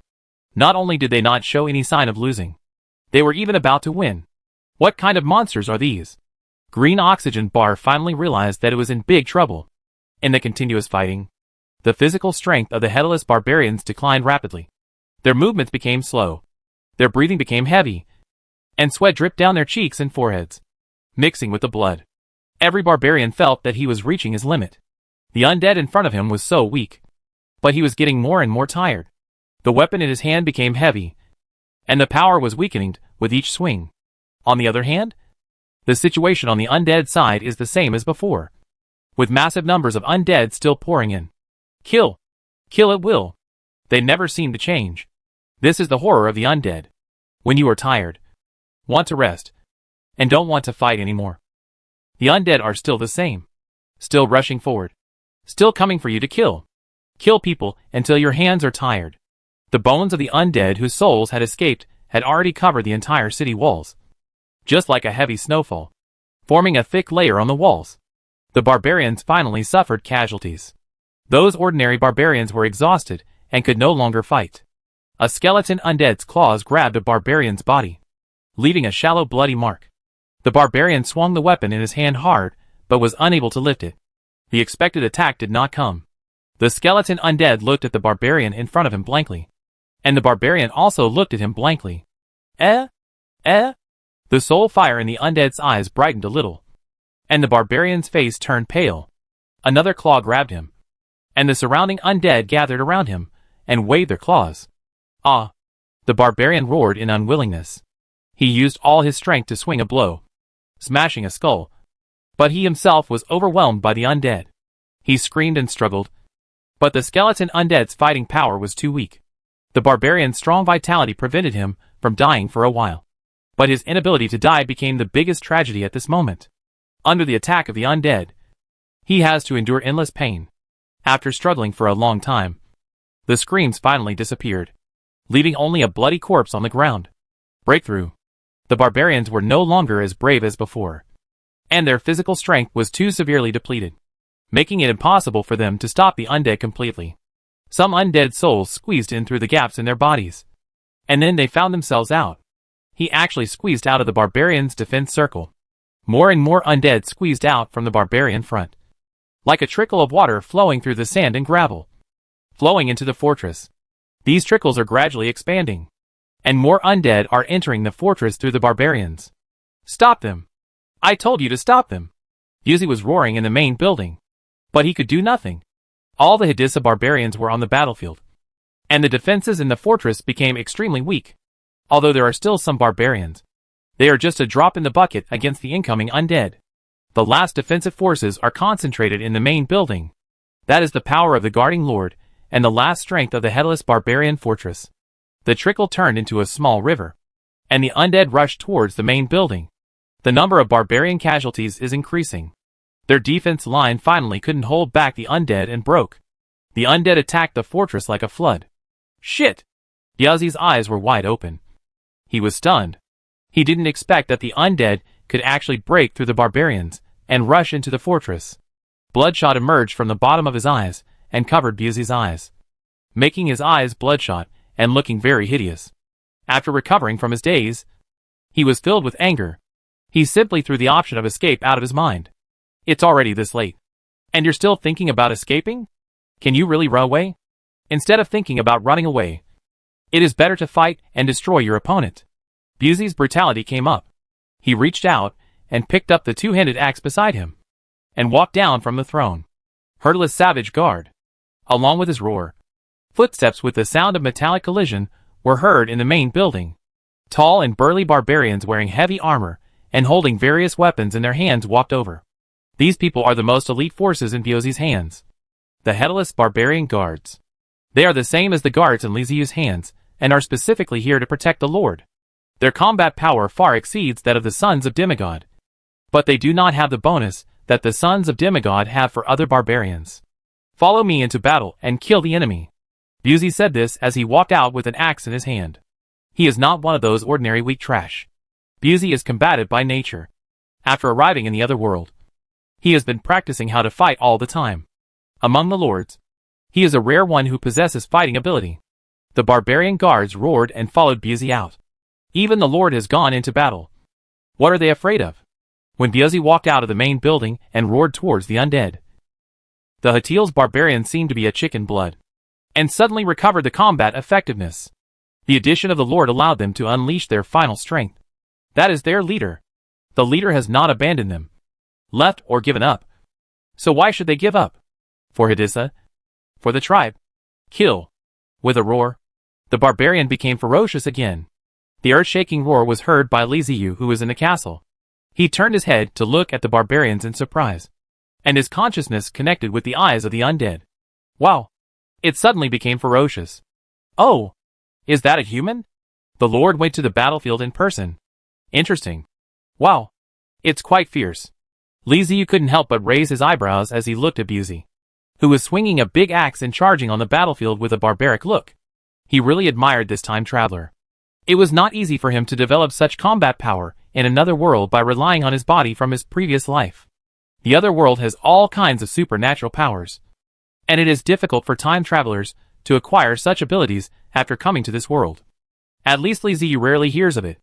They have to put in so much effort to achieve a little success. Biazi tried very hard, but the enemy was too strong. The huge number of undead cannot be eliminated by brute force alone. Whether the barbarian recovered his strength or became stronger was not something the undead considered. They just rushed forward step by step. They'll lift up blood before the undead's cold attack gradually extinguished. Chapter 395. The drama ends. Tens of thousands of undead poured into the headless barbarian mobile fortress. I don't know how many undeads have been stored in the big graveyard. Anyway, it hasn't stopped it anyway, and I have always come out of the battlefield from it. Li Ziyu took a look at the headless barbarian mobile fortress that was flooded by the undead, then turned to look at the cemetery with its walls unfolded like a floodgate opened, and fell into deep thought. For a long time, the cemetery has been a low-profile main city-level building, and it seems that it has no special function except serving as a telescope. After the appearance of the eyes of the dead, this more convenient means of observation replaced the cemetery, turning this main city-level building into a complete decoration. But today, the cemetery finally showed its hideous side. The vast number of undead souls is truly terrifying. Li Ziyu even had a feeling that the building of the cemetery was enough to support a war. Alas, the cemetery has not been revealed.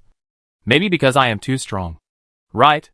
After all, no one can easily reach the castle of the undead.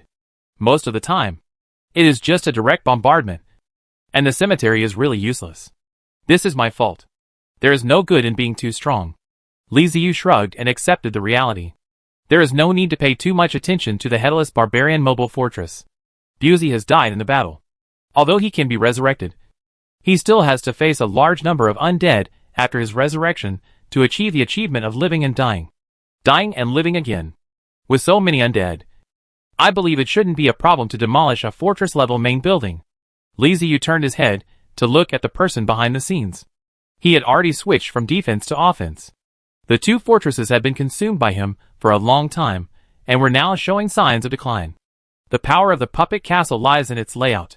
If he is given enough time to lay out the plan, the person behind the scenes will be able to demonstrate terrifying strength. The silk threads will form a spider web in space. Once you fall into it, it will be extremely difficult to escape. After defending for so long, the people behind the scenes have almost finished the arrangements. A large number of silk threads have been arranged in the space to form a big net, covering the two mobile fortresses. Well, no need to help. Li Ziyu felt that he had seen the future of the two mobile fortress, and would be strangled by the people behind the scenes. Now the only trouble for the remaining is the ancient tree mobile castle of the green oxygen bar. After fighting for a long time, it returned to the original state. Oh, by the way, there seems to be a mobile fortress. Li Ziyu suddenly remembered the mobile fortress that had been hiding in the forest and attacking him with long-range weapons. He connected to the eye of the undead again and searched around. Found it. And it's gone. Doggu drove the mobile fortress out of the forest, but still couldn't escape the pursuit of the Iron Skull. Although the mobile fortress moved quickly and avoided most of the attacks from the Iron Skull, everything changed after the Iron Skull changed its offensive strategy. After finding that the other party moved to himself, it had a protective cover. After it was not easy to destroy, the undead learned to move his mind. They calculated it for a while, and felt that it was difficult to kill each other, waste time, and waste ammunition. You have to stop the other party and honestly accept your output. With this idea in mind, the Iron Skull changed the area it focused on. Before, the Iron Skull was attacked normally, and the I was blocked by the opponent's protective cover. Now, they do not attack the protective cover above. The wheels used to move below. The wheel side is obviously much weaker. Under the turns, Daw's mobile fortress was tragedy, and was broken on one side of the mobile tools, which caused the mobile fortbed to tilt and lost the previous speed. Without the speed of movement, The fortress becomes a living target. The steel skull is it this time. Where can I let it go? How could it be any good if it was being fired upon by all kinds of weapons on the iron skull? Dalgu's mobile fortress was not as strong as the Fortress of Triumph Song. There are differences between the two of them. Dalgu mainly fights on the move, relying on his flexible mobility and numerous long-range weapons to fight guerrilla warfare against the enemy. Naturally, the protective shield is not very strong. After being concentratedly fired upon, it couldn't hold out for long and was destroyed in the artillery fire. When Li Ziyu looked over, the iron skull was collecting resources slowly and leisurely. It has already captured 2 mobile fortresses, and there are no new orders from the Lord. So there is no need to rush, and it can collect resources more carefully. Li Ziyu was very pleased that all 3 fortresses on his side were defeated. He felt that the resources invested in the iron skull were not wasted. He set his sights on the ancient tree of life's moving castle. Now this guy was the only one left. The undead are still fighting with the tree people, and the 2 sides are in a stalemate. As expected of a powerful figure, his fighting ability is truly remarkable. Even after experiencing a fierce attack from the undead, he was still able to hold on firmly. Private chat. I don't want to take a driver's license test. Do you want help? I destroyed the fortress. The resources belong to me, and you just need to give me some commission. The person behind the scenes. I do want to take a driver's license. I do want to get the 2 fortress anymore. I will even get the castle on my side. Do and say that I will divide your resources with less resources. You do and have enough contribution this time. The person behind the scenes, just wait. I will take care of these 2 guys soon. The people behind the scenes do not want to give up the ancient tree castle of life. But that is the castle. The resources on it are more than fortress. One more Chengdu will make him uncomfortable. However, what the undead is said to make sense. In this battle, he did contribute less. The Lord of the Undead charged straight at the start, buying him time, and the undead army was also suffering losses. On the other hand, apart from killing some ancient trees of life, he was trapped in the forest and was surrounded by 3 fortresses. And what was the Lord of the Undead doing at this time? He was fighting against the tree people in the forest, and did not stop attacking the ancient tree castle of life, while he also had to deal with the helpers sent by the green oxygen bar. He originally thought that he could clear out the 3 fortresses before the Lord of the Undead, and then negotiate terms with the Lord of the Undead. As a result, the other party also had a helper, and faster the green oxygen bar helper than him. This guy is much stronger than expected. There's no point in reasoning with him. The person behind the scenes had just observed quietly, and waited in his mind. He had to admit that even Li Ziyu himself could handle the green oxygen bar. It was just a matter of how much he would have to pay. The only reason why the other party pulled me was to get him to help share some of the burden and reduce the losses. But now it seems that you can help you have limited. Although a large number of puppets were sent over, they could not compare with the undead in terms of sustainability. The undead army of various types appeared in large numbers and constantly attacked the tree people of life, giving the other side no chance to turn the tables. Even though the other party called the helper, Li Ziyu did not stop to transport the undead to the ancient tree mobile castle. How many troops did this guy engage in the castle? The people behind the scenes began to doubt. After seeing the undead in the cemetery, after the barbarians who drowned Vizi, the question appeared. The number of undead is so large that it is a little unbelievable. With hundreds of millions of counts. No exaggeration is exaggerated. The race under the command of the man behind the scenes is puppets. He feels that his army is large enough. After all, ordinary puppets are not counted as population, and they are cheap to make. So a large group of them can be easily created. But in front of the undead, it's not enough. The numbers are not on the same level. The number of puppets he sent to the ancient tree of life's mobile castle exceeded 60% of the total number of troops. And he thought that the same was true for the Lord of the Undead. Then, he saw an incredible scene. The other party sent the undead in the ancient tree mobile castle. I am afraid that there are no more than Sancheng. How scary. This means that the vast majority of castles cannot fight the Lord of the Undead's army head-on. As the numbers are different, they can only use long-range firepower to consume each other. The long-range firepower of the Lord of the Undead is slightly weaker, but not too much. It can be said to be all-round development. The person behind the scenes broke out in a cold sweat as he thought about it. I haven't noticed before. At this time, I noticed that I realized how scary the Lord of the Undead was. How many resources are needed to develop technology for long-range operations with so many troops? Where do so many resources come from? The Lord of the Undead does not belong to the grassland. He is an outsider like himself. So where did he live before, and what did he do? The person behind the scenes suddenly realized that the other party did not understand him. And he did not understand the other party. Although the two parties had cooperated many times, they really did not understand each other. The Lord of the Undead is right. It seems that we should meet after this battle. Thinking of this, the person behind the scenes looked at the two mobile fortresses that were still struggling. If the other party didn't want to kill me so much, and didn't want to help green oxygen bars so much, I'm afraid I would be helpless against them. It takes too long to set up the trap. And the person behind the scenes is powerless when the other party is determined to leave. But at this moment, they were like insects caught in a spider web. And all they had to do was to pull the web together. After such a long period of consumption, the two fortresses have reached a critical point. The person behind the scenes stretched out his hand towards the two fortresses and slowly clenched it. Puppet show big drama end. As soon as the words are spoken, the skill is activated. Silk threads flash from the space, trembling constantly, and quickly weaving together. The mysterious black fainted to the silk thread, forming several huge pieces, showing strange black curtains. The black color spread from top to bottom, just like the curtain of a theater slowly falling. When the two mobile fortresses saw this abnormal situation, they immediately felt something was wrong, activated the fortresses, sped up, and prepared to evacuate. But it's too late.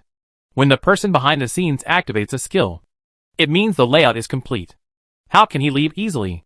The silk thread had already been entangled around the fortress without their knowledge. Controlling their movements. Controlling their silk threads is more tough than other silk threads. It is made of special materials. And there are not many people behind the scenes. This is specially used to control the mobile fortress. The more the two fortresses struggle, the tighter the thread will be. Even though the two fortresses had increased their speed to the maximum, they still remained where they were. No! No way. Why don't you move? Let me leave.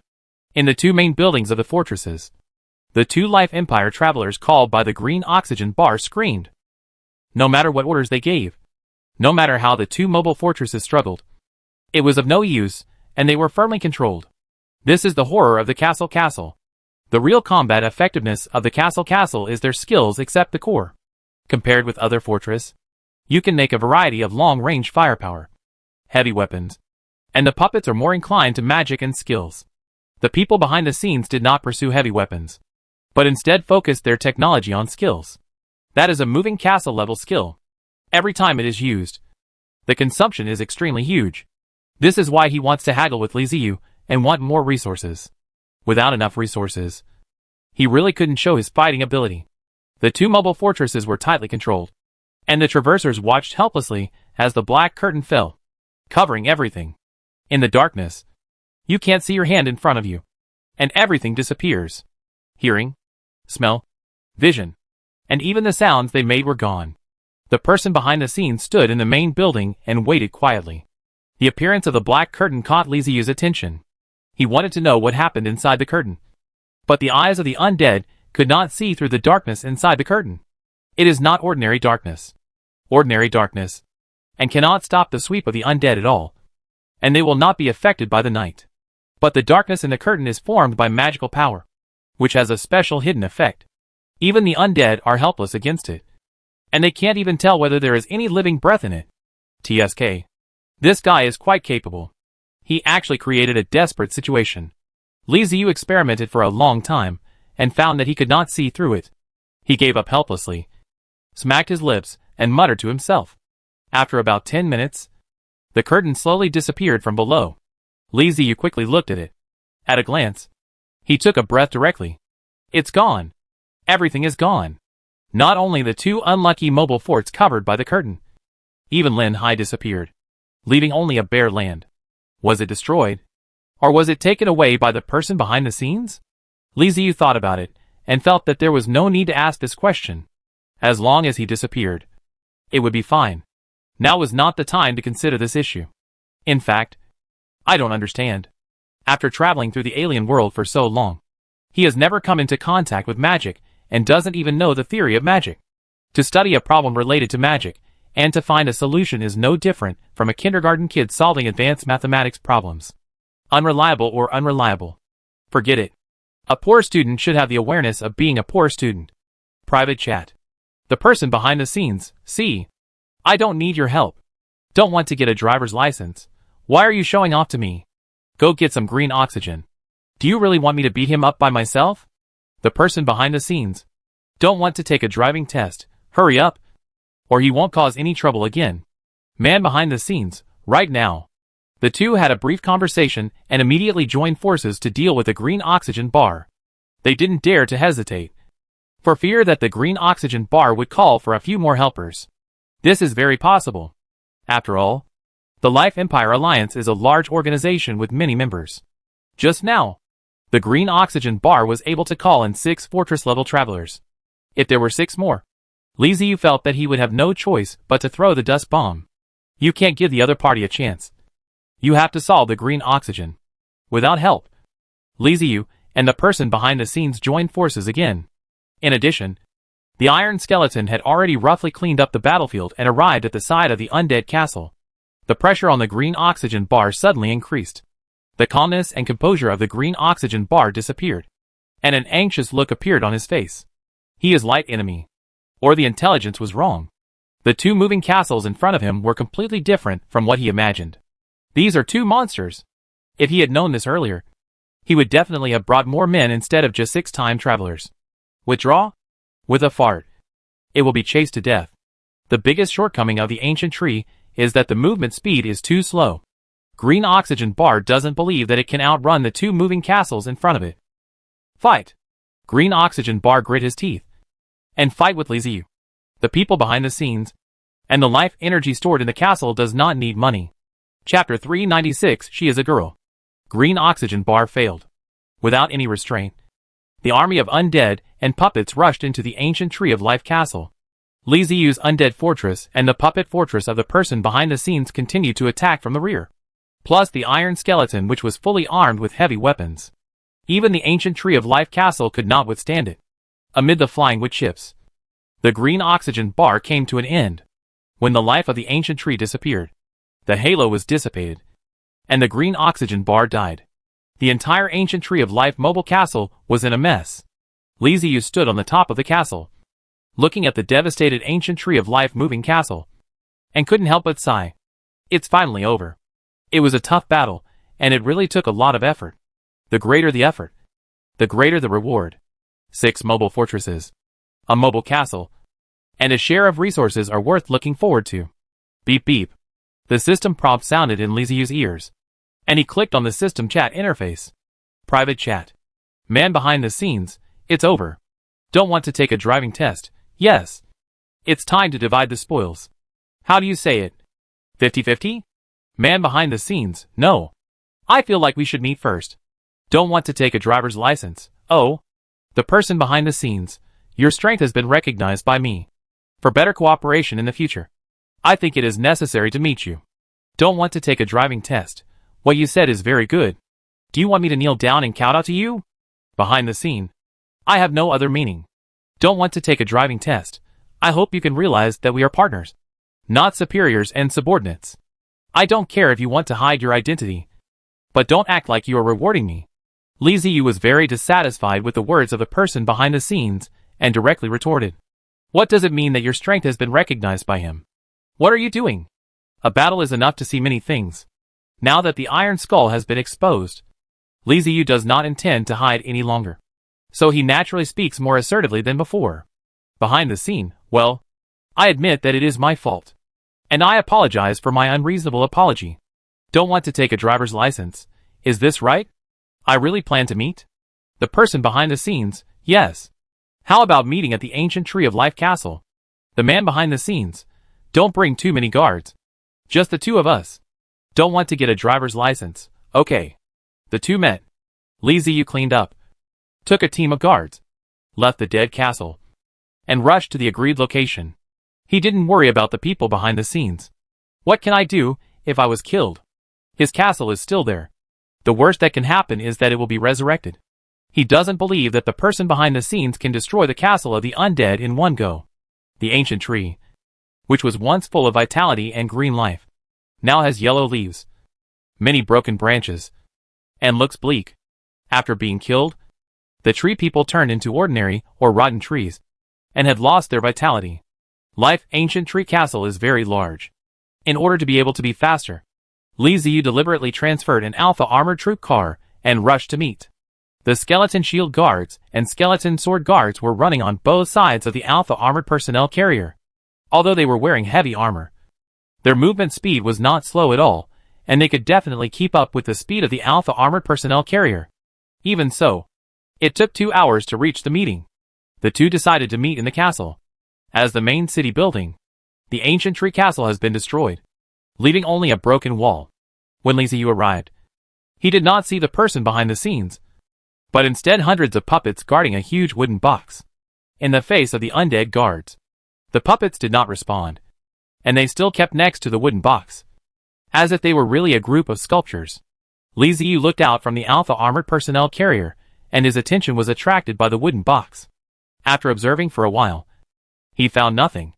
That seems to be a large wooden box with exquisite workmanship. There is nothing special. After thinking about it, Li Ziyu opened the system chat and sent a message to the person behind the scenes. Private chat. Don't want to take a driving test. I'm here. Where are you? People behind the scenes. You are so slow. I am going to fall asleep. Don't want to take a driver's license test. Where are you? The person behind the scenes. Get out of the car first. I don't want to take a driver's license. How do I feel that you want me? The person behind the scenes. No. Believe me. Don't want to take a driving test. You treat me like a child. Are you going to come out or not? If not, I'm leaving. The person behind the scenes. Forget it. Since you don't believe me, I'll come out first and wait for me. Li Ziyu turned off the system chat and looked curious. And then he saw a door on the wooden box, and a figure came out of it. Female. Female? She was about 1.6 meters tall, wearing a sports suit, with long black hair scattered around her, barely revealing her face. She wore a pair of black glasses and looked a little childish. Probably only 16 or 17 years old. High school students? Li Ziyu in the Alpha armored military car stared at the girl, who came out of the big wooden box. He saw the girl wave at the Alpha APC. It should be the person behind the scenes. Li Ziyu hesitated for a moment, and finally decided to get out of the troop carrier to meet her. After coming out of the car, Li Ziyu kept looking at the person behind the scenes, and the person behind the scenes was also looking at him. The two were tacit, and they did not let their soldiers follow, and walked to the central open space. Li Ziyu frowned, observed on the face of the person behind the scenes carefully. After a while, he asked strangely, "Are you behind the scenes?" The girl glanced at Li Ziyu, lowered her head quickly, and seemed to have thought of something. She nodded and whispered in a low voice, "Yes, it's me. It's quite shy." Li Ziyu scratched his head. "You turn out to be a girl. How old are you?" The person behind the scenes still bowed his head and stirred his fingers together. He hesitated and whispered, "You have no object.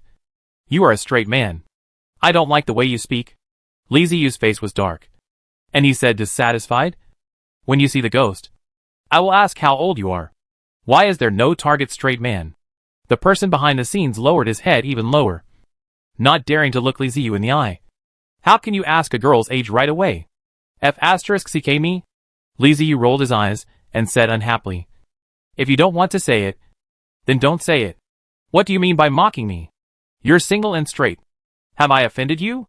The person behind the scenes thought about it and shook his head. "It's not like this when chatting with the system. Why do you really meet the gap so big? Isn't this girl a little problem?" Li Ziyu thought about it secretly, and asked again, "Hey, are you real people now? Don't you make something to fool me?" The person behind the scenes was stunned for a moment, as if thinking about something. After a few seconds, he suddenly said, "My name is not Hello. My name is Lin Yu. Your suggestion is very useful. Maybe next time, I can try to use a puppet to meet you." Li Ziyu pursed his lips and patted his forehead. This girl is not shy. Judging from the way she speaks, she is probably suffering from some serious illness. Taking a deep breath, Li Ziyu said seriously, "Hello, Lin Yu. Let me introduce myself. I am a member of the Castle of the Dead. My name is Li Ziyu." Lin Yu lowered her head, not knowing what she was thinking, and whispered, "Oh, H. Lo. Li Ziyu. Li Ziyu smacked his lips, feeling that it was a bit difficult to talk to Lin Yuyu. You are two different people in real life and online. You hit hard online. I understand why you don't want to meet. But it doesn't matter. I came to see you today, so that we can cooperate better in the future. Lin Yuyu seemed a little nervous. Yeah. Me too. Li Ziyu beckoned and asked the guards to move 2 chairs and sat down with Lin Yuyu. We have cooperated several times. But they do know about each other. The Life Empire is a huge organization. If we want to deal with the life of the life, we must communicate better. Lin Yuyu raised her head slightly, with a puzzled look on her face. I haven't seen your friends. Why didn't you let your friends join us and ambush the people of the Life Empire? Li Ziyu said unhappily. I don't know you. Telling you that I have friends is basically the limit. Do I have to call everyone in front of you so that you can get to know them? Please. The information I have revealed so far is much more than what you have given me. Up to now, I know almost nothing about you except that your race is a puppet, and your name is Lin Yuyu. Lin Yuyu looked thoughtful. And after a while he said, You're right. Li Ziyu suddenly stopped. His mouth twitched, and asked helplessly, Lin Yuyu, do you just like it before you cross? You can live to cross. It is not easy. You are really angry, and will be killed. These words seemed to bring back bad memories for Lin Yuyu. She kept stirring with her hands. Her fingers turned red, and an uneasy look appeared on her face. Before she traveled through time, she was indeed a high school student, a little unknown in the class. A girl who dared not say a word when she was misunderstood and bullied. Not only is he introverted, he is also socially anxious. She doesn't like to show up in public, preferring to hide behind and observe quietly. After an inexplicable time travel, Lin Yuyu became the lord of the silk puppet moving castle. She didn't understand why a girl like herself could travel through time.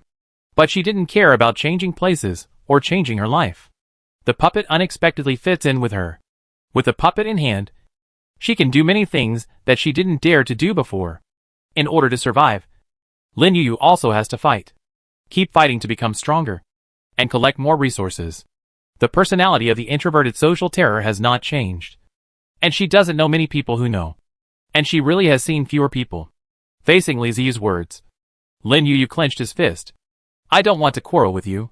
Li Ziyu sighed. I don't want to quarrel. But your chattering makes me speechless. Now that we've met, let's be frank. You can't always expect me to pay. If it's always like this, our cooperation won't last long, let alone become friends. Do you understand? For the first time, Lin Yuyu looked up, looked at Li Ziyu's eyes, and asked seriously, Can we be friends? Li Ziyu shrugged. Why not? In my heart, if we can care for each other, help each other, laugh together, and have common topics, then we are friends. Lin Yuyu nodded. What do you want to know? Li Ziyu was stunned for a moment. He hadn't decided what to ask Lin Yuyu. He just wanted to meet Lin Yuyu. To meet the person behind the scenes. After thinking for a while, he asked casually, I want to know what you think of the grassland. Do you want this grassland? Or do you simply have a grudge against the travelers from the Life Empire? Also, I remember you said that you are not alone. So are you the only one who came to the grassland? A series of questions left Lin Yuyu silent. After thinking for a while, she slowly replied, I haven't thought about it that much. I do have a grudge against the travelers from the Life Empire. I came to the grassland because of the travelers from the Life Empire. As for the other people around me, they are active in other places. Otherwise, I would not seek cooperation with you. Li Ziyu nodded in understanding. It seems that you are specifically against the Life Empire. Lin Yuyu immediately shook her head and said to Li Ziyu, No, the Life Empire is just one of our enemies. One of the enemies. Li Ziyu raised his eyebrows. I underestimated it. I really underestimated Lin Yuyu in front of me. Lin Yuyu waited, and saw Li Ziyu silent. So he asked, Next, will you ask your friends to help us hunt the life of the Empire of Life? Li Ziyu touched his chin and let Batu and them participate. It doesn't seem impossible. He and Lin Yuyu teamed up to kill Green Oxygen Bar, the powerful elder. The Life Empire has lost a castle-level traverser. Should they be more restrained? Right? Li Ziyu asked. With your understanding of the Empire of Life, we have killed the Green Oxygen Bar. Will they retaliate? Will they send more castle-level traversers? In comparison, Lin Yuyu obviously knows more about the Life Empire Alliance than he does. Rather than guessing, It is better to ask Lin Yuyu. Lin Yuyu was silent for a while before saying, I don't think so. If it wasn't Green Oxygen Bar, but other castle-level travelers, the Life Empire might come to seek revenge. But Green Oxygen Bar is a powerful elder, representing the high-end combat power of the Life Empire. His death would be a blow to the Life Empire Alliance. Even if the Life Empire Alliance wants to take revenge, they won't send more castle-level soldiers for a while. If they send more soldiers, they must be stronger than the Green Oxygen Bar. But they have battlefields in other places besides this grassland. I think they will probably shrink in the future, and even weaken their war against the Orc Empire, and may even withdraw from the grassland. After hearing this, Li Ziyu nodded in understanding. If the Life Empire is really as you said, I will let my friends join the battle. If the other party is not as you said, then I will not let my friends take the risk of joining the battle. This answer made Lin Yuyu feel quite satisfied. She then asked, You have already offended the Life Empire. According to their habits, they will not let you go. Will you keep fighting with them? Looking at Lin Yuyu's expectant eyes, Li Ziyu grinned. When two meet on a narrow road, the brave prevail. In the alien world, if I don't fight, I will die. So this question is unnecessary. Sooner or later, I will face the Life Empire. Since we are enemies, it is natural that we have to decide life and death. Lin Yuyu was completely satisfied. When the two talked about this, it was basically almost the same. Lin Yuyu got up and left. For many things, the results cannot be achieved through just one meeting. It depends on how they are actually done. It is enough to meet each other, know each other's real name, and reach a consensus. The next time is the time to divide the war. The 6 mobile fortresses are easy to divide, and whoever conquers them gets them. As for the Green Oxygen Bar's moving castle of the ancient Tree of Life, the split was 30:70. After all, Li Ziyu contributed more, so he needed more. Lin Yuyu was dissatisfied with this distribution, but there was nothing she could do, as she really didn't make much contribution this time. The undead are dying one after another, and it would be unreasonable not to give them compensation. In desperation, Lin Yuyu agreed with Li Ziyu's request and took only 30% of resources, and other resources fell into Li Ziyu's hands. Chapter 397, Change of Situation. After a few months, with the help of Batuju and the Talos tribe and the Orc Empire, Li Ziyu knew much about the grassland, and knew the division of various forces. After being separated from Lin Yuyu, Li Ziyu chose a quiet place and chose to retreat. He had to digest the resources he got this time and transformed into combat effectiveness. 3 mobile fortresses, plus the resources of the 7th floor of the ancient Tree of Life's mobile castle. This is a huge number. Green Oxygen Bar is a powerful figure in the Life Empire Alliance, and all resources in the Alliance are provided to him first, after the ancient Tree of Life's moving castle was destroyed. Li Ziyu and Lin Yuyu obtained the warehouse of the Green Oxygen Bar. It was so full that even Li Ziyu was surprised.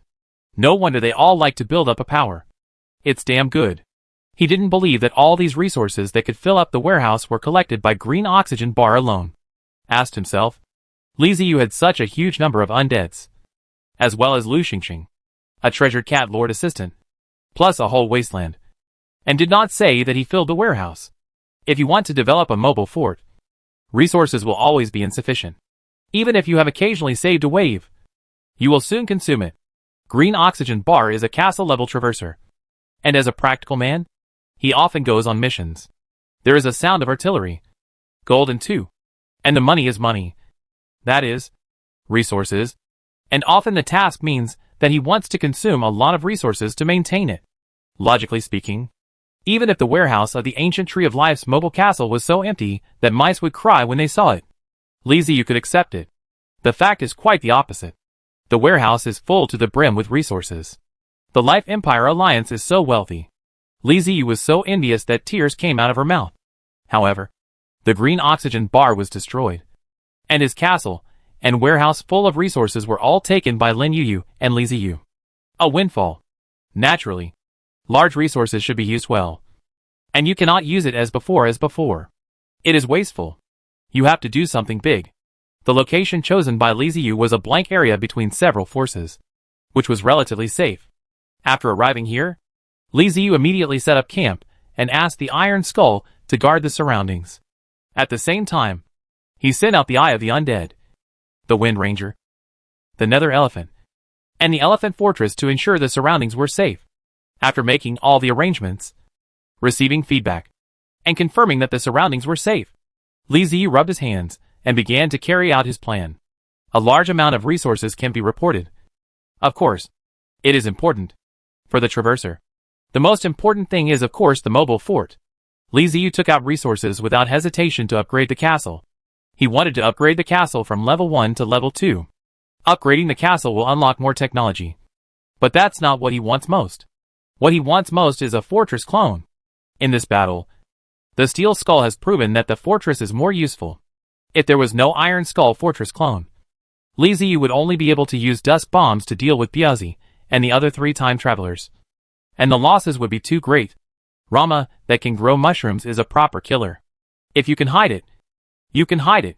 When Li Ziyu was fighting against the moving castle of the ancient tree of life, he had estimated that if he threw a dust bomb right at the beginning of the battle, it might not completely destroy the moving castle of the ancient tree of life, but it would definitely cause serious damage to the opponent. At least in the subsequent battle, there are definitely not so many lives of life for the opponent, and the undead can enter the castle more smoothly. When the castle is upgraded, there is a period of weakness. During the upgrade period, the castle is in a static state and cannot be moved freely, just like a bug turning into a pupa, unable to run even if it wants to. Therefore, when you choose to upgrade your castle, you must ensure that the surrounding area is safe, because it is not a big level jump, but just an upgrade from level 1 to level 2. The speed is still very fast, and the upgrade can be completed in about 5 days. During this period, Li Ziyu no longer replied to any messages, but only received information, quietly upgraded the castle, and never caused any trouble. It is not difficult to know the information from outside. Batubu, and they will send information to Li Ziyu regularly to let him know the dynamics of the grassland. Some of these intelligence came from the Wastel Alliance across them, and partly came from the Orc Empire. The Orc Empire was very satisfied with Li Ziyu as an ally. After a period of contact, it generously shared intelligence with him. Since Li Ziyu could not be found, they could only hand over the information to the time traveler from the Wasteland Alliance, who would then pass it on to Li Ziyu. In 5 days, the situation on the grassland changed dramatically. This is the aftermath of Li Ziyu and Lin Yuyu defeating Green Oxygen Bar. The Life Empire Alliance's strategy for the grassland is to enter with force.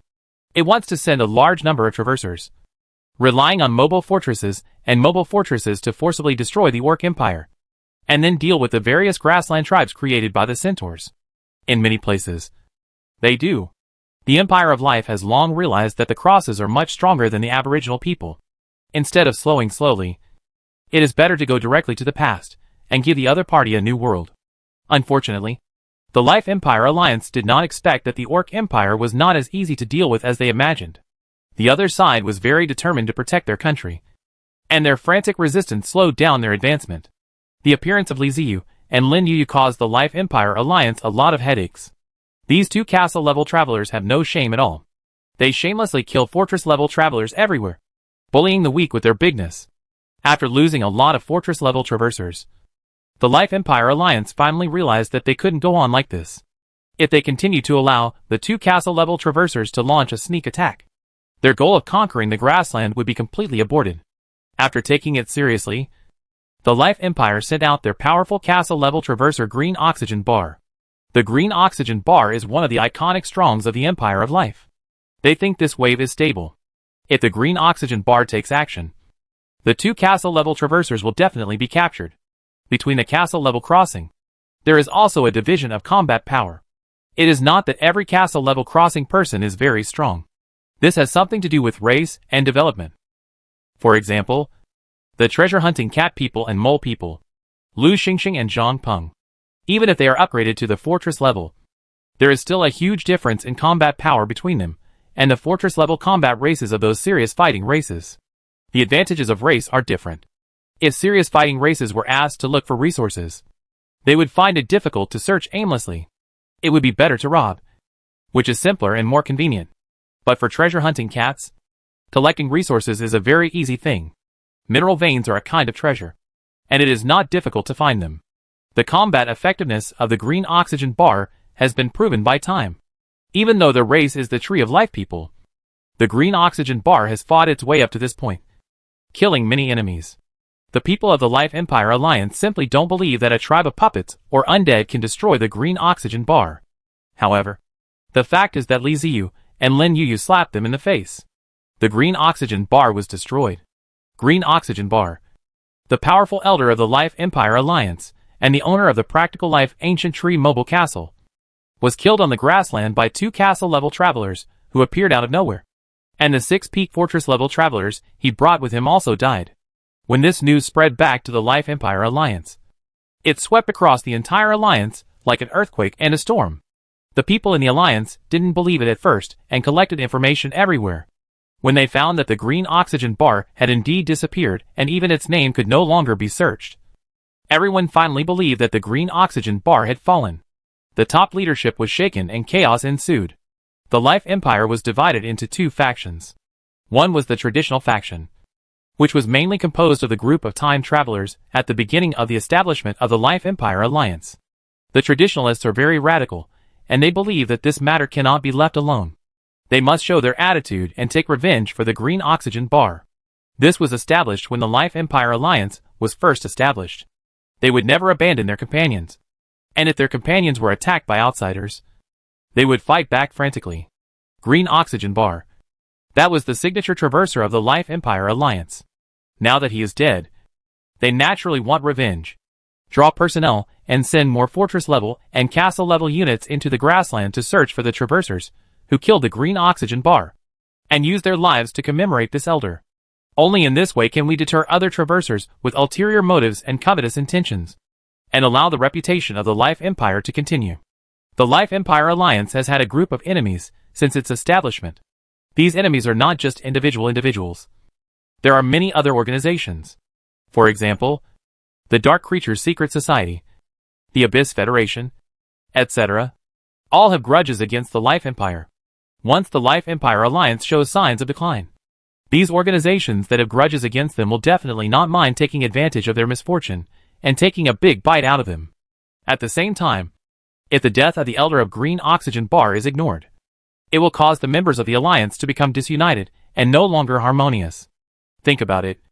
A powerful Elder died, but the Alliance did not avenge him, and even turned a blind eye to it.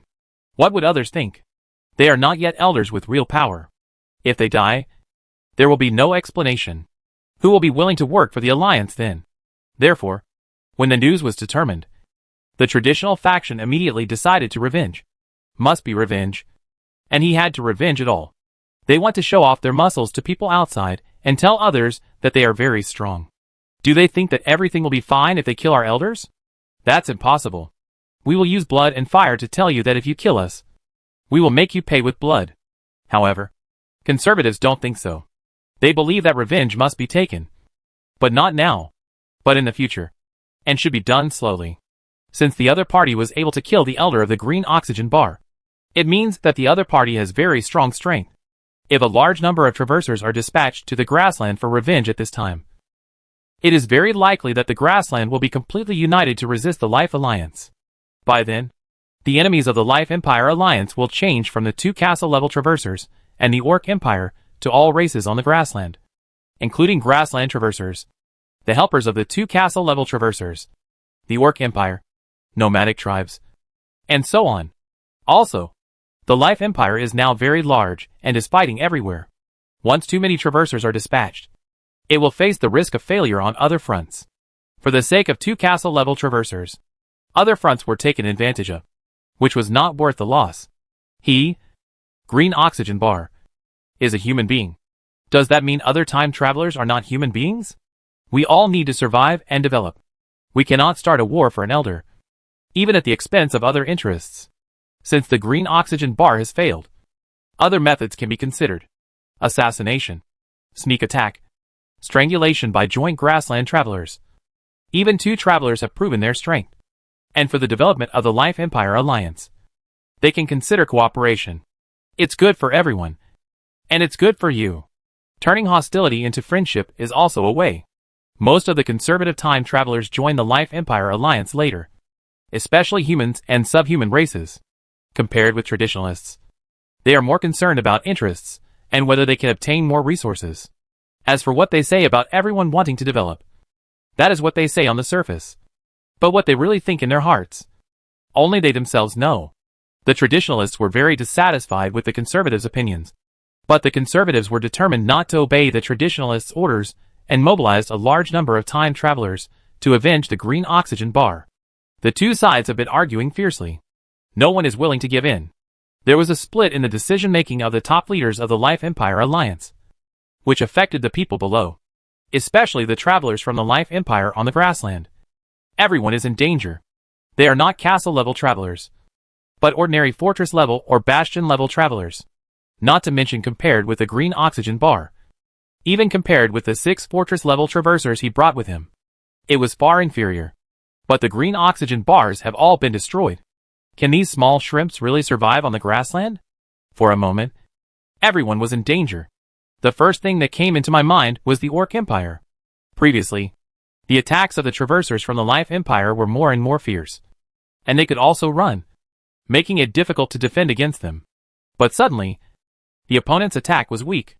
Although some cities still come under attack, it is much better than before. At least they can defend themselves.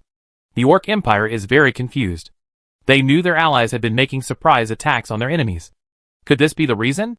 The Orc Empire sent another delegation to contact the Wasteland Alliance. And only then did they learn from Batubu that the green oxygen bar had been destroyed. Since the Orc Empire is composed of indigenous people and are not familiar with the various levels, Batubu told them that Li Ziyu and his men had killed a big shot. A very powerful big shot, which led to the current situation. After learning the news, the top leaders of the Orc Empire suddenly became excited. Okay, this is good.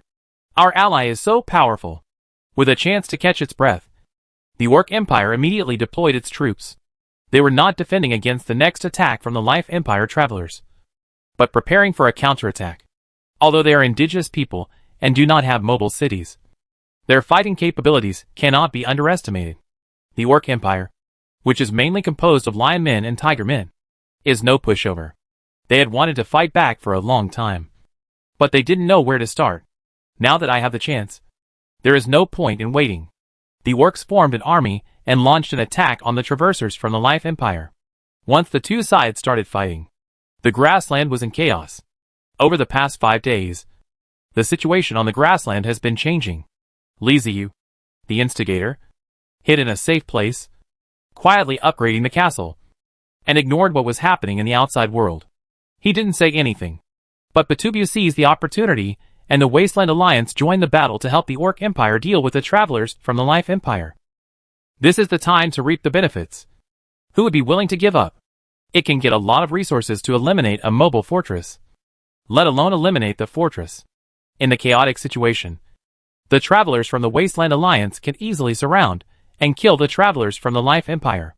Seeing this, some wavering travelers from the Life Empire were unwilling to stay in the grassland and evacuated it one after another. They are here to get resources, but they don't want to throw themselves into it, since the top management has not made a decision yet. Let's go to a safe place first. Chapter 398, Intelligent Undead. 5 days passed in a flash. Because of the iron skeleton and a group of undead guarding the surroundings, nothing went wrong during these 5 days, except for the occasional appearance of insect people. The insect people that appeared basically became the spoils of the undead. There is not much change in the moving castle of the dead after it is upgraded to level 2. If you look closely, you can see that the details of the building have been optimized to a certain extent, making it more stylish. The castle was upgraded successfully, and Li Ziyu finally had the opportunity to create a second mobile fortress clone. There are 3 major categories of undead technology: psychic technology, mechanical technology, and biochemical technology. Fortress clones are obtained every time the castle is upgraded, which means there are 3 in total. Li Ziyu plans to have each mobile fortress clone correspond to a type of undead technology. For the first mobile fortress clone, the Iron Skull, Li Ziyu chose mechanical technology. For the second one, he plans to choose psychic technology, which is the orthodox technology of the undead. As for biochemical technology, Li Ziyu seems to have never studied this technology and has no idea what this technology is used for. The clone of the psychic technology mobile fortress, Li Ziyu still wants to continue the idea of the Iron Skull. It is not used to store soldiers, but to load heavy weapons. The Iron Skull has proven in battle how important it is to have a fortress fully equipped with heavy weaponry. With another fortress clone equipped with psychic heavy weapons, Li Ziyu will have bodyguards on both sides. It doesn't matter even if the heavy weapons on the castle are a little weak. Weapons of undead mechanical technology tend to be physical, mainly focusing on physical attacks, including their own defense, which is also physical. Weapons based on psychic technology mainly rely on energy strikes. Upgrading the castle consumed a lot of the resources Li Ziyu obtained in this battle. He checked the resources in the warehouse. Well, let's transform the Iron Skull first. Li Ziyu changed the Iron Skull's movement mode to attract one, making it like a tank. How to create a new mobile fortress clone? How about putting something up there? Li Ziyu touched his chin.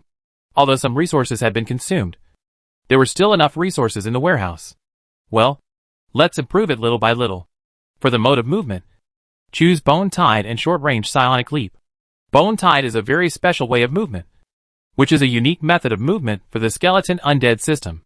This method of movement is to pile up the undead under the fortress, allowing a large number of undead to carry the fortress forward.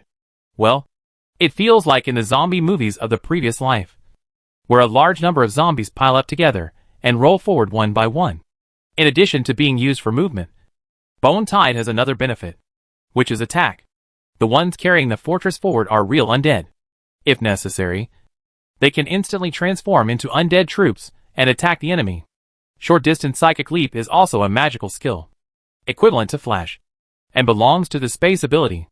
However, this skill consumes a lot of soul energy. It can be used to speed up travel, but it is too extravagant to use it for regular movement. However, there is no problem in using it to dodge attacks from other fortresses. Then, there are the defensive walls. The walls of the undead castle are the barrier of despair, while the walls of the psionic technology fortress clone are the wall of bones. A magical wall that has good defense against both energy and physical attacks. A defense tower and a spiritual altar are also set up on top of the wall of bones. The appearance of the spiritual altar is similar to the Mayan pyramids in the previous life. It is a trapezoidal flat-top pyramid with a huge blue fireball in the center, floating on the altar platform like the sun. There are 4 torches at the 4 corners, and a huge magic circle is carved on the ground. Through the blue fireball, the psychic altar can launch attacks similar to the explosive fireball, but it is a psychic flame that can burn the enemy's soul. A very pure energy attack method. The attack distance of these altars is not too far. It is suitable for being used as a defensive tower, because the attack is a ranged damage. It is very good to deal with a large number of enemies. Now that the city wall is done, the next thing is the protective shield. This thing is a must, and is much more important than the city wall. The first is the psychic protective shield, an old craft passed down from our ancestors. Psionic energy is a very useful type of energy, slightly different from magical energy. Magical energy is often divided into various attributes, but psychic energy does not have such concerns in this regard. After transformation, psychic energy can be transformed into any kind of magical energy, but magical energy cannot be transformed into psychic energy at will. Lightning protective hoods have very good resistance, whether they attack energy or physical attacks. In addition to the psionic shield, there is another shield called Void. Nothing and no protective cover are brought by the main urban level building of the Lingning Fortress. The main city level building of the fortress clone can be selected. The system provides several options. Li Ziyu chose the Skeleton Spirit Tower. Skeleton Ziggurat. Level, main city level magic tower. Type, psychic. Skills, Void Barrier. Blazing White Beam. Elemental Magic Middle. Summon Tide of Skeletons. Summon Skeleton Giant. Psychic Amplification Passive. Magical Energy Conversion Passive. Introduction. A main city level building of the undead psychic power. It is well known that compared to magic power, the skeleton undead are more proficient in psychic power. Magic towers were originally buildings favored by liches. After all, many liches were not born as such, but transformed from human mages. They retained their habits from their lifetime and liked to build mages and magic towers. Until some unruly skeleton undead began to learn this, the skeleton ziggurat came into being. The skeleton undead studied the secrets of psychic power in it, and at the same time gave the skeleton ziggurat powerful defense and attack power, making it the center of a region with great psychic power. Through the skeleton ziggurat, the skeleton undead greatly improved their psychic and magic skills. Requirements. Skeleton * 100000 units. Lightning Core Matrix * 36. Magic Guide Metal Board * 2000 units. Soul Crystals * 1000 units.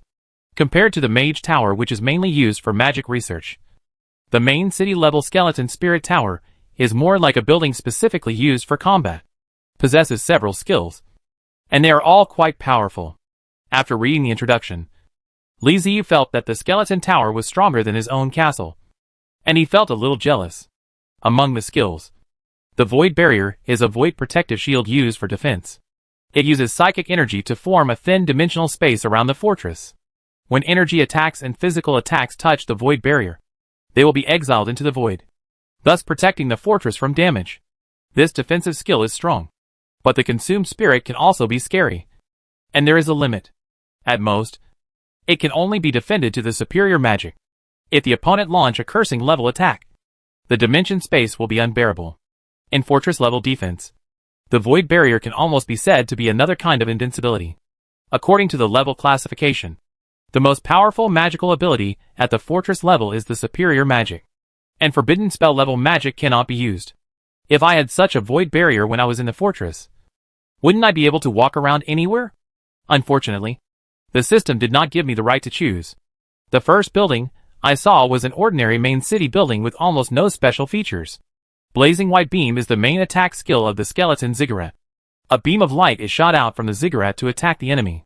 It can be an explosive ray or a continuous ray, which can be switched at will. The power is determined by the amount of psychic energy. Pure spiritual skills. Elemental magic skills mean that the Skeleton Spirit Tower can release mid-level elemental magic. This skill is not very useful. The value of mid-level magic is not high, but it is better than nothing. The two summoning skills are well understood and do not explain too much. The last two are passive skills, which also need no explanation. You can know the function of the skills just by looking at the name. The three major parts, namely, the mode of movement, the defense system, and the main city buildings, have been taken care of. The next step is to choose weapons. Psionic weapons not only use psychic energy. There are also many weapons that use magical energy. The main weapon is the Skeleton Spirit Tower, and the Blazing White Beam is enough. The secondary weapon is 8 psychic monuments surrounding the Skeleton Spirit Tower. Ling Ning Fengbei. Level, Main City Class Special Weapon. Type, Psychic. Introduction. Senior Ling Ning is a technological weapon. The Undead also has its own magic and magic. When they study the magic of spiritual magic, they discovered the secrets of magic lines, so that the spiritual magic has developed a leap-up development.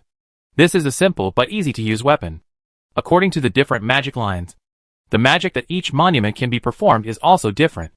Requirements: Skeletons * 100, 000 units. Psionic Cores * 500 units.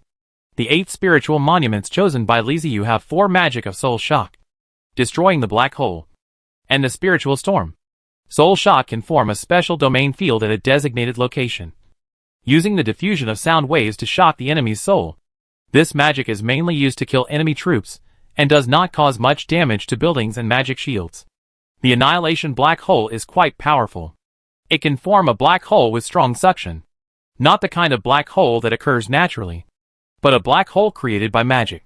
If the enemy is purely physical, the effect of the black hole is to absorb everything from the opponent, and then banish it into the void. If the enemy has magical energy, then it will be a lot of fun.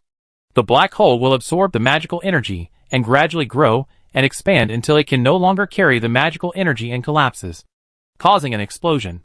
Psychic pressure is, very simply, a gravity-type magic that destroys the enemy by increasing the gravity of a certain area. How much gravity increases depends on how much psychic energy is input. The Freezing Storm. This magic is just like the annihilating black hole.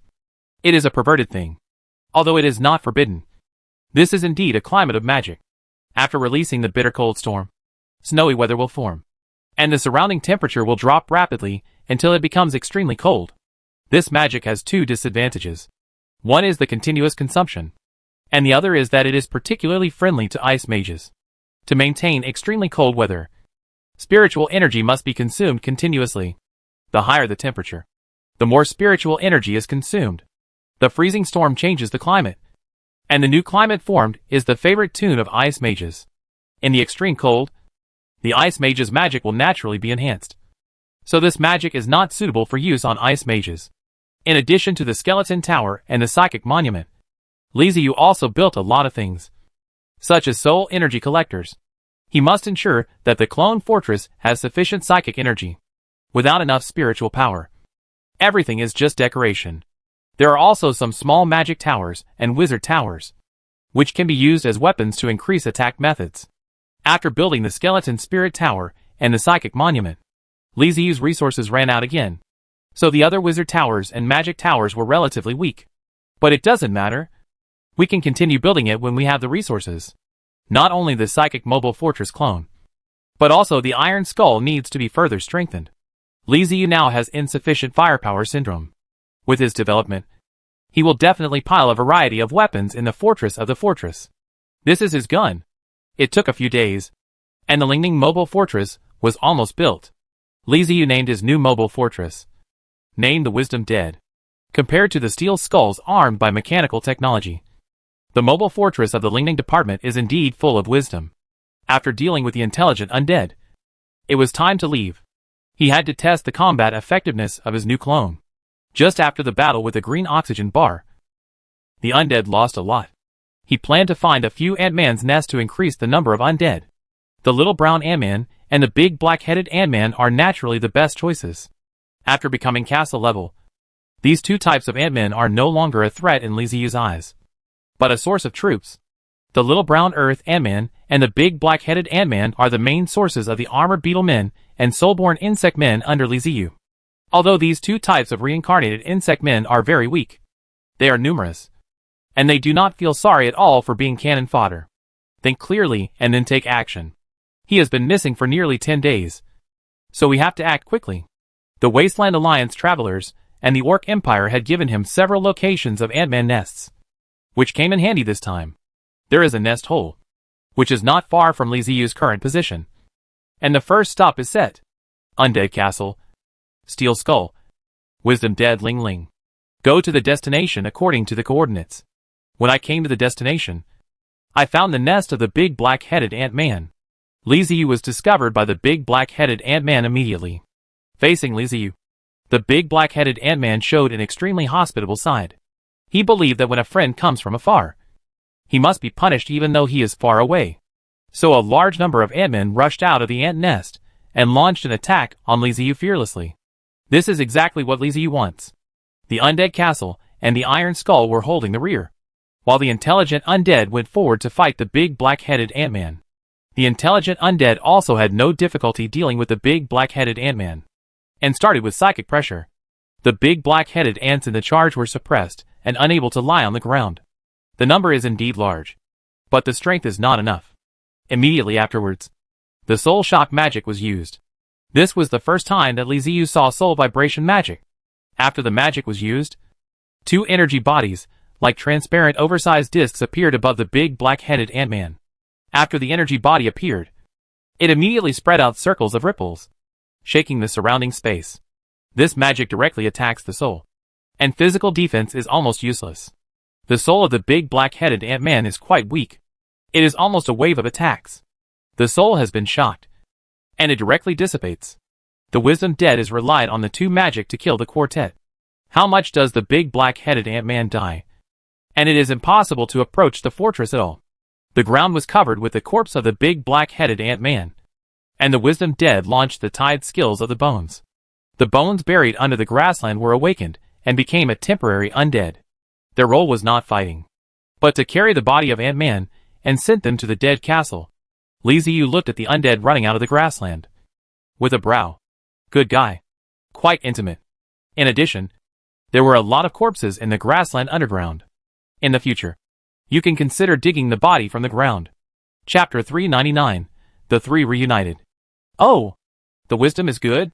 The body of a big black-headed Ant-Man was transported back to the castle, and Li Ziyu expressed satisfaction. For the sake of the corpses of these big black-headed ants, the Wisdom Undead will not be given away for nothing. At least it can help him replenish his troops. Just when Li Ziyu happily transformed the bodies of the big black-headed ants into soul raw bodies and beetle people, the system chatted suddenly. Private chat. Conscientious merchant, My lord, the wasteland has been pacified.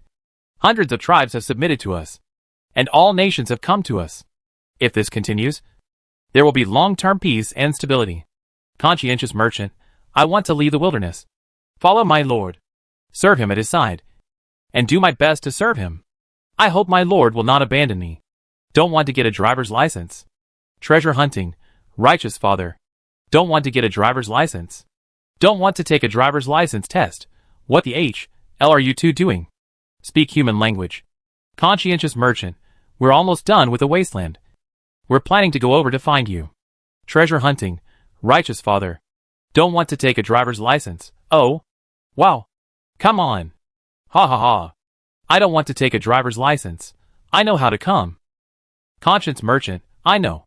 Batu and I asked the roadmap. Boss. When we arrived at the grassland. Contact you. Don't want to get a driver's license. Okay. Zhang Peng and Lu Xingxing are coming. It is really good news. First, he had the iron skeleton and the wise undead. His two right-hand men. And now his own dragon and phoenix are coming too. The world is so big. There is no place he can't go. While crouching dragon and phoenix were coming, Li Ziyu swept through the known ant nests and replenished his troops. With the iron skeleton, the intelligent undead, and Li Ziyu's undead castle supporting them from the rear. Clearing the ant nest was a crushing success. The undead consumed in battle were replenished. A few days passed in a flash. And Zhang Peng and Lu Xingxing finally rushed to the grassland from the wasteland and found the castle of the undead according to the coordinates. After not seeing each other for a while, both of them were in much better spirits. After Li Ziyu left, the two began to train the indigenous people, asking them to help handle things and delegate their power. After decentralization, there is less work to do. I give more time to rest, and my mental state recovers. Seeing Zhang Peng and Lu Xingxing again, Li Ziyu was very happy. Lu Xingxing is still the appearance of the sunny and cheerful boy. He ran over with vitality. Boss! It seemed that Zhang Peng was in a better mood because of seeing Li Ziyu. His face was much rosier than before. He smiled and waved to Li Ziyu. Li Ziyu patted the shoulders of the two people. Haha said with a smile. You finally come to the grassland. Just come. Let's join me again. During this time, Zhang Peng and Lu Xingxing were in the wasteland. Li Ziyu was alone in the grassland and always felt lonely. Both of them followed me at first. And although we separated in the middle, the separation time was never too long. The three of them working together, each doing their own job, can grow quickly. After Li Ziyu was left, he felt like he was in his hands. Now that the two are here, they can break through the grassland together. Back in the castle, the three of them took a seat. Li Ziyu brought the undead to the fruity juice, and asked casually, You are here. Who is controlling the wasteland? Zhang Peng picked up the juice and took a sip. The cool feeling was very comfortable. He took a long breath and said, Leave it to Tashjuling. This kid doesn't look like a member of the Thunderbolt clan at all. He doesn't even look like a minotaur. Li Ziyu was stunned by Zhang Peng, and asked strangely, What happened to the kid Ta's talon? Zhang Peng explained, This kid's brain is very flexible. He is not as rigid as the minotaur at all. He is also smart. He can learn what I teach him very quickly without me having to worry too much. Most importantly, Tashjuling is not reckless. He knows how to think. But he is not afraid of things. If there is a problem, this kid can really take the lead. Li Ziyu nodded repeatedly as he listened. From the first time he saw Tashjuling, he felt that this boy was no ordinary man. Although he is young, his calmness and cleverness cannot be hidden. There are so many wasteland races. Although the Tavia head follows Li Ziyu, they are small tribes after all. Logically speaking, a small tribe means that the vision is not broad enough and the perspective is not long-term enough. Even though I have experienced many things with Li Ziyu, and my horizons have been broadened a lot, there are still limitations after all. On the other hand, powerful tribes like the Harpies have also surrendered to Li Ziyu. Their vision is much better than that of the Tab Minotaur. When Li Ziyu left the last time, he chose some aborigines and gave it to Zhang Peng to let him disperse power and strive to meet himself early to the grassland. Power is a good thing, and everyone is definitely scrambling for it. Tashjuling was able to stand out and be chosen by Zhang Peng to become the manager of the wasteland. So he must have something extremely outstanding. Knowing that there will be no major problems on the wasteland, Li Ziyu is too lazy to ask again. After talking about the wasteland, Lu Xingxing finally found an opportunity to interrupt and asked excitedly, "Boss, what's the current situation on the grassland? I heard from Brother Bata that it's very chaotic here. But there are a lot of resources?" Li Ziyu smiled and patted him. "Why are you so excited? You still want to break through the grassland?" Lu Xingxing immediately shrank his neck. "Fighting is not good. What a meaning. I am here to look for treasure." Li Ziyu nodded and said to Lu Xingxing and Zhang Peng, "It is really messy here, mainly due to the war of the Orc Empire and the empires of life. It has been messy and may meet the enemy at any time." Seeing the two people's expressions gradually becoming solemn, Li Ziyu changed the subject and continued. "However, Xingxing is right about one thing. There are a lot of resources here, and there are many undiscovered and ownerless resources. Xingxing, you have to work hard. Whether you can harvest more depends on you." Speaking of his old industry, Lu Xingxing suddenly straightened. "Give me treasure hunt. Make sure to complete the task." Li Ziyu nodded and said, "Okay." Zhang Peng suddenly remembered what he saw outside the castle of the dead just now, and couldn't help asking, "Boss, whose are those two mobile fortresses outside? Why don't I see any friends there?" "Huh? I thought you wouldn't ask. Since you asked the question sincerely, it's my turn to show off." Li Ziyu acted very calm and indifferent, and said lightly, "Oh, those two mobile fortresses are my castle clones." Zhang Peng and Lu Xingxing were stunned at the same time. Then, their eyes gradually widened and their mouths gradually opened into an O shape.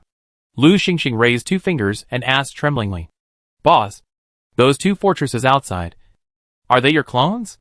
"Oh wow. That's how it feels. That's it. If the clone cannot be used to show off, the value of the clone will be greatly reduced." Li Ziyu was very proud in his heart, but on the surface, he was very calm. He said calmly, "Yes. Why would I lie to you? I use one to carry mechanical technology, and the other was made in the past 2 days, using psychic technology. It's so annoying to have a clone. It takes a lot of resources to build one. You guys are better off because you only have one fortress. Unlike me, I have to spend more resources." Sigh. Not only did Zhang Peng understand what was going on, even Lu Xingxing realized that their boss was showing off. The two of them immediately went from being surprised to being speechless. "Damn. He tricked me. It would be a lie to say I'm not envious." Zhang Peng took a deep breath and said to Li Ziyu, "Boss, if you feel the cost is too high, you can give us 2 fortresses. Xingxing and I will each have one. As you know, our combat effectiveness is weak.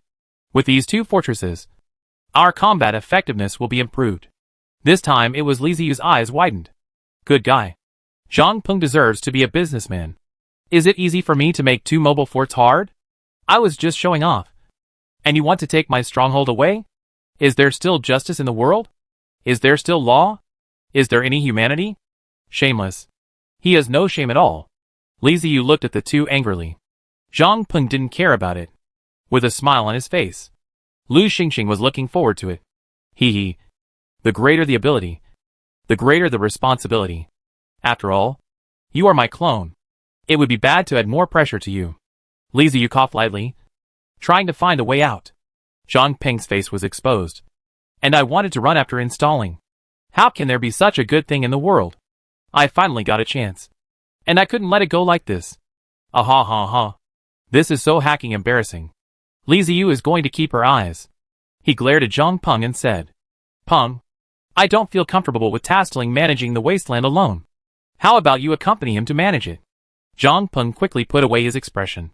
He had finally gotten out of the wilderness, and wanted to stroll around the grassland for a while. The world outside was much more exciting than the wilderness. I believe that Tastling will be fine. I also believe that the boss will be able to find the resources needed for the 2 clones. Li Ziyu nodded in satisfaction. Wouldn't it be better if he said this earlier? Okay. Let's get down to business. The real business is to assign tasks. Li Ziyu first shared the intelligence he had collected with the 2 of them, allowing Zhang Peng and Lu Xingxing to understand the current situation on the grassland. Who were friends, who were enemies, and what they needed to pay attention to. Then I took out the map to the 2. There are many maps. Some from the Wasteland Alliance and some from the Orc Empire. Lu Xingxing, who was born to love treasure hunting, was very interested in the map.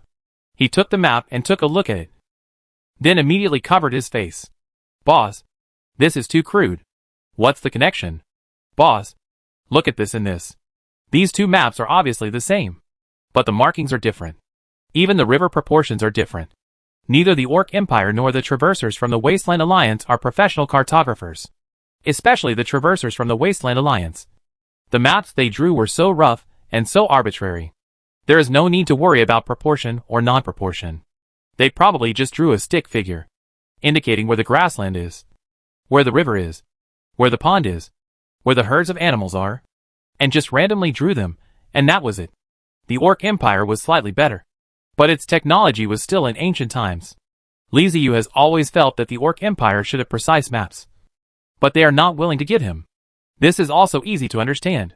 In ancient times, things like maps are strategic materials, and they will not be released easily. The other world has magic, so the Orc Empire should be able to make an accurate map. But the map given to himself by the Orc Empire is very simple, and it is no wonder that Lu Xingxing is angry. The race under Lu Xingxing's command is the treasure-hunting cat people. The maps and sand tables they produce are very exquisite and meticulous, with very strict requirements on proportions and dimensions. Li Ziyu shrugged. Xingxing, you can't use your own technology to demand the Orc Empire and the Alliance members. They are not professional cartographers. This thing is just roughly the same. I'm just telling you the approximate location. Lu Xingxing scratched his head frantically, looking at the pile of messy maps in front of him. He felt as if ants were crawling on his body. He felt very uncomfortable. Boss, let me take care of drawing the maps. I'll do it. Li Ziyu nodded. He was going to give this job to Lu Xingxing. He was also upset looking at these maps. So he said, well, Xingxing, the grassland is a treasure land. In addition to drawing maps, you also need to find various resource veins. Lu Xingxing patted his chest and promised, leave it all to me. Then Li Ziyu turned to look at Zhang Peng and said to him, there are two very good trading partners on the grassland. One of the two original forces on this grassland is the Orc Empire. Now they are cooperating with me. They should have a lot of good things in their hands. Find a way to get these things and put them in their hands. It would be a waste to throw them into the treasury.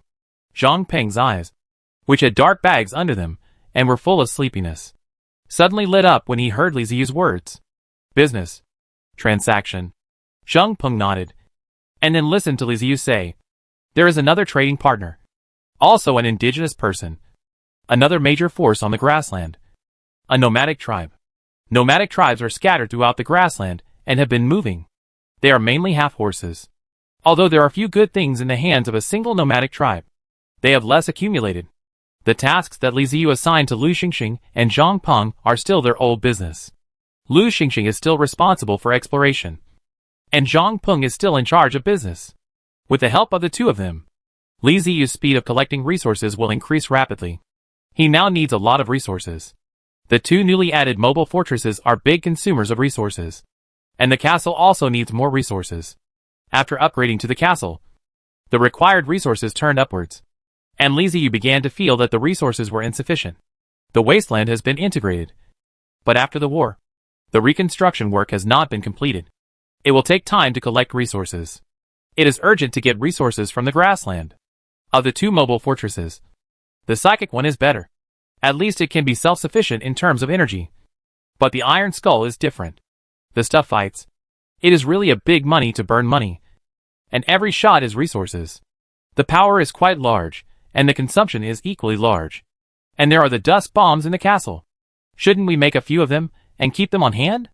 In addition, technology also needs to continue research and development. The three major technologies of the Undead. The biochemical technology Li Ziyu has not moved at all. Zhang Peng and Lu Xingxing were not surprised and nodded in agreement. The situation in the grassland is different from the wasteland. Zhang Peng and Lu Xingxing are not familiar with this. In the early stages, they could not leave Li Ziyu too far. Starting from the next day, the two took action. Li Ziyu also began to look for the ant nest. He is very peaceful. But the other forces of the grassland are all beating the dog's mind. It is mainly aimed at the Life Empire Alliance. Due to the obstruction of conservatives, the traditionalists were unable to dispatch a large number of time travelers, which gave the Orc Empire, the Wasteland Alliance and others an opportunity. Taking advantage of this vacant period, they attacked crazy, and they would take back all the loss before. Li Ziyu understood that she actually didn't have much time. He had to take advantage of this period of time to quickly replenish his troops, as the time travelers from the Life Empire could launch a counterattack at any time. And at that time he, the castle-level warrior, would have to take the lead. Recently, Lin Yuyu is very quiet, and it should also be the benefit of absorbing resources. When she comes to find herself, she will continue to hunt the life of the Empire of Life. Chapter 400 Expanding Resources.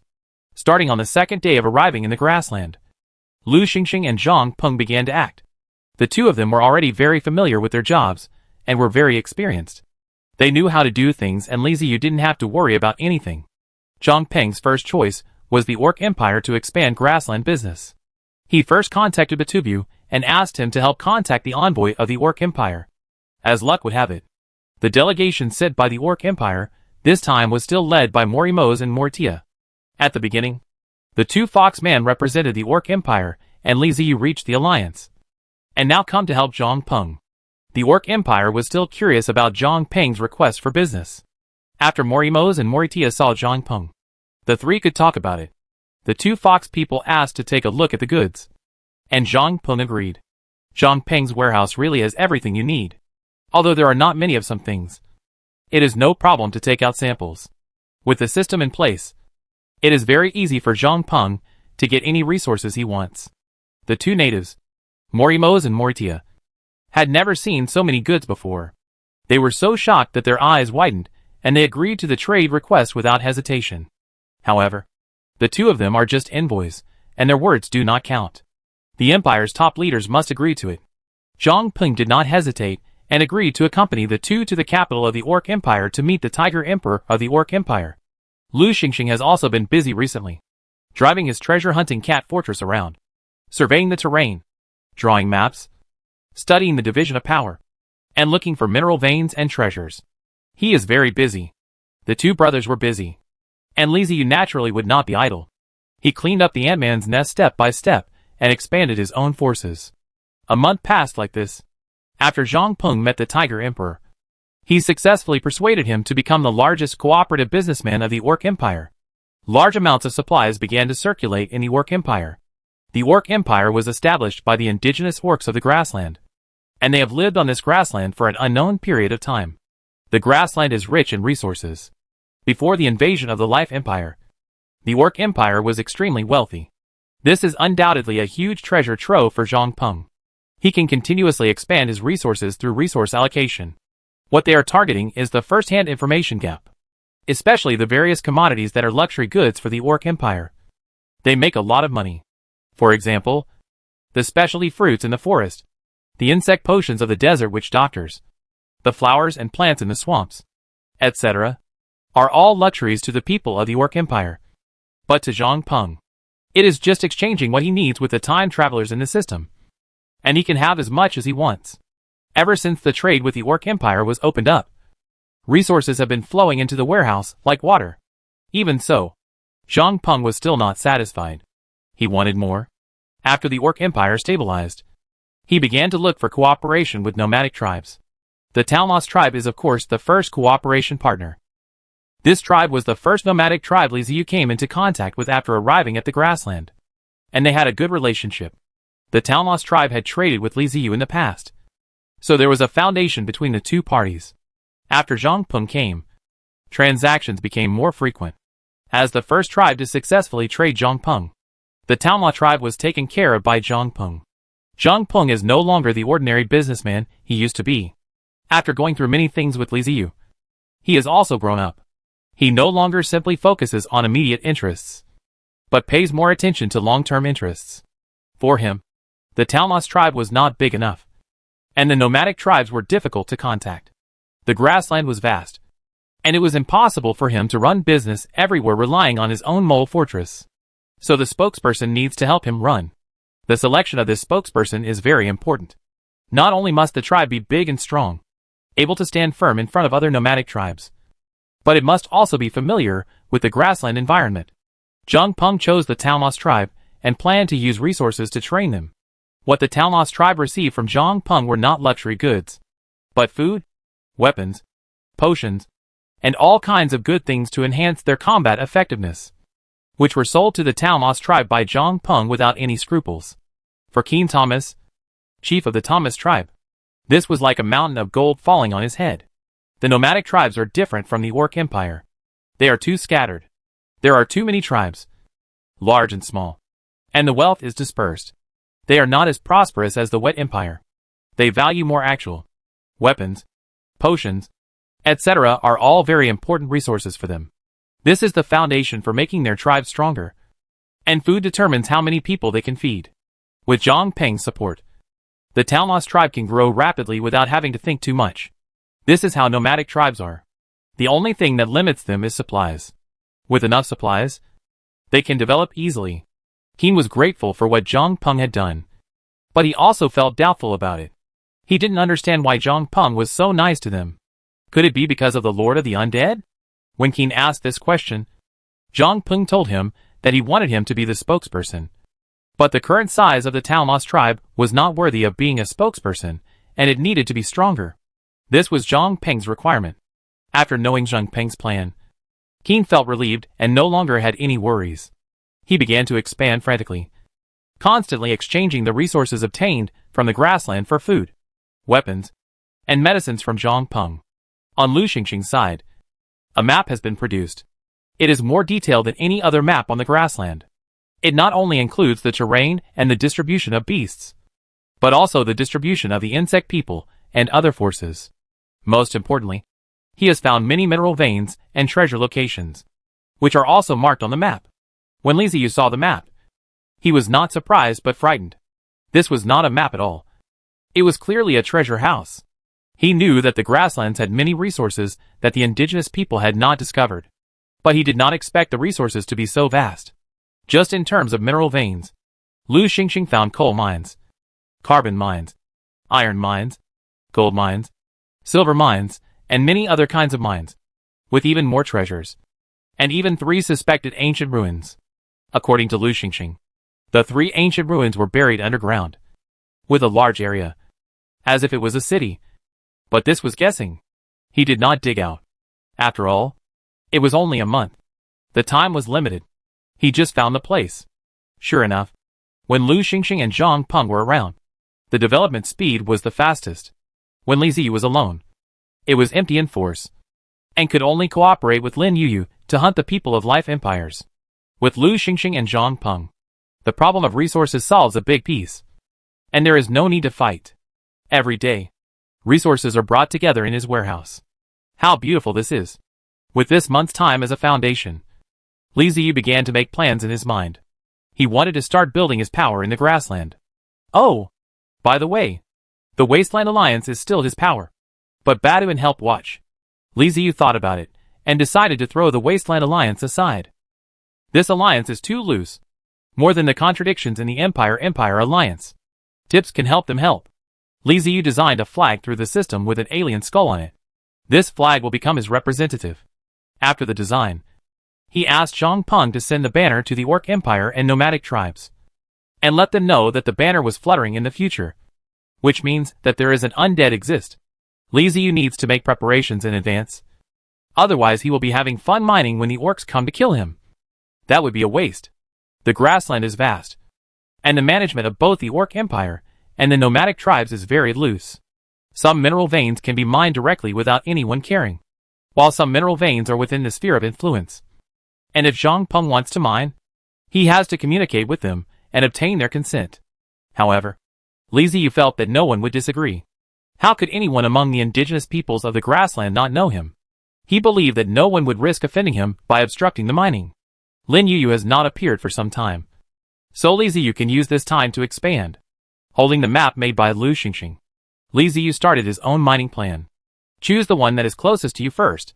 When I came to the Orvain location marked on the map, Li Ziyu immediately dropped a Soul Base Station, and then took the Soul Base Station as the center of the center, and dropped the Resource Station or Collection Point, and then the newly researched Building Calculation Cemetery. Corpse Cemetery. Level, Castle Level. Category, Special Buildings. Introduction. It can be said to be an upgraded version of the Cemetery of the Dead. The cemetery can be placed outside the mobile city. The cemetery will automatically collect the surrounding bones and the free soul energy in the void. After a period of time, a group of undead will be born. The quality of the undead depends on the quality of the bones and the amount of soul energy. P.S. This is a cemetery that can continuously produce undead, but the production speed is relatively slow and it takes time to accumulate. Construction requirements: stone * 1,000 units, skeleton * 10,000 units, soul energy * 10,000 units, psionic core matrix * 1 set. Area of land. With the corpse cemetery, the number of undead around the mine will gradually increase, forming a small troop gathering point. In this way, Li Ziyu will not have to worry even if he leaves. Praying to the cemetery and the temple of the dead is essential, and these two things must be put down as well. Li Ziyu does not intend to build a simple mine. He intends to form a gathering point for long-term development, expanding with the Soul Base Station as the core. Buildings such as the Temple of the Dead can be used as temporary resting points. He planned to attract nomadic tribesmen to come and rest. This is very feasible. Nomadic tribes will travel around, and if you provide them with a place to shelter from the wind and rain, they will naturally not refuse. Once they accept it, their impression of the dead will gradually change and form a positive understanding. In addition to these functional buildings, Li Ziyu also designed some small houses made up of skeletons and undead. This small house is square and the walls are a bit scary, made up of pale bones. The small houses made of skeletons and undead can also be used for living. It is a bit creepy, but it can shelter from wind and rain. When enemies attack, these small houses can be restored into undead and eliminate the invading enemies, killing two birds with one stone. As for whether the nomadic tribe will accept this, it is not for Li Ziyu to think about it. Anyway, he has done it. After taking care of the first mine, Li Ziyu informed the Talmos tribe and told them that they could spread the news. As long as they don't disturb the undead mining, any tribe can rest here. But no violence is allowed around the Soul Base Station. If a tribe started a war in the surrounding area, it would mean violating the rules of the undead and would be expelled or even killed. This is equivalent to a safe zone on a grassland. A safe zone composed of undead. Keen was surprised and happy when he got the news. The Lord of the Undead is a good man. He always cares about the grassland people and the nomadic tribes. Just when Li Ziyu had cleared out 3 MN nests, built 3 mines, and was beginning to build the 4th mine, Lin Yu finally contacted him. Private chat. Behind the scene, Li Ziyu. Where are you? Don't want to take a driver's license test.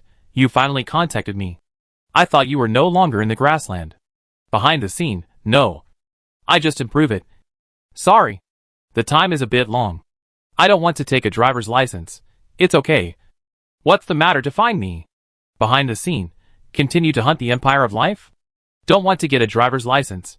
You can consider it. The person behind the scenes. You don't want resources anymore? Don't want to take a driving test. It's not only those who hunt travelers from the Life Empire who can get resources. Let me give you a coordinate, and you come over first. The person behind the scenes. That's fine. When Lin Yu arrived at the coordinate location, she was completely shocked. What was going on? What was Li Ziyu doing? By the next to Li Ziyu Castle. The 2 castles were together to complete the union. Lin Yu saw Li Ziyu. Li Ziyu greeted Lin Yu with a smile. Hey. Long time no see. Lin Yu nodded indifferently and asked curiously. What are you doing? Did you build those buildings? She was referring, of course, to the undead structures outside that were being lowered. Li Ziyu laughed and pointed at the building outside and said, I have nothing to do, so I thought about getting some resources. The 4th mine outside is not easy. Here is a cemetery. I don't know how it was formed, but Lu Xingxing marked it out. There are a large number of corpses underneath, and they are very dense. In this good place, Li Ziyu could not let go. When Lin Yu heard what Li Ziyu said, she was surprised. You plan to open a mine yourself? Your undead race has such ability? The undead race shouldn't be a race that is good at this. Right? After asking 3 questions in a row, Li Ziyu shrugged his shoulders and said indifferently, So what if they are not professionals? Just dig them out. What do I need? Lin Yu thought about it, and suddenly felt that what Li Ziyu said made a lot of sense. Li Ziyu certainly has no shortage of manpower, and the number of undead under his command is shocking. The massive undead, even if the work efficiency is low, is enough to make up for the unprofessional. Putting away his surprised expression, Lin Yu asked in confusion, Since you can mine, Why did you go with me to hunt down the Life Empire travelers before? Li Ziyu shrugged again. Because we didn't find the mineral vein at that time. Even if I could mine, I would be helpless without the mineral vein. Can I dig 3 feet underground? Lin Yu frowned. We didn't find the vein then. How come we found it now? Facing Lin Yu's problems after another, Li Ziyu was a little impatient. Many things could not be said. The two were not familiar with that point. Zhang Peng and Lu Xingxing. He had not intended to expose it. He said angrily. I remember you are not a problem baby. We say that these questions can answer you casually? Lin Yu was startled by what Li Ziyu said. She lowered her head and thought for a while. She seemed to have figured something out before she said. I was too talkative. I understand. Li Ziyu relaxed and smiled again. I will open the mine. But I can't relax on the side of the Life Empire. I don't want them to suddenly attack us one day. We still have to do what needs to be done.